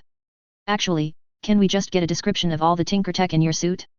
Good shit Morpheus replied on July 16, 2005. Probably a good idea. Seconded. Señorial replied on July 16, 2005. Third. Also, what else, besides the World Stones, is in your pipeline? Any Gundams? Please build a Gundam. Hein Mew, original poster, verified cape, Wards Phoenix. Replied on July 16, 2005. Alright, fine. Here's a quick description of all my tech. Isolde, a pair of scissors favored by Gwen, who herself is a living puppet created by a seamstress turned queen of an ancient, magical kingdom. The queen's name was Isolde. Relic pistol, one half of the twin guns of Lucian, a sentinel of light. He was a great warrior sworn to defend the world of men from the black mist, basically a zombie apocalypse. He's not a fan of lanterns and loves his wife very much. Curtain call, the shoulder-mounted augment to my relic pistol. It is named after Yin, a homicidal maniac who fancied himself a virtuoso of the arts and considered each murder a masterpiece to be painted in exacting detail. He favored a 4-shot hand cannon that functions like a magical coil gun. Emilo, named for the original craftsman who made Ari's sunstone talismans. Yes, those anti-master talismans I gave to some members of the Protectorate. It's a very pretty ball. Don't mind it. It's not stealing your soul or anything. White Walkers, named for George's greatest mistake. They were designed to replicate the shoes worn by Sun Wukong, disciple of Yi. They let me walk on air and stuffs. Remember, a true master is an eternal student. Dragonfly familiars, they're little drones shaped like dragonflies that extend my visual range. Nothing special about them. Anavia's grace, my armor. The greatest frozen turkey in the world gave me a BOOP and now I too can make frozen turkey whenever I want. Also, rest in pieces, Lily number 1-192. The mask, death magic incarnate. It's tied to my soul and makes me one with the kindred, specifically the lamb and wolf. They are spirit gods of death. Lamb grants peaceful rest to all who embrace the end as their time comes. Wolf hunts those who try to cheat death relentlessly. They're actually very nice, all things considered. I think they're lonely. I think that's everything I used in the Endbringer battle. See no real, I had plans for a Gundam. Or a Galio, really, but I scrapped it. It's not as helpful as Gamera. Haha bro number 1, veteran member. Replied on July 16, 2005. I'm worried. Am I the only one who's worried? Haha bro number 2, veteran member. Replied on July 16, 2005. LOL no. You said a whole lot of worrying things right there, Hyun Mew. And what's a Gamera? Like from Godzilla? I mean. Damn. Bringing the heat replied on July 16, 2005. I guess we now know Hyun Mew is also into high fantasy. I mean, to be fair, what kind of tinker gives away all his tricks anyway? Also, Lot R, Narnia, or Maggie Holt? Haha bro number 2, veteran member. Replied on July 16, 2005. Yeah, guess we shouldn't have expected a straight answer there. Actually, something I've been curious about, how do you see anything anyway?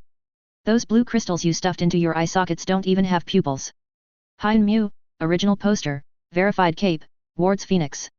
Replied on July 16, 2005. Tolkien Lewis McRae. Don't even joke about that.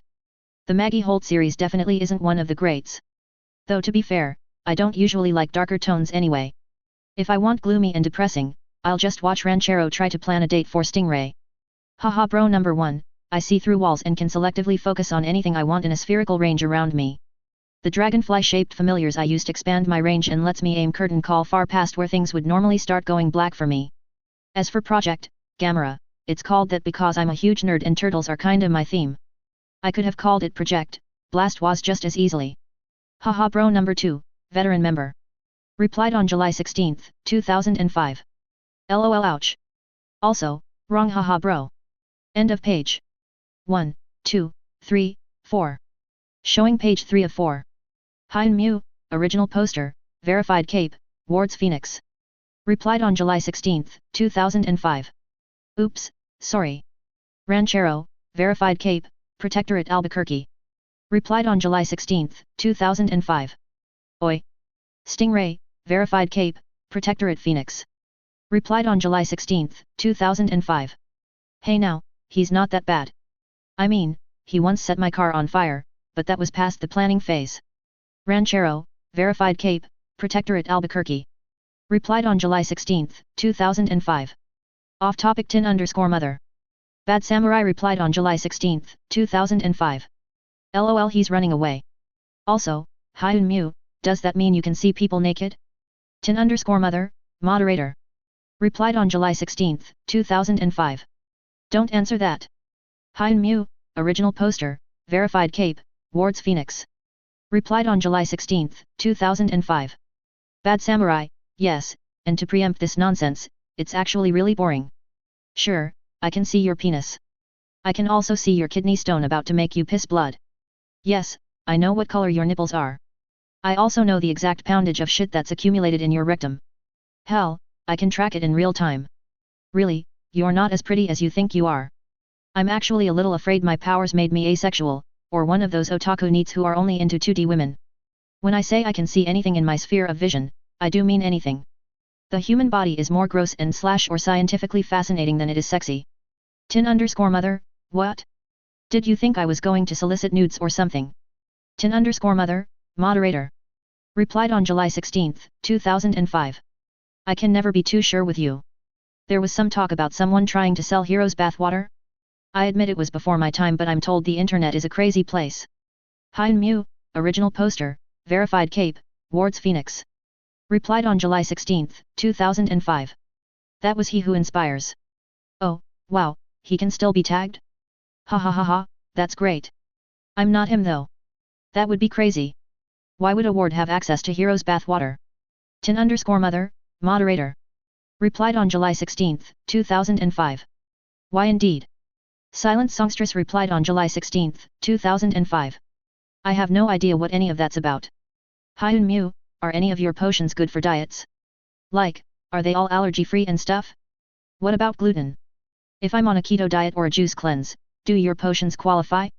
Hyun Mew, original poster, verified cape, Ward's Phoenix. Replied on July 16, 2005. Wow, I don't recommend you take prescription medication as a regular part of your diet, you know, unless you have a doctor's prescription. My potions are great, but they're not food. Your diet shouldn't factor in at all unless you have very specific nutritional requirements that are medically vital to your health. Long story short, ask a doctor. They have all the information they need to help you. Seeing how I do not have access to your medical records, I can't help you. To be clear, no, that is not an invitation to send me your medical records. 02 Hero, veteran member. Replied on July 16, 2005. Yay, you're awake. Are you working with Hero again? Also, what's he like in person? Does he have a girlfriend? I heard rumors about him in Alexandria. Do you? Minuteman Sam, veteran member, at Ground Zero, Washington, D.C. Replied on July 16, 2005. LOL, I remember that bathwater thing. I think someone got into the Madhouse comms or something. I don't know, it was a few years back. NZERO2HERO, aren't you too old to ask a 13-year-old boy about his relationship status? Hyun Mew, original poster, verified cape, Wards Phoenix. Replied on July 16, 2005. As mildly creepy as that is, I did say AMA, so. Hero's great. He's actually a huge dork. That's where you fangirls are all wrong. He doesn't want naked pictures of you.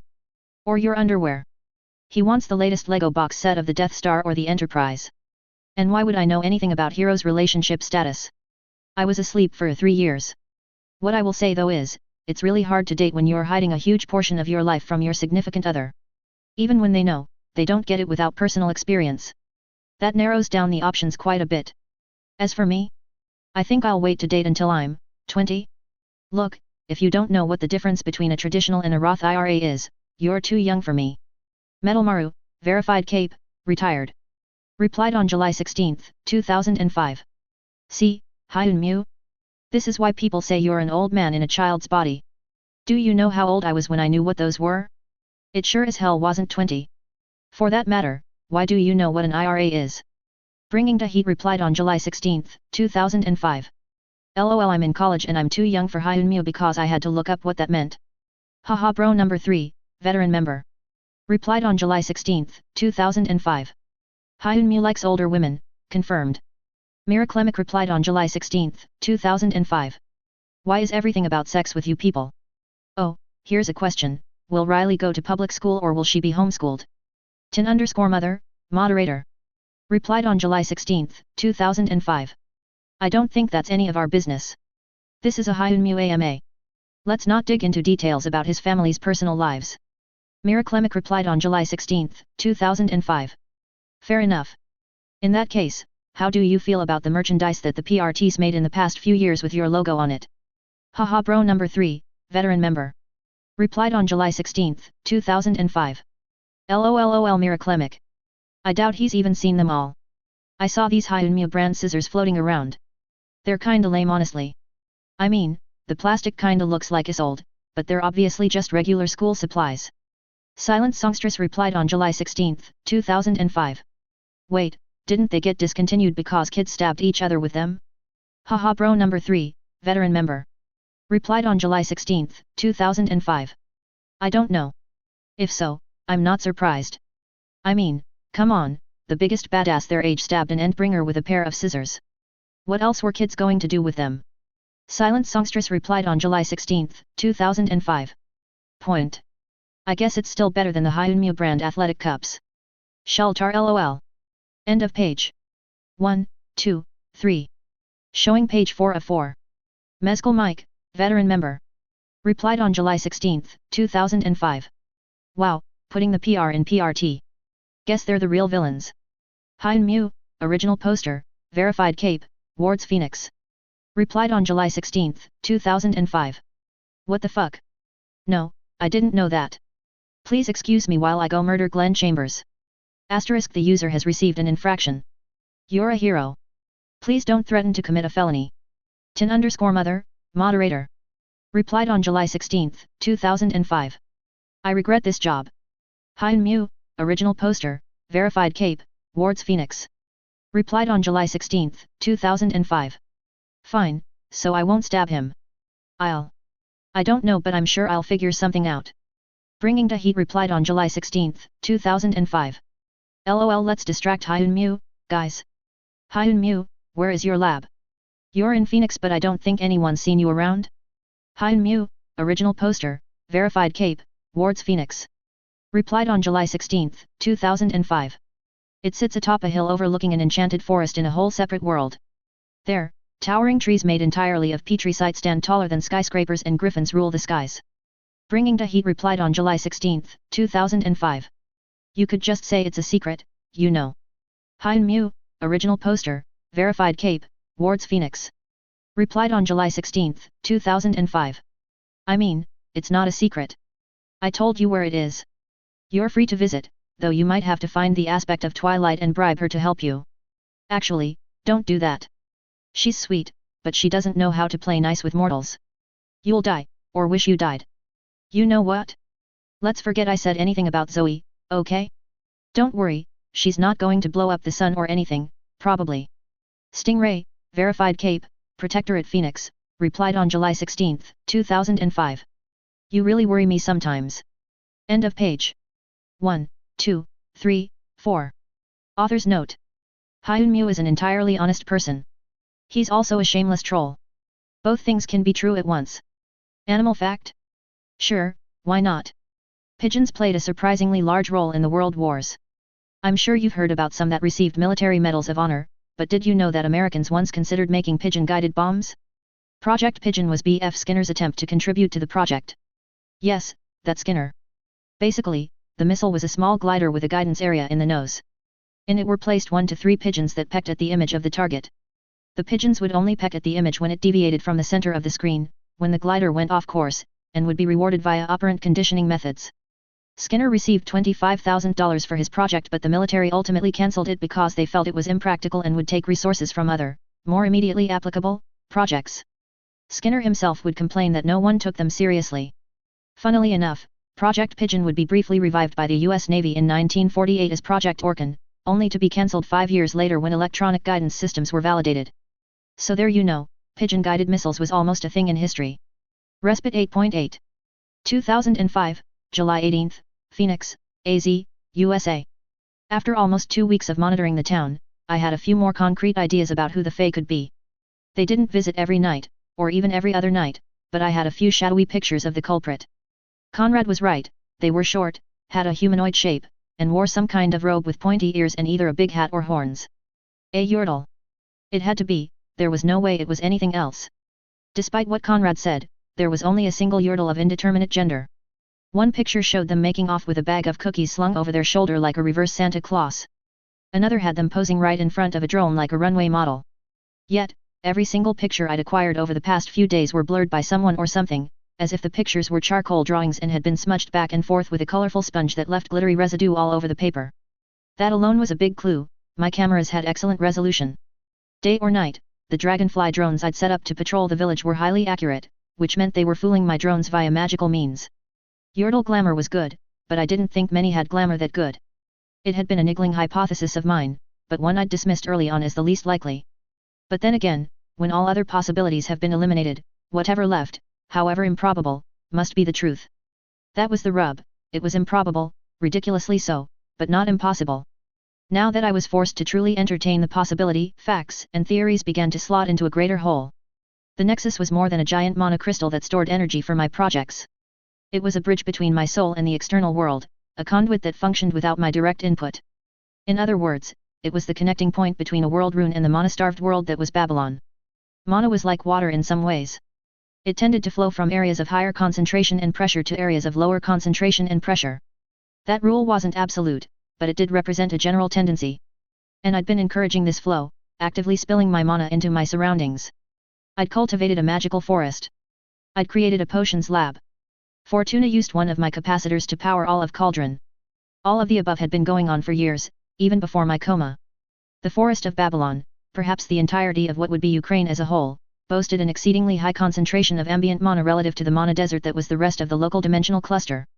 Perhaps, in my own way, I'd been flavoring the world around me with the world rune, altering its reality. After all, the world rune was a fundamental aspect of creation given metaphysical form. It was a piece of the programming language of existence. Perhaps, with Runeterra being another byproduct of said runes, this newly enchanted forest called to its sibling. If I was right, and the world was turning into some kind of off-brand Runeterra, then a Yordle being the first to discover this place made sense. They probably arrived via the low roads, a set of pathways that linked different locations on Runeterra to Bandle City in the spirit realm. It seemed that somehow, my nexus had altered the land enough for a gateway to manifest somewhere in the forest. That was a relief. Yordles were naturally benevolent. Many were pranksters, but they meant well and delighted in making others laugh. If I was truly fortunate, I might get an inquisitive Yordle as brilliant as Professor Cecil B. Heimerdinger. Even if that wasn't the case, I could do a lot worse than a Yordle. That's a lot of pastries, bro. Are you trying to make a whole bake sale? Riley said as she trudged into the kitchen.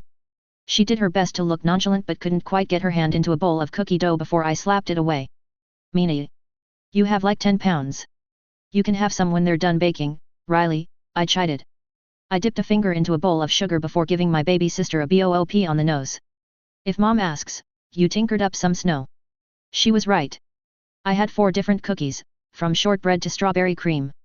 I also had a set of blueberry muffins that I'd been experimenting with recently. Whatever a Yordle, or a sugar-addled child, could possibly want, I had it. Riley went cross-eyed trying to lick the bit of sugar on the tip of her nose. Cookie dough is delicious though. Raw flour isn't good for you. Not even a little bit. No. Jerk. Why are you making so many? I need to take them to Babylon. Don't worry, I'll save you some. You better, she huffed. X. 2005, July 20th, Lord Smith, Babylon. I jolted to attention, shutting off the alarm in my lab. It had taken a few days and more baking than I would have preferred, but the Yordle had taken the bait. Now, all that was left was to confront the Fey child. I bolted out of the lab, my white overcoat billowing behind me. A platform of clouds formed beneath my feet as I dashed down the hill towards Lord Smith. I was equipped for a fight but wasn't expecting one. Yordles were strong, they had some of the most potent and unpredictable magics of any race in Runeterra, but they were peaceful creatures. Truthfully, the opportunity to meet one was more enticing than intimidating. As I got closer, I figured out why the cameras couldn't seem to get a good picture. A purple pixie was floating around, shedding his dust everywhere with each wing beat. The dust seemed to have a strange effect on his surroundings, making them more somehow. The best way I could describe it was that he was filling the air around him with possibility, and the world around him wasn't quite sure how to settle on reality. He was also currently burying his face inside a blueberry muffin as big as his torso. Next to him was a Yordle I'd recognize anywhere. She was dressed in lots of reds and purples, something that resembled a witch's robes. On her head was a big, pointy hat that tapered off into a prehensile tip akin to a tail. Wavy, purple hair cascaded down her back and caught the moonlight. 2 large ears poked out of holes made in her oversized hat. She had a strawberry cookie in each hand and looked to be having the time of her life. Even in the dark of night, I could see the cream and crumbs littering her big, delighted grin. A gnarled staff that was taller than she was laid temporarily forgotten on the ground. I paused. This was Lulu, the Fey sorceress, in all her 3 feet of adorable, purple glory. No one else wore such a distinctive hat, or had a Fey companion. That realization sent a shiver up my spine, of dread and delight in equal measure. On the plus side, Lulu possessed many of the qualities I admired in Yordles. She was genuinely kind and loved to make others laugh. She was also immensely powerful, a mistress of wild magics that few could match. On the downside, Lulu was abnormal, even for Yordles. She was a bit of an outcast in Bandle City because her perspective was so different. Though kind, she didn't tend to think her solutions through and often went overboard with her magic, prioritizing having fun in the moment over any long-term plans. In short, she usually acted like a child, one whose sense of reality had been addled by her exposure to Fey magics in her time in the glade. I felt somewhat apprehensive but shoved my emotions into the Amilo. I stepped down from the sky at a steady gait so as to not alarm her. Once, she'd turned a Noxian soldier into a purple squirrel, only to gigantify said squirrel and buff it up until it looked like a bodybuilder. The kindred felt reasonably sure they could overpower Lulu's enchantments, but startling the sorceress still seemed unwise. "Hello there, enjoying my gift?" I asked with a cheery wave. "Ah. Hi. Did you make this?" She squeaked, crumbs falling from her lips. Her cheeks were stuffed full like a chipmunk's. "Yes, I did. Which is your favorite?" "Ooh, the ones that are shaped like cupcakes. I love strawberries." I took a seat next to her. "So you're the one who's been taking all these offerings?" "Offerings? To who?" she asked. She peered up at me with vibrant, lime green eyes full of curiosity. She was actually half a foot shorter than Riley. It was hard to remember that this was a grown Yordle.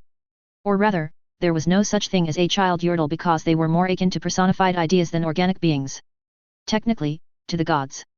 This started as a tradition to offer food to Anavia, the cryo-phoenix. Practically? To me, I suppose. Or maybe to the Fae in Neverland. It depends on who you ask. I don't think all the townsfolk are clear on why they're doing it either, to tell you the truth. Fae? They're here? Pix. There are Fae here. She cheered. It was so tooth-achingly adorable that I didn't want to burst her bubble. Alas, the truth must intrude sometime. No, sorry. They're not real fae. That's just what the townsfolk call the people in Neverland. Ah, she sighed in disappointment. If I remembered right, Lulu wanted to find the glade again, the home of the fae and one of the oldest locations formed in the spirit realm. Then, her eyes narrowed as she eyed me with suspicion. Wait a minute. You said you made these. Are you a narcissist? I'm not. You made yourself offerings. Yeah, but that was because someone kept eating these. I decided to investigate and then realized it was a yordle. What's your name? I'm Lulu. And you're still suspicious. I'm Andy. Now you know my name so I can't be suspicious, right? I'm watching you. How do you feel about the color purple? Not my favorite flavor personally. I like matcha, maybe Korean pears if I want something a bit more floral. Her eyes sparkled with delight. She raised her hands in the air as if in prayer. You understand. Purple is too a flavor. You're adorable, Lulu. Say, did you come through a gateway? Across the low roads. Gasp. You know about the low roads? Yup. They have weird requirements to open them, right? I asked. I remembered reading that one only opened under the right star. Another was in a tidal cave and would only open during low tide, when water would recede and fill only certain inscriptions carved into the ground. Still others required unique hand motions or songs. Most required the language of yordles, making the inaccessible to the vast majority of people. That was something to note for the future. I held a world rune. What was a rune if not a language? Wasn't the language of creation thus the origin of all language? Food for thought. Lulu nodded guilelessly. Yup. Pix and I were looking for the glade. There was this weird branch in the low roads that wasn't there before. We followed it and, poof, here we are. So my hypothesis was right. It seems the Nexus bled enough mana into the forest that the ambient mana forged a connection to the low roads, not unlike how the Bandle tree sprouted from the glade, through Bandle City, and out into Runeterra proper back when the world was really young. You sound like Heimerdinger. You're not going to lecture me, are you? No, of course not, though I feel very proud that you think I sound like the revered inventor himself. You look like a free-spirited, fun-loving kinda gal. Exactly. Do you know where the glade is? You sound really smart, Andy. I shrugged helplessly. I'm sorry, Lulu. Even I don't know where that is. In fact, I think the only one who might is Pix over there. He doesn't remember either, Lulu pouted. I wish I could help you. It's okay. But I know what might make me feel better. Is it more cookies? Lulu pretended to ponder that for a moment. Then, she hopped to her feet in a shower of violet and pink sparks. Her gnarled staff, inert until now, shot up between her legs as she mounted it like a broomstick. It hovered in the air, carrying her until her eyes met mine. She reached out and tapped my nose before shooting off in a shower of sparks. Tag. You're it. I watched her fly away, vanishing like a comet into the forest. I had two options here. 1. I could go home. I didn't need to play tag with her, my curiosity had been satisfied. The intruder was Lulu, a yordle sorceress of not inconsiderable skill and immaturity. And, for all her childishness, she was not malicious, quite the opposite. I could go back to my lab and nothing of consequence would happen to the village unless they antagonized her. Given their tendency to associate the supernatural with me and their reverence for me, I doubted that would happen. That was the ideal scenario.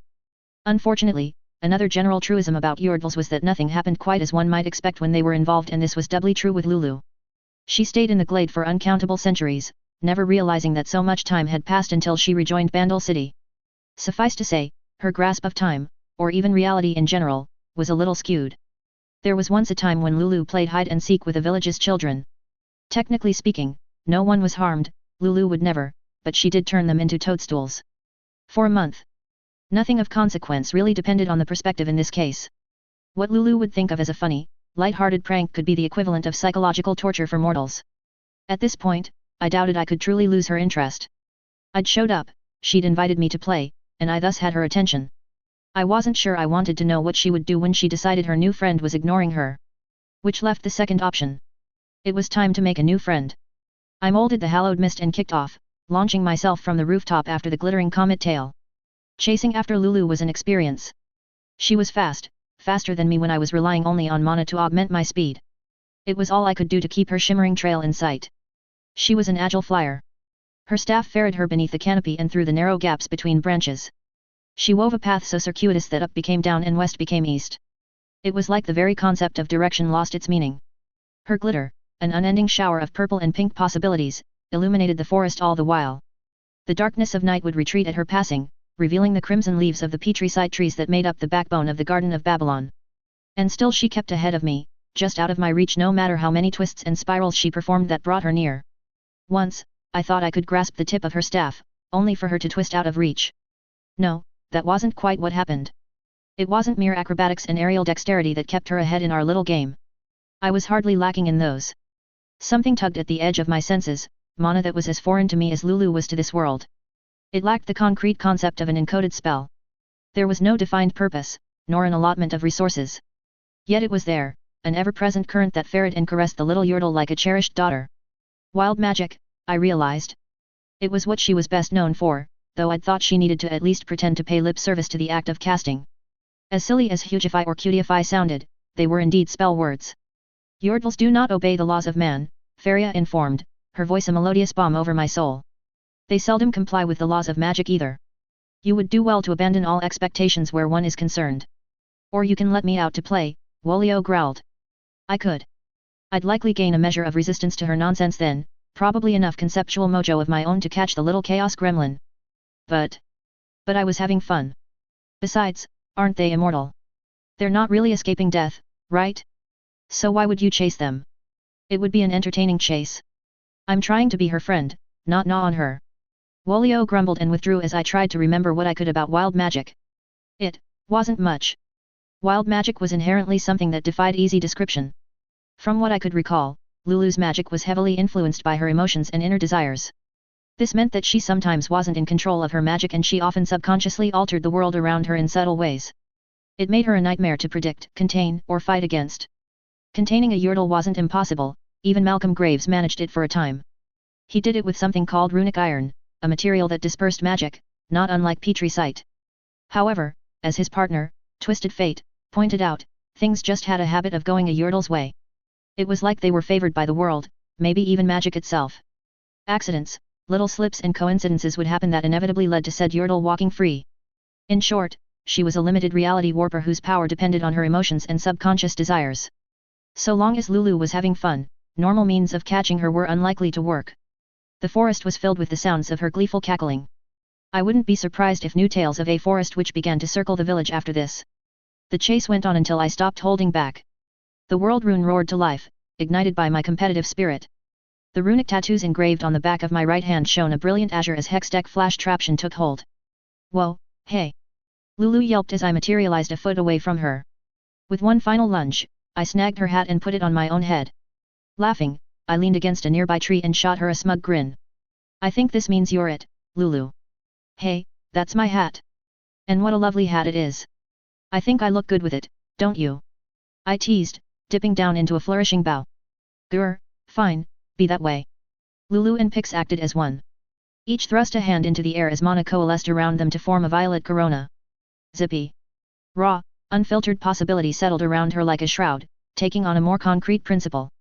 Now that she was drawing on her magic more deeply, I could recognize the nature of the spell. Her magic had a familiar tinge to it, one I experienced whenever I imbued any potion touched by Time Warp Tonic. It was time, harnessed directly without any other medium. The unsealed spellbook gave me a general understanding of magic, enough to appreciate the difficulty of the spell Lulu was using so casually. It was the Glad's influence on her. Lulu didn't typically acknowledge the passing of time because the Glade didn't acknowledge the passing of time. The Fae didn't care and Lulu had the mentality of a Fae. In light of her newly revealed conceptual bullshit, it was all I could do to call upon the hallowed mist. I drew a sword from its sheath and slammed it point first into the ground even as it enlarged to the size of a greatsword. A plume of mist erupted to conceal my location, allowing me to dodge out of the way of the Yordle-shaped missile. We played this game for what felt like hours. She tricked me, using Pix's fairy dust to create an illusion of herself. It wasn't enough to fool my enchanted eyes for long, but that moment of confusion was enough for her to snatch her hat back. Then our game began in earnest. We largely stopped holding back. I broke out the unsealed spellbook, another rune with an inspiration. Ghost. Flash. Exhaust. Just about the only thing I didn't use was teleport, and that because we had an unspoken rule to not leave the forest's boundaries. Lulu took it all in stride. She giggled like a schoolgirl and cackled like a witch, using her smaller size to great effect. Each time I managed to tag her, she did something else that fooled me for a moment, giving her just the right edge to let her take the lead once more. A shrub became a cloud of butterflies to distract me. A boulder reared up into a stallion, only to fold on itself like pudding, the sheer bizarreness of that making me pause. An owl became a dragon, a griffin, a grand fluffle of bunnies. Reality itself became her plaything as she shot rays of transmutation magic like a flower girl tossing rose petals at a wedding. Until finally, she was it again. I ran through the treetops like a man on a mission. There was a man-sized gap between the boughs. I tucked in my knees and flipped like a gymnast, form textbook perfect. I'd almost cleared it when I heard Lulu shout behind me. Hugify. Her magic washed over me like a wave. Before I knew it, I was stuck, caught between two petri site branches over 60 feet off the ground. I coughed lightly as the wind was driven from my lungs. Really, Lulu? I grumbled. I wasn't truly upset, but this was admittedly rather embarrassing. Now I'm stuck. She hopped across the branches and twirled with her staff before booping my nose. Again. You're it. So I am. I'm tired though. Already. Can you turn me small again? Small, Normal-sized, I hastily corrected myself. She was probably joking, but one could never be sure with her. Okie dokie. I shrank back down to a more manageable size. With some of her energy expended, Lulu seemed to be in a better mood for conversation. We hopped down from the sky and found ourselves in a moonlit glade surrounded by dozens of pale mushrooms. There were also much larger toadstools, ones big enough for grown men to sit on comfortably. They were unexpectedly comfy, springy yet firm like the best of sofas. Lulu and I sat down next to each other. Say, Lulu. Yeah. Where is the gateway? It's somewhere here in this forest, right? Lulu stared at me like I was an idiot. She waved around her at the ring of mushrooms that surrounded the glade. Right here, silly. You stand in the center of the mushrooms, sing a song, and then poof. Really? It's that easy to get to Bandle City. Just the low roads. It only works on the full moon, and only if you speak Bandle, she explained. Why? Do you want to come to Bandle City with me? No, I have a lot of work I need to do. But then we can play all the time. We can play together here, Lulu. And if I left, lots of people would get hurt. Why? There's a big, dumb man who gave everyone superpowers. Like magic, but much more limited, I explained, simplifying things immensely. I knew intellectually that she wasn't a child. Hell, she was probably older than human civilization. That said, her childlike demeanor had me speaking as if to Riley without even noticing. He's going to destroy the world and everyone on it. A bunch of worlds, actually. My friends and I are trying to stop him. Really? Should I turn him into a squirrel? She asked, completely innocent yet all the more terrifying because of it. As far as she could tell, if this guy became a squirrel, he couldn't destroy the world. Which meant her new friend could play with her more often. Her thought process really was that simplistic. Lulu wasn't stupid, she'd probably forgotten more about magic and the secrets of the Fae than most mages on Runeterra ever learned, but she had a childish set of priorities that she didn't often deviate from. It was what made her both so endearing yet so unpredictable. No, I don't think that will work. He's not really here, I said. The body he's using is like a puppet, see? So unless we get to the real body, that won't work, and we can't get to the real body yet. He sounds like a big meanie. That he is, I chuckled. Besides, his real body is as big as the planet. No way. Yes way. Can you transform the entire planet into a big squirrel? That would solve a great many of our problems. Rebecca would worship the ground Lulu walked on if she could do that. She scrunched her nose in concentration. No, I don't think so. I'm sorry. I reached out and tousled her hair. Don't worry about it. My friends and I are working on it. Say, did any other Yordle ever come here? Not this time? There was that one time when I brought Vex. She's a grump, but she's nice. She's weird. Oh, and Tima also knows about this new branch in the low roads. I mean, he's the Swift Scout after all. That's true. How about Yumi and the book? Or maybe Nora? I would have thought either of them might have been the first to explore this place. Nah, I don't know where Nora is, but Yumi went off to the Kumungu jungle to look for her. If you say so. Say, do you even have a place to sleep? Day. She tapped the toadstool we were sitting on. With a flex of her magic, the toadstool's stalk became girthier and taller until it transformed into a small cottage. Its chimney barely touched my chest, but the height was perfect for a Yordle. Right here, silly. Hey. That's a neat trick. Was it hidden under an illusion or did you transform all that with just a tap? Neither. Toadstools are great because they're so springy. They can be transformed and fold into other shapes. Like one of those space-saving furniture. Like what now? Never mind. I think I get the idea. Hey, Andy. Yes. She peered up at me with delicate, vulnerable eyes. Can we play again tomorrow? We'll see. I'm very busy making things, I said. The look of dejection on her face reminded me of a kicked puppy. For all her power, she was, in the end, quite a lonely girl. I pulled her into a hug. Maybe not tomorrow, but soon, okay? Really? Yup. And, I'll have more snacks. Ooh, can you make those strawberry cookies? The ones shaped like cupcakes? Yeah. Of course. But you need to make me a promise. She looked at me guardedly. I can't go outside the forest. No, that's not it. I'd considered it, but that sounded like a recipe for disaster. Trying to keep her fenced in would only make her resent me, and probably wouldn't work anyway. Yordles weren't known for their patience. I want you to be very gentle with the people here, okay? Gentle. Right. And careful. They don't have magic, even if some of them look strange. If I really tried, I could probably force enough mana to break one of your enchantments, but the people here can't do that. They can't? Why not? No, they can't. What's fun for you might not be fun for them. In fact, it could be very scary, being something you're not. But it can be so cool. Like, have you ever been a bunny for a day? Or a blue jay? I haven't, but I wouldn't want to be one unless I already agreed to it and knew it was coming. Promise you won't turn people into other things without their permission. She nodded resolutely. I can do that. I held out my pinky. That's not a promise, Lulu. You said you can do that, not that you promised. I'm not Pix, you know, she huffed, cheeks puffing out in a cute pout.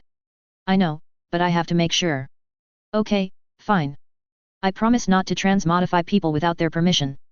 And, when you do, you won't weave any enchantments that last longer than until sundown or sunrise, whichever is nearest. Fine, but I want a cake. A big one. As big as your face. Bigger. How about a cake big enough for us to share? And strawberry cupcake cookies too. She hopped onto her toadstool cottage and held out a hand. You have a deal, Andy. I'd been the one to dictate terms. I was only losing some baked goods I was happy to make anyway. And yet, looking into her big, emerald eyes with that delighted grin, I couldn't help but feel as if I'd been duped. It was probably nothing. Author's note. Finally introduced Lulu. It's my headcanon that Lulu uses a limited form of time magic alongside nature magic. It makes sense, what with her getting Rip Van Winkled. She's a chaos gremlin and a ton of fun to write. I hope I did her justice here. Yes, she's got a lot of abilities that are only hinted at in the gameplay. Mushroom fact. Fairy rings are called that because old folk tales claim they are formed when fairies dance in circles in the moonlight. They are actually a single fungi organism. Their mycelium grow in a circle and sprout mushrooms that form the rings. Respite 8.9. 2005, July 21, Salado Uni, Bolivia. It wasn't uncommon for me to find myself in the salt flats of Bolivia. I'd tried training in other locations. The Sahara made me itchy, the Himalayas was too rocky, and the view from Mount Kilauea got stale remarkably quickly, prime vacation destination or no. There was something about the salt flats, the illusion of an infinite, boundless horizon, that kept me coming back. I'd fully recovered by now. I'd retrained my flexibility until I could put gymnasts to shame. I'd drilled the Wuzhou and Shojin forms into my body until I could react without a second thought. All that was left was the mask. You are afraid, Yuzong, Faria said. Her voice was like a soothing song, enchanting and haunting at the same time. Her words were harsh, yet there was no condemnation in them, simply an observation. It is good for a mortal to fear the end, Wolio growled out. His voice was the direct contrast to Faria's, grating and deep. Can you blame me? I asked with a hollow laugh. The thought of going to sleep again, of leaving Mom alone, of not seeing Riley grow up, that genuinely terrified me. Newly minted immortal or not, those were moments I hoped to cherish for eons to come. The last time I put on the mask, I knocked myself out for 2.5 years. How long might I lose this time? 1 year? 5? I can't afford that kind of delay again. Then do not sleep. Endure. So long as you do not tax your body beyond its limit, you will not enter the dreamless sleep. Yeah, I know. I took a deep breath. Theoretically, I knew I'd be fine. Things were different from that day in Washington. The kindred were directly present in my soul now. They were part of me, as surely as I myself was a part of the kindred. Lamb. Wolf. Turtle. She who granted rest. He who gave chase. And the turtle who, I wasn't sure what I would be in this new trinity quite yet. All I knew was that such an intimate union with the Eternal Hunters had consequences for me. Ever since I received the rune of inspiration, I'd stopped being truly mortal. I'd slowly come to grips with the fact that I would one day outlive everyone I loved. Each discussion with various aspects of death helped with that. And yet, being united with the kindred changed me further still. There were several flavors of immortality to be found in Runeterra, all available even to those who'd started life as plain OL humans. Rise, aptly called the Rune Mage, had been the best analog to myself in this regard, an immortal who achieved this state via sorcery. Other types included Mordekaiser, who achieved a sort of undeath by mastering Ochnun, the Aspects, who became earthly avatars of Celestials, Vladimir and his blood magic, anything to do Vigo and the Ruination, Elise and her oath to Vilmois, Lysandra and her deal with the Watchers, and whatever the fuck LeBlanc kept doing to keep herself young and beautiful. Upon reflection, immortality really was rather common on Runeterra, wasn't it? In contrast, the kindred were, technically speaking, spirit gods. They were counted alongside Ornn and the Freljordian Firstborn, the wind goddess Janna, and Nagakaburos, the bearded lady of the Serpent Isles. They were unique in that their power waxed and waned with, if not worship, then fame. Or perhaps cultural relevance would be a better phrase. In a word, they were malleable. The kindred did not appear to every mortal in quite the same way. During the Spirit Blossom Festival in Ionia, Lam even took on a human form, the facade of a young woman with vibrant blue hair clad in a pink, furred kimono. And by taking the kindred into my soul, I too adopted some of that malleability. As the people of Lord Smith began to worship me, I too took on aspects of the Great Turtle, the one who walked with death. It was their faith in me that truly turned the legend of the Lamb and the Wolf into a trinity. I knew this, and still I was hesitant. The mask appeared in my hand with a familiar pulse of magic. Complicated etchings along its face gave the illusion of a gnarled tree, but once I looked closer, I could see individual carvings of foxes, spiders, vultures, and more. Slowly, I brought the mask to my face. Feria and Wolio were right. Not only was the mask my most powerful weapon, it was also a part of me. Well, here goes. The world expanded as the mask settled over me. Normally, I had a perfectly spherical range of vision. Within this field, I could see through walls, armor, even directly into people's organs. I called it sight because that was the nearest human analog, but it wasn't, not really. However, I simply could not see beyond a certain point unless I utilized dragonfly drones, each with nodes that expanded my range. Taking on the mantle of death, that field of vision effectively ceased to exist. Instead, it was replaced by another sense, not for the living or any sort of physical stimuli, but for the very act of dying. Now that I wasn't fighting for my life against the Cymurg, my nature as a paradox made itself fully known to me. I was human, yet a nascent spirit god. I was alive. Technically, I was death. I was inspiration, a spark of creation that formed all of Runeterra. I was destruction, the end of all living things. I was here, in the Salada Uyuni. I was also there off the coast of Chile, watching a seagull devour a crab, and in the jungles of Brazil, watching a pack of otters chasing down a juvenile caiman. My awareness spread across the world, all the way to Lord Smith and beyond. From the lowliest of insects and microbes to the mightiest of trees, I saw them all. They were like little candles, a sea of light spread throughout the entirety of the biosphere. Put on a macro scale like this, with no world-ending calamity to guard against, it was self-evident that life and death were truly two halves of the same whole. Dimly, I felt my ass hit the salty ground. The sheer vastness of the biosphere overwhelmed me. Without the urgency of the Cymurg to rally my focus around, simply trying to process it all felt like an insurmountable task. Retain yourself, Yuzong, Feria coaxed. We are closer, and so you feel the scope of our domain more closely in turn. I couldn't respond. There was so much going on. My attention was being pulled in too many directions. As beautiful as the eternal dance of life and death was, it was also so much bigger than myself. I had to let go.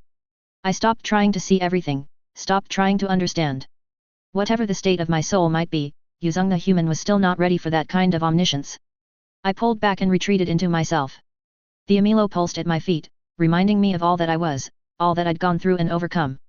It pushed back against all the death in the world until my identity and my future struck an uneasy balance. Finally, I opened my eyes. This is nothing like fighting with you, I complained. You are us. We are you. We are closer now. We are more together. How am I supposed to learn to fight with the mask on if I can barely stay aware of my own surroundings? We can shield you from our domain should that be necessary again, Feria said gently, but you must learn in time. Yeah, I understand. Baby steps. If I had to fight like this, how long would I have? Safely, I mean. Who can say? Learn swiftly, little turtle.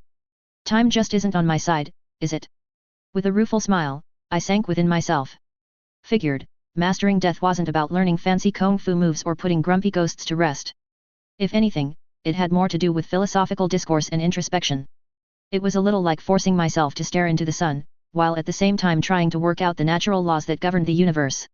When I next roused myself, I could see a little further into the sea of candles without being overwhelmed, and the finality of existence did not weigh as heavy on my shoulders. Heavy still, but not overpowering.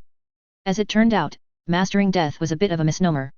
If anything, it was about mastering myself, coming to grips with my humanity, and looking beyond myself even as I searched inward. Through this introspection, I studied the way the currents of magic flowed around the kindred and integrated these currents for myself. It would not happen overnight, but someday, I would hunt alongside the kindred without holding them back. X. 2005, July 23, Cauldron, Ivory Coast. David stared at me like I'd grown a second head. Around the table, the members of Totally Not the Illuminati were likewise bewildered. Except Fortuna, she'd long since been inoculated to my bullshit. Come again. My town of fantasy medieval peasants is now haunted by a fluffy midget with reality-bending powers and her pet pixie, I replied with a completely straight face. Why wouldn't I be? This was a serious Cauldron briefing and I did not derive amusement from fucking with my peers, such claims were slanderous and uncalled for. Her name is Lulu. She can be bribed with pastries. She is kind, friendly, and filled with childish playfulness. Yeah, I thought that's what you said. What the hell, Andy? She is to be treated as a friend. It is in your best interest that she remains a friend. I highly advise that you do not poke the Lulu. Do not speak to the Lulu unless you have been spoken to. Do not make promises to the Lulu unless you can keep said promises in that very instant. Do not accept food from the Lulu, especially if it glitters or can be considered some shade of purple. Most of all, do not threaten the Lulu. Andy, we're going to need more than that, Keith tried. He was still in his blue and white spandex, something about a new ward undergoing orientation in New York that he had to show up for. You're saying words but those words aren't making sense. Is Lulu one of Peter Pan's? Lulu is the Fey sorceress, completely independent of Neverland. She hails from Bandle City, though I suppose she would more closely identify with the Glade if you asked her. Though she herself is not technically a Fey, she has the mentality of one and so you should be mindful of your words when speaking to her. I didn't realize we had a new settlement. Where is Bandle City? It is beyond the void between worlds and can only be reached through the low roads. It exists as a part of the spirit realm, a tangential dimension attached to Runeterra Prime. Eugene sighed and rolled his golden helmet around on the table in front of him. Is this for a video game? Are you getting into tabletop RPGs? Because a Cauldron meeting really isn't the place to bring up your world building. What? No, this isn't a D&D campaign. Fine, Andy, but please keep this brief. We all have things to do. I cleared my throat. Sorry, let's try this from the beginning. The multiverse is vaster than you'll ever know. I'm not a para-human. Magic is real. My power comes from a place called Runeterra. It's fantasy land with lots of different species and Lulu is a guest from Runeterra. Lulu is super strong and will turn you into a turnip if you piss her off. Was that brief enough? Too brief. Fortuna and I shared a quick laugh. She knew about magic of course, she'd been consuming the elixir of sorcery for a while now and used my dream blossom sensor more often than I did. She'd been briefed more extensively than the others. My peers typically shrugged off my talks of magic as that mysterious force that kept anyone else from using Andy's gear, but Fortuna was different. Given her exposure to me, the path's diminishing usefulness when predicting my actions, and her childhood in a pre-industrial Earth, she was far more receptive to the idea of magic than even Dr. Mother. I've yet to lie to you all. It just so happens that whenever I talk about my tech being hex tech, your eyes just glaze over. Well? Magic is real. There are worlds that sustain human life yet look nothing like any Earth. If anything, Doormaker is capable of accessing one small slice of the multiverse, a dimensional cluster, if you will. And this, Lulu, is from another world? One with entirely different rules from ours? Keith asked. I'm not calling you a liar, but you understand how strange that sounds, right? Perhaps not, Rebecca said. Andy's corona is inactive. It is a known anomaly we marked on his files but dismissed as an insignificant outlier. Considering his power, his corona and Gemma should show far more activity than they do. I blinked at that. Wait, I have a corona? One SEC. Oh, there it is. I forgot I even had this thing. Sometimes, I forget you can look inside your own skull, Eugene said dryly. But yet, your corona's not active. We always thought it was a little weird, and that maybe we didn't have the tech to examine your specific permutation of powers. Oh. I mean, I was born in this world, so I guess that makes sense. A corona really just means that a shard has taken an interest in a human as a potential trigger candidate. Right. So you have one. And you have powers, even though it's not active. I guess this is the magic you're talking about. Sure. It's complicated and probably has to do with why I know so damn much. What really matters is Lulu. She's here. I opened up a projector and showed them a picture of her, cheeks stuffed with cookies. She didn't usually like pictures, but I bribed her to go without her glamour for a bit. This would be the Lulu. She might not ever appear in this form to you, but if you do meet her, once again, do not poke the Lulu. How intriguing, Kurt said with a curious gleam. I do not recognize this one. I take it she is not a case 53. No, Rebecca confirmed. Her memory wasn't in question, she knew every case 53, whether they were in Neverland or released into Earth Bet. Which lends Andy's claims some credence. If there is an entirely new world, perhaps we should tap it for resources as well. Nope. Can't go there. Lulu's method is unique to her species, called Yordles. Yordles? Really? David laughed. She looks adorable. Are you sure she's a threat? You know what? Eugene mentioned D&D. Maybe that would be the best way to frame the discussion. Lulu is a creature from their equivalent of the Feywilds. She is, like most Fey, immortal. Unlike my magic, which emphasizes inspiration and has a set structure and process, Lulu's magic is instinctive. She's a sorcerer? As in the class? Eugene asked. Exactly. In fact, she's a wild magic sorcerer. Oh, that's bad. Lulu's chaotic good. She's so chaotic good that her magic automatically reacts to her wishes to ensure she has a fun time. She spends her days playing games and likes to behave childishly. Usually, this means casting polymorph, pretty much at will. No reagents, no hand gestures, sometimes not even any spell words. And unlike D&D, her transformations don't always have a time limit. I'm starting to understand your worry. Are you saying there are no limits to her magic? I'm sure there are, I said, satisfied with the D&D comparison. Eugene at least seemed to have an easier time wrapping his mind around the idea now that it was presented in a format he could digest. She said she can't transfigure the entire planet, so there might be a mass component to it. Then again, wild magic defies understanding by its very nature, so who knows? Hey. I think we get the idea, Dr. Mother said. Perhaps we should preemptively take care of the variable then. I slammed my head into the table with a dull thunk. What part of she is immortal, did you not hear? I can't kill her. You can't kill her. It's not a matter of beating her in a fight, which is debatable by the way. Things, destiny, just has a way of going her way. I find it hard to imagine that anyone is truly unkillable, even a Yordle. Well, I don't know how. Take my word for it, trying to find out is really not worth the hassle. There's a reason don't mess with Yordles, is a common saying on Runeterra. Containment then, Rebecca added. If she is such a chaotic variable, is there a way to hold her? Nope. That's not worth it either. I wasn't lying about things going her way. Yordles are creatures from the spirit realm and they have an innate connection to the world on a metaphysical level that even I can't replicate. They might seem spontaneous, and they are, but that's because long-term planning isn't really necessary where they're concerned. Hell, given Lulu's wild magic, long-term planning might not even be possible. Killing her is impossible. Containment is equally impossible. What is your plan then, Andy? You seldom come to us without a solution ready. I told you my solution, do not poke the Lulu. Do not threaten the Lulu.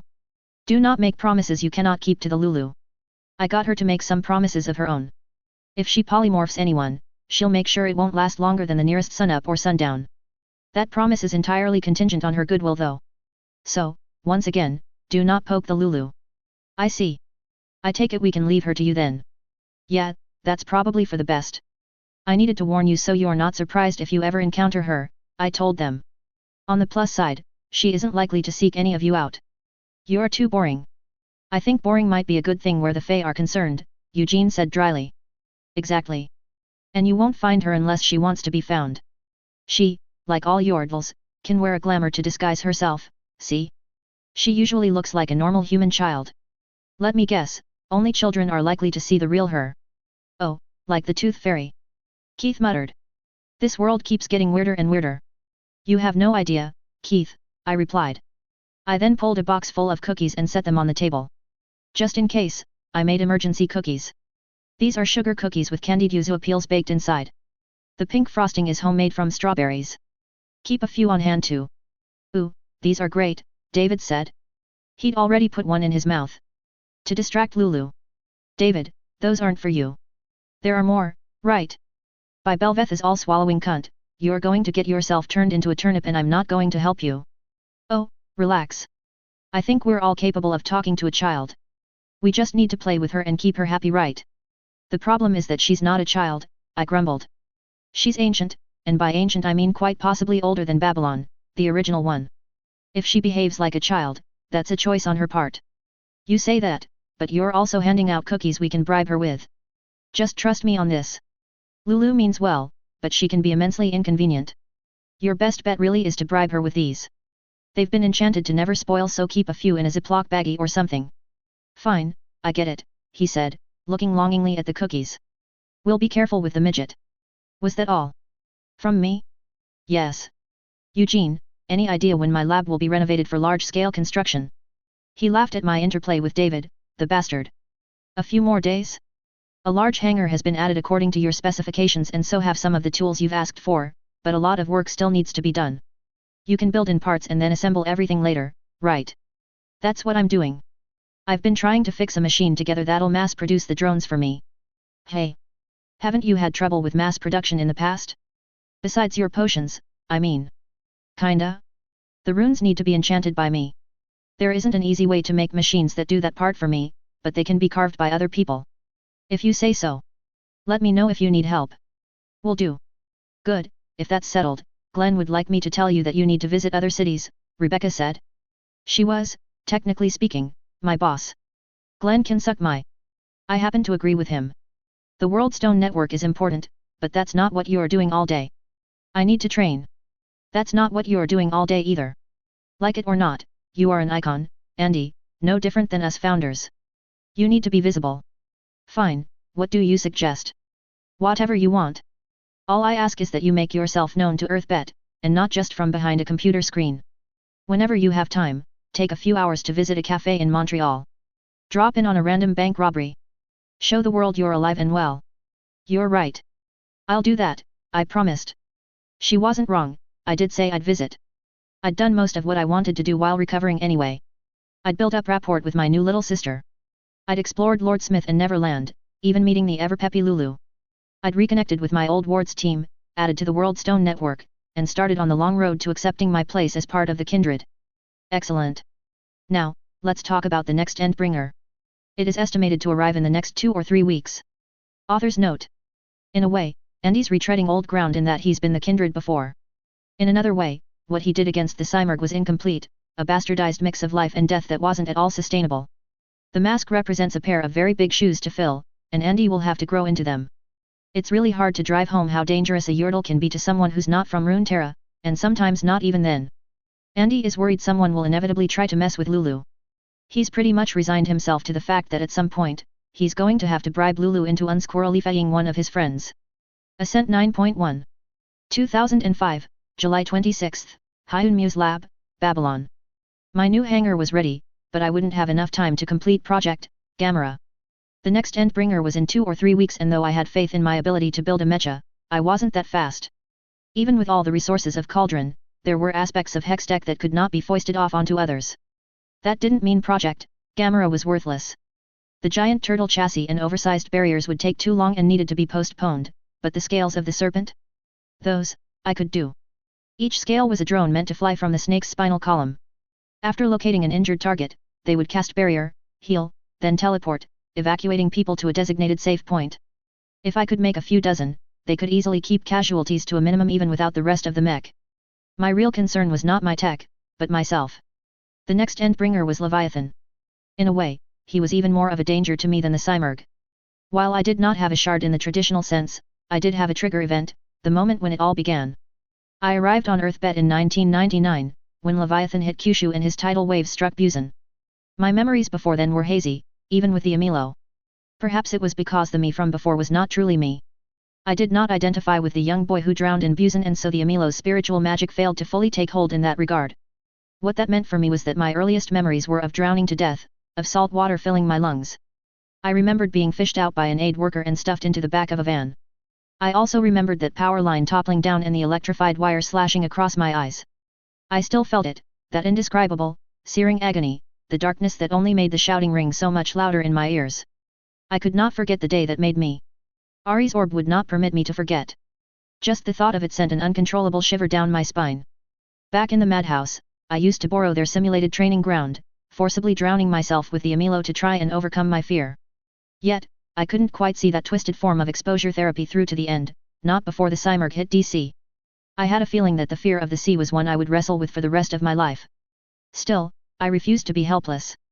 I threw myself into my work with abandon, adding to the World Stone network and enchanting as many drones as I could. The sea was my phobia, and Leviathan, its manifestation. I wasn't sure if I'd freeze up then, but I refused to be passive or sit out the fight completely. Whenever I wasn't in my lab, I was in the salt flats of Bolivia, expanding my range and tolerance for the mask. In that, I ran into a wall. Why do you fear the waves? I heard Wolio growl in my mind. Are we not greater than the sea? What is the sea before the end? Feria questioned rhetorically. They were helping in their own way, but they did not understand. Never mind childhood trauma, the simple concept of fear was a foreign one to them because the kindred could not fear. They understood that fear was an emotion, and one typically felt by mortals when they encountered the kindred, but there was a certain detached distance in that understanding. So, their means of helping was to remind me that I was so much greater than my fear. It was to remind me that I was powerful now, because that was the language they understood. I know that. Aphobia is not a conscious decision, I said tiredly. I know intellectually that this fear is nonsensical, but my body remembers nonetheless. Humans are emotional creatures. Is it the end you fear? We are. It gives us the motivation to strive for greater things, but also hinders us at times. You are more than human. The sea was not your end. I sighed as they withdrew from my mind. They were right, but I couldn't just get over it any more than I could suddenly grow gills. It was an ugly thing, deep-rooted and primal. At this point, I felt like my own fear was as much an obstacle as my body's ability to withstand the kindred's influence. What would happen if I wore the mask for Leviathan? I asked. I had to. I knew the answer, but knowing that I had an ace up my sleeve that I couldn't use rubbed me raw. You would lose yourself to us, Feria warned. Before, we were not part of your soul. We are one now. You touch upon our domain all the more closely. Shouldn't that come with better resistance to death magic? Why should it? Humans are such fragile creatures. You are changing, but so long as you allow this fear to rule you, you will never wield our domain in truth. I sighed and stood, dismissing the mask. I was just thinking in circles at this point. Ultimately, there was no easy way to get better. Crippling phobias weren't things patients could reason themselves out of. I could nearly drown myself in simulations, but the only way to fully overcome it was to face Leviathan. I'd prepared, done what I could, but I wouldn't know until the trial by fire. X. 2005, July 28, Eagleton, TN, USA. Rebecca finally nagged me away from my training. Miracle of miracles, she and the kindred were of like mind. They were both insistent that I not use the mask in combat. Granted, my soul furries were worried I'd go insane as I embraced conceptual death and Rebecca was afraid I'd take another multi-year nap, but they agreed. Worst of all, I had nothing to say to argue against them. Which was why I was out here in Eagleton, Tennessee. I'd built a great deal of armaments and most of them weren't likely to drive me insane.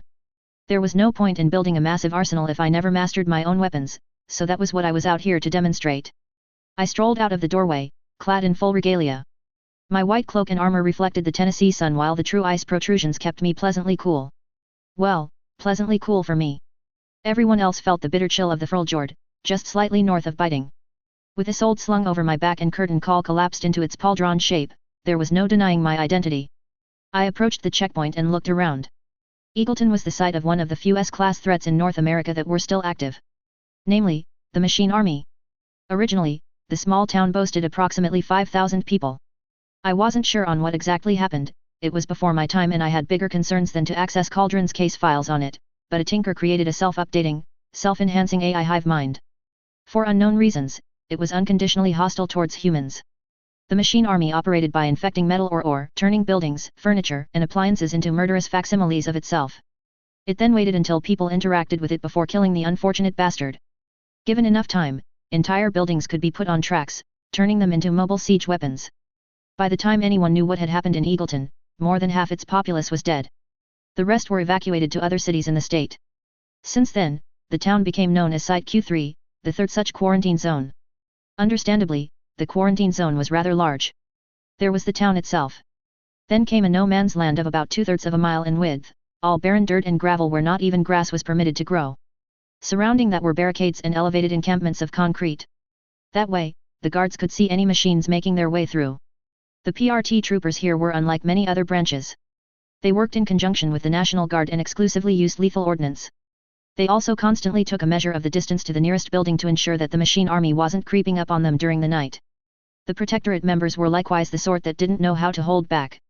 Given the lack of organic life in Eagleton, many of the problem children across the country tended to get sent here, where their willingness to shoot first and ask questions never could be of some use while they learned to better control their powers.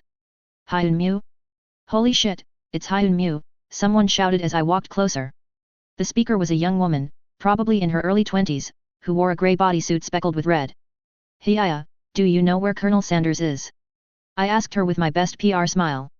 I didn't recognize her on sight, but she was probably one of those problem children sent here to learn to use her power in an environment where rampant destruction wasn't quite so costly. Cluck Bucket? Yeah, he's in his office. Fair warning, he's not happy, she said with a cocksure swagger. Well, if you keep making KFC jokes about him, no wonder. Hey, he's never happy. He's one of those hard-ass military types. You know, the ones that sleep with a pistol under their pillow. Yeah, I get it. Cinereal, by the way. Come on, I'll take you to him, she said. I recognized her, though only vaguely. She would eventually become the head of the Atlanta Protectorate in canon. Why are you out here anyway? Honest answer? PR. PR? Seriously? Shouldn't you be kissing babies and feeding the homeless or something? I shrugged. We have very different ideas about PR. Really?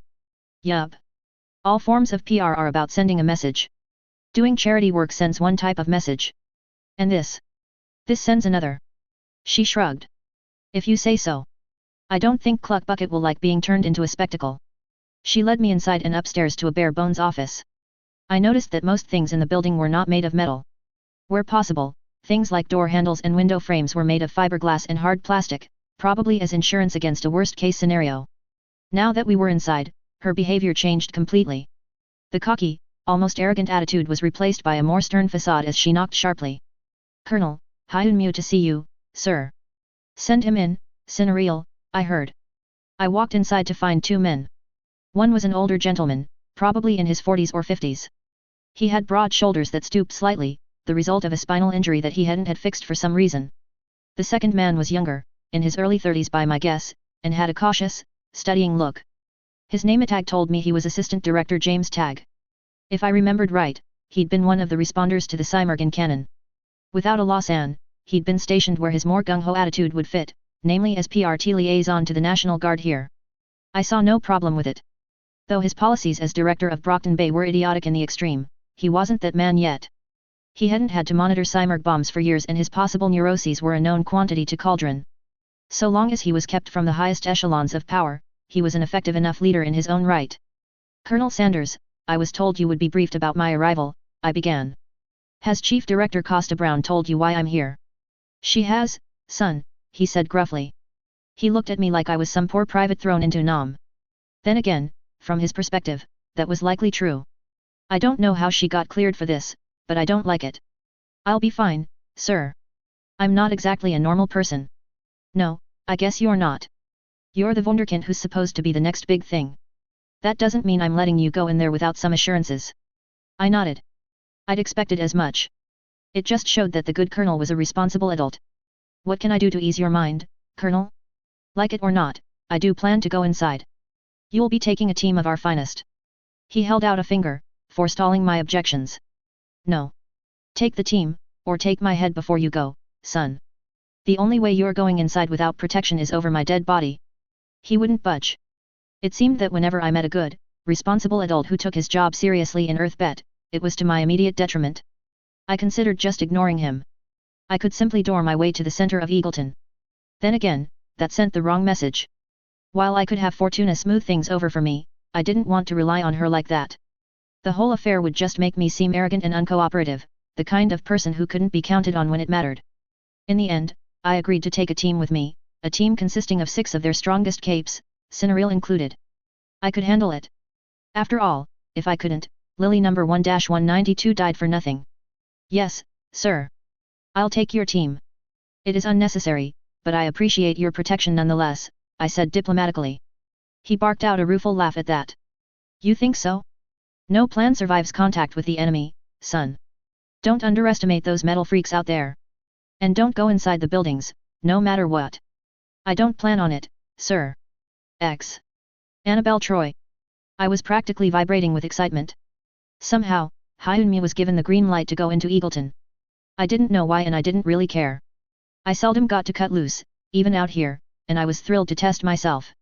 Maybe, if I did well, I could get reassigned back home. I wasn't the leader of Hyunmi's guard detail, that honor went to Stalwart. He was a big, beefy brute changer who could morph his hands into whatever shape he wanted, including giant, shovel-like shields that could withstand tank rounds. He didn't look happy to be sent on what looked like a high-stakes babysitting mission. The 7 of us were standing around next to the gate to the no man's land. Though I'd been working with these people for almost a year now, I didn't know a lot about them. What I did know was that I was one of the most destructive members of the team, Hyunmu and his freaky ghost furries excluded of course. The teen of the hour looked pretty nonchalant about all of this. Normally, 13-year-old kids didn't get sent into S-class quarantine zones. They sure as hell didn't look like this was a grocery run either. I wasn't sure if this was admirable or downright freaky. Why are we going into Eagleton exactly, kid? Stalwart asked gruffly. He probably thinks a sample will help with his tinkering, Mach 1 said. He was a short, sandy-haired man with the laziest name I'd ever heard. To be fair, he had jet wings coming out of his back. The wings were made of some kind of organic metal that the eggheads couldn't make heads or tails of. He probably had standing orders from the colonel to take Hyunmu and ditch us all if things went tits up. It was unfair, but that's just how things were sometimes. Everyone knew here Hyunmu mattered more than us. He could retire if he wanted and he'd still matter more, just for his potions alone. No, it's nothing like that, Hyunmu said. I have no interest in the machine army for tinkering purposes. Then what's the deal, kid? What else? We're going to destroy Site Q3. Door, Geographic Center of Eagleton, he said plainly, as if he was discussing the weather. As we watched, a portal opened up to an area we'd all seen through satellite imagery, rendering Mach 1's involvement completely irrelevant. He walked through without a care in the world. Well? Are you coming? The 6 of us hurried after him. I didn't think he'd leave us behind, but no one wanted to take the chance. We quickly surrounded him, taking up a defensive stance. Already, the buildings around us were starting to move. The traffic stop had dismantled itself into whirling blades. Its red light was aimed our way, probably a laser. This is a horrible idea, Stalwart said. We're fucking surrounded. Hyunmu laughed. Good. I can't miss then. Is this really the time for movie one-liners? I barked. Of course. If you don't mind, please get ready to warm everyone. I think they'll appreciate it, Cinereal. I was about to tell him off, but the temperature suddenly dropped a few dozen degrees. It went from humid Tennessee summer to polar wasteland in about 4 seconds. Our breaths came in ragged gasps as our bodies struggled to deal with the temperature drop. I looked back at him. What the fuck had he done? Since when did he have a freezing field? And why the hell would he deploy one now? My armor has it. I've had it for years now. And I haven't even started yet, he said. I hadn't realized I'd spoken aloud. Now would be a good time to warm everyone, Cinereal. I'm not very good at controlling this yet. Don't get me wrong, you won't die, but you're about to have a rather shit time of it. What the hell are you? He cupped his hands over the crystal on his chest. I'd dismissed the gem as a bit of vanity, but apparently it was some kind of tinker tech. An orb of azure energy filled his hand and the temperature dropped another several notches. Then, when my teeth began to clatter, he tossed it into the air. Anavia's grace. I would never question Hyunmu again. If I could help it, I never wanted to be on a mission with him for the rest of my life. Let someone else deal with his bullshit. I wasn't even sure if the little fucker was human at all anymore. The orb in his hand morphed into a crystalline eagle, or maybe some kind of ice phoenix. It let out an ear-piercing screech as it rose into the air. Though it had been palm-sized at first, it rapidly grew until its wings seemed to cover the sky. It was impossible to describe. The eagle was just a projection, a stylistic choice made by Hyunmu that deviated from his turtle theme.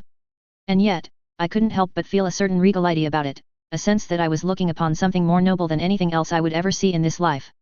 Perhaps the choice wasn't up to Hyunmu at all.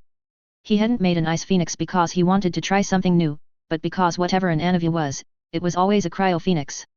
Then, with a second shriek, it flapped its wings. Each flap brought forth a cyclone that threatened to drive us to our knees. I felt as though I was witnessing a miracle, something that couldn't be explained by technology alone, no matter how brilliant the tinker. Then came a cold I'd never felt before, and hopefully never would again. The polar ice caps? The Antarctic Sea? Even the emptiness of space. I knew with absolute certainty that nothing in the natural world could compare with this. This was winter's bite made manifest, the idea of cold distilled into a glorious eagle. There was a bone-deep surety in my mind that this kind of chill wasn't survivable. All around me, the machine army that had begun to mobilize shattered. Concrete became brittle and wore away on the wind, as if time sped up and brought nothing but ruin. Steel itself distorted and froze before joining stone. The icy storm expanded, covering more and more ground. I saw the machine army try to return fire, but bullets shattered in the wind and lasers fizzled out, robbed of all heat and motion as though a god had decreed it. Until finally, the storm came to an end. The great eagle let out one last shriek of victory and vanished into the air, dispersed into newly fallen snow. The machine army was no more. Eagleton had an area of approximately 3 square miles. The containment zone added another 1.5 miles in diameter if we'd truly arrived at the geographic center. And yet, I had no trouble seeing the concrete barricades from where we stood. Everything, from the buildings to the traffic lights, had been eroded away, frozen and shattered into so much dust until nothing but level ground remained. Well, that takes care of that, Hyunmu said cheerfully. It was as if he hadn't just eliminated an S-class threat with 2 words. He then dug around in his pocket and handed us each a potion. Sorry about the cold. I know that wasn't pleasant. Fine control is still a work in progress, which is why I don't use this often. What the fuck? Stalwart summed up our thoughts. Hehe, I did say you guys wouldn't be necessary, right? I mean, I do appreciate your willingness to fight for me, but I meant every word I said. I came to eliminate Site Q3. I'd always thought of myself as strong. I was a breaker-shaker with incredible destructive power, regeneration, and area denial. Everyone said I had great potential, that I'd likely end up leading a protectorate branch one day so long as I kept my nose out of trouble and got a handle on my powers. I understood now. If I was strong, what the fuck were the founders? Or this absolute monster who stood completely unfazed in an S-class containment zone? The worst part of it all, the part that terrified and humbled me, was that Hyunmu said he did this for PR. He said all PR was about sending a message. Well, message received. Author's note. Hands up if you forgot Andy was afraid of the ocean. He did used to run simulations for himself in the madhouse, using Fortuna's willingness to interrupt him to keep his own exposure therapy from going too far, but that was only 6 months or so before the Cymurg. Problems don't go away just because you nap for a few years. Cinderelle is known for her no-nonsense, tough-on-crime attitude. She also got into some trouble in her youth because she's not very good at holding back.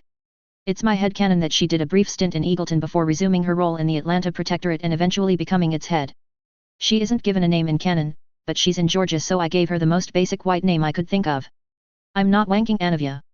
There are 2 instances in LOL lore in which Anavia creates a cold so powerful that it shatters steel.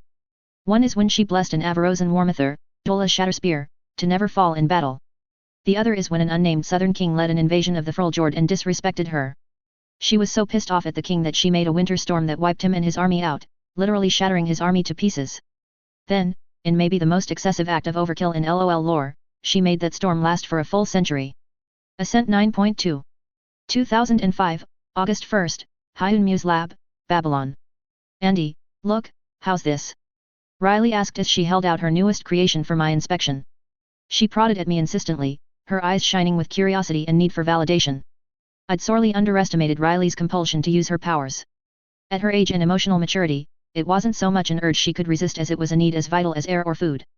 Originally, Fortuna curbed her biotin-curing urges by teaching her conventional biological principles and allowing her to conduct genetic experiments on Freljordian wheat. The fantasy grain was harmless and anything she made could be used to augment Earthbet's economy. However, that didn't last. I didn't know if it was due to my arrival, but Riley quickly got sick of food crops. Asking her to map the genetic sequence of some of Peter Pan's creations could only occupy her for so long. Like any child her age, she wanted to be like her big brother. Seeing me working without restrictions, she wanted that as well. Or, at the minimum, to work with me. My solution was simple. Over the past few weeks, I assigned her the task of designing the ideal delivery medium for my potions. All of them. Let's see, I said with an indulgent smile. I palmed her head in one hand and tousled her hair. Tell me about it, Riley. She scrunched her nose adorably and slapped at my hand ineffectually. Hey, I'm not a puppy. It's because you're so cute, Riley. Go on, tell me about all the cool things you made. Well, it's a syringe, see? She began, haltingly. Indeed it was. It was a small, chrome cylinder that fit comfortably in Riley's diminutive hand. One end had a pin-sized hole where the needle would emerge while the other acted as the liquid storage compartment and plunger. Peering inside, I saw that there were a great deal of components, far more than in a typical syringe. Not all of it was comprehensible by me. Tinkertech was still Tinkertech, but Zonite biochemistry was similar enough to give me a fair idea of what I was looking at. Is that a chemical sensor? And trigger? I asked, genuinely impressed. My kid sis puffed out her cheeks and kicked me in the shin. No fair. You peeked inside. I wanted to explain it. I realized my mistake. Riley was 6 and I'd just stolen her big moment from her. I swept her up into a princess carry and placed her on my lap. Oh, I'm sorry, Riley. You can still tell me. There are loads I don't understand about what you made. Nua, your eyes are cheating.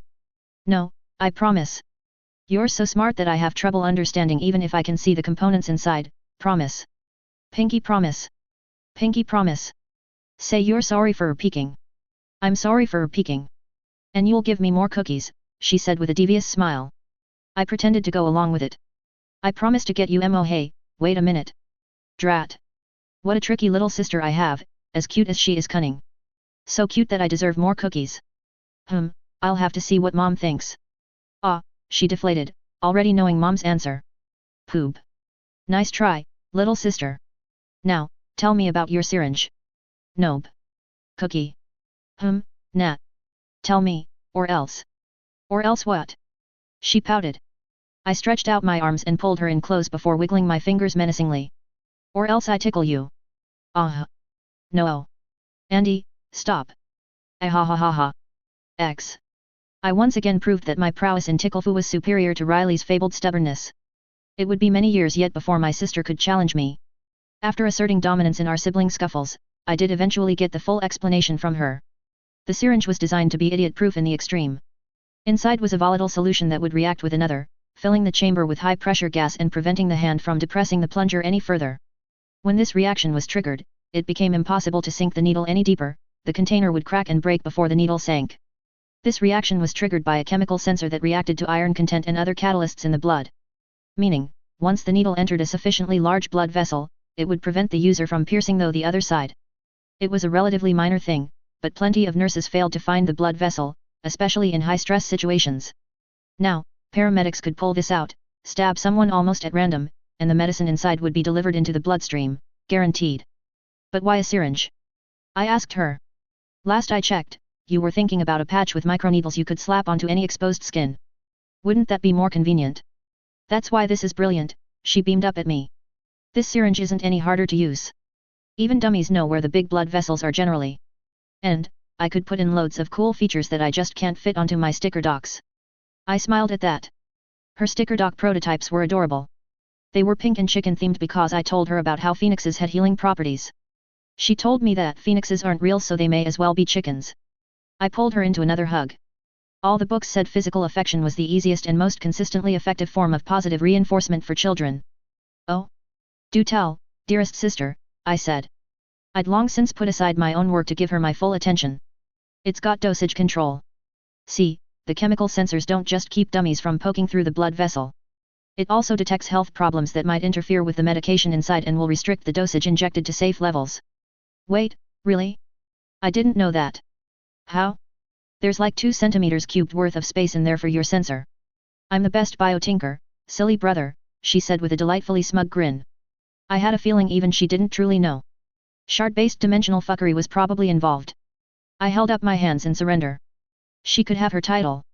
Zonite Tech wasn't exactly a tree I had the bandwidth to explore at the moment. You're splendid, Riley. I've never denied it. Hee. But, you know that my potions don't interact with any pre-existing health conditions, right? Well, yeah, but you said I should make the perfect delivery device. I figured I may as well make this for all other medicines too. Allergy medication, insulin, anesthetics, all of it. The sensor can be programmed through an app that Uncle Andrew helped me code. He did he? Did he also tell you to call him that?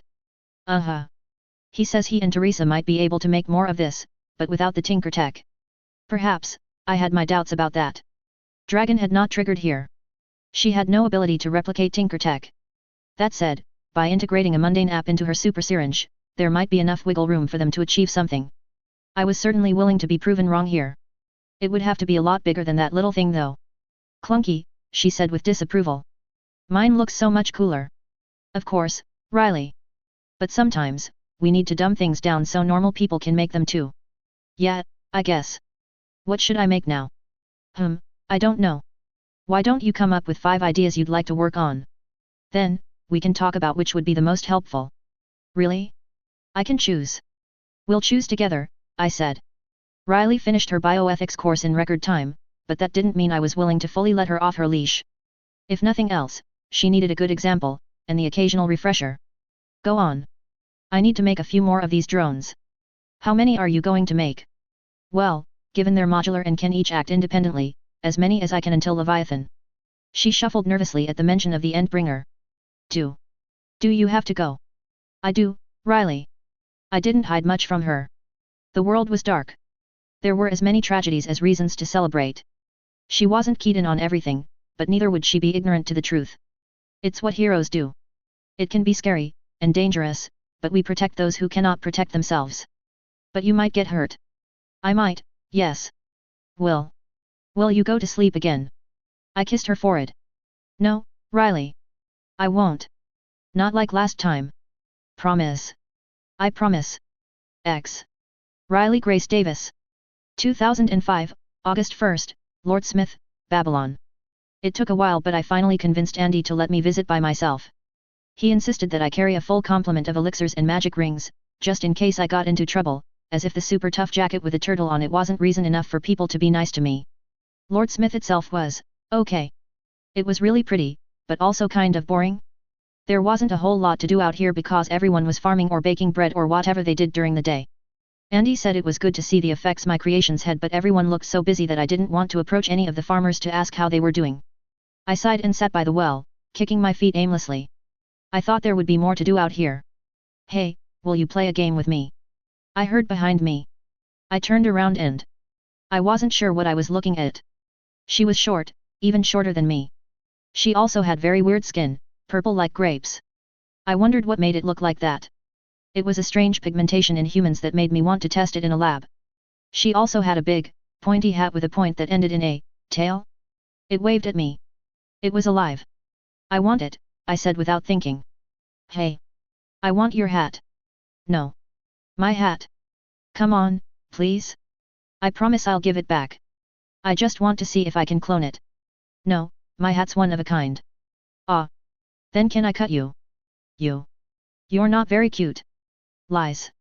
My big brother says I'm the cutest. You shouldn't cut people. If I'm not allowed to turn people into squirrels, you shouldn't be allowed to cut people either. It's only a baby cut. I just want to see your skin under a microscope. What's a microscope? Wait. You can see me. Day. You're not invisible, silly. What color am I? Purple. The little girl patted herself all over. She twirled around until she lost balance and her hat grabbed a nearby fence post to keep her steady. Yup, I still have my glamour. You're strange. I'm strange? You're the one with a silly hat. She stuck out her tongue with a playful grin. You wish you had my hat. I slumped. Yeah. Can I please try on your hat? Fine, but only if you tell me how you can see through my glamour. I don't know what a glamour is. How am I supposed to know how I'm seeing through it? You. Hold on, she said. She poked me with her big staff. From it, a purple fairy fluttered out. Pix, is she magic? Wait, she is? So you can see through Yordle glamour. Yordles? Oh, is it because of my brother's cookies? Brother's cookies? Are you Andy's sister? I gasped in delight. You know Andy? I'm Riley. Who are you? I do.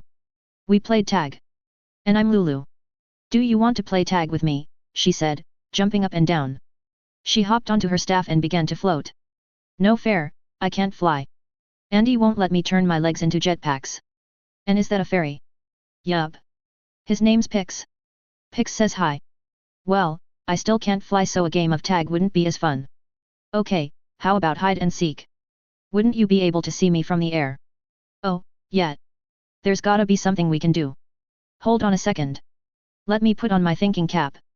Lulu kicked her feet, dangling them like laundry in the air. The tail point of her hat grabbed at the empty air and somehow acted as an anchor, as if someone nailed it into space itself. It then swung Lulu in a windmill. Ridiculous. Who even wanted a hat that spun her around? I wasn't jealous. Whoa, whoa, whoa.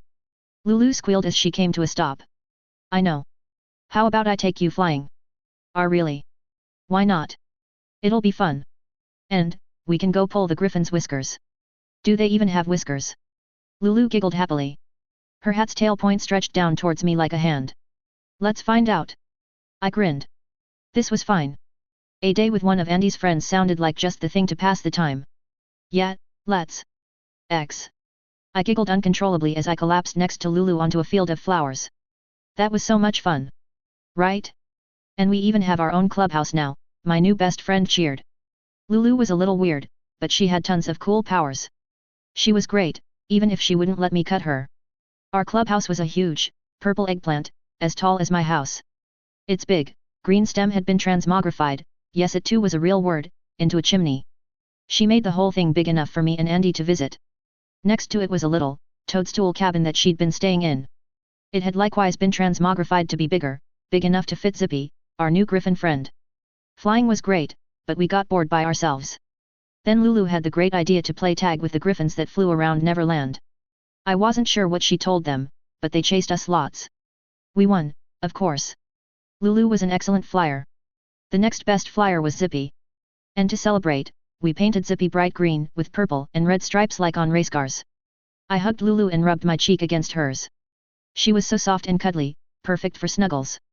The clubhouse looks great, Lulu. I think even Andy will love it, I told her, only to be interrupted by my grumbling stomach. Which reminded me that my backpack had a Deus Iraq, Mommy's fancy way of saying lunch. I pulled it out of my backpack. It was a cool, misty blue and snowy white, just like Andy's costume. It was even decorated like a big turtle shell. Aunt Fortuna got it for me. Andy didn't want me to have it. He said me having Hyunmu-themed things was cringe, whatever that meant, but Mommy said it's cute and everyone knows Mommy is Andy's real boss. Inside, I saw 4 yabu chobap, 2 with tuna and 2 with ham. There was also icky spinach, which both Andy and Mommy said I needed to eat, and a separate, smaller container of fish cake and turnip soup. The second container was the real motherload though. It was stuffed with Andy's snickerdoodle and chocolate chip cookies. I took out 1 rice ball and saw Lulu looking at my lunch like a puppy. She didn't have a mommy or big brother to make her food. I put 2 rice balls onto the lunchbox lid and slid them over. Andy says food tastes better when we eat with friends. Lulu gasped with delight before bowling me over in a hug. Yes. What is this though? It looks Ionian. It's yabu chobap, funny word, I know. It's really good though. I think that one has tuna. Ooh, it's sweet. Right? Mommy says it's made from tofu. What's tofu? I think it's beans. I said, unsure. I knew loads about biology, but that didn't mean I knew everything about cooking. Weird. I like it. We chatted and shared my lunch. I also gave her half of my cookies. I didn't want to, but doing it made me feel all warm inside and suddenly, I didn't mind as much. I'd just get Andy to make more next time. We played some more. We even got some of the village's kids involved. Lulu's magic was great for hide and seek. And when the sun began to set, the children all turned back to their normal shapes and we found ourselves back at our new clubhouse. Do you have to go? Lulu asked softly. We can keep playing together. I'll even show you how to do our special yodel dance. I can't, Lulu. Mommy and Andy said I need to be back in time for dinner. I only got to stay this late because of Doormaker. Well. What if we can convince Andy to let you stay? How are we going to do that? Andy can be super strict. She told me. I wasn't sure, but it was worth a try. Andy Yuzung Kim. I couldn't find Riley. Given my range of vision, that itself told me who was to blame. No one else had anything close to the magical ability necessary to hide from me. I sighed. I knew letting Riley go into Lord Smith ran the risk of her running into Lulu, but I'd been hoping the two would behave themselves and she'd return on time. She obviously hadn't, but even now, I doubted Riley had been hurt. Lulu just wasn't that kind of malicious fae. That said, I'd get scolded by Mom if I couldn't find her soon. Dinners were sacred at the Kim household. If at all possible, we were expected to share a meal as a family. Or else. Which was why I was in Lulu's glade, thankfully lowercase g. Lulu, where is Riley? I asked, gamely ignoring the house-sized aubergine and the preening griffin that had been painted in what she'd no doubt describe as all the colors. The sorceress in question put her hands together on her lap and wiggled like a nervous schoolgirl. Riley? Who? Lulu, I trailed off, layering my voice with all the disappointment I could muster. Okay, but I want to play a game first. What did you turn Riley into? A squirrel. You need to find her.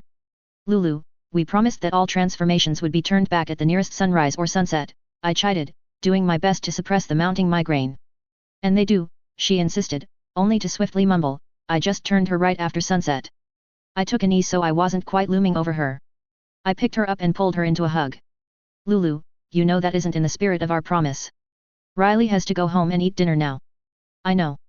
Can you tell me why you did this? I wanted us to play longer. And if I can't find her, I need to let her stay until sunrise, I finished for her. She nodded shyly. It really was like dealing with a child, immortal sorceress, or not. I thought about what I should do in this situation.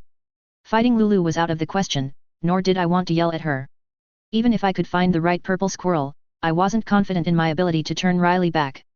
It'd be hard enough reversing a transformation on my own person, never mind someone else. I had no intention of experimenting on my little sister. Leaving my sister in the forest was obviously not an option though. Mom would kill me and it would only reward Lulu for skirting my rules. After some thought, I came to a decision. Lulu, Riley can't stay, I said insistently. Come on, please. She begged. She waved her staff and turned a rock into an apple. I can make dinner, see? She'll be super safe, promise. Our mom would miss her. You don't want that, right? Yet. Now where is Riley? A purple squirrel scurried out from under the hem of Lulu's shirt. There she is.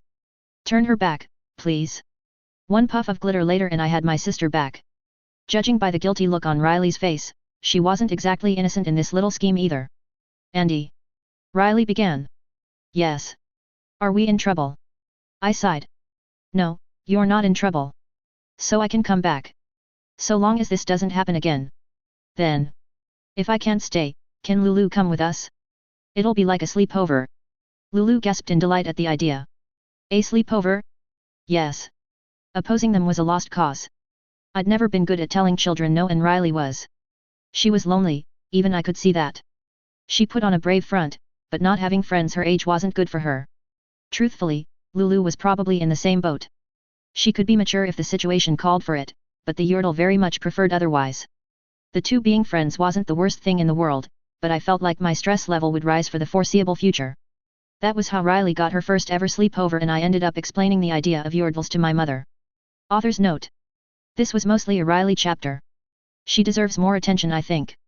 I don't think I've got her voice quite right, 6-year-olds are hard to write, but I hope she at least sounds believable. We'll get to Leviathan next chapter, but not even Andy can stay focused 24/7. Animal fact? Sure, why not? This is anecdotal, but President John Quincy Adams owned an alligator. He kept it in the East Room of the White House. If true, that gator would be the most dangerous first pet. Technically not a fact? Fine, you whiny fucks. We do know that his wife kept silkworms. Still weird, but kinda cool. Ascent 9.3. 2005, August 9th, Hyun Muse Lab, Babylon. It couldn't last. No matter how much I wished otherwise, the peaceful days of bickering with my little sister and bribing a wild Lulu with pastries soon came to an end. I knew he was coming of course, Leviathan. Literally every country on Earth bet tracked the Endbringer cycle. He still managed to catch me feeling left-footed though. Then again, could anyone truly claim to be ready to fight a kaiju? It wasn't like we'd sat around with our thumbs up our asses. I'd made more potions than ever. There were close to 100 Hextech drones that would one day become the scales of Project Gamera's tail, each equipped with barrier, heal, and teleport. I'd even built a new nexus, just to keep these guys topped off on mana. Eugene had made a small breakthrough on his stilling technology. His new all-piercing laser treated dimensional walls like rice paper, at least for a while. By his estimate, it could pierce a dozen layers of an Endbringer's body, maybe less, without losing any power. As a trade-off for that kind of power, it was extremely clunky, as tall as he was and wider still. He'd yet to figure out how to miniaturize it properly and had been considering reaching out to Colin. Not to mention, the charge time. It looked like the way to kill an Endbringer would be to hold one still long enough for Hero to deploy, charge, and fire the damn thing. For her part, Riley made her idiot-proof syringes by the thousands, each carrying a dose of my health potion. Roughly the size of a Pez dispenser, we planned to give a pack of dozen out to each cape on search and rescue. She wouldn't be on the same continent as an Endbringer if I could help it, but her expertise already made her one of the most valuable capes to the war effort. The sirens rang and I looked up from my workbench, nervous but ready. Where? I voiced into the empty lab, knowing I'd be heard. Adelaide, Australia, Hyunmu, Dragon said. She was a constant presence these days. Though she couldn't fork, a series of lesser vis-monitored cauldrons network, ready to inform her when she was summoned away from the guild. Shall I brief you? Go ahead, Dragon. What are we working with? Adelaide is the 5th largest city in Australia. The local metropolitan area has a population of approximately 1.29 million people. The city sources its water from 7 reservoirs which collectively provide roughly 60% of its water needs in years without drought. The rest of the city's needs are met by pumping water from the Murray River, Australia's longest river. That's good news at least. The water table? No aquifers in the middle of the city we need to worry about. No, Hyunmu. Adelaide is not considered a soft target. Thank you, Dragon. I'll go prepare and meet you there. EDA. 34 minutes as of 4 seconds ago. May I take the drones? Of course. You know you're authorized already. Take care, Hyunmu. That was an incredible amount of time we had to prepare. Leviathan was considered the least dangerous of the 3 Endbringers, partially thanks to the extra time provided by Bluesong, my old senior from the Madhouse and Dragon. Bluesong's specialization was wave motion, particularly sound and water. The whale-themed heroine had a prototype sonar device that could theoretically track Leviathan when I first arrived at the Madhouse. And, since she survived and Dragon had fewer restraints, the two had worked together to perfect and implement her warning system on a larger scale. Almost every coastal metro area had a sample of their work nowadays. The majority of that time was spent reassuring my mother and Riley that I'd be all right. No, I had no intention of fighting Leviathan directly. Yes, I promised not to wear the mask again unless absolutely necessary. Yes, I had multiple shields ready and would door myself home if I got injured. Yes, everyone at Cauldron told me I needed to be on search and rescue. I hated this. It felt like saying goodbye. X. 2005, August 9th, Adelaide, Australia. The rain pounded down on me in a constant sheet, pressing down with a palpable weight like a thick, soggy blanket. I shivered. It had nothing to do with the cold and everything to do with the stormy sea. How ironic, that the weakest Endbringer was the one I dreaded most. Cauldron, literally everyone but me, insisted that I stay out of the fighting unless absolutely necessary. No matter how strong I was, I would get stronger. If I had to take the field, it meant risking my future potential for what were ultimately meaningless gains. From their perspective, it was the equivalent of risking the queen for a few pawns. And, frustratingly, my inner spirits agreed. My control over the kindred's power had increased in the month that I'd been awake, but at a comparative snail's pace. The domain of death colored my soul in a more intimate way than ever before, but my mastery over that power hadn't increased fast enough to compensate. I still vividly remembered Faria's warning. Faria and Wolio were spirits with conceptual weight. They'd operated for millennia and had the worship and dread of countless civilizations. I was but a nascent god, one who had yet to fully realize his own domains. If I wore the mask, I risked losing my sense of self, becoming more like them and less like me. That was doubly true when I wielded their power in a place with so much death. Would that be so bad though? I muttered. It would be one way to shed my humanity, to stop the trembling in my bones. A particularly large wave crashed against the wave breaks, making me flinch in discomfort. I couldn't help it. No matter what I accomplished, no matter how powerful I became, the sea inspired a unique dread in my heart. The sea was my trigger. I made the Amilo, Ari's Sunstone talismans, as a repository of all my memories.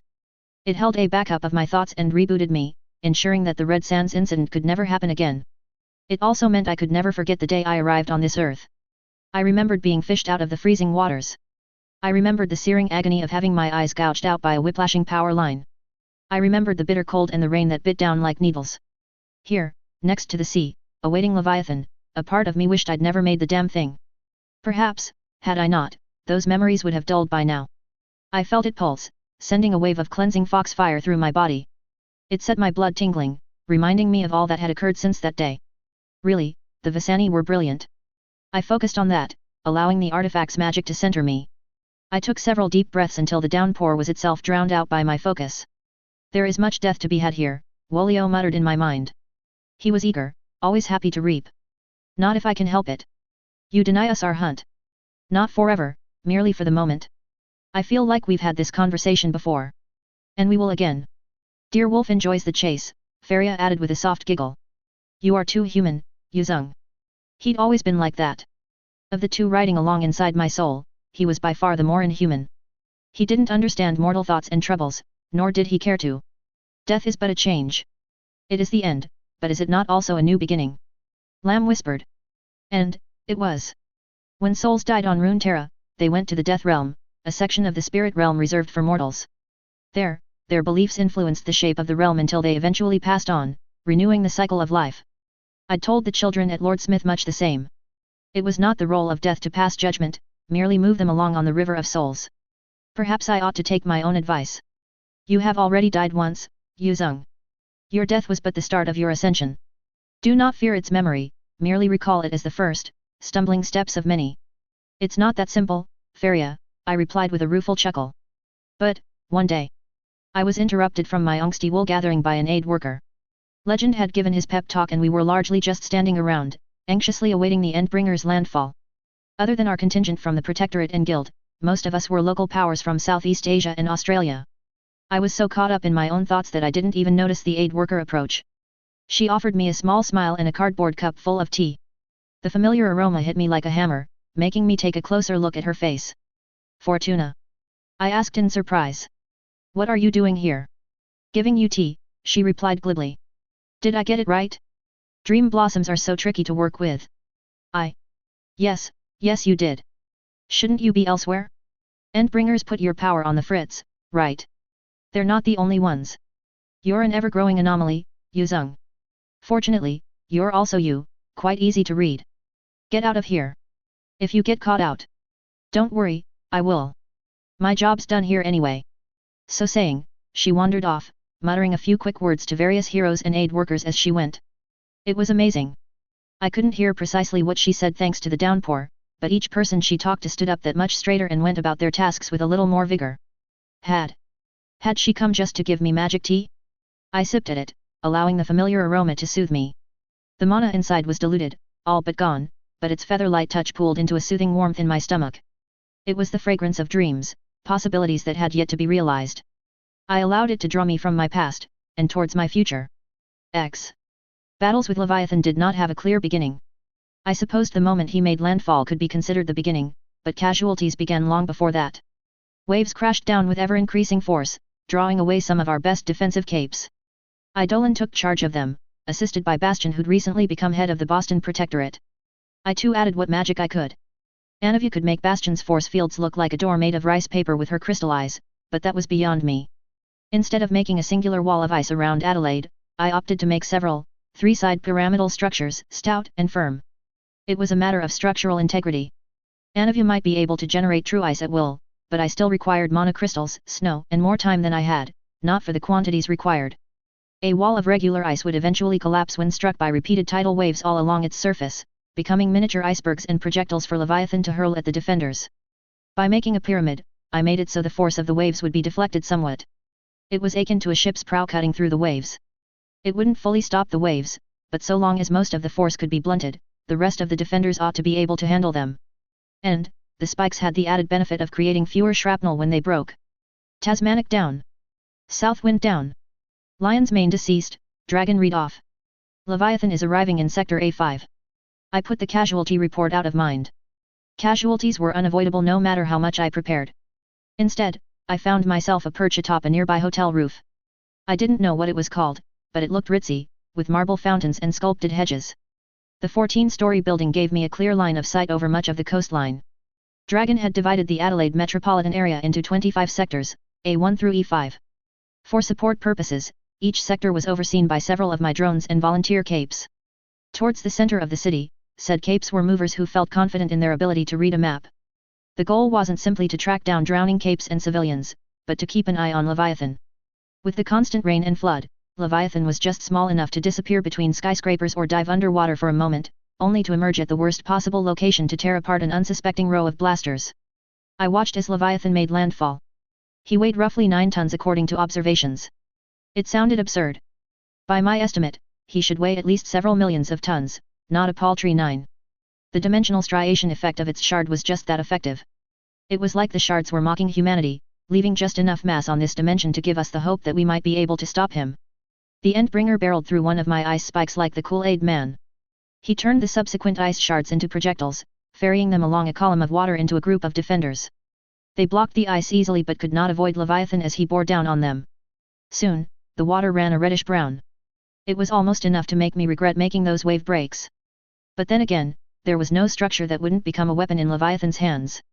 So long as they worked everywhere else, those men were acceptable losses. I grit my teeth in frustration at the thought. I held out my right hand as the mass accelerator attached to my shoulder unfolded behind me like a cybernetic wing. Each feather was a canister of hypercondensed mana that could convert the light bullets of my relic pistol into pure plasma.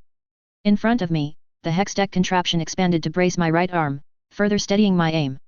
I felt the hum of my coilgun as my dragonfly drones finished spreading out across the coast. My vision expanded to cover the entire coastline. Down below, Alexandria arrived with the crash of thunder. She punched Leviathan hard enough to make the 9-ton beast stagger, his forward momentum completely halted by the closest thing to an immovable object in Earth bet. Curtain call, I whispered as my finger closed around the trigger. It was deafening. Yin, the virtuoso, was a brilliant monster. In the pursuit of the perfect masterpiece, he crafted a handheld coilgun, a weapon so advanced that it put the best of Piltover's hex-deck armaments to shame, never mind anything on Earth. Hell, it wouldn't lose out to most weapons in sci-fi settings. The last time I used it, I'd worn the mask. I'd relied heavily on the kindred's strength to take pot shots at the Tinkertech the Cymurg had been hijacking in the madhouse. Though Curtain Call had been crafted to make the recoil manageable, it still left my body trembling like a leaf in a storm. I'd not aimed directly at the Cymurg then because of her precognition. Though the projectile was impossibly fast, more than 6,000 miles per hour out the muzzle, I knew she'd never be struck by a ranged attack unless she wanted to be. Her older brother didn't have that kind of foresight. Leviathan recoiled in pain as my attack pierced deep into his dimensional layers. I knew this wouldn't kill him, very few things could, but that wasn't my aim today. Today, I just wanted to get him to fuck off. I pressed the trigger as fast as my gun would allow. 2. 3. 4. Every shot struck with the force of a missile, cratering his crystalline flesh. Below, I saw the brutes move in, taking the chance to encircle Leviathan. I knew it wouldn't last, but it was a valiant effort nonetheless. Then, a surge of condensed raindrops slapped my dragonfly drone out of the air, crushing it to scrap against the side of a building. My vision wavered for a moment until new drones flew over to take their place. I had plenty more where those came from, but I'd need to keep that little trick in mind. Leviathan was the hydrokinetic and we were currently in his playground.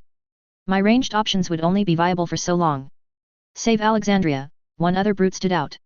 He was a giant of a man, standing almost half as tall as Leviathan himself. The man was completely naked, with not even a token nod to decency. Between him and Narwhal, I was starting to wonder if exhibitionism was a requirement for some capes. He was also utterly hairless, like Gollum's even more grotesque giant brother. His skin was a sickly pallor, as if he'd lived in a cave all his life and had never so much as dreamt of sunlight. His arms and legs were disproportionately long, with claws that extended as long as a grown man was tall. Regardless of his appearance, I couldn't deny his courage. He snarled fiercely, showing off an impressive set of fangs. He slashed at Leviathan with a reckless ferocity that not even Alexandria could match. His arms extended like rubber as I watched, shaving the first several layers of Leviathan's flesh. He was quite literally skinning the Endbringer alive. And when a hasty swing allowed Leviathan to catch his arm, he simply tore it off himself. Even as I watched, another arm regrew, and this time with noticeably thicker cords of muscles. A second later, he was right back at it. I reloaded swiftly, recharging each feather before taking aim once more. I remembered the briefings about him. He was Behu, one of the 4 Saint Beasts, a group of 4 warlords who emerged out of the ashes of the Kui following the Cymurga's Shanghai concert. Technically speaking, the Kui still existed. The emperor was a figurehead who ruled over a loose confederacy of independent territories, but said confederacy was still a regional power in its own right. That said, it'd be a lie to say that the Kui had recovered from their bout of suicidal stupidity. Following what was now called the Shattered Pearl of the Orient, over 1 million residents of Shanghai fled into China proper, many of them Cymurg bombs. They assassinated local and regional officials with almost systematic coordination, leaving much of the country reeling. Sure, only about a third of those attempts were successful, but a government couldn't lose a third of its most senior officials and not suffer major consequences.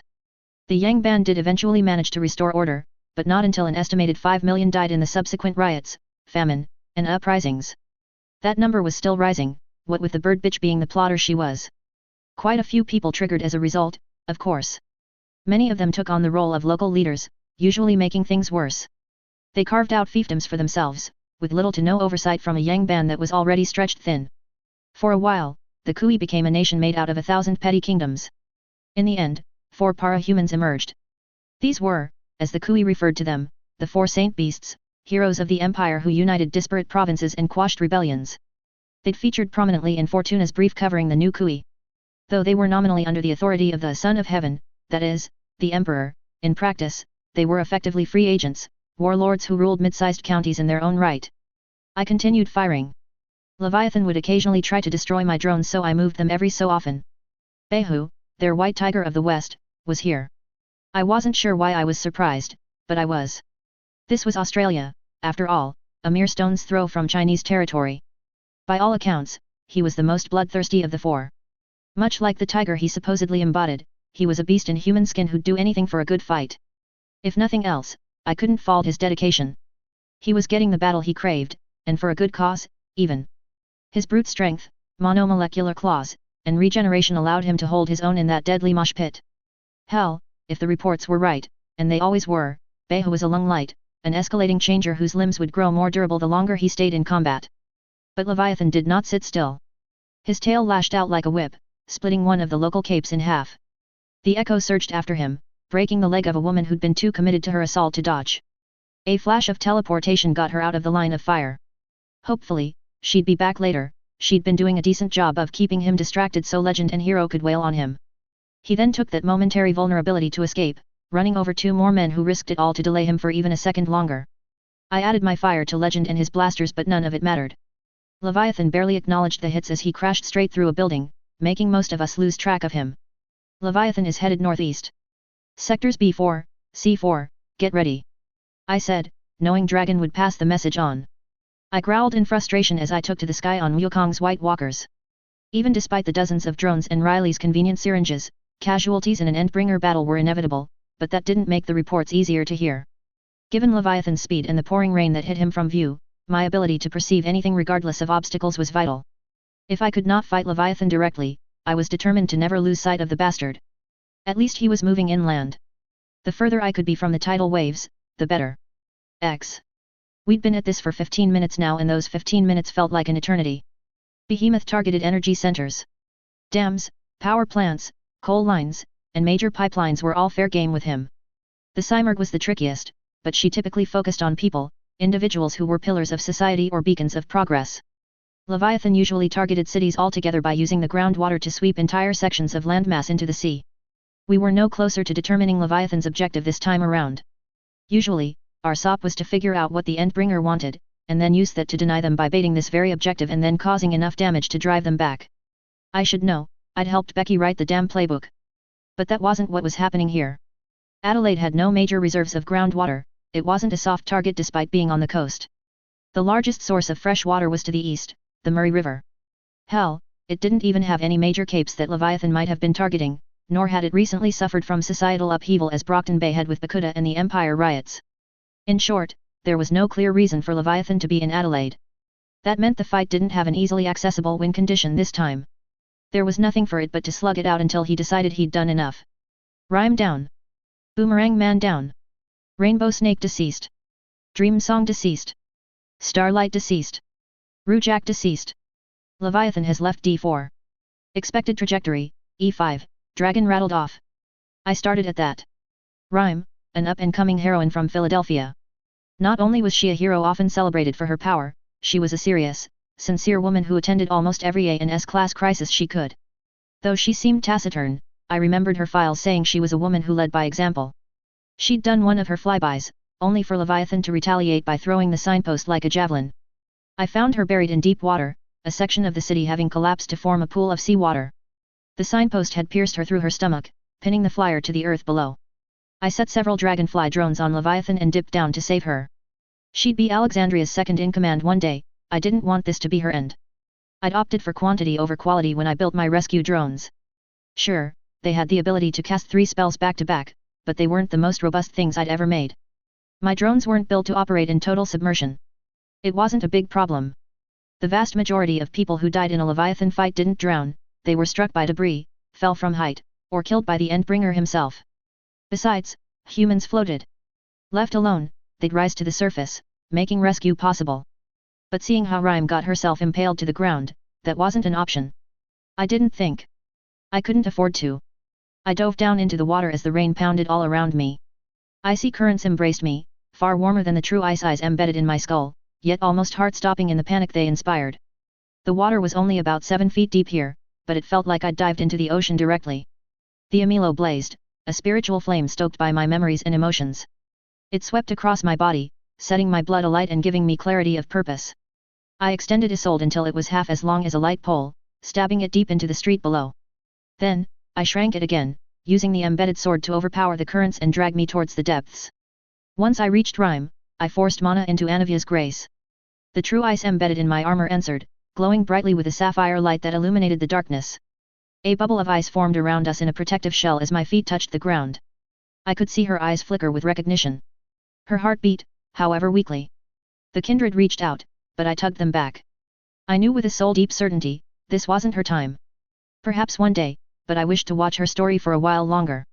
Then, assisted by the buoyancy of the ice around us, I heaved, kicking off with enough force to wrench the signpost from the ground. We broke the surface a moment later.